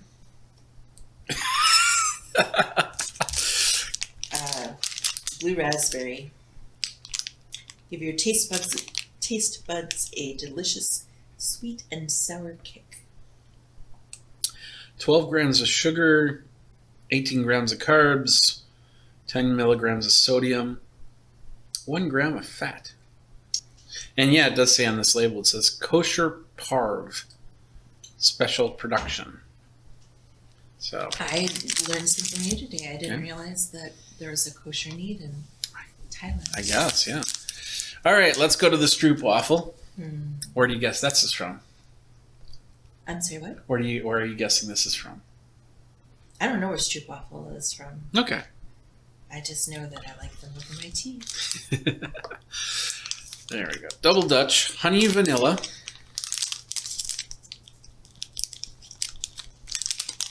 You want a whole one or a part one? Can we just split one? Yeah, sure. Or just... Okay, there is only one. I thought there were two. There you go.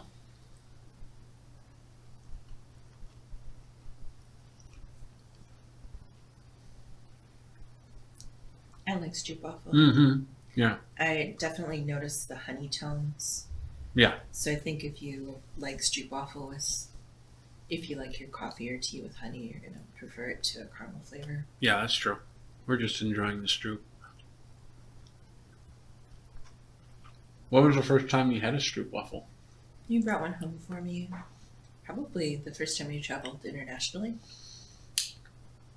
Yeah, I think so. Yeah, I was going through Amsterdam, and they had stroopwafels there. Was that your first Barcelona trip? Yes. So many years ago. It's crazy. Mm-hmm. This is going to be the first year that I don't travel outside the country. You don't know that. Yeah. No, that's true.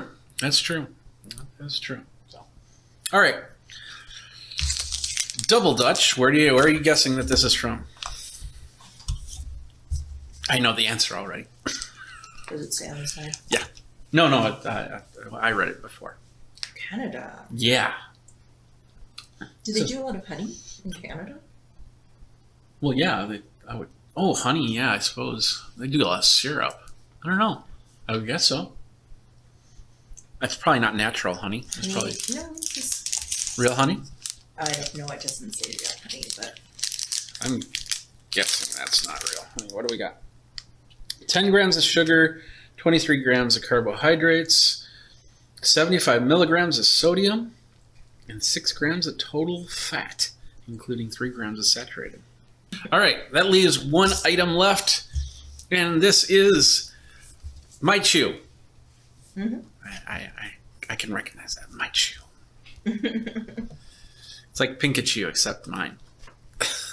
Now, I'm not sure how this is going to be. Usually, I've gotten these in, we've had them in chiclet form, and then individual wrappers.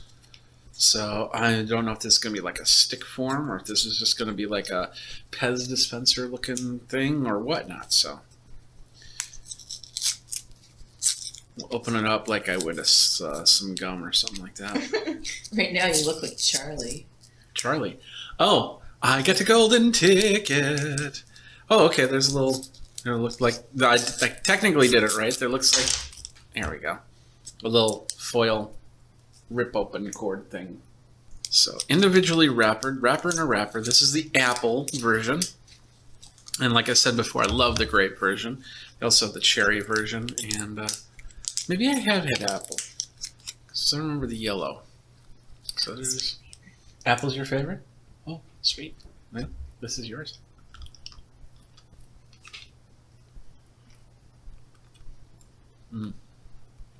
Very good. Mm-hmm. That's yours.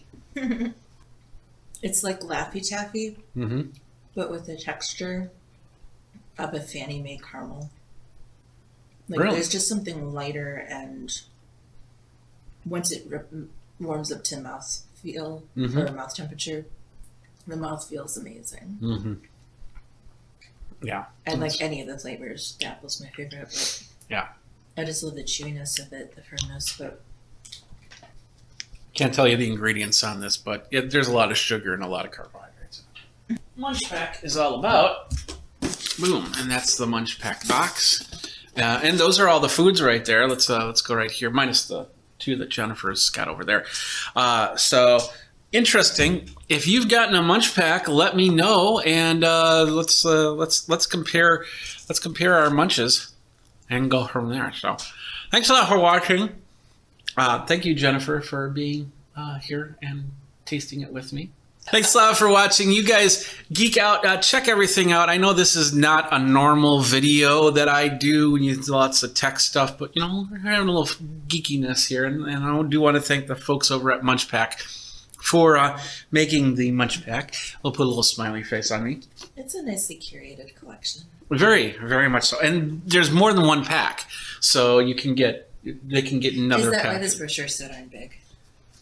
I think so. No, I think you'll get a different brochure with your other Munch Packs. Okay. I'm not sure though. I'll have to check it out as we go. But anyway, thanks a lot for watching. If you have any questions on this, feel free to ask me. I don't know how to answer them, but we're going to munch some more. So you guys geek out on whatever you're doing geek-wise, and take care.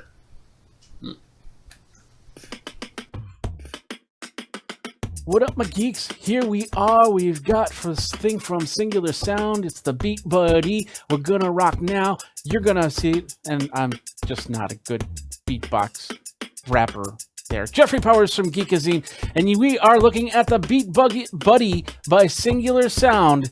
This is a Geekazine review, of course, of the Beat Buddy, which is a drummer in a pedal.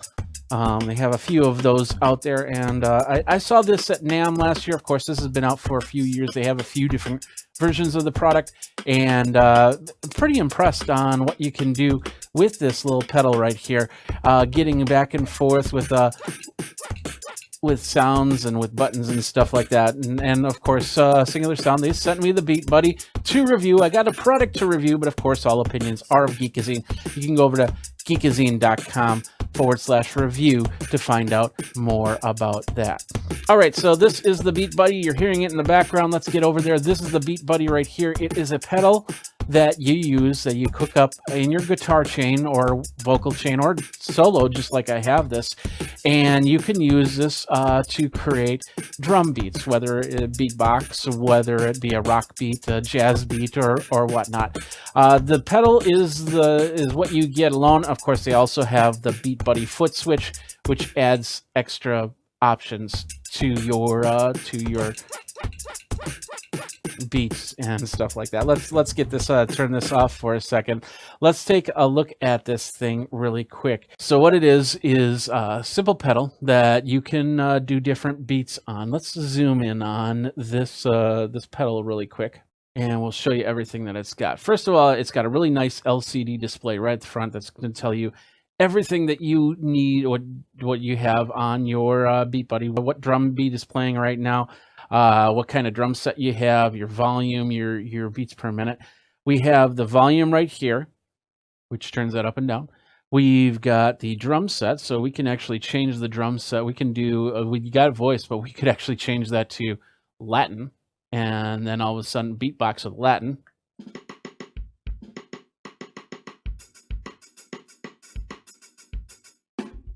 You get the idea there. So we have the drum set, and of course we have the tempo, so you can change the tempo from there. Let's bring the volume back up to a good sound. There we go. And as you can see, I'm pressing this pedal to get this intro started and outro started. We've got 4 buttons right here that will get us into the interface that'll tell us which drum set or whatnot we're into. On the back here, we have the SD card. This is where all the drums and all the beats are stored. If you don't have the SD card in here, you got no sound, and that's simple. Simple as that. So it does run on power. It does not run on batteries, unfortunately. So you will need a 9-volt power supply. But of course, if you put this into your pedal board, you'll have that with your USB connection. We'll talk about that in a minute with the software. Over here, let's just unplug the drums here for a couple seconds here. We have a MIDI sync, which is this cable that you get. It's a small mini cable to 2 regular MIDI hookups, so you can actually connect it up to a keyboard. You can connect it up to drum pads or anything like that, any type of MIDI device that you have. So you can add to the button system. So if you want to start, if you're a drummer and you want to start by hitting a pad or something like that, you can do that. They also have the MIDI Maestro, so you can you'll have multiple buttons from there. We have 2 output systems, so you can go straight into a board and then to your guitar amp, or maybe your guitar amp and another amp for the drums. I don't know. We got a headphone jack, so you can hear the drums straight up for practice if you wanted to. Over here, we'll unplug this for a second. We have a headphone volume, which also controls the main volume. So you have to watch if you got this volume and this volume going, you might have to do some adjustments to get sound out.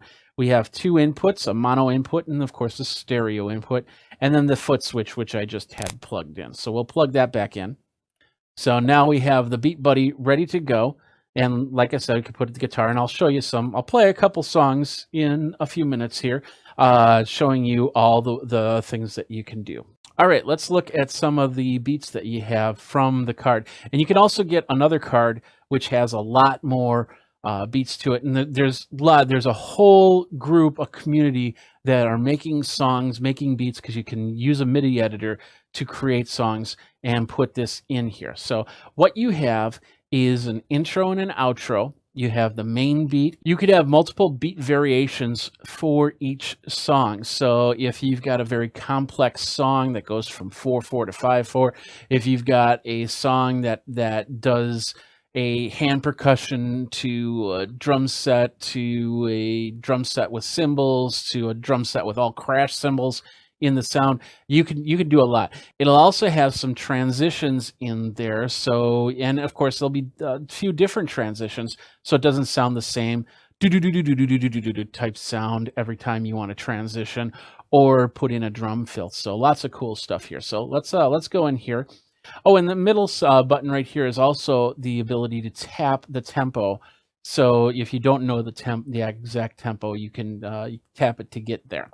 So we go in here, and so we hit the left button to get into the menu. We'll hit the right button to get to the main folder. So left and right, and then we can go up in the different folders, or in this case, genres. So we can start with blues. We hit here, and we got blues 1. We bring it in. You're going to see if it needs to load the drum set, you'll see a blue line come through here. But in this case, it's still got the Latin drum set, so we're gonna go back to the blues. We'll go rock drum set.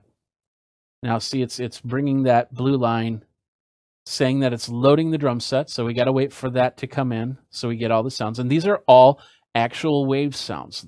All the drums, from the snare to the bass to the cymbals, and so you can actually put in wave sounds yourself of your drum kit, or your drummer's drum kit, or whatnot, to give it that more authentic sound. And so they have this. We have it now set up for blues 1. Now I'm going to hit the button, and it will go through an intro. And as you can see, it's keeping time. We've got a good tempo. Let's bring it up a little bit to about 110. Here we go.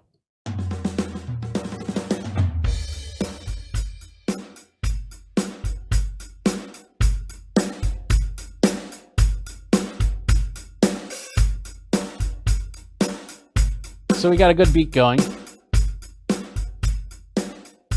And if I want to do a transition, I hold it down. And that will transition to, and I hear a cymbal, ride cymbal, rather than just the hi-hat. Now, if you just do a click, it'll do a drum fill, and it'll choose between the different drum fills. So I'll do it again. And there's a third one. And they're not all the same. And as you can see, when I hit the drum fill, it started the fill at that point. So you have to be a little bit careful if you're trying to preempt the fill. But you get the idea. You can start the fill on 1, or you can start the fill on 4. And go from there. Now the pedal adds extra sounds. This one will pause the sound. And this one will give you a cymbal, or whatever you designate it to be. In this case, it's a cymbal. I know that gets a little annoying, but the whole point is that you can then make it sound a little bit more like this, not coming as a pedal for rock. Now, to end it, you just basically double tap it. So as you can see with the original card, you get a whole bunch of stuff, but you can create your own drum beats as you go.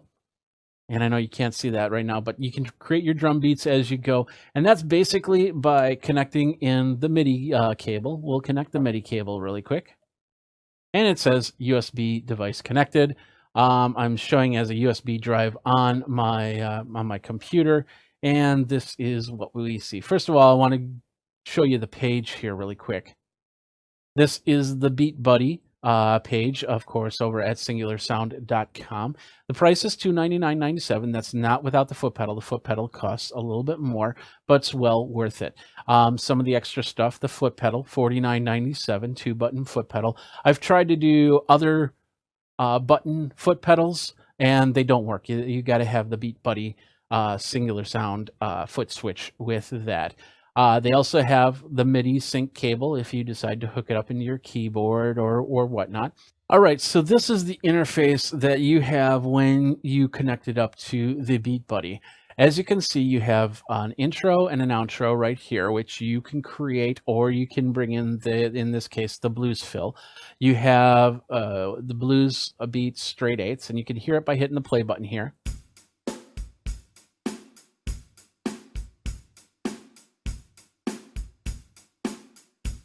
Or you can use the button up here to get, you know, the Beat Buddy like it's an actual Beat Buddy.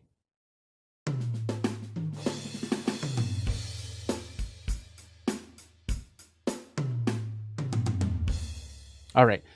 We have different types of song shuffles that you can go through, and you can rearrange this by simply moving things over back and forth. It's very intuitive area here. We have the transition fills right here, and we have the accent hit right here. So if you don't want a cymbal on that foot switch, you can change that to a cowbell or a claves or something else and go from there. You can add multiple sections. So all we have to do is hit the add button right here. As you can see, another section, another section, another section, another section, another section. We keep going. If we try to save it at this point, it's going to say, hey, you don't have anything in these sections, so we're not going to save it. So let's just delete these sections out. Pretty straightforward. It's this part that gets a little bit more intense, and that is the actual editing of the beats. So we'll right click and we'll say edit, and it's going to say, yeah, it's going to be quantized. So they recommend that you do that now. So we're going to say yes. And here it is. You're going, well, where's the drums? Well, you have a lot of drums here, so we're going to bring it down to where the beat is. Now, in this case, they're using 16th notes, and you can split these up into 30-second notes. You can bring these together to eighth notes or quarter notes or whatnot. But in this case, they just have them set as 16th notes. So we're going to go down to the beat. And as you can see, it's got this is the hi-hat closed and the kick drum. So we can change this at all by just basically clicking on the square and bringing about down to 0, which will turn it off, or bringing up to a whole 127, which will make it the loudest sound as possible. We'll put it back to 104. So let's bring something into here. Let's bring in a bongo. Let's go high bongo, and we'll go 75, 75, 75, 70, something like that. So as you can see, that gets a little bit tedious, but as we play it, you just heard the bongos.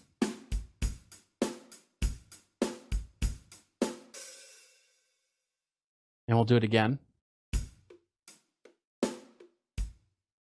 in a slower tempo. As you can see, I changed the tempo on the top here, so we could go fast.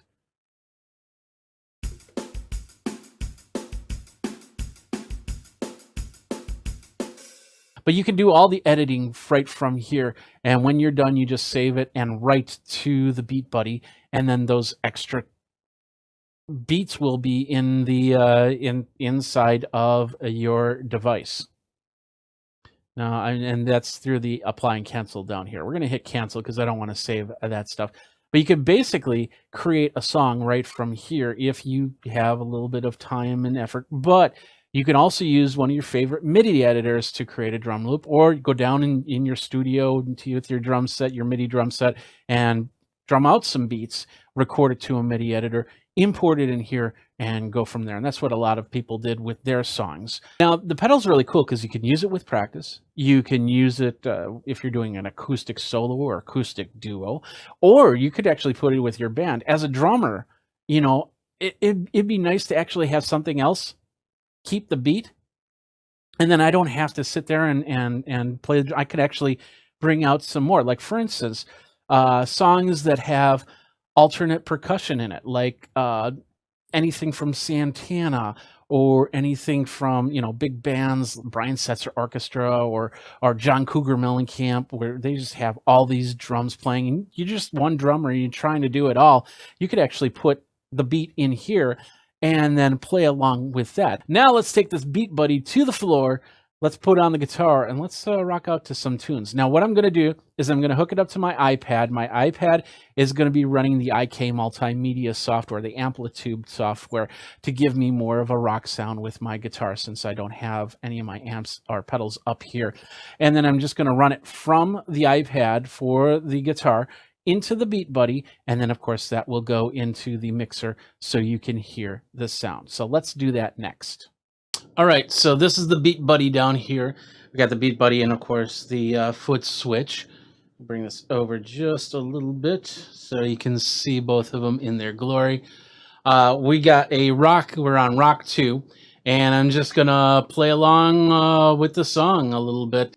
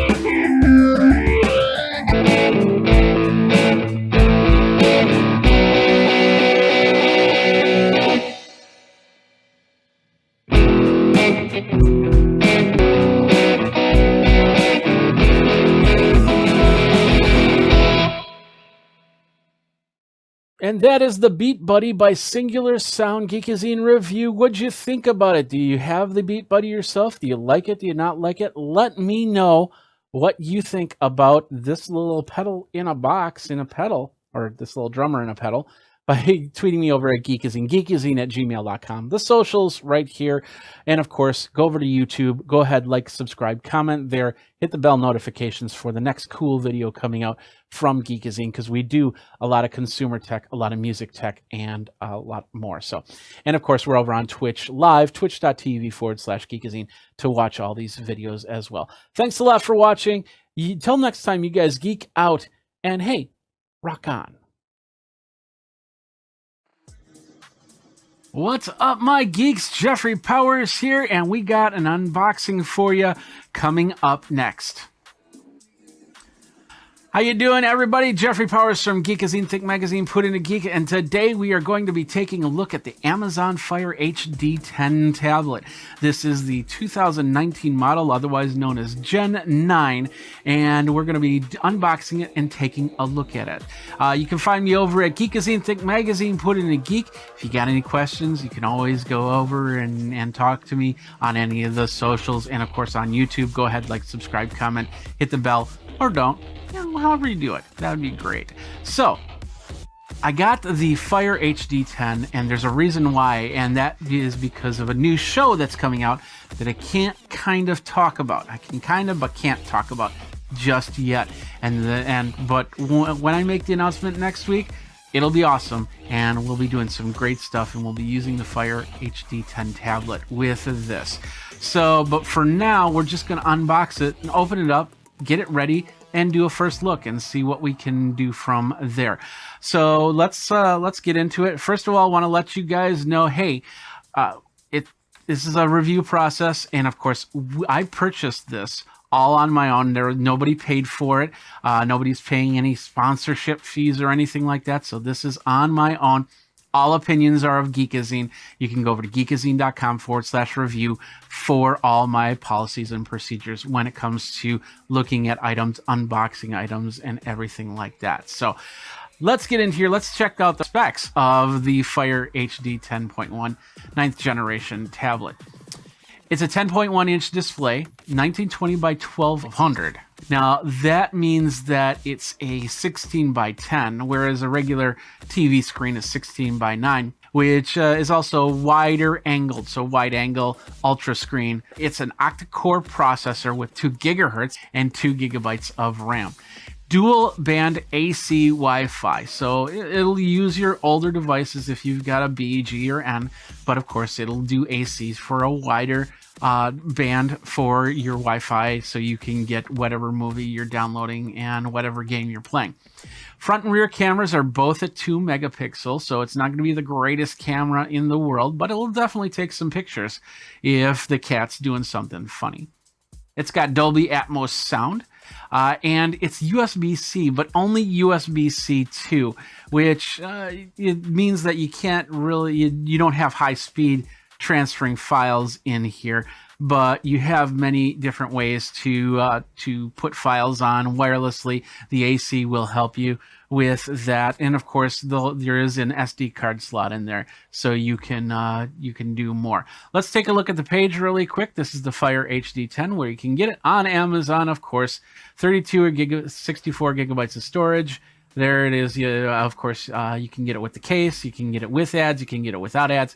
The price is very dependent on what version, 32 or 64, or with special offers or without special offers.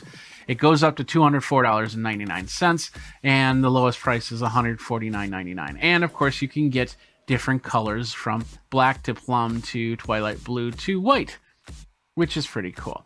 And there's also a 15-watt charger and a case that you can get with that. Lots of different things right there. So, but you're here to see me unbox this thing, so we're gonna do that right now. So let's get over here. We got the HD 10. This is the tablet. I got the 64 gigabyte model, and it looks pretty straightforward. Looking at the package right here. It just tells you some things that you can do. So let's go ahead and get this opened up here. There we go. there's a little arrow system right here that says open it up this way. So we're going to peel that back, and we're going to lift this up, and we are going to pull it out.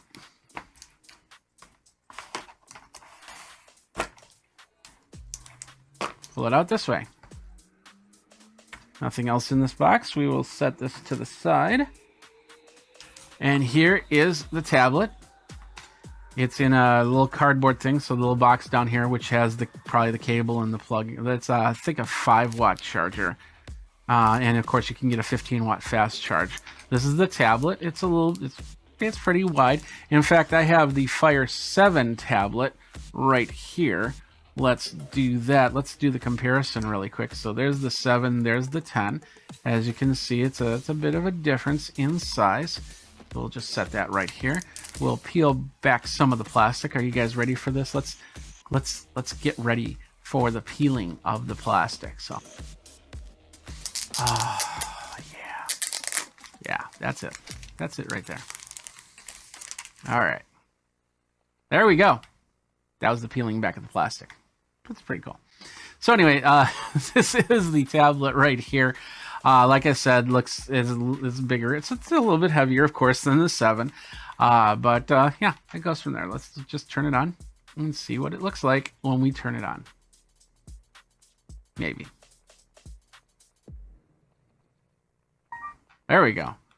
We got a little welcome type sound, and trying not to get the light in on this. So there's the Fire tablet. Excuse me. And while that's doing that, it goes to the next part. So, all right, let's zoom in just a touch and take a look at some of this right here. So it's saying, welcome, what language would you like? Would you like large font? That's down here. So I can adjust the font right away, which is cool. I'm going to say United States English and hit the next button. Even though I sometimes wonder if I actually do United States English, but anyway. And it says, hey, it's installing certain updates, so we're going to let that happen. We're going to set that there. And of course, yeah, it's going just a sec right now. So let's open up the rest of this really quick.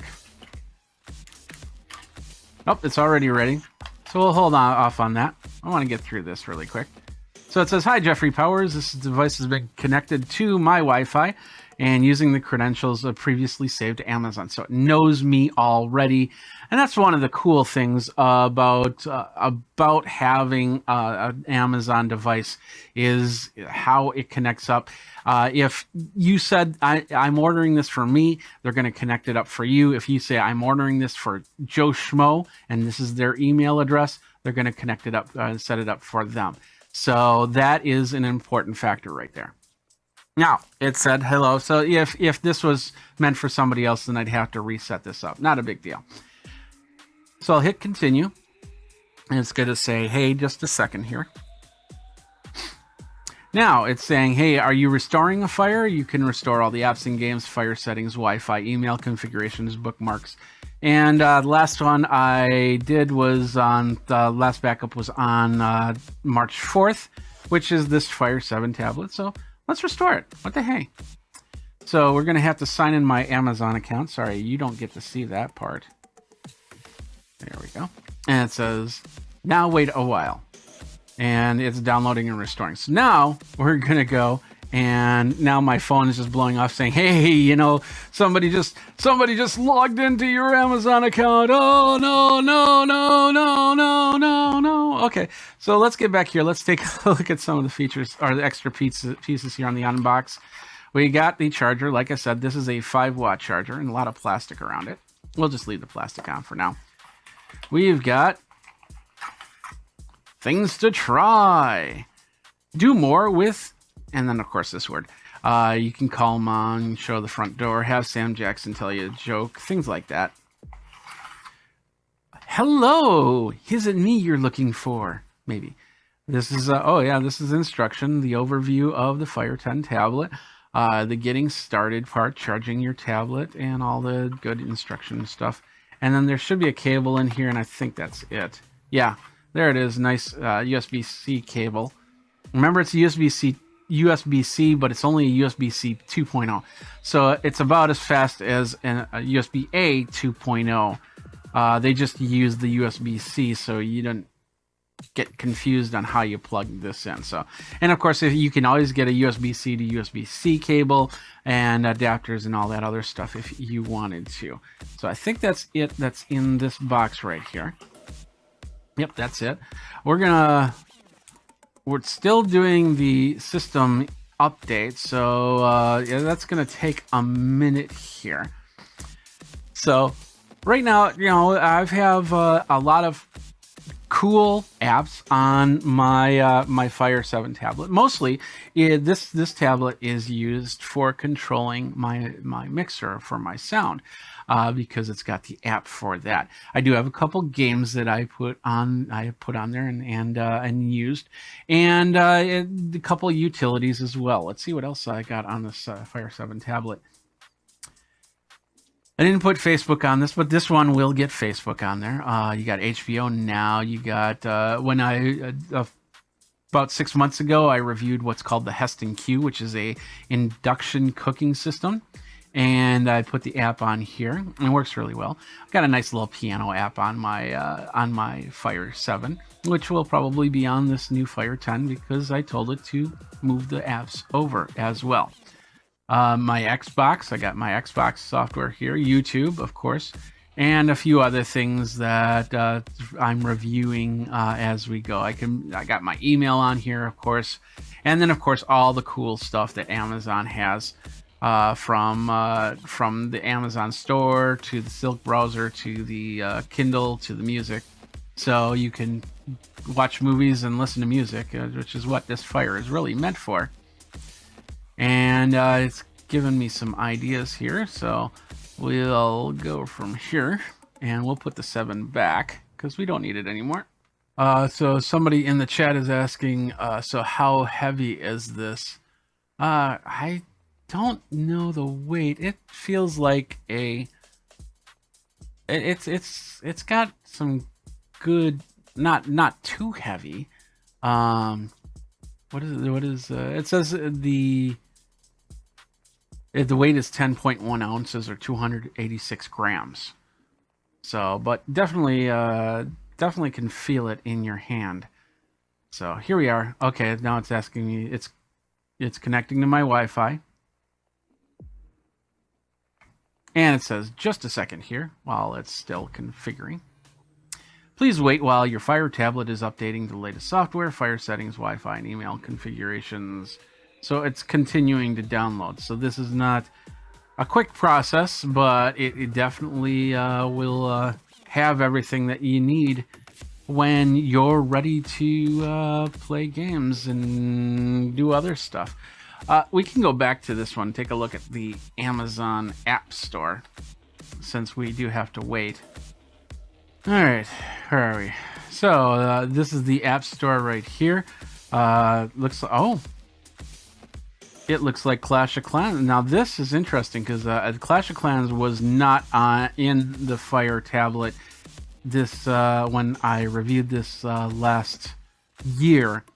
So they must have just changed that, and that's awesome. So you have your different categories. We got the home, we got the videos that you can download the apps or download actual videos. Family stuff. Here's some apps for the family.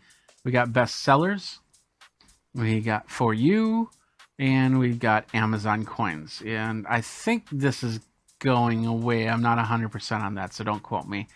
But my understanding is this was going away with this, but I could be wrong. Could be wrong, that's for sure.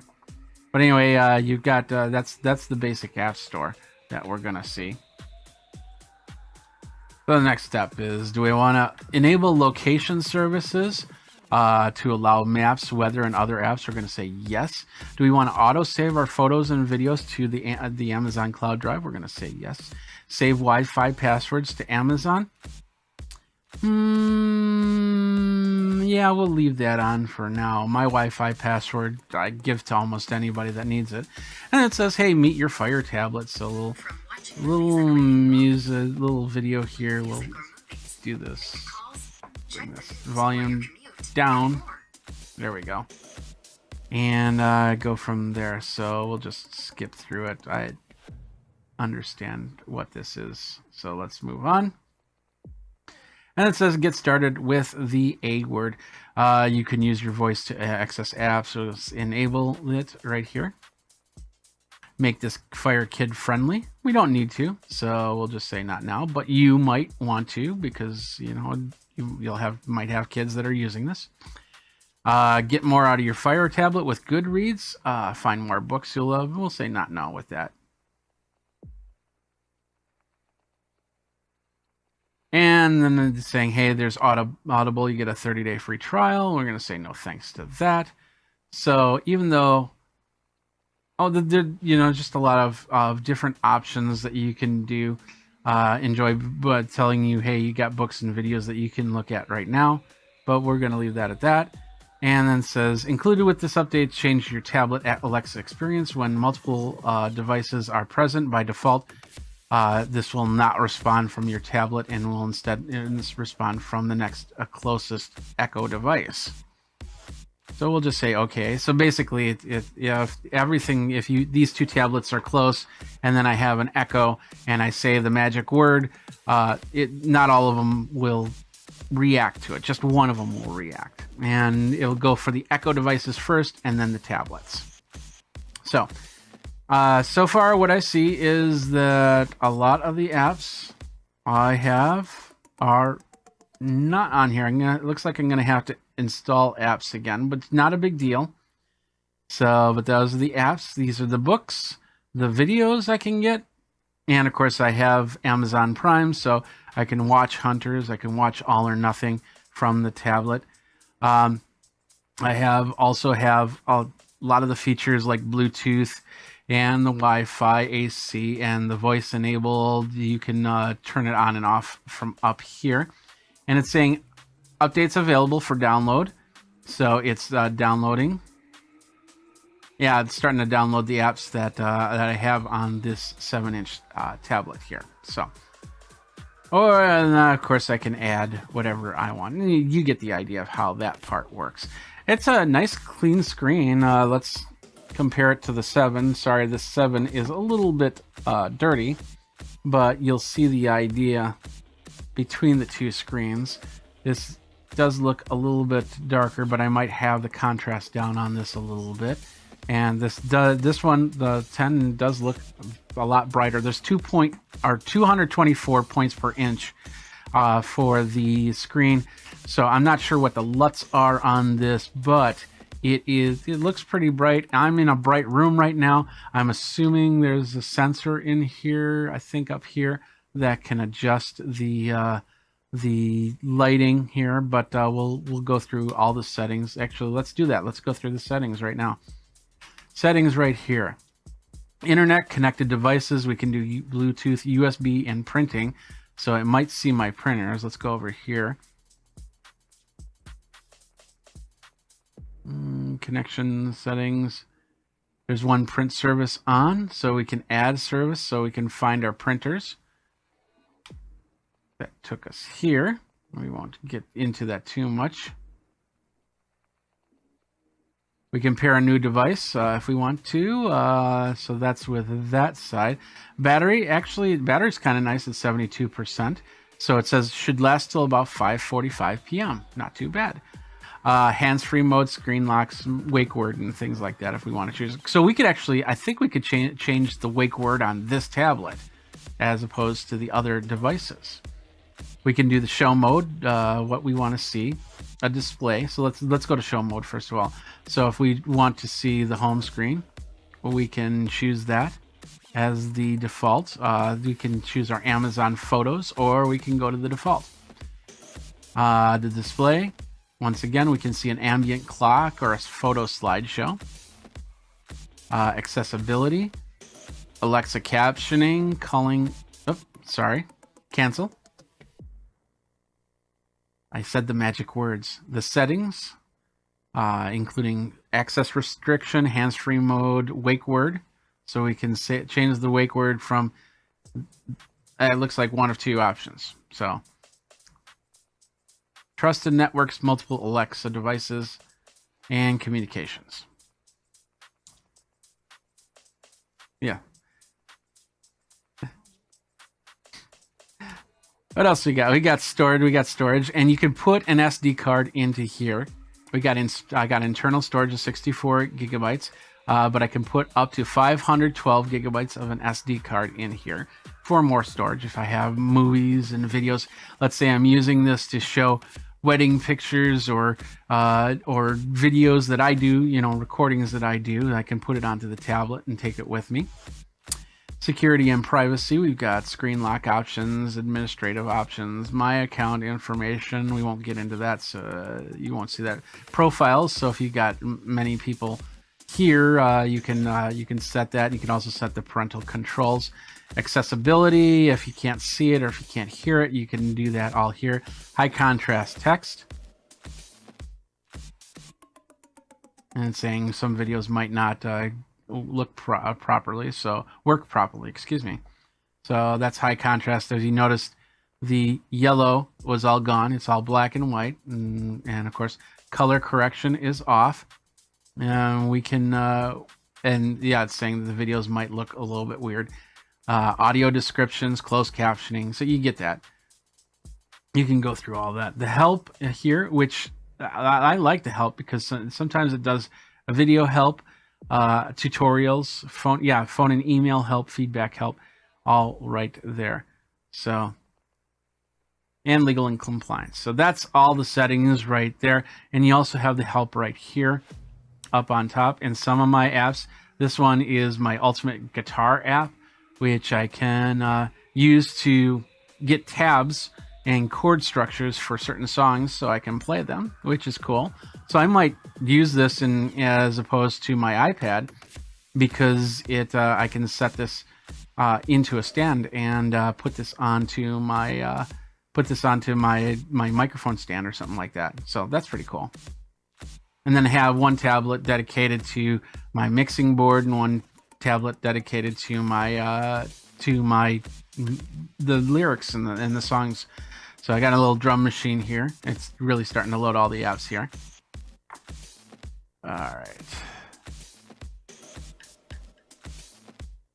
And of course the volume is down.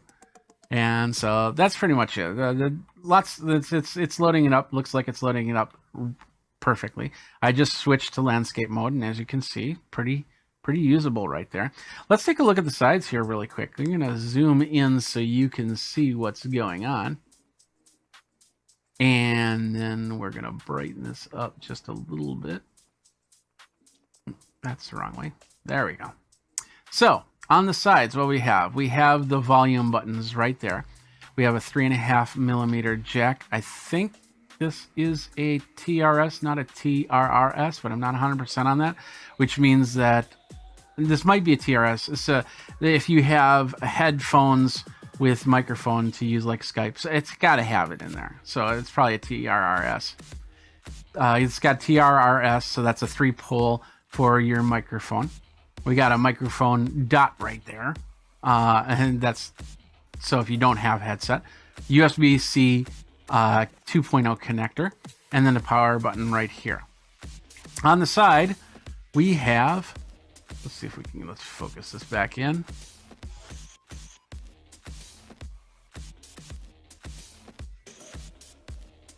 All right, on the side right here, we have the opening for your SD card. So basically just open that up like that, put in your SD card and close that up, and then you have more storage. Nothing on the bottom right here, but we have the speakers. Now the speakers are in landscape mode. So we have one speaker on the right and one speaker on the left right here. So it's like a 6-dot configuration. So, and that's pretty much it for that. Let's zoom this back out here a little bit. There we go. And that's pretty much it. And it just said, hey, updates available for download. So I'm guessing it needs my permission. Oh, download additional voices. So if you want, if you don't want the standard voice for the personal assistant. You can say, hey, I want Amy from the United Kingdom, and it'll download that, or Brian from the United Kingdom, or Chantel from Canada, French Canada, and much more. So you have a pretty good amount of voices. I don't see Samuel Jackson. Where's Samuel Jackson? Alexa, have Sam Jackson tell me a joke.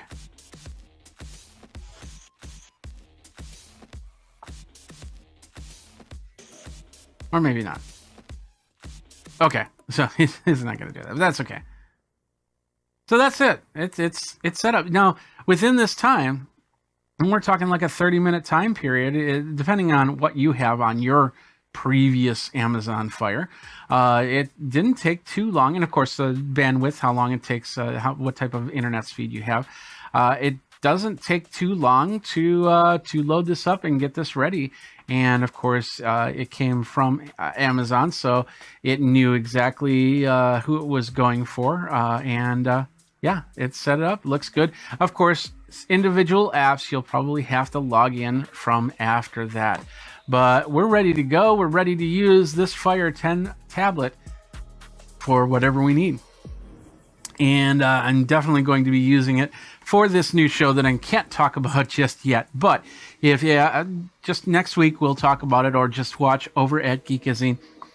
Geekazine Twitter, Geekazine Facebook, Geekazine Think Magazine, put in a geek, and you got me. That's it. That's the unboxing and first look at the Amazon HD Fire 10. 10.1, the 9th generation tablet from Amazon. I can't wait to use it for this future endeavor. And if you want to get it, we have a link down in the show notes. Please go ahead and use that link, because it supports Geekazine and all the efforts I do for that. If you got any questions, let me know, and I'll try to answer them best I can. But the better person to answer the questions is over on the Amazon page, because if you ask a question there, you get a bunch of people that answer that right away.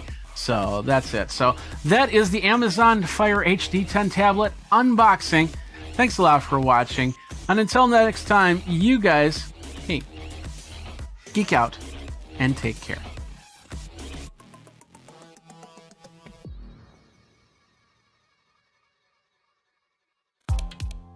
The other day, Apple made some major changes, and I'm not just talking about a new watch or a new iPad. One of the things that Apple reinforced was how we're starting to bring our watches into play, just like our phones. You know, just like that iconic photo of the person surrounded by VCRs, cameras, landlines, electronics that end up being found in today's phone. The watch continuing to gobble up those functions to place on our wrists, if they could only do it with a 72-hour battery. The new Series 6 watch looks great, monitors your health, and could even help you find... let's do that apart again. The new Series 6 watch looks great, monitors your health, and could even help you get rid of your old phone. Wait, what? Old phone? I don't...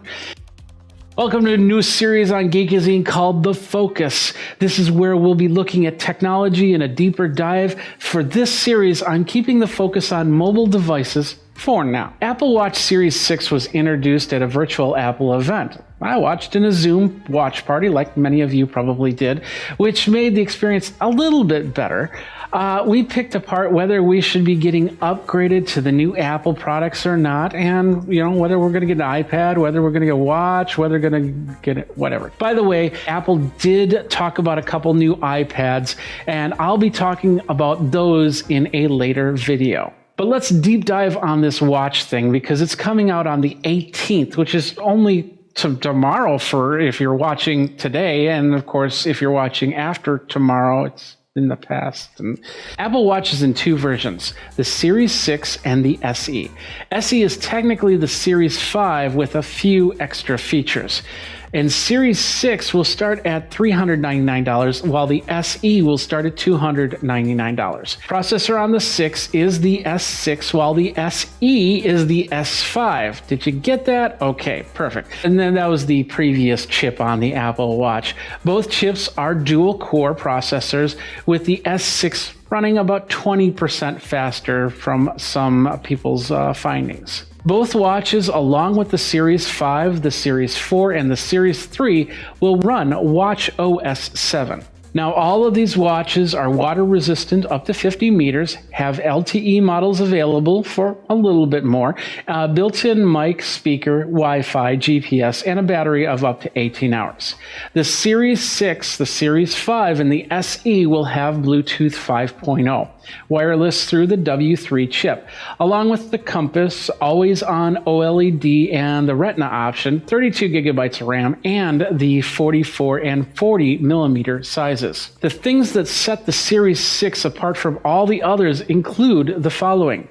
To start, the new watch will be basically usher in a cableless connection. You'll need a magnetic wireless charging cable for power, but you'll either need the iPhone, you'll need an iPad, you'll need a Mac, or use the cellular service, if your watch has it, to get any software updates, photos, notifications, or anything like that. Another new feature is the U1 ultra-wideband support, which adds spatial awareness. Now think of this as a ping and receive type service between two devices running ultra-wideband. You can find out how far you are from your phone or iPad, and AirDrop will actually be using the service to send and receive files, as it apparently does a better job than Bluetooth will. So music, messages, and more will transfer faster to your watch. The U1 chip is not in every Apple device, though. iPhone 11 seems to be the only other device that has this chip, even though the upcoming iPad Air is still without the U1, which is a little bit odd. Now, the Series 6 will add a lot of health features. Even Tim Cook stated during the event a lot of case examples of people's lives being saved simply because they wore their watches and the watches warned them. It'll be interesting to see comparison of Apple Health versus Google Health, which already has some of these features. Actually, even my bathroom scale has a few of these features. Do you have any other devices that also keep track of your health? Let me know by commenting below. Now, the watch will have a noise sensor. It'll have a heart rate monitor with irregular notifications like previous models, and the SOS feature, but it'll also add blood oxygen and electrocardiogram, otherwise known as ECG monitoring, all in an app. To put this into perspective, I actually used to test ECG devices many years ago. Now, whenever you see a video with someone in bed and a whole bunch of wires connected to them for a sleep study, that's usually the full ECG experience. Now we can do that all within a watch. Well, kind. Gen 6 will have the second generation optical heart sensor inside to monitor all these new functions, and with the upcoming iOS 14, we'll be able to give you a full readout of on your phone or iPad. Another new addition, which I'm guessing that your 5, your 4, and your 3 watch might be able to utilize, is the new types of bands. Included are bands that have no latches or hinges. Now, as a drummer, I would guess that I would need that latch, but you never know. If the band is easy to slip on and holds stiff to any size wrist, then it could be a great new addition and easy to take on and take off. Keep in mind that the sensor needs to be as close to that skin as possible at all times for a fully accurate readout. Fitness apps have also been updated. You can stay motivated even if you cannot go to the gym. The new fitness subscription model will let you have a personal trainer right on your wrist. But will you use it? Comment below and let me know. The SC Cellular has another function, a watch for your kids to keep in touch with, all controlled by just one phone. So you don't need to get your 8-year-old the brand new iPhone, whether it's going to be the 11 SE, the 11 Super Max, the 12, some city in California next to a coast, nice wind breeze, and anyway, you'll be able to parent your child through the watch. No cameras, but there will be audio ability. Control of what's on the watch will be done by the person with the iPhone. Now, I could see some other really cool uses for it, like employees, not have their phone nearby, and then it's connected to a main phone communication hub that goes throughout maybe a warehouse or maybe, just on the road If you've got drivers, if you've got whatnot, you can find out what they're doing and where they are at all times. Many different styles, many different colors, many different bands that are going to be available, and they're all going to be different prices, very expensive to super cheap. You'll probably find some stuff on Amazon as well. I like leather bands myself with the latch. It just feels like a watch to me. But what do you like for your watch face and watch bands to be?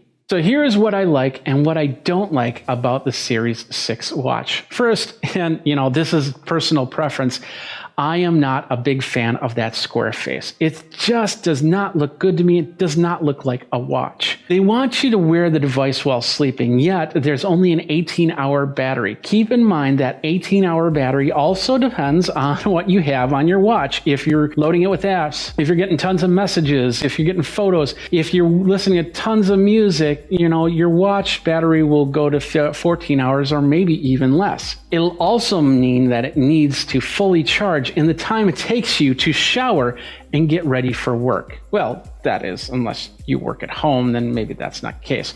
Otherwise, you're going to actually be forgetting your watch more than not if you have to walk out a physical door. I am all for getting rid of those cables and having the wireless experience. Added bonus is it helps the environment because you don't have to buy another cable. You don't have to recycle another cable. I also alluded to the possibility of getting rid of your phone. Now, could that be an option? Well, absolutely it can. If the watch is cellular and connects to your AirPods and your iPad can handle the apps and your CarPlay is going to connect and charge, a phone is just a bigger item that sits in your pocket that you don't need. The only thing the watch cannot do is take videos or photos. That would be the job of Apple glasses.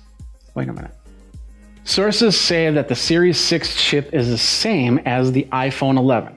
It'll run 20% faster than the Series 5 chip. You won't be able to test all that until the watch comes out, though, and we will try to do so. With a plethora of color, new health features, a new fitness service, and a $399 price tag, will you be looking at that Series 6 watch? With these tumultuous times, that might not even be something that can be on your financial radar. For me, the watch is usually a no. But what feature are you waiting for before you decide to pull the trigger? Are you on Series 5? Will you go to Series 6? Are you on Series 4, 3, 2, or 1? And you want to go to Series 6? Let me know by commenting below. And that's it for this first episode of The Focus on Geekazine. My name is Jeffrey Powers. Go ahead, like, subscribe, comment if you liked this video.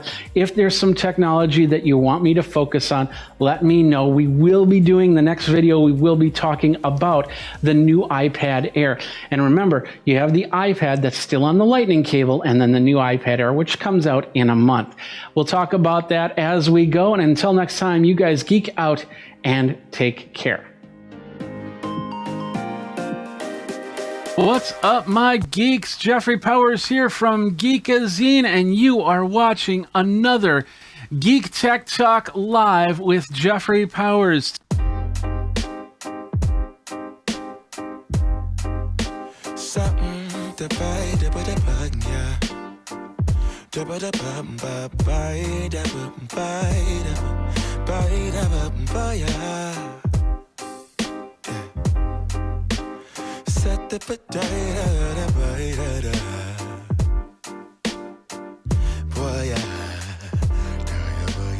The HP Never Stop 1202W is a loaner model. I do have to send it back, but nobody's editing this video or this my posts on Geekazine. Of course, if you want to find out more about this, you can go over to Geekazine and our review area to find out all my policies and procedures. All opinions are of my own. All right, ladies and gentlemen, this is the printer in question here. This is the Never Stop HP Never Stop all-in-one laser printer 1202W wireless laser with cartridge-free monochrome toner tank. It is a black and white printer, laser style printer. Houses the toner in here, and we're going to talk about that as we go. In fact, the best part about this Never Stop 1202W is it's got 60% savings on toner for price. Prints 5,000 sheets right out of the box. It can do, when you reload it with toner, can do another 2,500 prints. It reloads the toner within 15 seconds. It's crazy. 7 times more pages than the inline printers.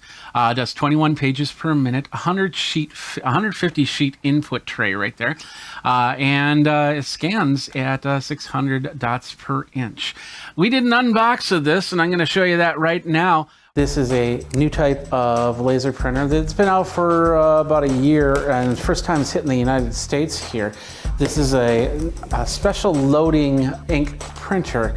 This is a black and white printer. It was not color, it's meant just for black and white prints. It can do 5,000 pages from the box, and it can do up to 7 times what your regular laser printer does. The reloadable toner ink is the key here because it's a cartridge that you put in and you let it load, and it loads in a few seconds and then goes from there. So let's open this up and see what we got. We're gonna pop it open. What do we got here? So inside we get a couple plastic trays that will go into the printer. Looks like we got a USB cable right there. We've got the power cord, which is a standard 3-prong plug cord. And we got cardboard, and then of course the printer. This is a lighter printer, but you definitely want to watch out how you unload the printer from the box so you don't hurt your back. We got some instructions here that show you all the places. They're usually marked with orange tape, so it's easy to determine what you need to pull out. So let's go ahead and do that. There's some styrofoam on the top. I think this is one unit here, so it can pull up right so. So you can try and pull it up. What I like to do is I like to set printers on their sides and then slide them out that way. It's usually the easiest thing to do when you're doing it all by yourself.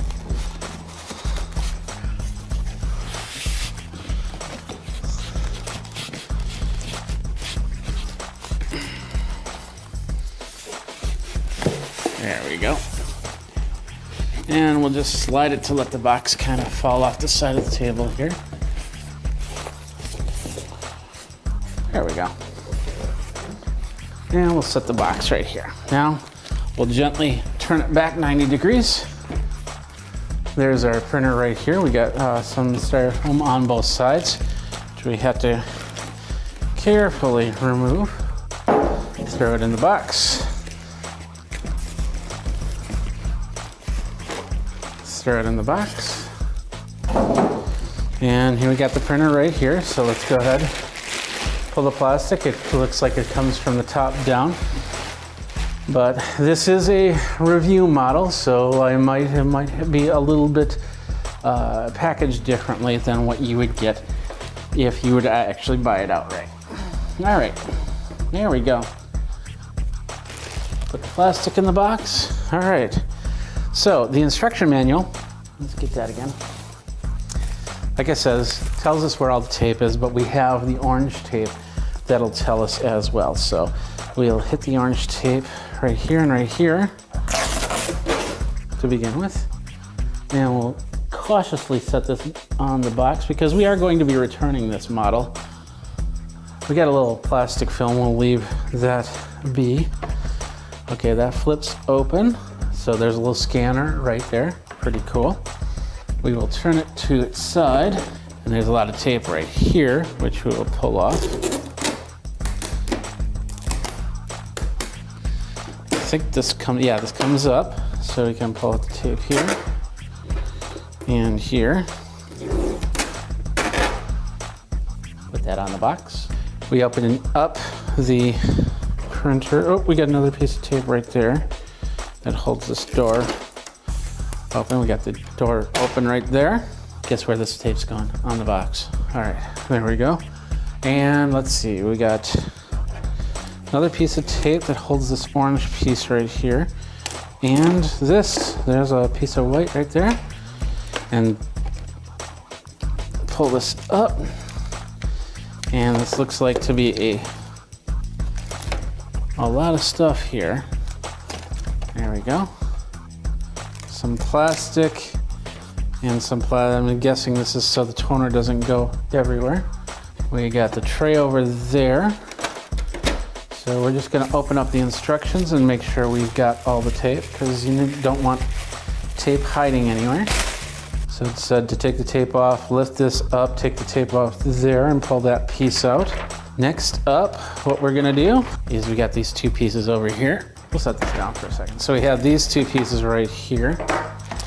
We got the tray insert, and the USB cable coming back over there. We got another part of the tray insert, slightly different than other HP printers. So we got this insert right here in the box. We got this insert right here. Right there. So this is the page insert. I'm not exactly sure how that goes, so we got to go to the instructions here. So it basically says take this piece, this is the tray piece, and we insert it like so. The tray insert will actually clip right there. So now we put the paper into here, which I have to go get. I'll be right back. All right, so basically we're gonna set to the paper setting, and then I guess we're gonna put it right in there. There we go. And then next is this cover tray, which goes right in like that. And there, we're good to go. So the first print takes around 20 to 25 seconds to warm up, and that's after the printer's turned on. But after that, I was making prints easily, pretty quick. Like I said, it does about 21 pages per minute. Let's take a look at the printer a little bit closer here. What we've got here, we've got the little LCD panel right here, and of course all the buttons from the power button to the, I can't see it from this angle, but they'll turn on when we activate it. We got a little scanner area, so if you need to scan some documents, you can do that. We got the scanner part. We can pull up the second area here, and that gives us where we're going to capture the prints at. We've got our feeder area right here, and then this is our level. This tells us how much toner we have here. So if we open this up, this is where we put the toner in. Now they didn't give me a toner to use, so it's basically we got a screenshot of it right here. This is the toner cartridge, which inserts into the printer right here. It's a plunger system that allows you to put the toner into it. It's supposed to be mess free, and it takes about 15 seconds. Now, like I said, I don't have the plunger, so I can't tell you how that works. But once this comes down to almost nothing, you can then put it in and go from there. Out of the box, it does 5,000 pages. So straight up 5,000, you're done. It's all good. In the back, like I said on the unboxing, you have two cables. You have the plug, the power cable, and then you have the USB cable for the connection to your device. This prints, we got a tray here that does, I think 150 pages per tray, and of course you can go from letter to legal. I don't think you can go anything beyond 8.5 inches. So you can do 8.5 by 11, 8.5 by 14, and those types of sizes, and maybe even letters, but I'm not sure. There's no insert tray that I know of. You can't put paper on top to have it automatically feed. There's also no duplexer on this, so don't expect it to do any type of duplexing. And the only scanner, of course, is the single sheet scanner, so you'll have to take it out and put it back in, and of course it won't flip and duplex or anything like that. It is about 24.4 pounds.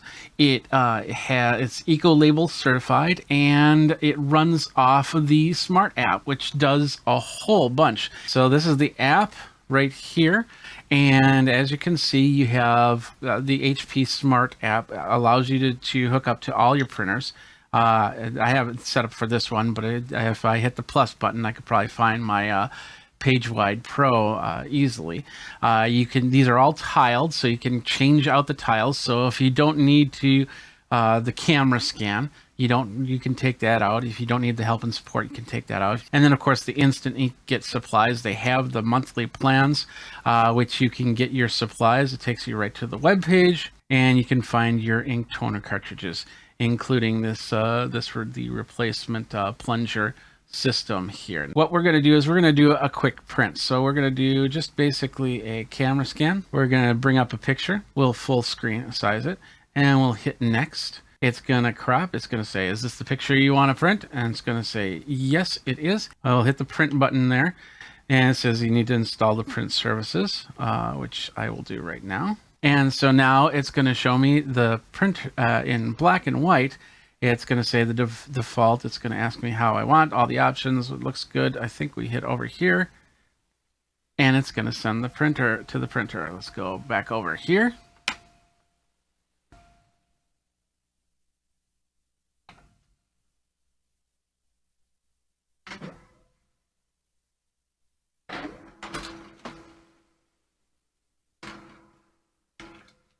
And this first one, this time it took about 15, 16 seconds. And then, of course, here we have the print. It's not my best print, of course, because this came from, I took pictures from another device to show off that device. So, but as you can see, it printed well. It's got a small little border on the sides. I don't know if we can get rid of that at all, but we can, we definitely have that right there. So that prints the page. Once again, 150 pages through the Smart App. There's also a fax option, which is really cool. I don't have it set up yet because you have to kind of leave the app to do that. And I think this is going to be with all the printers out there so that use the HP Smart App option. It's going to be able to do a mobile fax. You'll hit that, and then it'll take you to another page where you have to sign up. It doesn't do incoming faxes, just outgoing faxes. And it's taking a small while to do that. So we'll just come back here. So the Smart App has a lot of awesome features to it, including the printer scan and that. And once again, we can personalize those tiles to whatever we need, whatever we don't need, which is pretty amazing. Some other things about this printer, like I said, it's under 25 pounds, so it's easy to lift on my own, as you saw in the unbox. We've got the page here. This is all the details of the Never Stop Laser MFP 1202W printer. Duty cycle of monthly letter up to 20,000 pages.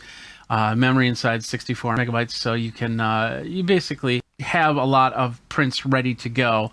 And it'll queue that up that way. It does do Wi-Fi direct. It does do high-speed USB. There is no Ethernet jack to this.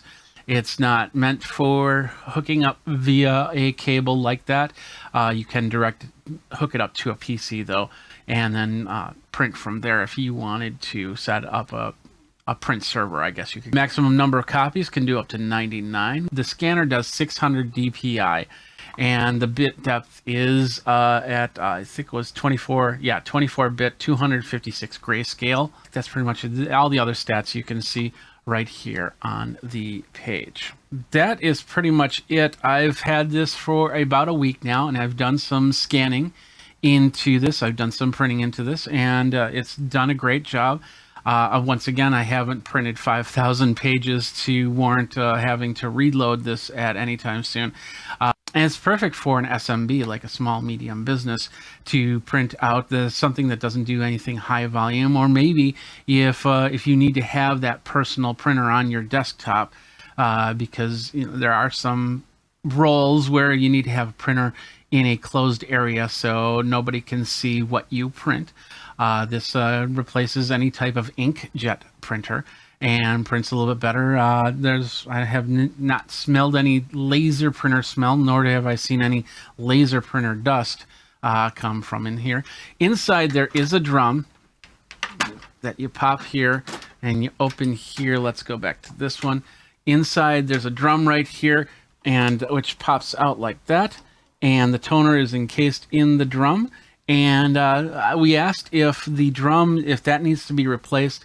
And one of the things they basically said is a lot of these drums will last pretty much the lifespan of the printer. So you can get replacement drums if that is needed, but chances are you probably won't hit that drum life cycle. So that is the HP Never Stop 1202W. What do you think? Do you need a printer for your needs? once I get the plunger in, I will test that plunger. I will let you guys know how that works. It is supposed to be a clean process. Of course, with the app, you've got a lot of extra functions, including that new fax out function that is pretty sweet. And because nowadays we don't even have phone landlines to run a fax machine. So I know things like when you prepare your taxes, you do have to send some of the forms in via fax. So this will help you do that. All right, well, that does it for this episode. My name is Jeffrey Powers. Thanks a lot for watching. Let me know if you get this printer, what you think about this printer by going over to the socials and talking about it. Think Magazine, Put in a Geek, and you got me. You've been watching another episode of Geek Tech Talk Live.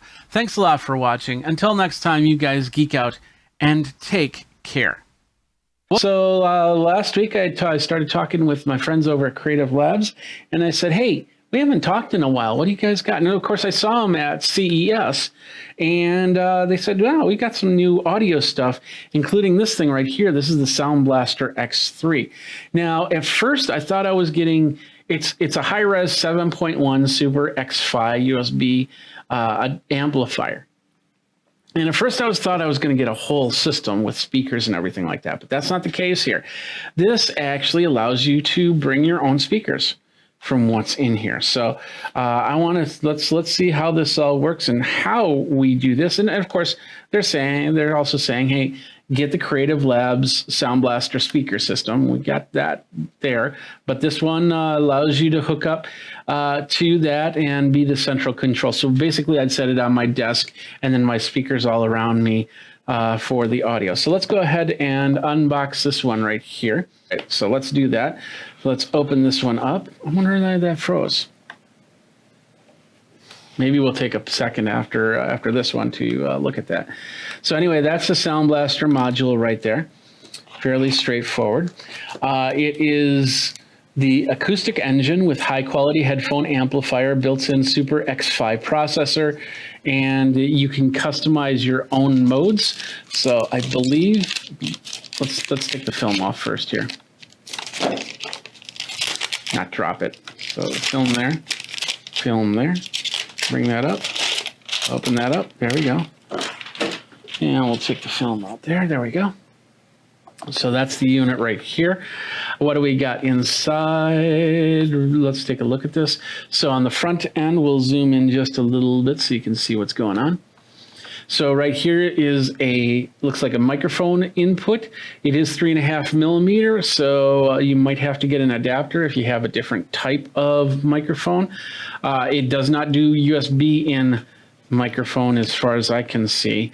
But anyway, we've got the headphone out. So if you don't want to go through the speakers, you can go through the headphones. On the top here, we have it looks like a volume dial. It is a pressable dial, so it means something here.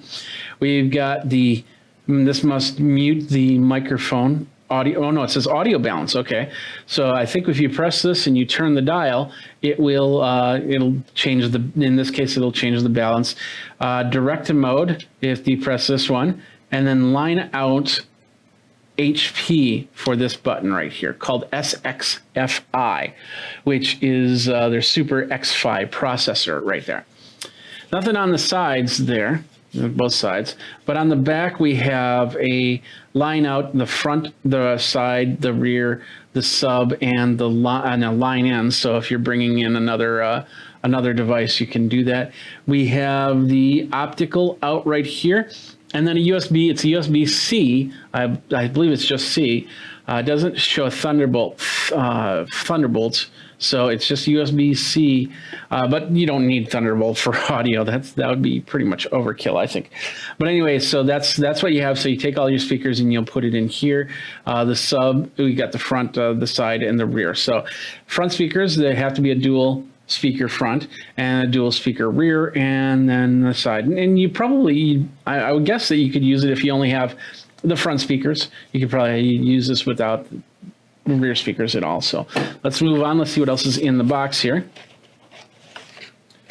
So we'll take this out first. We'll show you all the manuals. So we have the manual, which is very interesting because it's one of these complete fold out type things.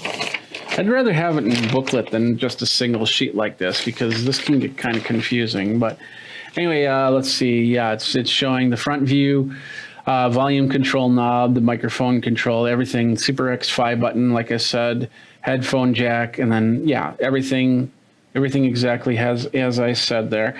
And you can get a 5.1 analog speaker system and a 7.1 analog speaker system to use with this. Also in here we have the worldwide warranty. If you need to worldwide worry about that, let's focus that in. That's not focusing in. Mine isn't that focusing in. Let's do this. Hold on a second.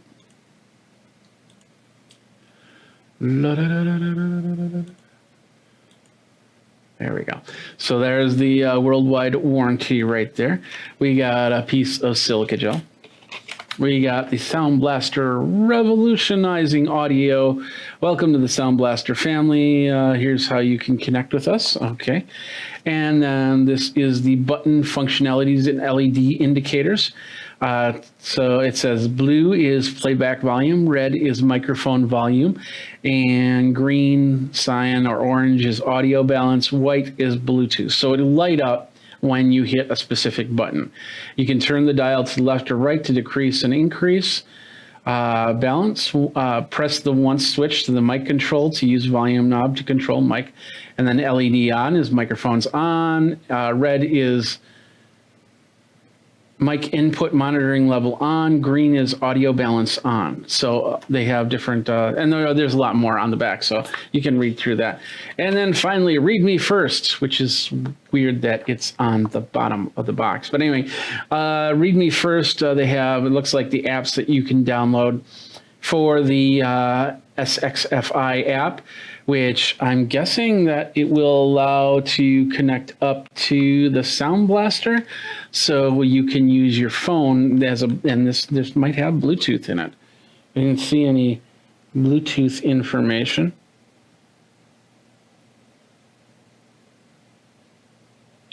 But anyway, that's interesting.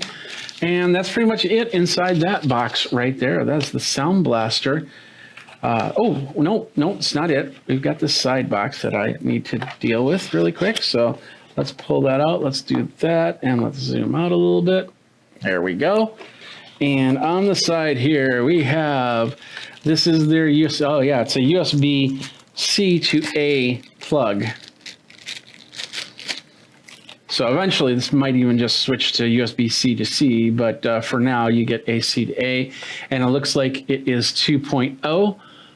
Usually when it's white on the inside there, that usually says that it's 2.0. If it was blue, then we'd be looking at 3 or better.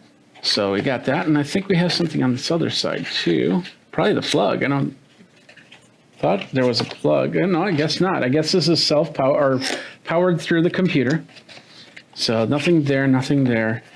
So that is pretty much it. So once we connect this up to the computer, we'll be able to rock it from there. And of course, I have a feeling that we'll be able to set up information and yeah, get it going. So, and that will be a later video when I do the full review of this device. Hey everybody, Jeffrey Powers here from Geekazine, and welcome to the inaugural version of the afternoon show. And I should probably get rid of this little thing down here that says pre-show anymore. It is this inaugural episode of the afternoon show. Jeffrey Powers from Geekazine, Think Magazine, put in a geek. Socials will be popping up right here. You can follow me everywhere. Just Geekazine, there you go. And we've got a great group of people. We've been talking for the last 20 minutes now, learning about each other. Some of them know each other already. Over on Restream.io, we have, first of all, to my left, it would be my screen share, which has absolutely no name but screen share. And then next up, we have Anya Razina. And hopefully I'm getting all these names correct. I apologize if I mess it up. Down below, we have Stephanie Liu, and then Rob. Next up is Dan Willis, who's in the middle square right there. And then down on the right square, this is going to be the fun name to say, Rob Balasabas.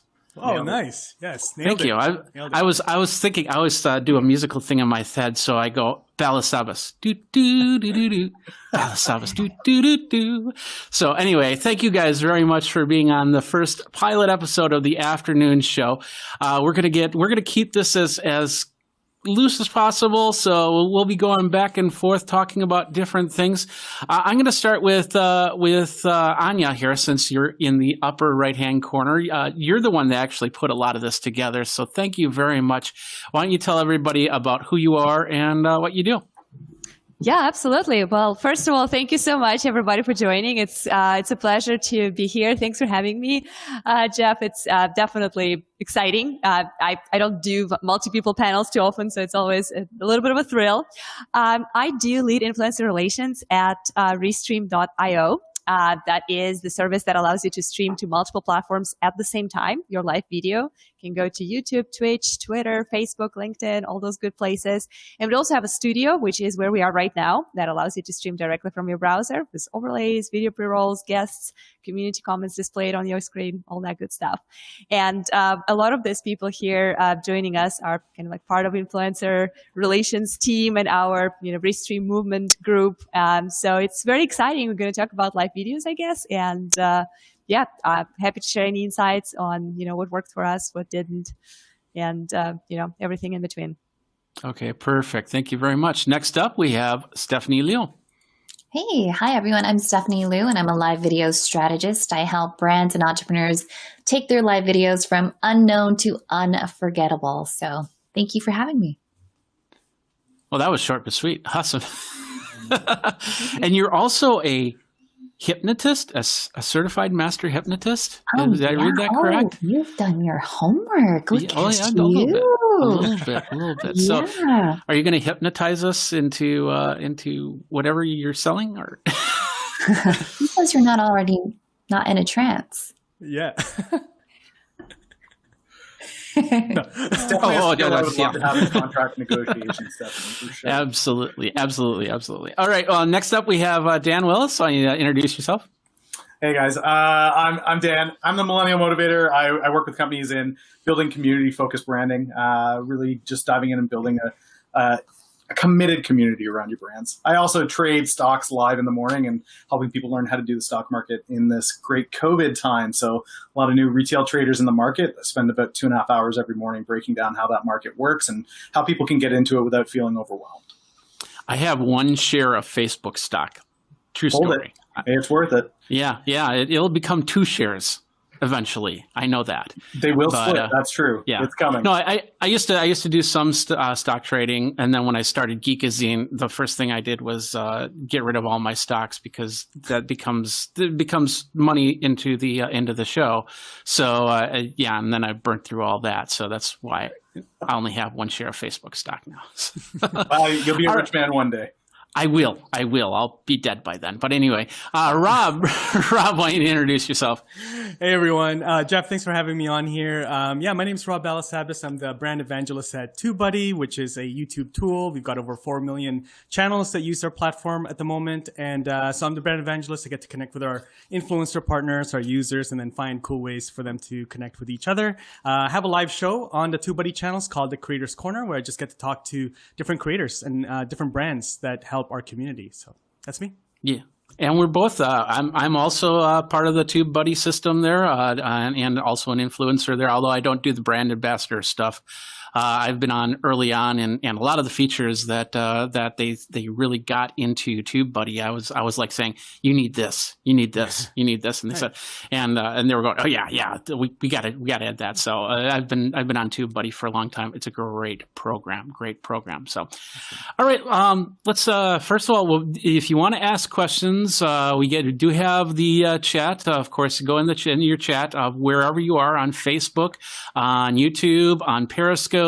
I don't have a LinkedIn Live just yet, so we're not on LinkedIn Live, sorry, but we're on Twitch. So ask your questions there, and we'll get them up here. We're going to see if there's any questions in there. And it just says two things. Is Dan Pog by Euro37, What's up, and then Dan by Gaming Goodies. So what is that? What is the fog Apparently, about that's that? the most popular guest we have here. Somehow Dan is the star. Well, Dan's the man. Wait, is the screen shared? These are guys No, that no, trade with me during the day. These guys are typically guys that are in that trading Discord. So they figured they'd swing through and see that I'm actually a marketer as well. I don't just trade stocks all day. All right. Well, let's start with the easiest of questions, and that is, we're now 5 months into this whole COVID thing, stay at home thing, whatever. Let's talk about how that if it has changed. For me, it was literally I was building the new studio from Studio A, and we're in Studio B now. I was building the studio anyway, but it was just kind of getting things done a little bit quicker. So we'll start. Let's start with we'll go to the opposite end. We'll go to Rob and ask that question. How has this changed you in the last 5 months? Yeah, I mean, for me, I've always been working remotely, so it hasn't really changed my work life so much.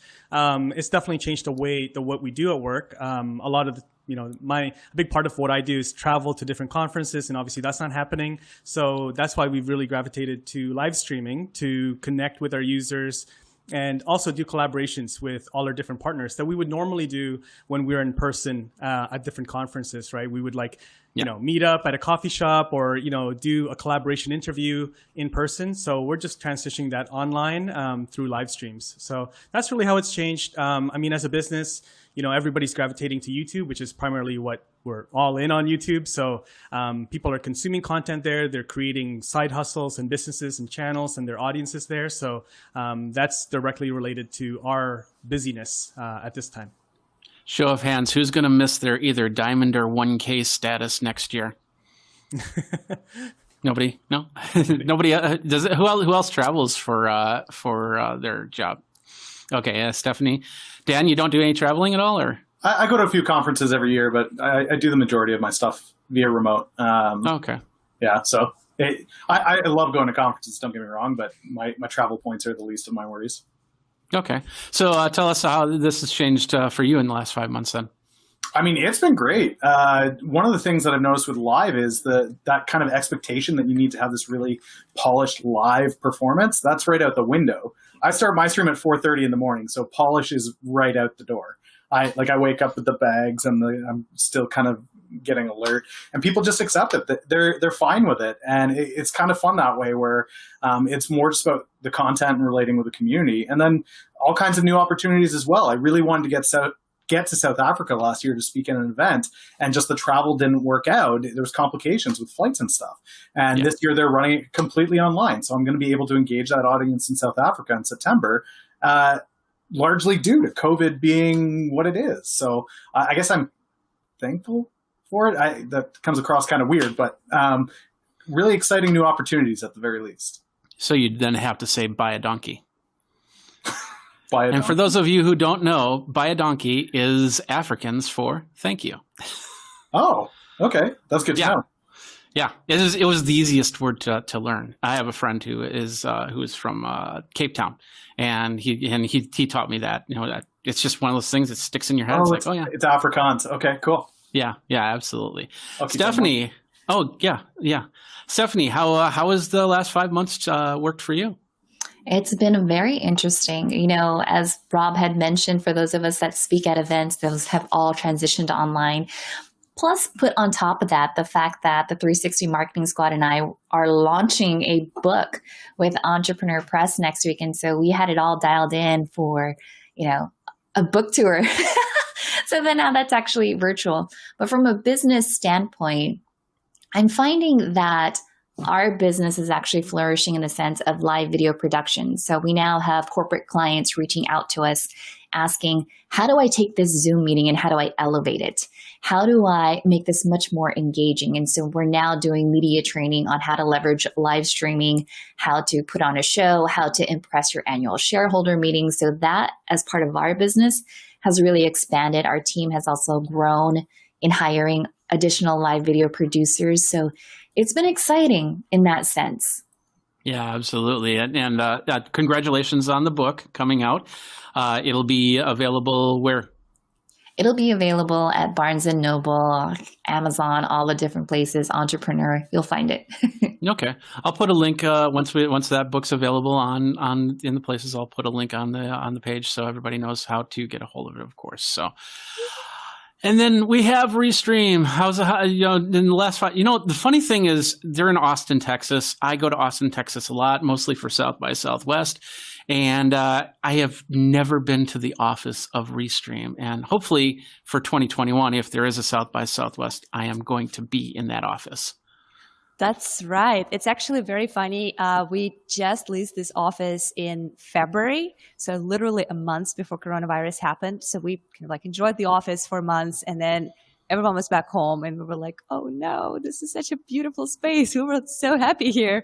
But of course now, since we're a pretty small team here, we're still back. I'm working from the office for the sake of internet and my little studio setup. So how the pandemic changed my life within Restream ecosystem is, well, first of all, when I kind of have like a very exact date, I think it's March 17th or something around that time, when it felt for us at Restream like the whole world woke up realizing that they are all live streamers today. Because it's that or else. In order to stay relevant, in order to stay connected with their communities, they had to figure this out. And we had a massive spike of new users, of people who had an account with us who immediately decided that they need to resume this conversation. So it was overwhelming, but at the same time, very exciting that people kind of got back to streaming in general, to live video, and kind of like rediscovered or discovered it for the first time. People from all industries. We saw like churches streaming, we saw fitness trainers, we saw musicians, politicians. It was really exciting and overwhelming. And for me, because like around that time, I started to work with influencers and kind of like grow our evangelist and brand advocacy program. It was a little bit of a change of focus, but that helped me meet amazing people and, actually start my own live show so I could kind of speak the same language as those folks, with you folks. So there was a lot of change, mostly positive. The only thing I really miss is traveling. But that's hopefully coming back eventually.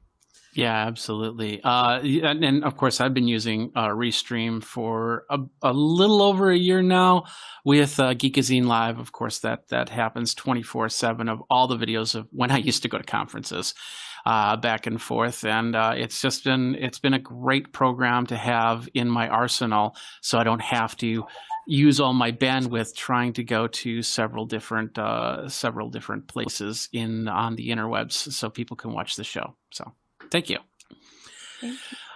All right. Well, big thing is, with all this, we're still working. We're still trying to make money.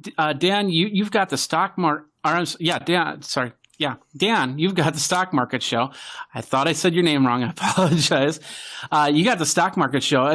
Have you been doing that since COVID, or have you been doing that before COVID? No, that was just since COVID. I took my understanding of how businesses operate in December, actually right after Social Media Marketing World, when I came home from there, I realized that there was going to be a significant change in how things were done with conventions and conferences. So my travel for the rest of the year, I had essentially just marked it off that Canada probably won't let me fly into the States anyway, so I might as well look to transition to something else. Live streaming was something I'd always want to play around with a little bit more. I had a Twitch partnered stream anyway from a few years back when I was in esports. I figured I'd fire it up again, give the stock market thing a try, and just try to help all these retail traders that are using their stimulus checks to trade the market, to try to help them hold on to some of that stimulus check. And it's been really interesting. It's been great to meet people from all over the world. Restream makes it really great. What I love is not having to pick a community where I can, Twitch, Periscope, LinkedIn, YouTube, all at once. They're all in there. And it's kind of cool to see those different communities where Twitch, you get a bit of a younger demographic, and then LinkedIn, you got the very professional and prim and proper, or at least business minded anyway. And then Facebook, my mom shows up and she's like, "Hi, I love you, son." So it's kind of nice to have that mix and blend, that you're able to engage so many different people, irregardless of what niche you're in, I think. Okay. Rob, do you agree to that? You're muted. Rookie.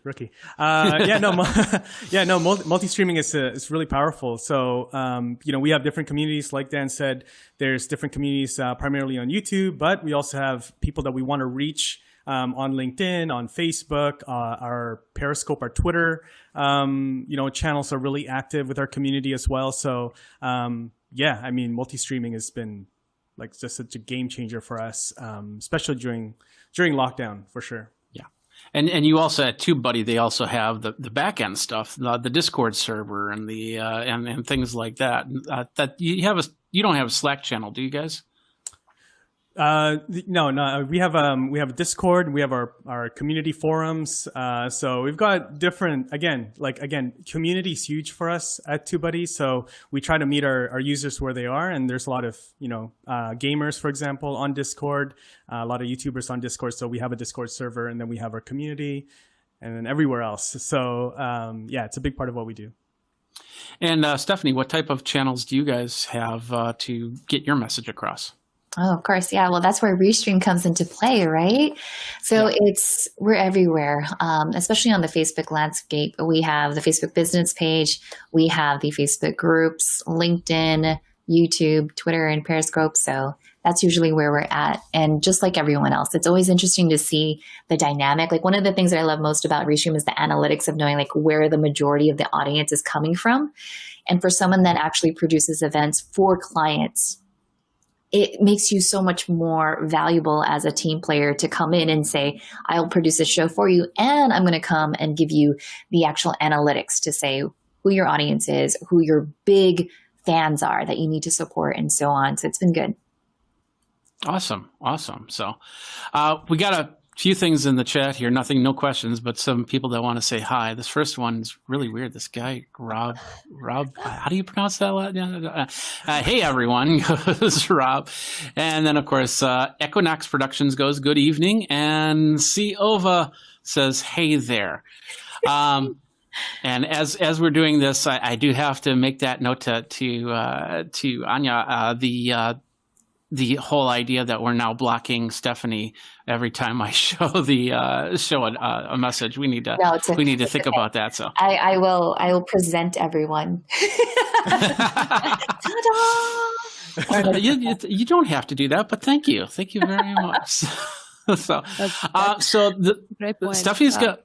Oh, go ahead. Yeah, I was just saying that's a great point. Room for improvement. That's the beauty of live shows. Like you learn something new about the product every time. Yeah, and we were on a couple days ago, and we were going through this whole how this all works. As I was trying to figure it out myself because I was just doing one-on-ones at the beginning, and I think I got a pretty good handle on things between what I normally do on my live show, and you saw some of the graphics on that, and then of course going through Restream on that, and that makes it even more powerful for sure. So, all right. So Stephanie, you guys talked about the book. Rob, is there anything that is coming out that you wanted to share that you haven't yet? For us, no, TubeBuddy, we are just heads down, trying to handle all of the. I'm like checking if my mic is muted. Do it once, yeah. No, we're just heads down. Like right now, we're just trying to handle all the new traffic, new users. Again, with everybody at home consuming YouTube, building YouTube channels. We're just directly related to that busyness. So nothing super exciting to announce or plug or anything like that. But we're just heads down we're focusing on more educational content. That's really what we're creating. You'll probably notice that on our channels, on our live streams. We're bringing on experts to really talk more about YouTube strategies rather than like specifically TubeBuddy more. So we're just trying to help new YouTubers really understand how the platform works, and then TubeBuddy will come in as a solution to make that easier. But that's down the road. Yeah, absolutely. That I've seen a lot of videos and just amazing stuff, and I of course I do some stuff myself, not on TubeBuddy. Maybe down the line we'll see how that works, but definitely learning a lot from the TubeBuddy sides. How about yourself, Dan? Anything to announce on the show, like super secret? September is the South Africa Innovation Summit, and this is the first time that they've actually been able to just really focus globally. Normally, they've been really inhibited with having largely African speakers and people directly from that continent. But with them going online, they're trying to pull in, instead of a massive amount of speakers, they're narrowing that group to about 8 to 10 speakers that are experts from all over the world. So it's actually really exciting to engage that continent, which is just got a bit of a different vibe as far as how they do digital marketing and social, but it's giving it a real global feel to it. So I'm pretty excited for it. I'm excited to not only speak to that continent, but also to kind of see how the North American concepts of digital marketing and social media pair well with what's going on there, and how they're growing and using the tools in new and innovative ways. I've already had some pretty cool conversations where people are like, oh, this is how we would do it. It's like, oh, I never even thought of that. That is so cool that you could possibly do that. So yeah, there's a lot of amazing things that are coming with that. I've never been able to attend it myself, so I've got kind of that butterfly in the stomach. Ooh, first time at a conference thing going on, which is always kind of fun. But yeah. Absolutely. And I know you already pushed promoted the book, but anything else you want to talk about with that book there, Stephanie? Oh man. There's so much that's happening. You guys, I know you guys are all on LinkedIn too. I'm working on a LinkedIn learning course about live streaming. So Anya and I have had some conversations to talk about like, ooh, what should we drop? What should we mention? So it's really fun to realize that a lot of people are embracing live streaming. Like next week, I'm speaking at an event called the Quietly Successful Summit, and it's for introverts, which I love because introverts feel like they have to change their personality in order to be on camera, when really it's like, you just embrace your personality, be yourself. And just once you grasp the tools, the different platforms and what they have to offer, you're welcome to the live streaming community. Yeah, absolutely. Absolutely. Anya, let's talk about Restream, and because I just opened this up today and I'm looking at the interface, and I noticed that there's 2 buttons now as opposed to 1 button, which does this resize to full screen for you. And I'm not sure how those buttons work. Do you know anything about that? Do you mean the buttons on when you share your screen, like 2 different things that you can do? When I go from here to here to show you full screen, there's another button that does this. Yep. Oh, I see. That brings the, here we go. The boxes I have down. never seen that. Like, wait. That just showed up yesterday. Yeah, this is new. This is one of the updates, and this is kind of how we operate right now. And just in general, this is kind of like Restream way. We are a lean startup, lean approach company. We do multiple iterations. We constantly push new features, test them with our beloved influencers, first of all, because they are just the gold mine of great feedback, interesting ideas, feature requests. So we have like a whole Slack channel just for them so they could share their questions, concerns, and thoughts of what would be better. So that's why it's not uncommon experience for Restream users to show up and be like, oh, a lot of things changed, a lot of new buttons popped up. So yeah, this is the difference. So some people requested that if you sometimes want to showcase either a person or your screen, you don't want those multiple little boxes with other participants in the bottom, because they potentially might be blocking someone's content if you're sharing your screen, or they just might be unnecessary and just kind of distracting for the video. But for some situations, you do want to show all the participants if it's like a panel discussion and you really want to see the emotions and like what people are doing.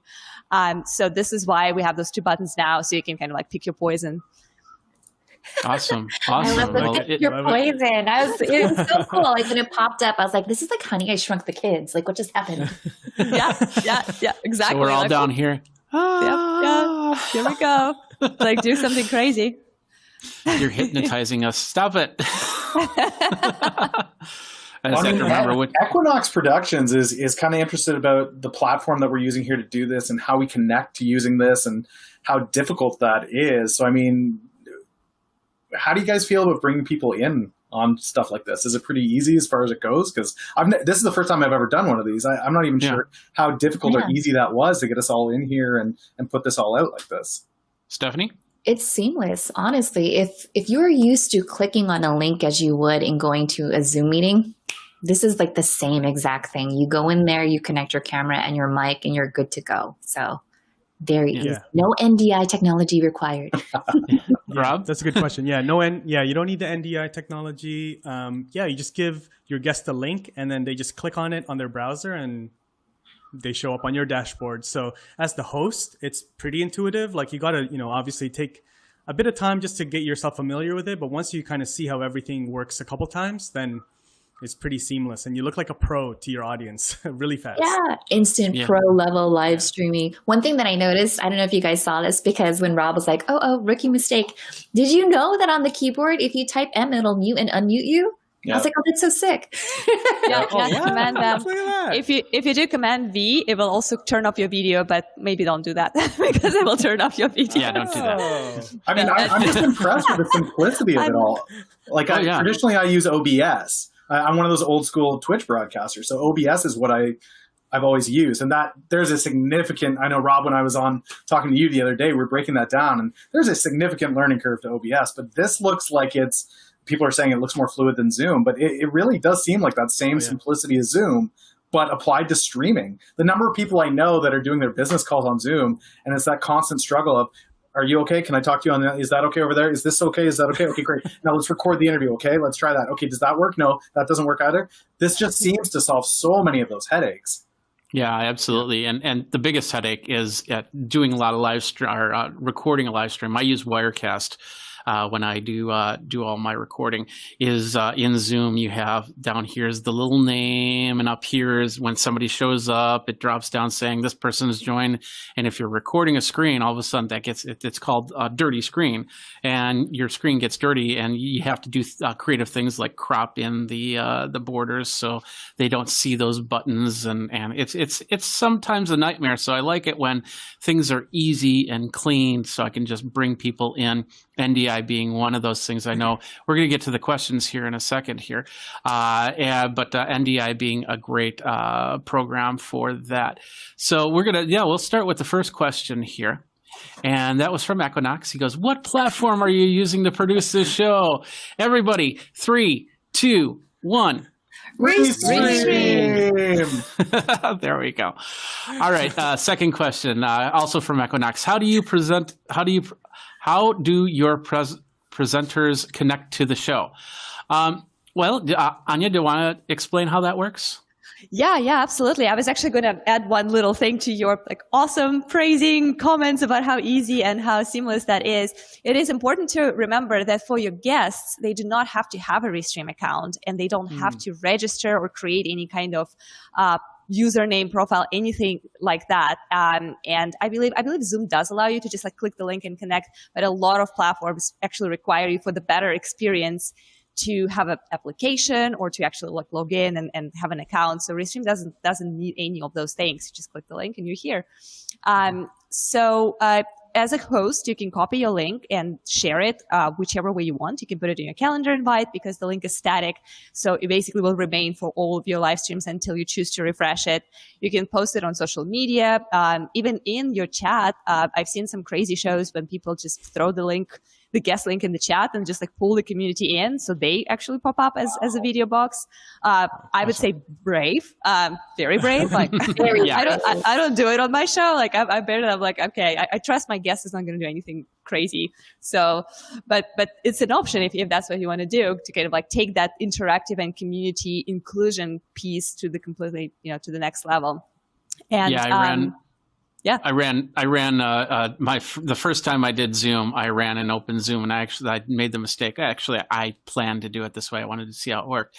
I sent out a tweet saying this, and I didn't use the Zoom regular ID. I just created one and then said, "Hey, come to my Zoom room," and so I can test this out. And I had some very creative, to say the least, people in the show, and definitely never going to do that again. So let's go to the next question. And we did talk a little bit about this. Equinox goes, are you using any NDI technology? Technically, with Restream, we don't have to use NDI technology. I am personally using NDI technology to get my video and audio to you guys.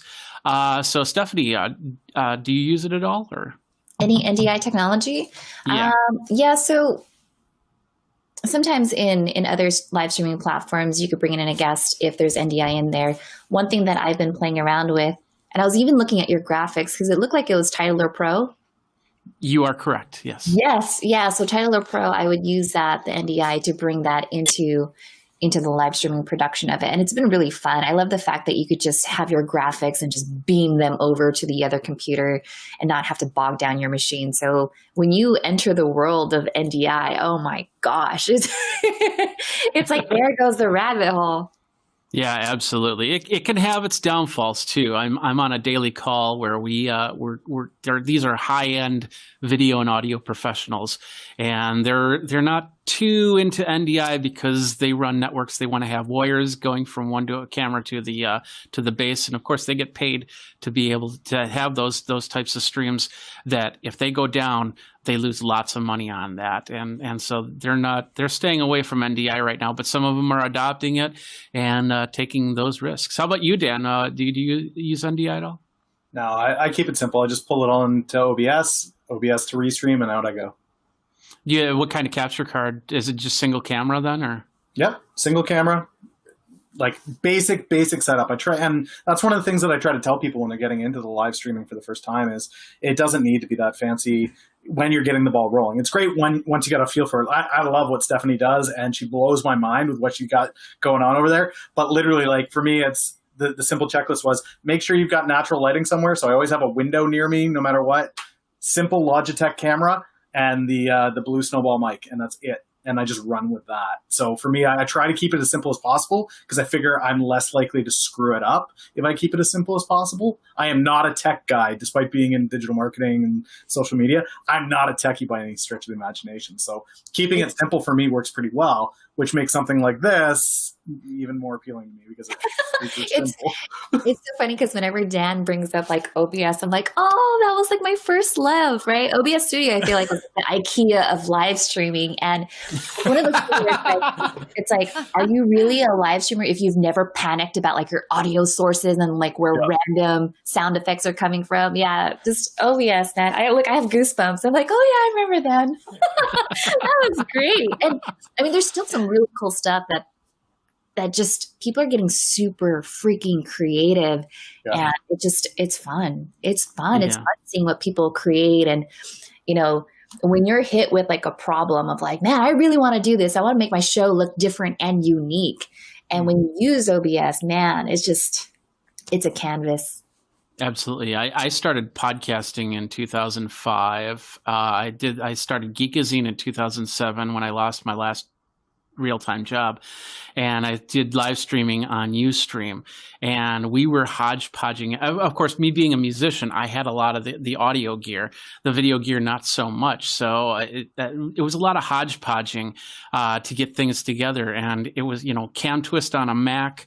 And the frame rate was crazy low. It was just horrible. And that's nowadays it's just like, oh yeah, I can go on Amazon, pick up a capture card and this, and I got a Blackmagic ATEM Mini Pro ISO coming soon, and this is all going to change the way that we do this type of live streaming.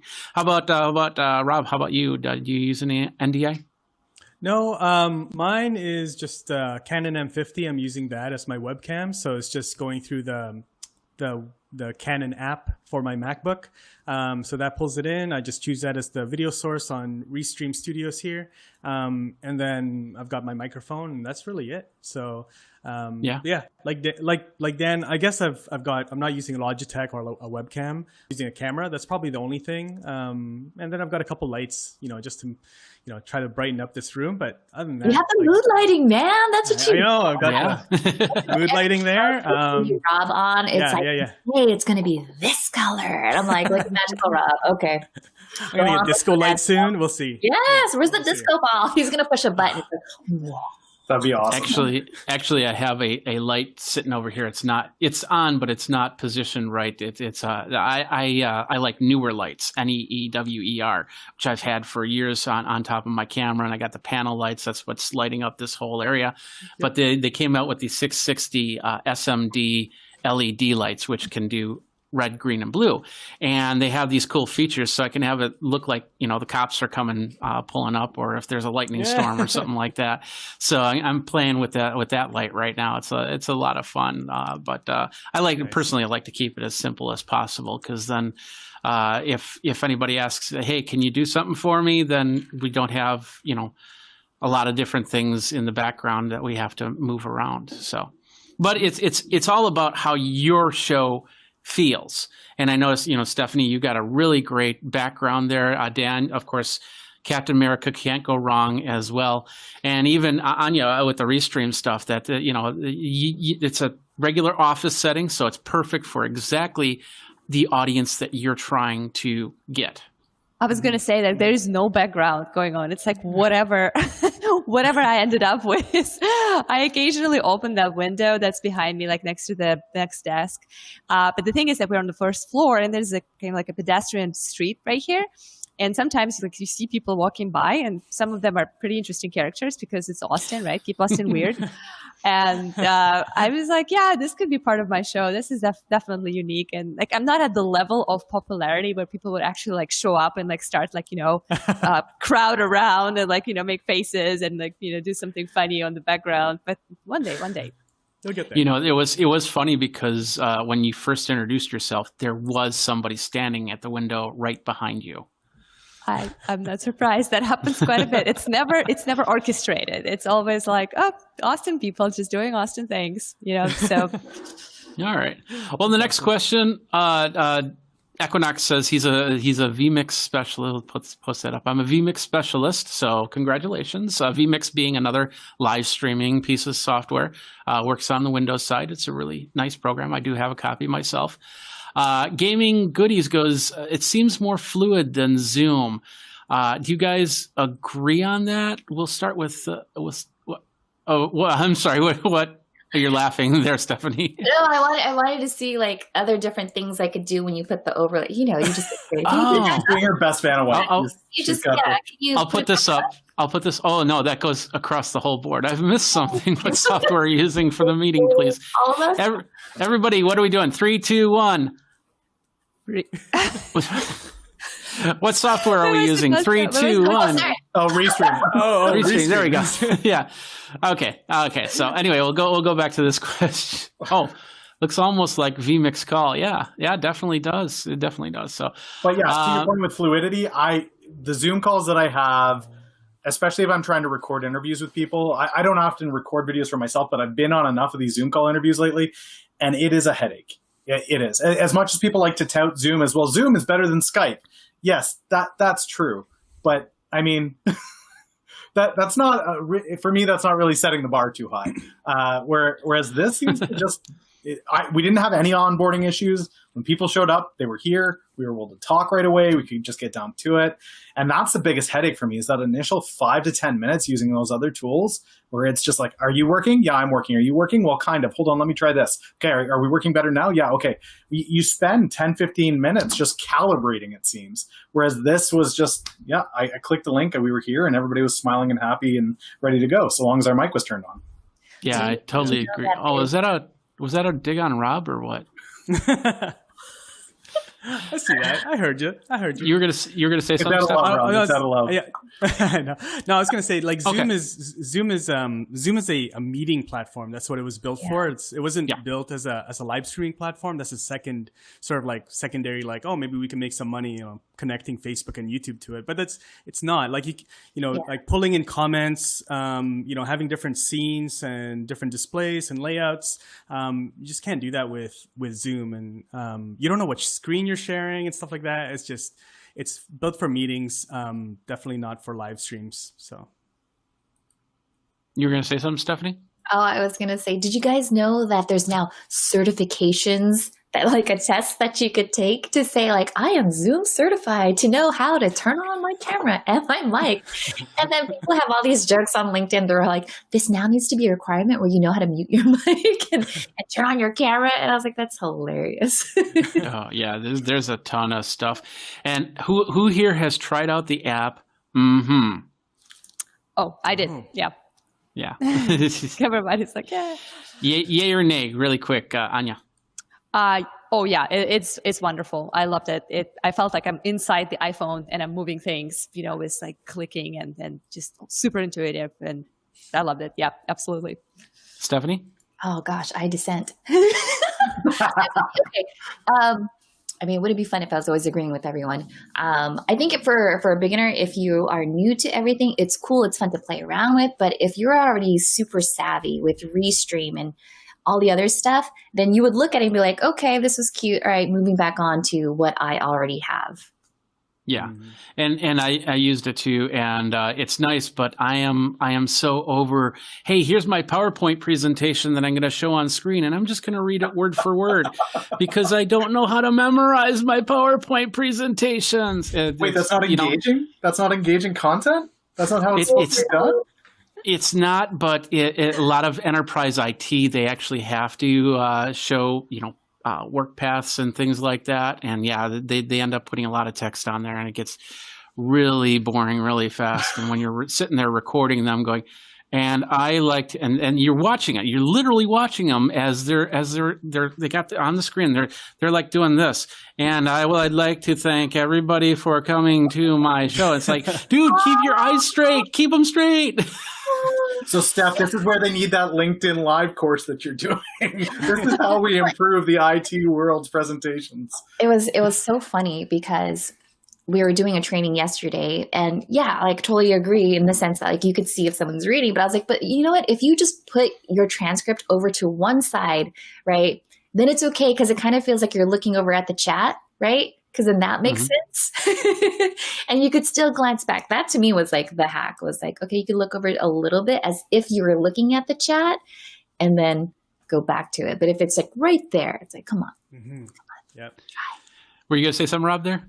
No, it's good. That's a good tip. Like, I'll just split my screen. So I get all the guests for our live show to fill out a form, like a type form with all their information. So I'll make that half the screen, and then Restream will be the other half in the intro. So that I'm like reading, trying to make and it just looks like I'm looking at the chat. So it doesn't look like I'm looking down here.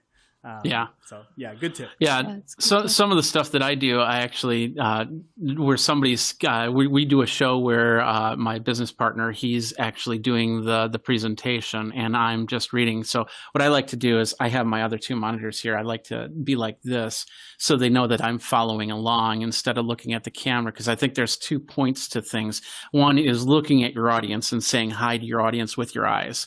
And the other one is to be in like a learning mode. And that's what I like to do is watch the screens, watch him present rather than watch the camera present. And I think that works. Does anybody disagree with that method? Yeah, I've got a 3-monitor setup, and I do something similar when I'm on the calls where I'll put the video of the speaker on the other window so I can make sure, depending on which side they're on, I make sure to move the camera to wherever it's going to be. And that kind of makes it a little bit easier, and it actually looks like you're having a dialogue where you're listening back and forth. Occasionally people see me look up, and that's where the stock tickers are, but otherwise it's like, okay. So you're not looking at Anya? I am. That's exactly who I was staring at. That beautiful office there. Anya is right where the stock markets are. She's all over. Pretty cool place. Where's the Restream stock at? Not public. Oh, we're not public. So I'll look into it. Soon. You better. Yeah, I'd buy one share of that. So, all right, next question comes back. Equinox, he goes, how do you add the overlays in lower thirds? Anya, would you like to answer that question? Yeah, absolutely. So we do have overlays that you can design yourself. And it's basically an image with some transparent parts of that. So, for example, when I run my shows, I actually design overlays for my name and my guest name to show them specifically. Oh yeah, I can see the infinity screen already. So guess we're going to see a little bit of how they would look. So those are captions, but if you go to the graphics section, you will see overlays. And you see like you have some like of the default options, and this is designed to be on top, but you can design your own and you can put it anywhere you want. The only thing is, you're gonna kind of pick between overlays or captions. Otherwise, they will mess with each other. But yeah, you definitely can design whatever you want and add it the way you want, and you can like transition between them in the middle of the show. For that, this is kind of like a multitasking thing. If you are kind of like a one-person show who is the host, also the content driver, asking questions, delivering things, and also you manage the chat, then it kind of becomes overwhelming. But definitely overlays allow you to design your messaging and your branding in absolutely any way you want. And you also have logos that are separate on this. Not this, end of the stream. Yeah. Oh, my Geekazine logo on the corner there? Yep. Okay. And we talked about hotkeys coming soon, correct? Yes, a lot of requests for that. Hotkeys for, well, we already have those like funny ones for muting and turning off your video. And we are hoping to soon add some for changing layouts. So like you could do that spotlight thing or full screen change from like, so now we're all in this horizontal mode, but there's also like a little like a selfie vertical mode that you could put people in. I don't know if I would, here we go. Oh, so like that actually looks better on a sixplex. I like that. For 6 people, like if it's 2 of you, it just turns this into like what I call a selfie mode, because it just like makes your face big and looks like you're just like trying to like selfie mode your camera, which funny enough, one of my guests did that because they joined with their phone. And here you go. Like that, So we got a one-on-one. So that works a one-on-one, but when you start getting other people in, it's kind of nice. I like that. I'm having severe Brady Bunch mode here of just like people popping in. Okay, Dan gets to be the presenter now. Yeah, I'll present. There you go. Dana White. Yeah, we got no questions in the on the chat. And by the way, speaking of questions, these questions are all coming from YouTube, Facebook, Twitter, from Twitch. No LinkedIn Live yet. I'm hoping someday LinkedIn Live, but not yet. But whatever social network you're connected with, it's also connecting to the chat, and that chat is coming in the corner. And so we're getting messages from all over the place. Whoever's watching, whoever's consuming this content, and you never know when you're going to find your next customer. That whole 1,101 rule, right? I mean, that's one of my favorite features with Restream is having all those communities at once.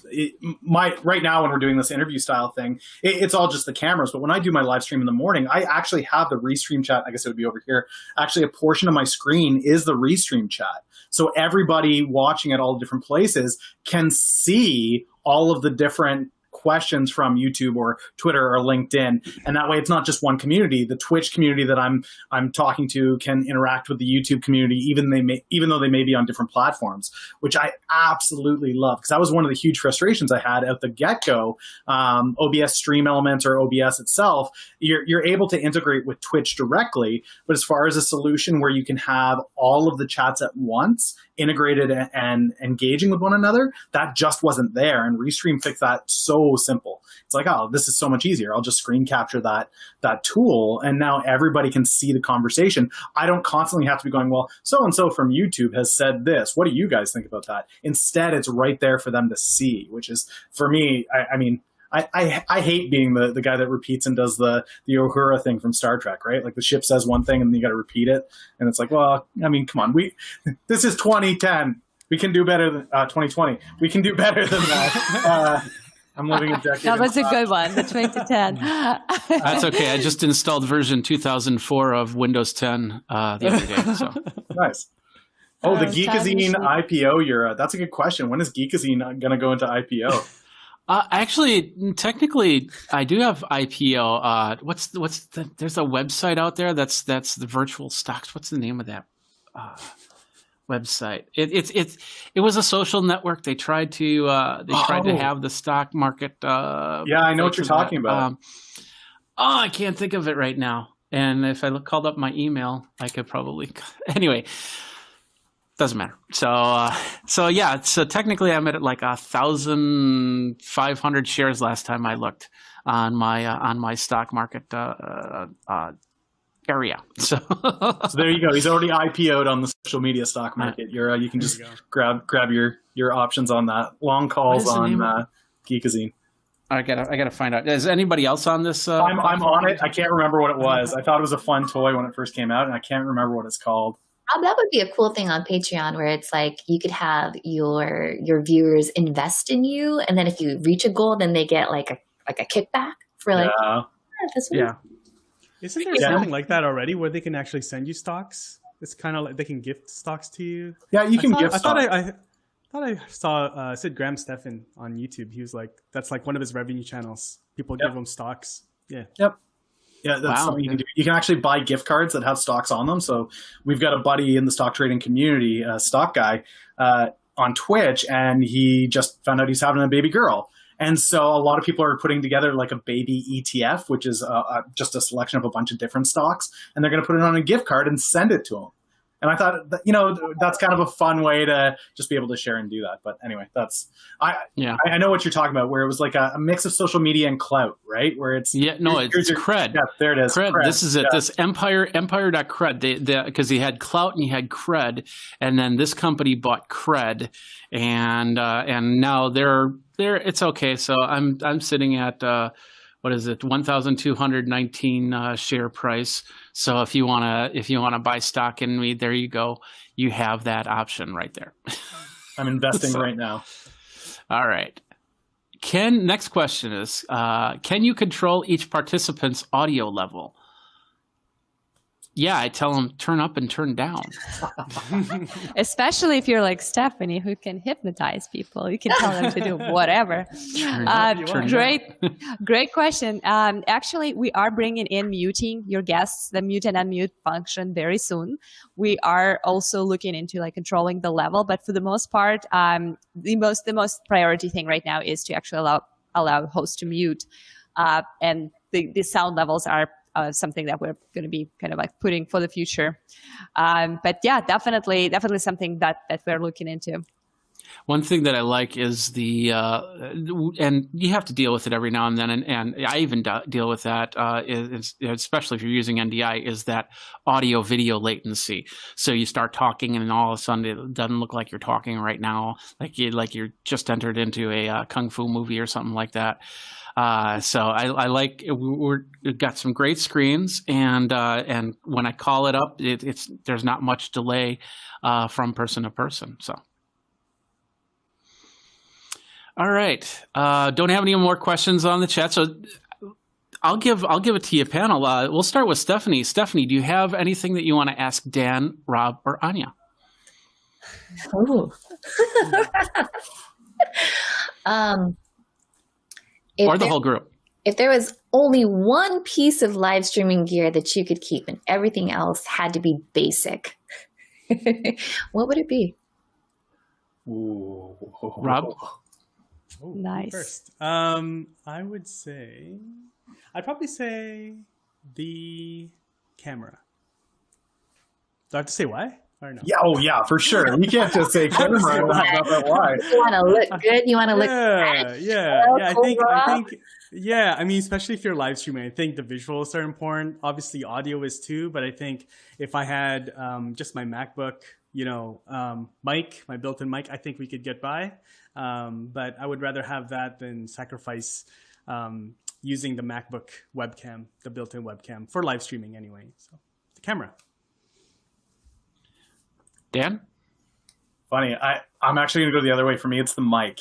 I find people are very forgiving about visual. If you go pixelated, it's not the sharpest quality. You don't like Captain America for whatever reason. Like, they'll forgive that if the camera's not great.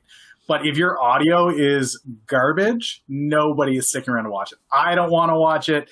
They don't want to watch it. I completely understand where it's like that high screeching, awful, distorted mic sound. It drives me bonkers to watch people that go live with that. So for me, it would definitely have to be something, and you don't have to spend a lot of money. There are a lot of great mics out there that work really well. I know I mentioned Blue before, but Elky does some. Rode mics work really well. There's lots of great mics out there that are very cost effective, but having that quality mic for me, I think, is really important. Are you showing a mic there, Rob? Or yeah, there's a little one, the little Joby one. Yeah, I'm actually reviewing this. This is the Movo VSM5, and it's on a Blue Yeti Compass boom arm. But yeah, I have tons of microphones myself. Anya? Oh gosh. So I was going to say, like, where's the basic kind of like where is the bottom ground of where you start? Is it just like your laptop and like nothing else? Because in that case, I'll pick internet connection because guess what? Guess what is going to ruin your stream big time? Whether you have the most badass camera and microphone and lights is that, that kind of, limiting internet connection. I recently got this adapter to actually connect my internet through Ethernet. So basically cable versus Wi-Fi. And this changed my game big time. Like, I am so happy I can stream full HD. I can do all kinds of great things. I'm not worried anymore that things will get disconnected.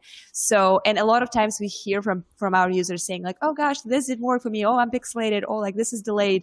And literally 9 times out of 10, it's because something is going on with their internet.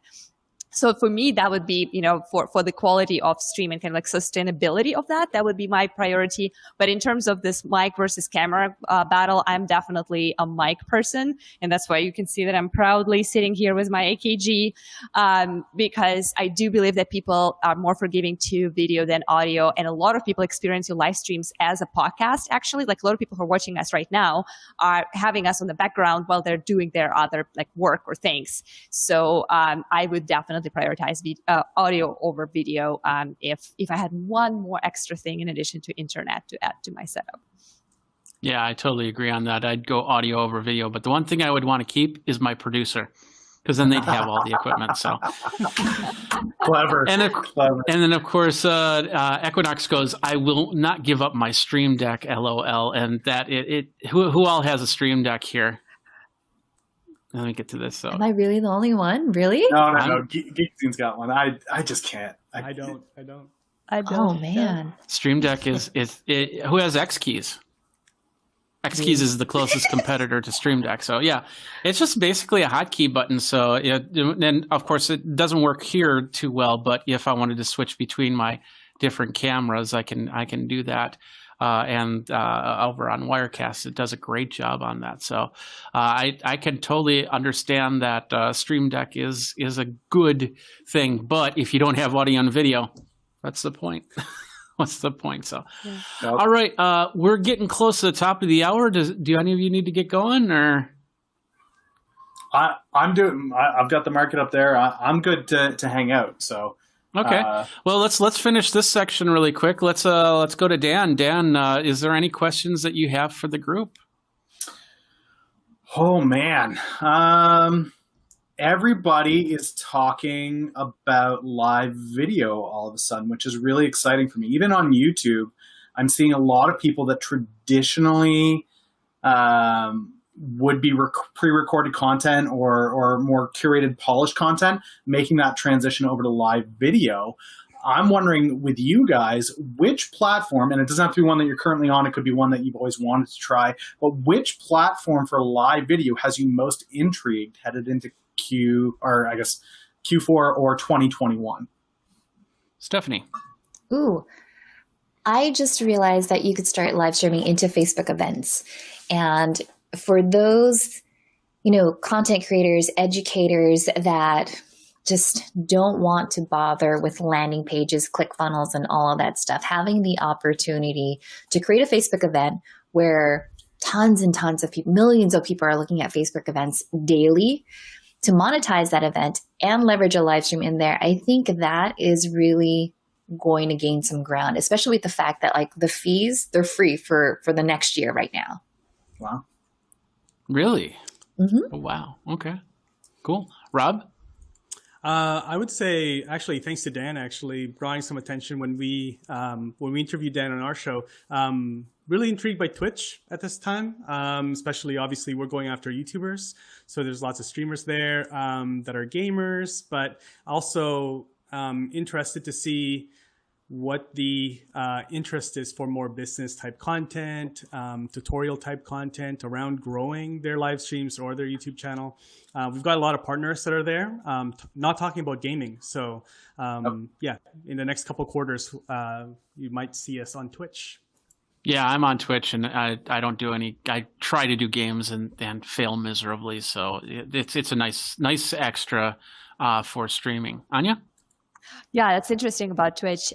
We traditionally always thought that people who use Restream and go on Twitch are gamers. We just like categorize them like that. And we're like, yep, that's it. That's the indicator. And it is not the case anymore. So we kind of like had to rethink the way we see our user base in that sense.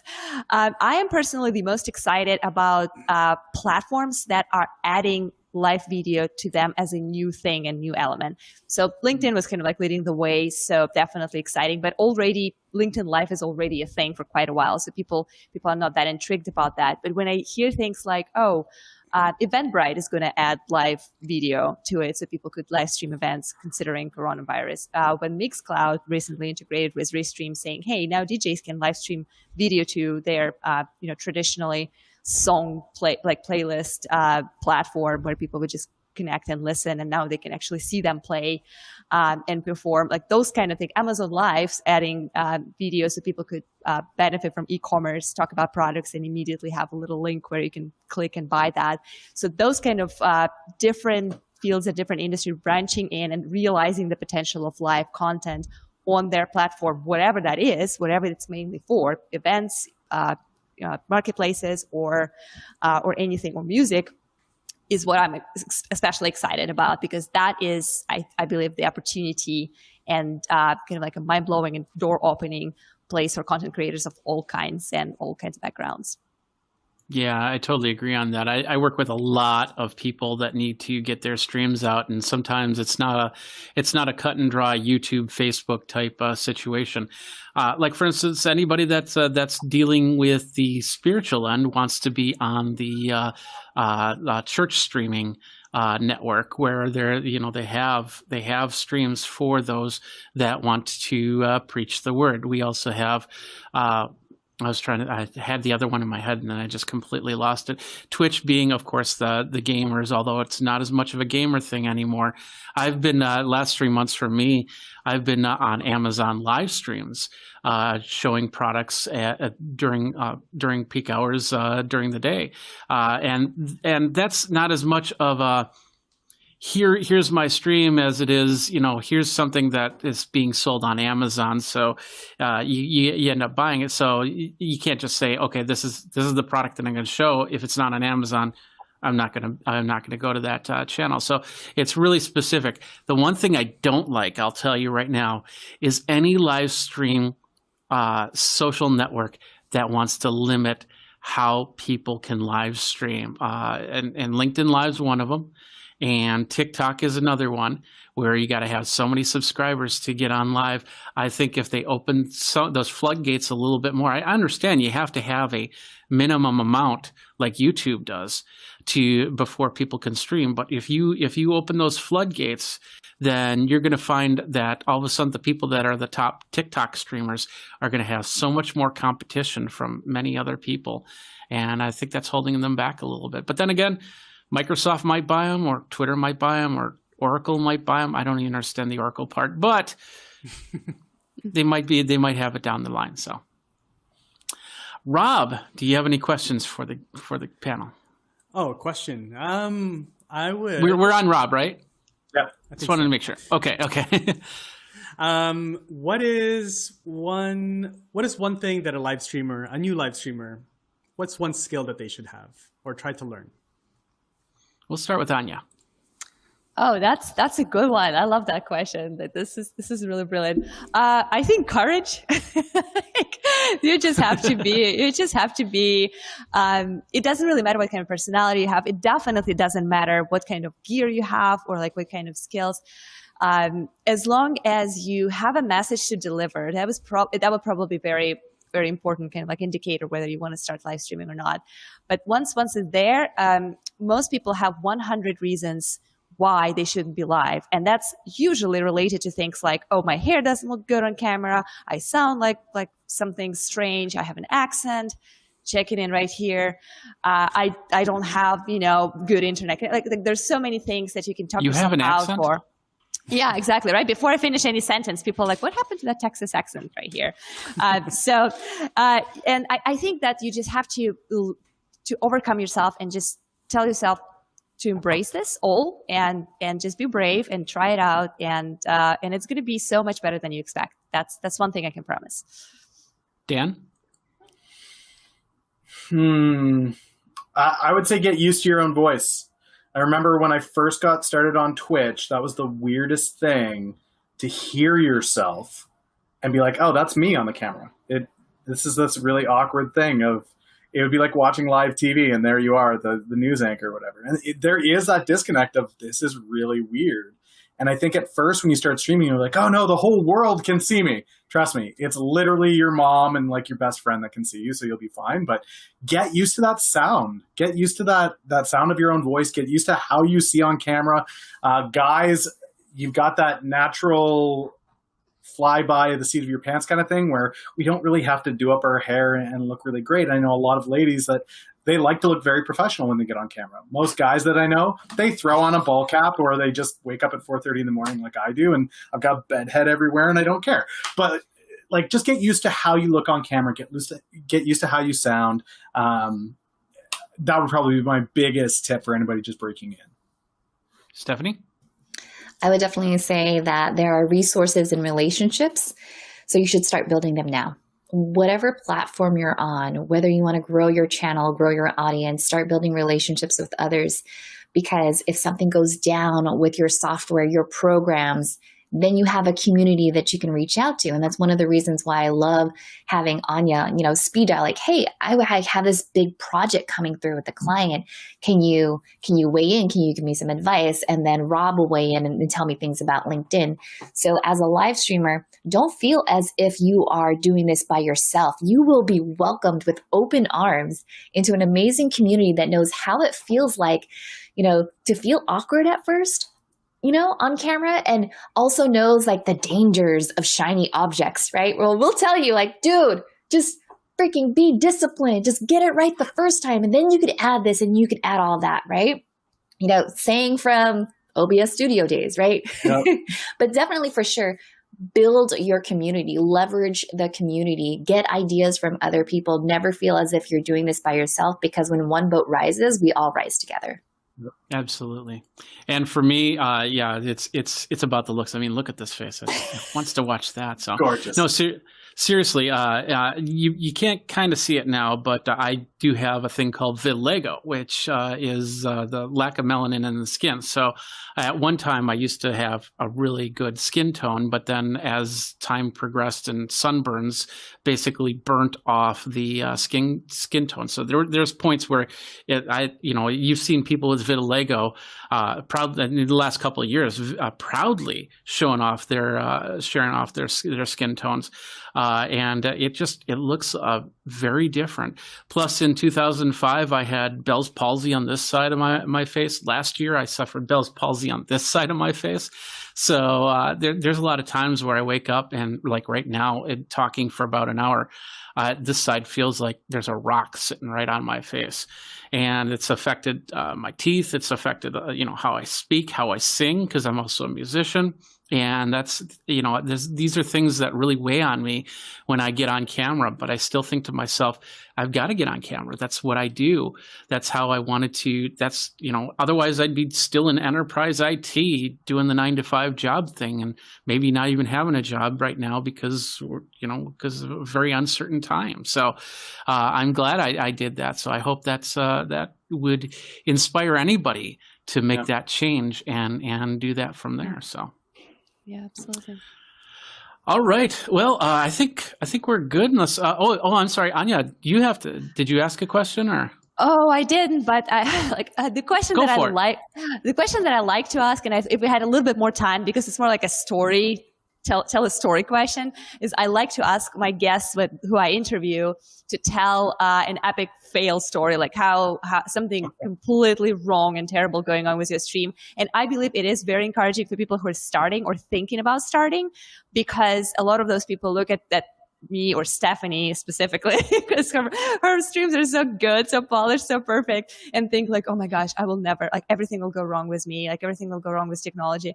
So I like to share those stories, but maybe we can, since it will take quite a bit of time if everyone's like sharing that story. So maybe you can just describe your live streaming journey in one word. Like, what is one word that describes your path from 0 to 1 or 100, wherever you are today, in terms of live streaming and content creator? We'll start with Dan. Your first question is actually easier. Go ahead. If we've got time, go ahead. Tell your story. Okay, I'll give you both. Momentum would be the one word, I guess. Where, like Stephanie was saying, just get going, and that tiny little snowball becomes an avalanche before you know it. If I think back to the first Twitch stream where I was completely clueless and never done live anything whatsoever, people told me I was too much of a boomer to actually make Twitch work. Momentum has a funny way of rolling, and now I'm a YouTube partner and Twitch partner and LinkedIn Live and all that jazz. So it rolls, it grows. As far as the fail, if you guys go to my YouTube channel, and I leave these failures up so people can have this encouragement. If you look at my first 3 to 5 videos, there's no audio.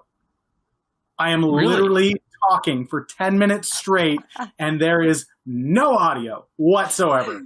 And I published the video anyway, because I knew 300 videos down the road, somebody's going to say, well, it's easy for you because X, Y, or Z. And I could always point back to those first videos and go, there's not a single ounce of audio. The algorithm on YouTube hates these videos because there's no sound for it to understand what is happening right now. So, if that was going to be my biggest failure, check out the YouTube. It's there. I leave those videos live. No audio whatsoever. Love it. Stephanie? I would say the one word would definitely be, it's a blessing. I had started live streaming because I left the agency world to start my own agency consulting. And, God, you guys, back then I had so many limiting beliefs, so many reasons for why I shouldn't do it, but it was a blessing that I got the courage and I did it.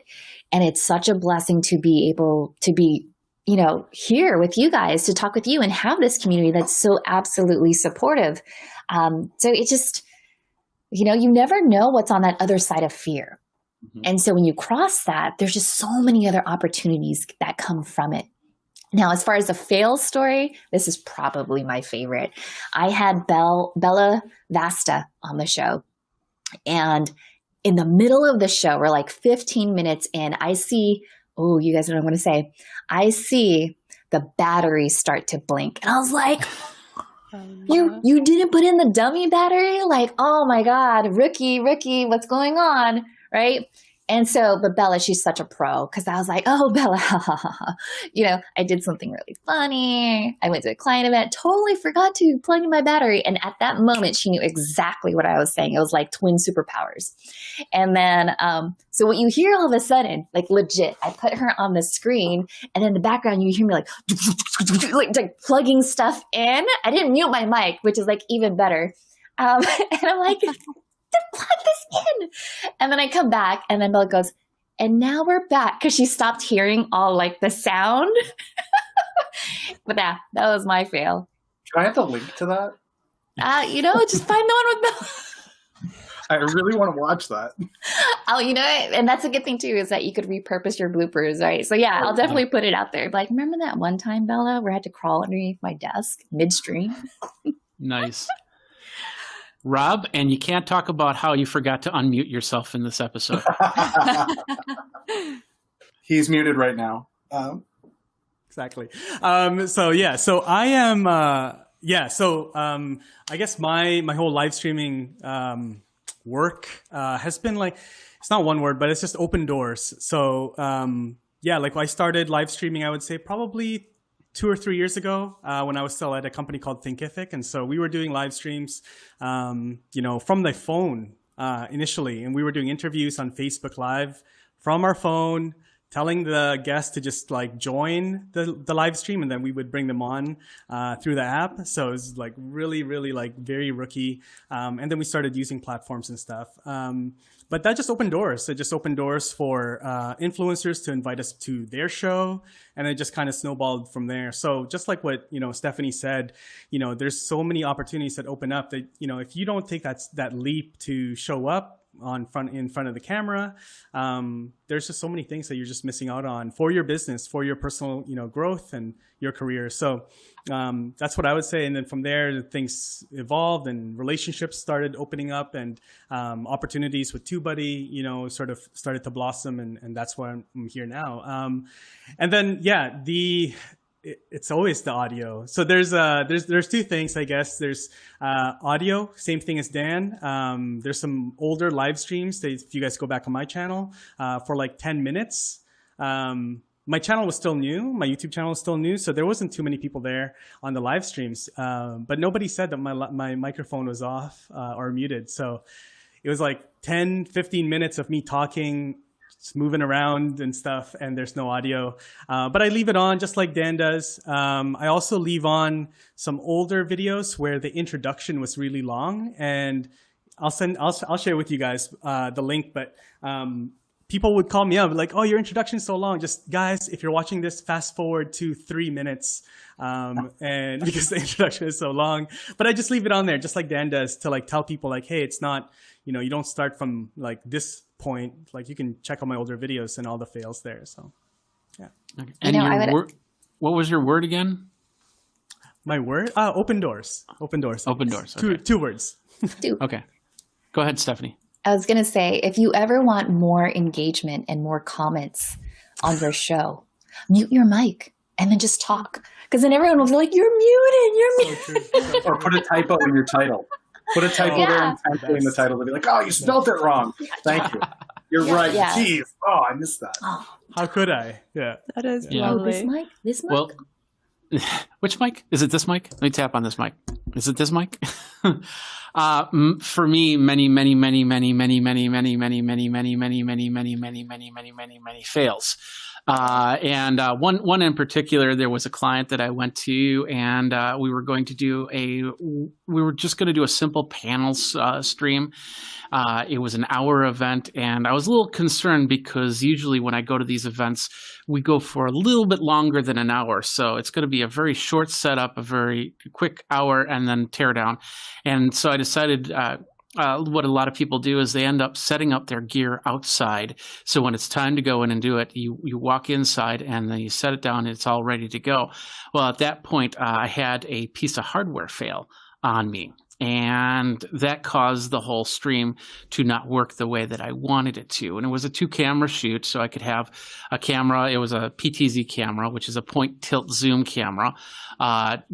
Focus in on the panel, each panel guest, and then there was one camera, actually the camera I'm using that you guys are watching me from, that would do an overall shot. Well, since everything started to fail, the only thing I could do was one camera shoot, and I ended up having to tear apart all my gear and reassemble it just for the one camera. It didn't turn out the way that I wanted it to because, I'm always trying to create perfection, even though many times people won't see the stuff that I do because, my mom doesn't watch my videos as was put before. But I still work for striving to get the best look, the best feel, as all you seem to do, and you're doing a great job on that. So, and then of course my word is passion, because if it wasn't for passion, I'd be still in enterprise IT, and we'd probably be still at our jobs, and we wouldn't be doing this, and we wouldn't be having this conversation at this time on a Thursday afternoon. We'd be wondering what's in the vending machine and how much coffee is left in my cup. And oh my goodness, no, she's not coming here to complain about how this is not working. Right. That's a good one. All right. So let's go back. We're going to do a reverse. We're going to start with Rob. Tell everybody how they can find you. Check if I'm mute. No, I'm. Yeah, you guys can find me anywhere at TwoBuddy. And there you go. Misspelled, but that's fine. Close enough. And, darn! I'm sorry. I'm gonna. I'll correct that. Yeah. No, all good. So yeah, just copy and paste my name and look me up on Instagram or YouTube or Facebook, LinkedIn. Yeah, happy to connect. Ask me anything. Dan? Yeah, just search my name on YouTube or Twitch. Dan. I don't know what socialmediapolis.com is, but I recommend you check them out because that's probably a blast. I thought that was on your LinkedIn site. Oh, Maybe it's a different Dan. I'm sure they're fantastic, though. But you can find me on LinkedIn with my name, or YouTube with my name, or Twitch with my name. Failing already. Oh my goodness. No, but this is great because this makes it memorable. When people think, oh man, I really want to connect with this guy, socialmediaopolis.com. No, wait, that didn't have anything to do with him. I actually have to go to something else. That's fantastic. I love that. But yeah, just search my name. You'll find me. You'll see me. Yeah. I'm not even going to try to put down the lower third. No, I was waiting. I was like, what is he going to put on there? Let's see what we got. Go. Yay! Yeah. Yay. I am Stephanie Liu from Lights Camera Live. So that's where you can find me if you want to learn anything about live streaming. Awesome. And Anya, and I hope I got this one right. Oh yeah, Nice. that is not necessarily the place where you find me, but this is where you will find Restream, and you can type up my first and last name in LinkedIn. This is where I prefer to connect with new people and kind of like keep my contact organized. It's also anya.razina@restream.io if you want to shoot me an email. I tend to respond to those. But yeah, LinkedIn invitation would be absolutely fantastic. And yeah, I think it's if you just search it, I think it's Anya with Restream on LinkedIn. Nice. And of course, everybody can find me at Geekazine, Think Magazine, Put in a Geek. You got me, all the socials as well. I'd like to thank the whole panel here. You did a great job. Give yourself a round of applause. Yay. So we're gonna try this again in the up and coming weeks. So feel free to, in the comments down below, say what you think, what you like, what you didn't like, and of course, reach out to these people and their websites or different websites and trying to figure out where the heck they are, because I don't know where they are. I had LinkedIn pages already, and I was going to show them on screen, and I never did that either. So it's always a continual trying to figure out how things work. So thanks again to everybody that came on the show, and you guys stick around for a second so I can thank you after the show. But I'm going to go like this. Thank you guys very much for watching. This has been the afternoon show, not the morning show, not the evening show, not the late show or the late show, the afternoon show with me, Jeffrey Powers, and it's part of Geek Tech Talk Live. Till next time, you guys geek out. In the feed there, if you're on facebook.com/groups/Wirecast Pros and PROS, not PROSE, because that's pros, not pros. Anyway. Let's talk about this. The Wise Cams, awesome stuff. These things are the main one's under $20, 25 bucks or something like that. This one was about $40, and you got to put in your own SD card, and it does SD card recording, and it does live streaming. But it has one other functionality, and that's called RTSP, the ability to stream it. And the idea is to stream it to a box, which is your security box, your computer, that runs and basically just collects all the video data. So you have one unit to research from rather than all your units to going into the app and going, okay, what does this camera do? What does this camera do? And I've been using this for, going through different security cams, because of course Geekazine does do review security cameras. And the Wise, I'm actually ditching one of my older security cameras because they keep disconnecting. And it's really sad. And I've talked to them about it, and they say, oh, there's nothing you can do. And of course, technology gets old, you got to replace it. And, replacing with one of these systems, if they're under $100 a camera, that's pretty cool.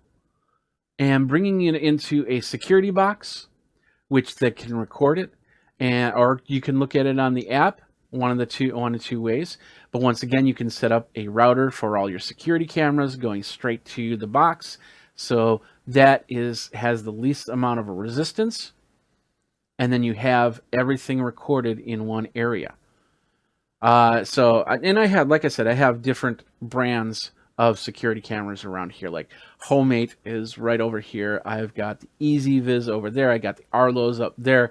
I've got I got like 3 other brands of cameras. I can't think of them offhand. But anyway, the idea is that, having them to go to one area to record out so you can go, it's just perfect. So anyway, that's what this camera is. And the cool thing about this is I can sit here and now I can use the PTZ options maybe. How's it going? Oh, there we go. And bring this camera to me so I can see what's going on around the area. The Homemate actually has a PTZ option as well, which is really cool. And I have it pointed outside so it can see what's going on outside. But this is the camera itself. Pretty easy for, and of course we got the little app right here that allows me to control it. But it has another functionality, and that's the RTSP, the ability to hook it up into Wirecast. And I'm going to show you how to do that here in a second here. And in fact, let's switch over to this one. There we go. And I've got Wirecast set up on this machine right here, of course. And I've got all my RTSP cameras. Like for instance, this is the web stream right here, the one I just showed you. This is my PTZ Optics, which is the PTZ camera, which I normally use NDI for. And then, of course, I got a shot of my outside, another Wise Cam showing you the front door. So as you can see, you can do a lot of different things with that. And as you can see, it's also not perfect because of connections. Now, in all fairness, right now I have this camera that this machine's pulling it, my main machine's pulling it, and the phone is pulling the video feed right now. So it's gonna probably not be perfect. In fact, if I go like this, look at that, it'll have a little bit of delay. It's running 15 frames a second. So the best solution for these cameras is, let's say you're at a live conference and you just want a simple overall shot. An overall shot of the crowd. Maybe you're going on break or something like that, and you have this camera sitting in the corner there with a good line of sight between your router and that device, and you just want to capture people walking around. It doesn't have to be 30 frames a second. It can be 15. And if it hiccups, it hiccups. It's not a big deal. And you can set up one over there and one over there. So if this is hiccuping, you can go over here, and that's not hiccuping as much. But you get the idea, and then you don't have to wire it here. And I can use this on stage, the backstage camera, or you get the idea. There's many different uses for this one little camera right here. So how do we do it? It's actually very, very straightforward. It doesn't come natively on the Wise camera. What you have to do is you have to go to their website here, and let's show you the website. It's and just type in Wise, WYZE space RTSP, and that will allow you to come to this page. They say that it's in beta, although I've read some things that it's not in beta, but I'm not 100% sure. It's not fully supported, so if you have problems, they might tell you reset your Wise camera and start from scratch over here. So they have two different types of firmware. One is for the static cameras, and then one's for the PTZ camera here. The Wise Cam Pan is what they call it. You basically put it onto your SD card, and then you insert the SD card into the camera like they're showing you here. You hold down the setup button while you turn the camera on, which basically plug it in, and then wait about 4 minutes. It installs the additional firmware, and then you're good. You're good to go.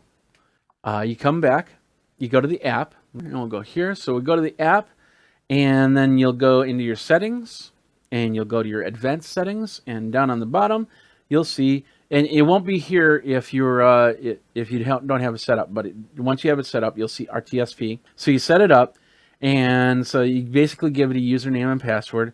The only problem I have with this, you can't use special characters. So capitals, lowercase, and numbers. It's okay, but when you're talking a security camera and you're enabling RTSP, you want to have a secure password. 12 characters, uppercase, lowercase, and symbols. Makes it harder for people to get in here. So that's the only issue I have with this thing, is it will not accept special characters. And that is not cool. But anyway, once it does that, you get the IP address, and it creates the RTSP file. And then you go in, And we'll go back over to here. There we are. So we hit the plus button. We say network. We want new web stream. And we'll say add.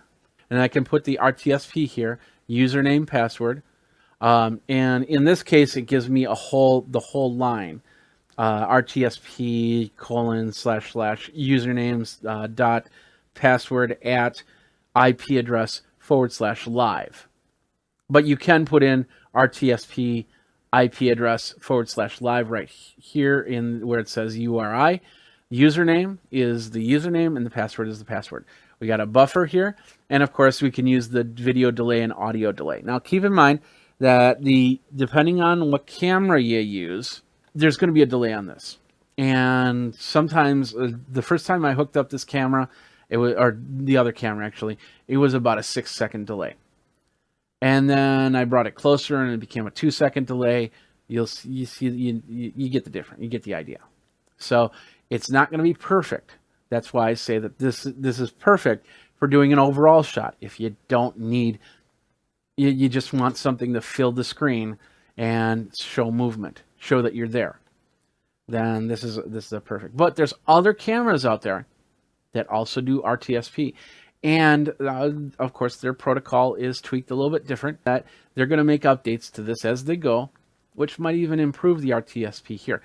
And if it can do RTSP, can it also do NDI? Let's think about that. A lot of your cameras, any camera that has some sort of wireless to it, might be able to also do other protocols like the WebRC and RTSP and NDI and whatever new protocol comes out in the years to come. It's very possible that with a firmware update that could change that whole thing for a lot of different cameras. So it's awesome. And like I said, the best part about this is I can put this in a place. I could put this on the ceiling. It's so lightweight. I can put this on the ceiling and then have product views coming from overhead. And if it skips out or anything like that, it's fine. But I don't know. I think it's a great camera to have, and especially if you're doing a whole bunch of stuff and it's all of a sudden it's like, hey, can you do this type of camera? It's like, I think I can, and you can pull these out of your bag and go from there.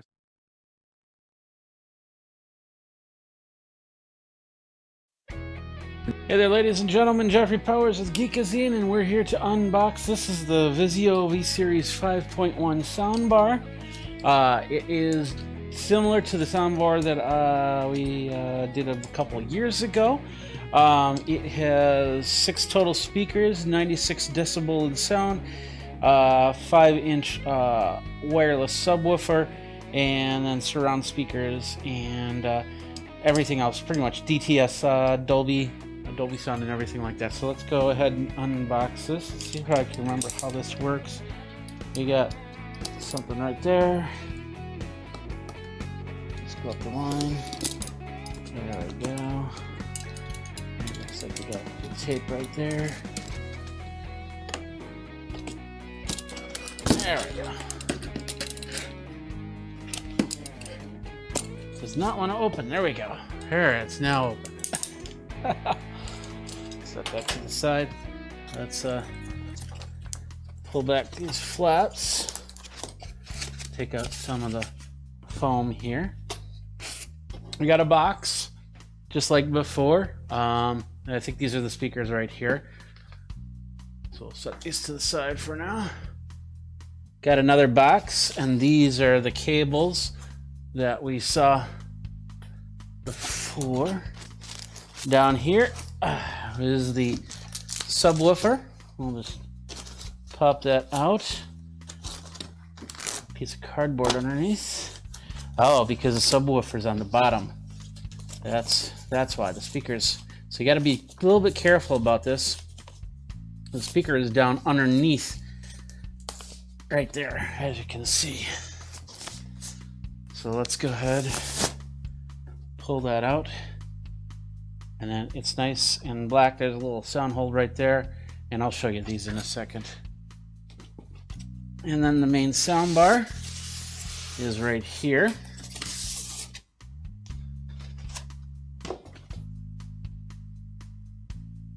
So let's get this up on the table and take a look at everything. All right, so we got everything here on the table. Let's take a look at what we've got. First of all, we're going to take a look at the subwoofer. It is in a nice matte black. There's a little Vizio on the top here. We got the sound hole right here, and we got the speaker, which is exposed down here. So you want to be careful that you don't puncture that at all. We take a look at the sound hole really quick. Let's move over here and zoom in a little bit, or a lot of it. We have the connection. Basically, we have the connections to the satellite speakers. We have the power button and connect button. No, I guess there's no connect button this time. Just a power button. The previous model had a connect button, but it doesn't look like it. And then the AC in, so just a standard cord right there. I don't see any other buttons or anything like that on this unit. It's nice flat black. Really nice. Let's move on. Next up is this right here. This is the sound bar itself. We're gonna, and don't know what I did with my knife, so we'll just work with the foam. And once again, you want to be careful because there's speakers and indentions. You don't want to accidentally puncture one of your speakers. That would be bad. Here it is, the 36-inch sound bar. Move that out of the way. So it's right there. There it is right there. Nice and long. On the back here, let's take a look at that. On this side, it basically says, this is the HDMI ARC is right here. We'll take this off and set that right there. So that's the ARC cable. And then right above it is the optical cable. Let's see if we can zoom in some more. So there we have the optical cable right there, the HDMI ARC. And on this side, this is what they're calling the voice assistant send through. So if you want to bring your Echo or your Google Home into here, this is where you do it. It's an auxiliary in and an auxiliary. On the top, the buttons. Now, the one thing I didn't like about the last version was those buttons, you couldn't see them. The other one also had a fabric top. This one is solid plastic right here, but you definitely have the power button and looks like a page button of some sort of Bluetooth button, and then a volume up and down button, and very visible options right there.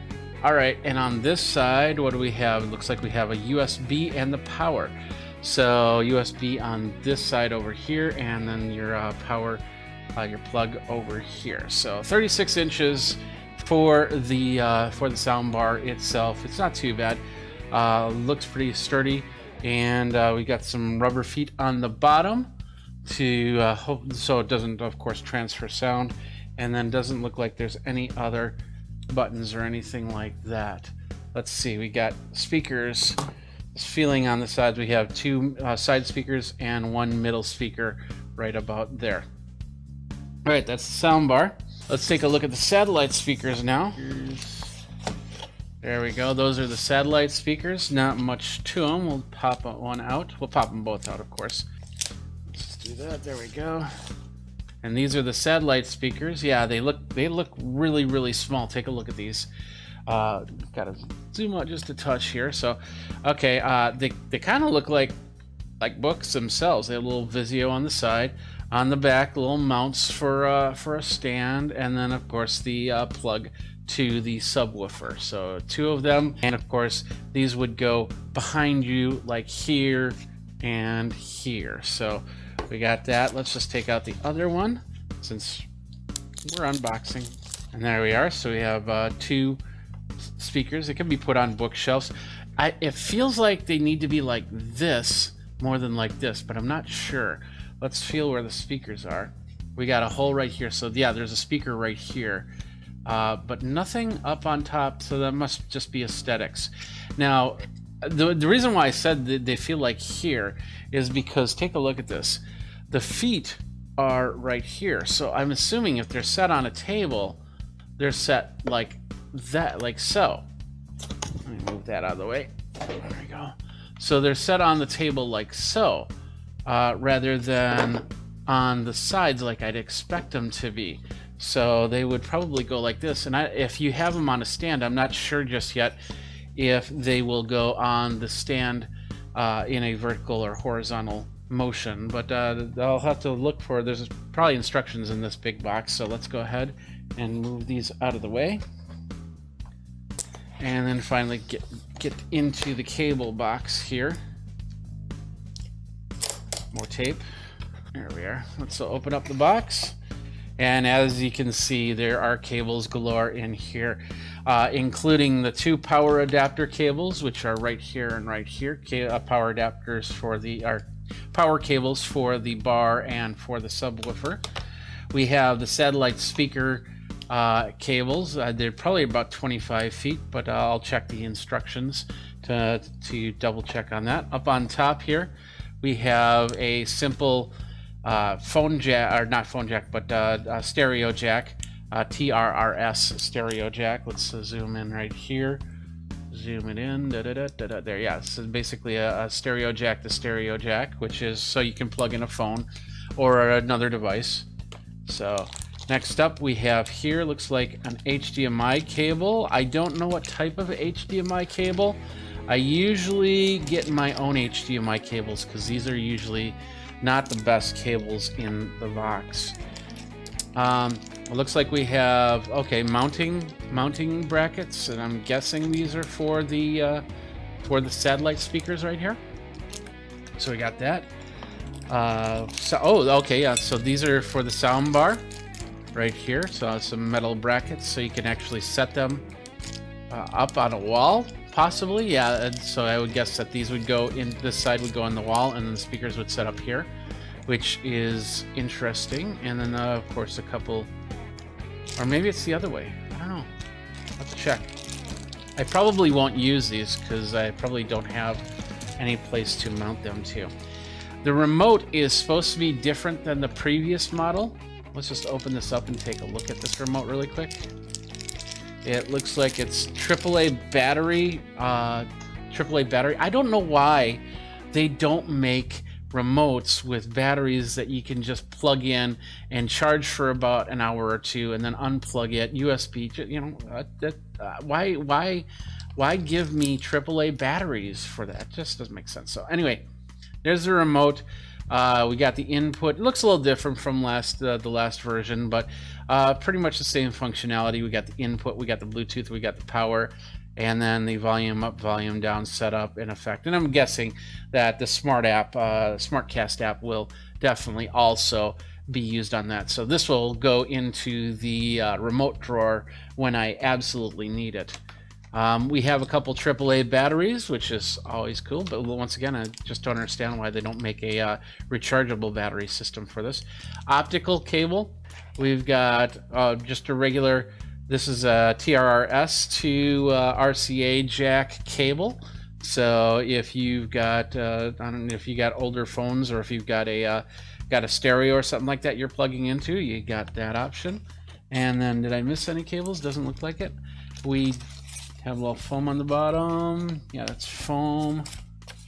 Nothing in there, nothing in there, nothing in there, nothing in there. Okay, perfect. Let's get this out of the way.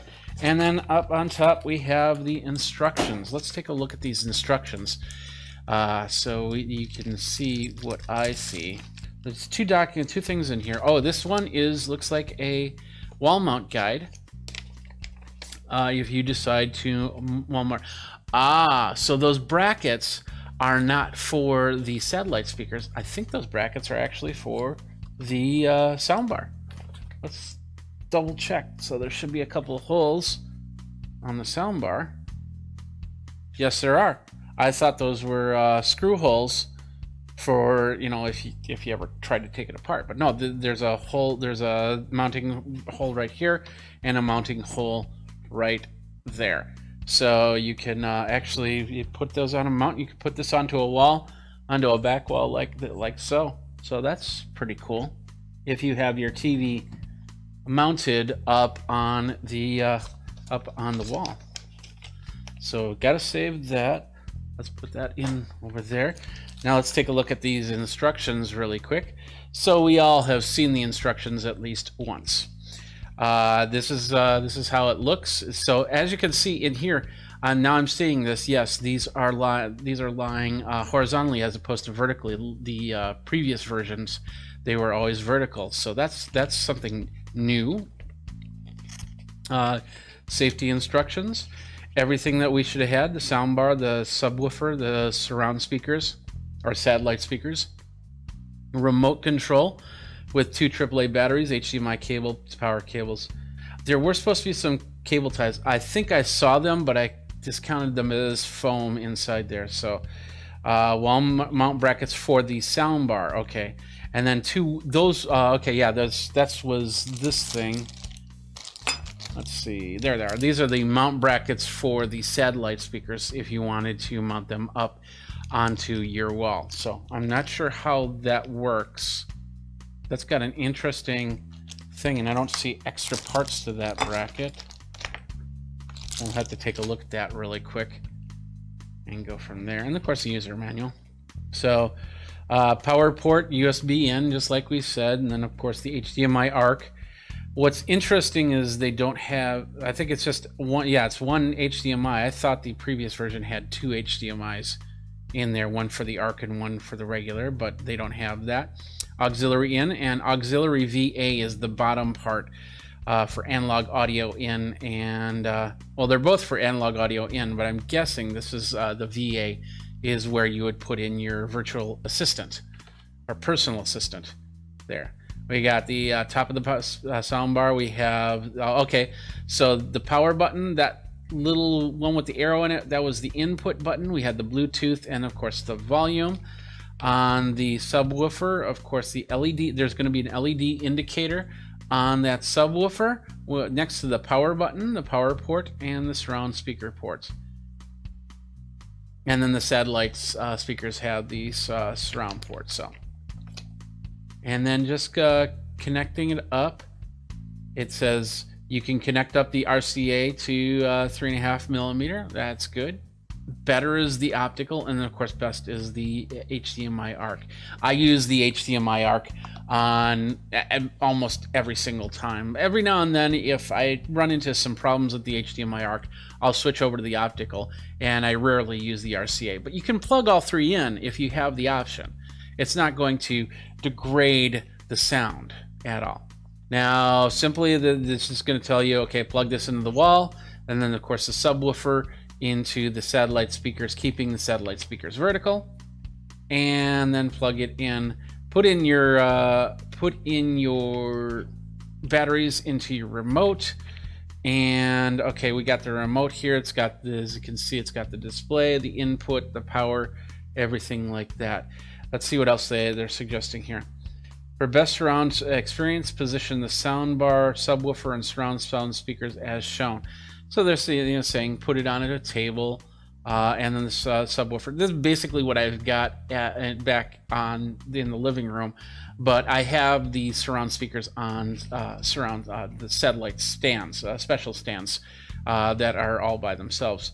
So you can also put it in a front configuration, so everything is in front of you at the TV side. So and I'm assuming there's probably a setting that you will change to say, hey, this is where all the speakers live. So I could actually, if I had it in the studio, I could put the whole soundbar stuff right there, right underneath the main monitor. So and then that's pretty much it. I'll let you read the rest of the manual. All right, well, let's pull it all up and let's show you what we got. So we got the 2 satellite speakers. We got the subwoofer. Oh, there we go. We got the remote right there. And then we've got this is the 36-inch soundbar. I know that they will make other longer versions. I don't think they'll make anything shorter than the 36. That is everything in a nutshell that you get with the Vizio 5.1 soundbar, the V51H6 soundbar, and that's everything right here. Right there. And how you doing? Jeffrey Powers from Geekazine. Today we are going to take a look at doing some home improvement. I decided on this live channel I'm not going to do something that I'm going to do some different things. And one of them is just anything that I'm doing geeky, install-y, and stuff like that. I'm going to do that. So I'm just checking my audio, make sure that everything is working over here.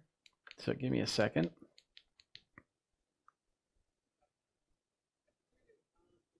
Okay, so looks good, sounds good.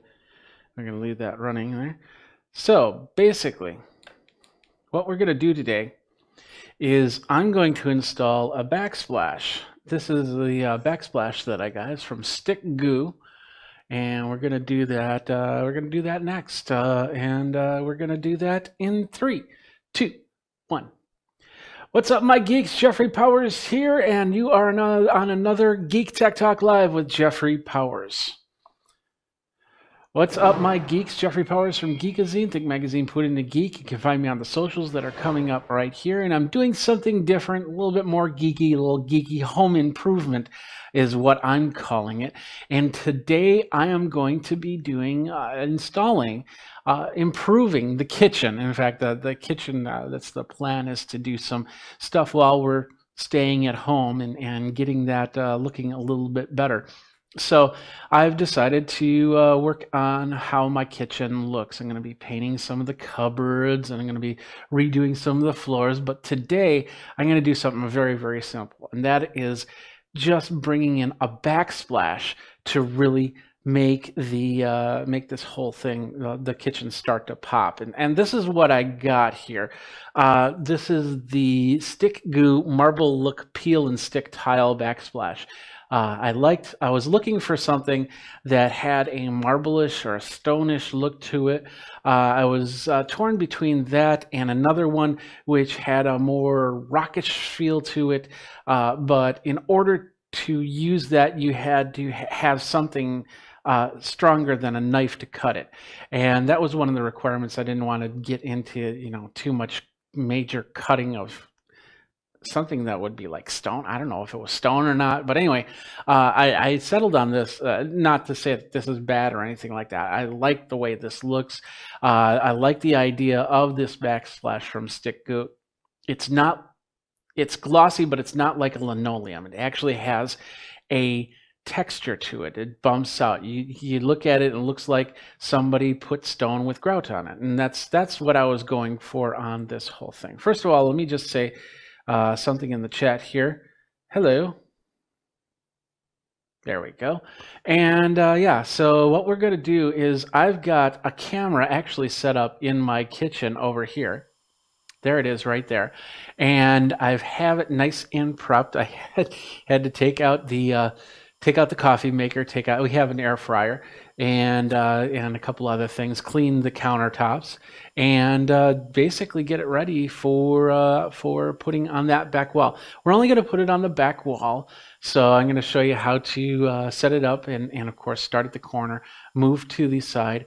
The couple things about that is from the base of the counter to where the cupboard meets is actually larger than 12. I think it's 13 inches. So in order for me to do this, I'm going to have to actually do some inventive cutting. But that's okay, because I also have where the window is. So I'll have some of this Stick Goo backsplash peel stuff to use to cover that up. And so what we're going to do is we're going to cut the edge. We're going to go from the edge to about the window, and then hopefully figure out at that point how to put it and cover up the extra space. So give me a second. I'm going to flip over to this camera, and we're going to take a walk with me as we walk over to my kitchen, and we start this project. And I hope you enjoy it, because it's going to be different and it's going to be fun.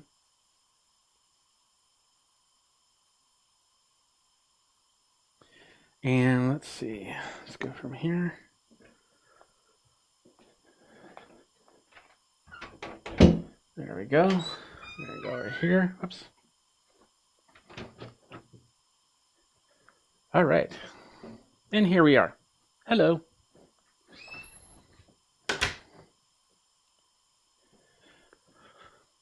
I'm just going to set this right here so I can see. There we go. So basically what I've got here is the stick goo tile. This is the tile that you see on the list here.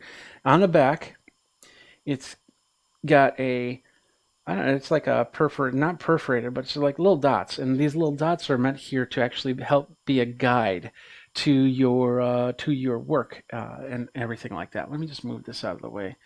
So I'll put it there. So anyway, so you will be able to use that as a guide for when we cut, because what you'll want to do is if you do any cuts, you'll want to do a cut on the back, not on the front. That way, it'll separate better. So, and basically these are 12 by 12 tiles, so they're gonna go like right there. And you can't, I don't think you can see it, but there is a little bit of gap right here, which I believe one of these bigger rows will be able to fit right on top there, and I'm hoping that that's where I'm going to get that from here. Preparation. The other things that you want to have something to cut on. So I have a nice little piece of wood that I'm going to be using to cut on to cut the edge here, and of course some sort of ruler. I'm just using some plexiglass, but you can get a ruler. You also want to have a good cutting tool. Now there is this Rex Betty 4-pack of cutting tools. If you have to do a lot of crafts, tools like these are really nice. And then you one more thing that you definitely want to get, and that's the 3M. Where'd it go? The 3M sanding sponges. This is all about the prep of this area to get it ready for your use. So this is how it works. So to begin with, I'll turn on this light to give you a little bit extra light here. But to begin with, you basically want to clean off your area, and what they recommend is a degreasing cleaner. You can also use like a degreasing dish soap or something like that, and then you basically clean it down, rub it down, let it dry, and then what you want to do is you want to take the sanding sponge and then go across it and just kind of flatten down the wall a little bit. If there's any type of bumps or anything like that, it's not going to stick too well. This is a drywall, so once it flattens out, it's going to be nice and ready to go.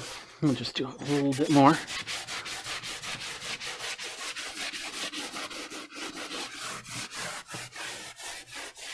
So and as you can see, we took a little bit off of there. So you don't want to put it on brick. Any type of textured wall material will not work as well. And we're going to just take some paper towel and wipe this down a little bit more just to get the dust off the wall that we just sanded. There we go. And you basically want to have as flat of a surface as possible. Now, putting these on is just basically peeling it off and sticking it on. That's the easy part. But we got a couple different challenges here. The first one is we've got the corner here, which we of course, if you put this like this, it's going to look a little awkward. So we're going to make a cut down here to start a corner piece.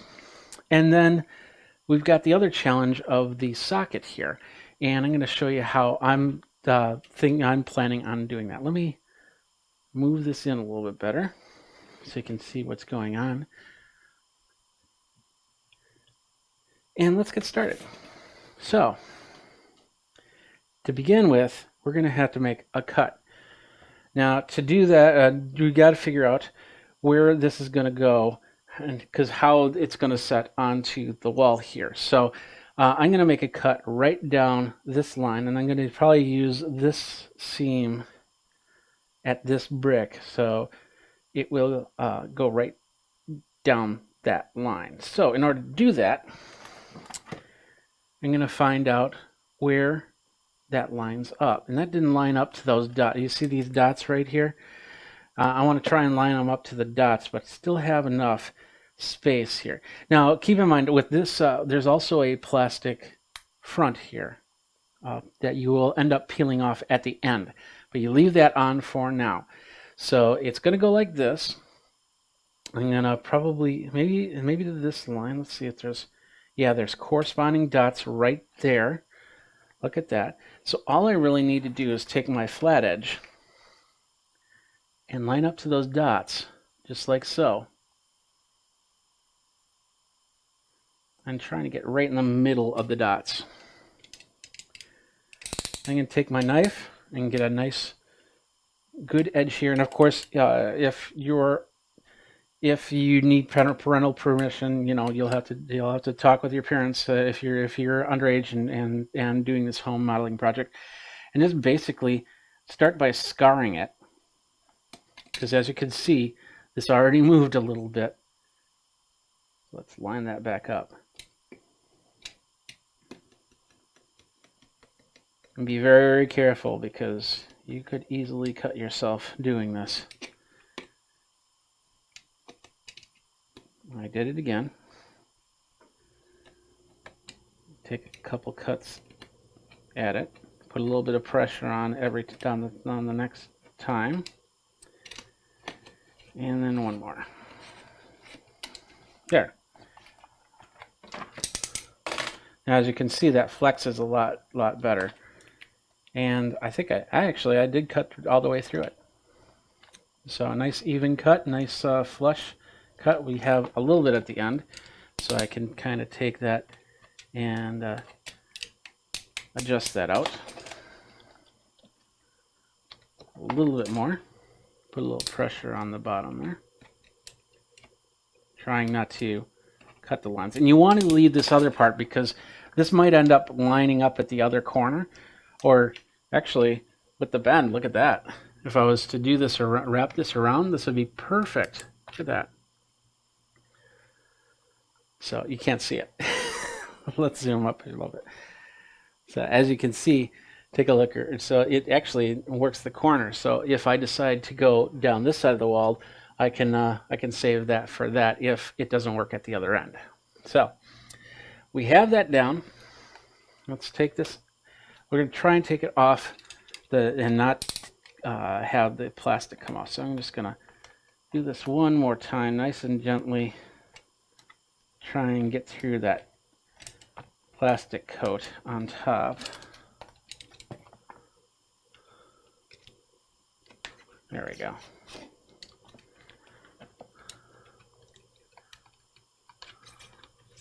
There we go.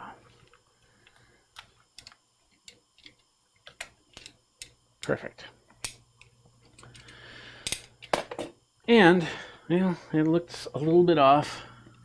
Just maybe a touch off in my cutting. I should have probably worked it out a little bit better, but I'm good with this.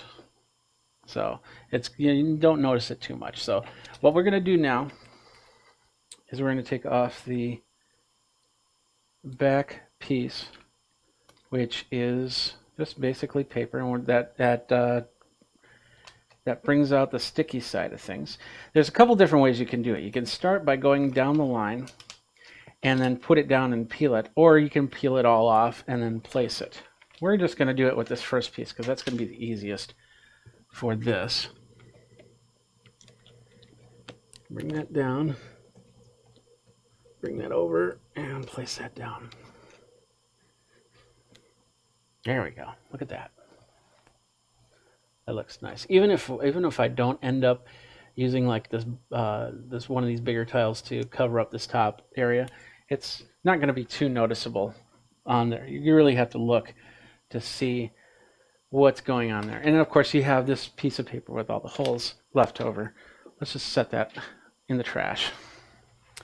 And we'll go to the next piece. Now, the next few pieces, it's going to be fairly straightforward. You're just going to be lining and going down. And we'll get to this outlet in a second here. So, we'll set that aside. And I'm also not going to take off that front protective layer until I'm done with this whole thing. So the idea is that you line up, and just like a puzzle piece, you push it in and bring it in, and you'll have the next piece done. So in order to do that, like I said, you can do one of two ways. In this case, what I'm going to do is I'm going to peel off a little bit so I don't have a lot of sticky side fighting against me. when I lay this down. I'm going to fold that.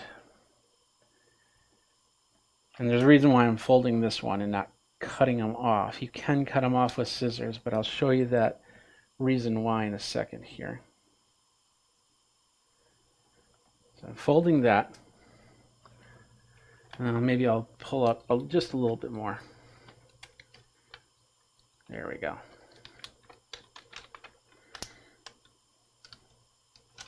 There. Now I'll put this into place and I'll push these down, being very aware of how this is staying on the ledge here. Stick it, pull it out a little bit, and then pull out the paper. Now this one, don't throw this one away. And then there's a reason why. I'll show you in a second here. Take your hand and go this way to bring that whole adhesive down. There we go. Look at that. So now, let's see if we can move this over a little bit. You can see that better. As you can see,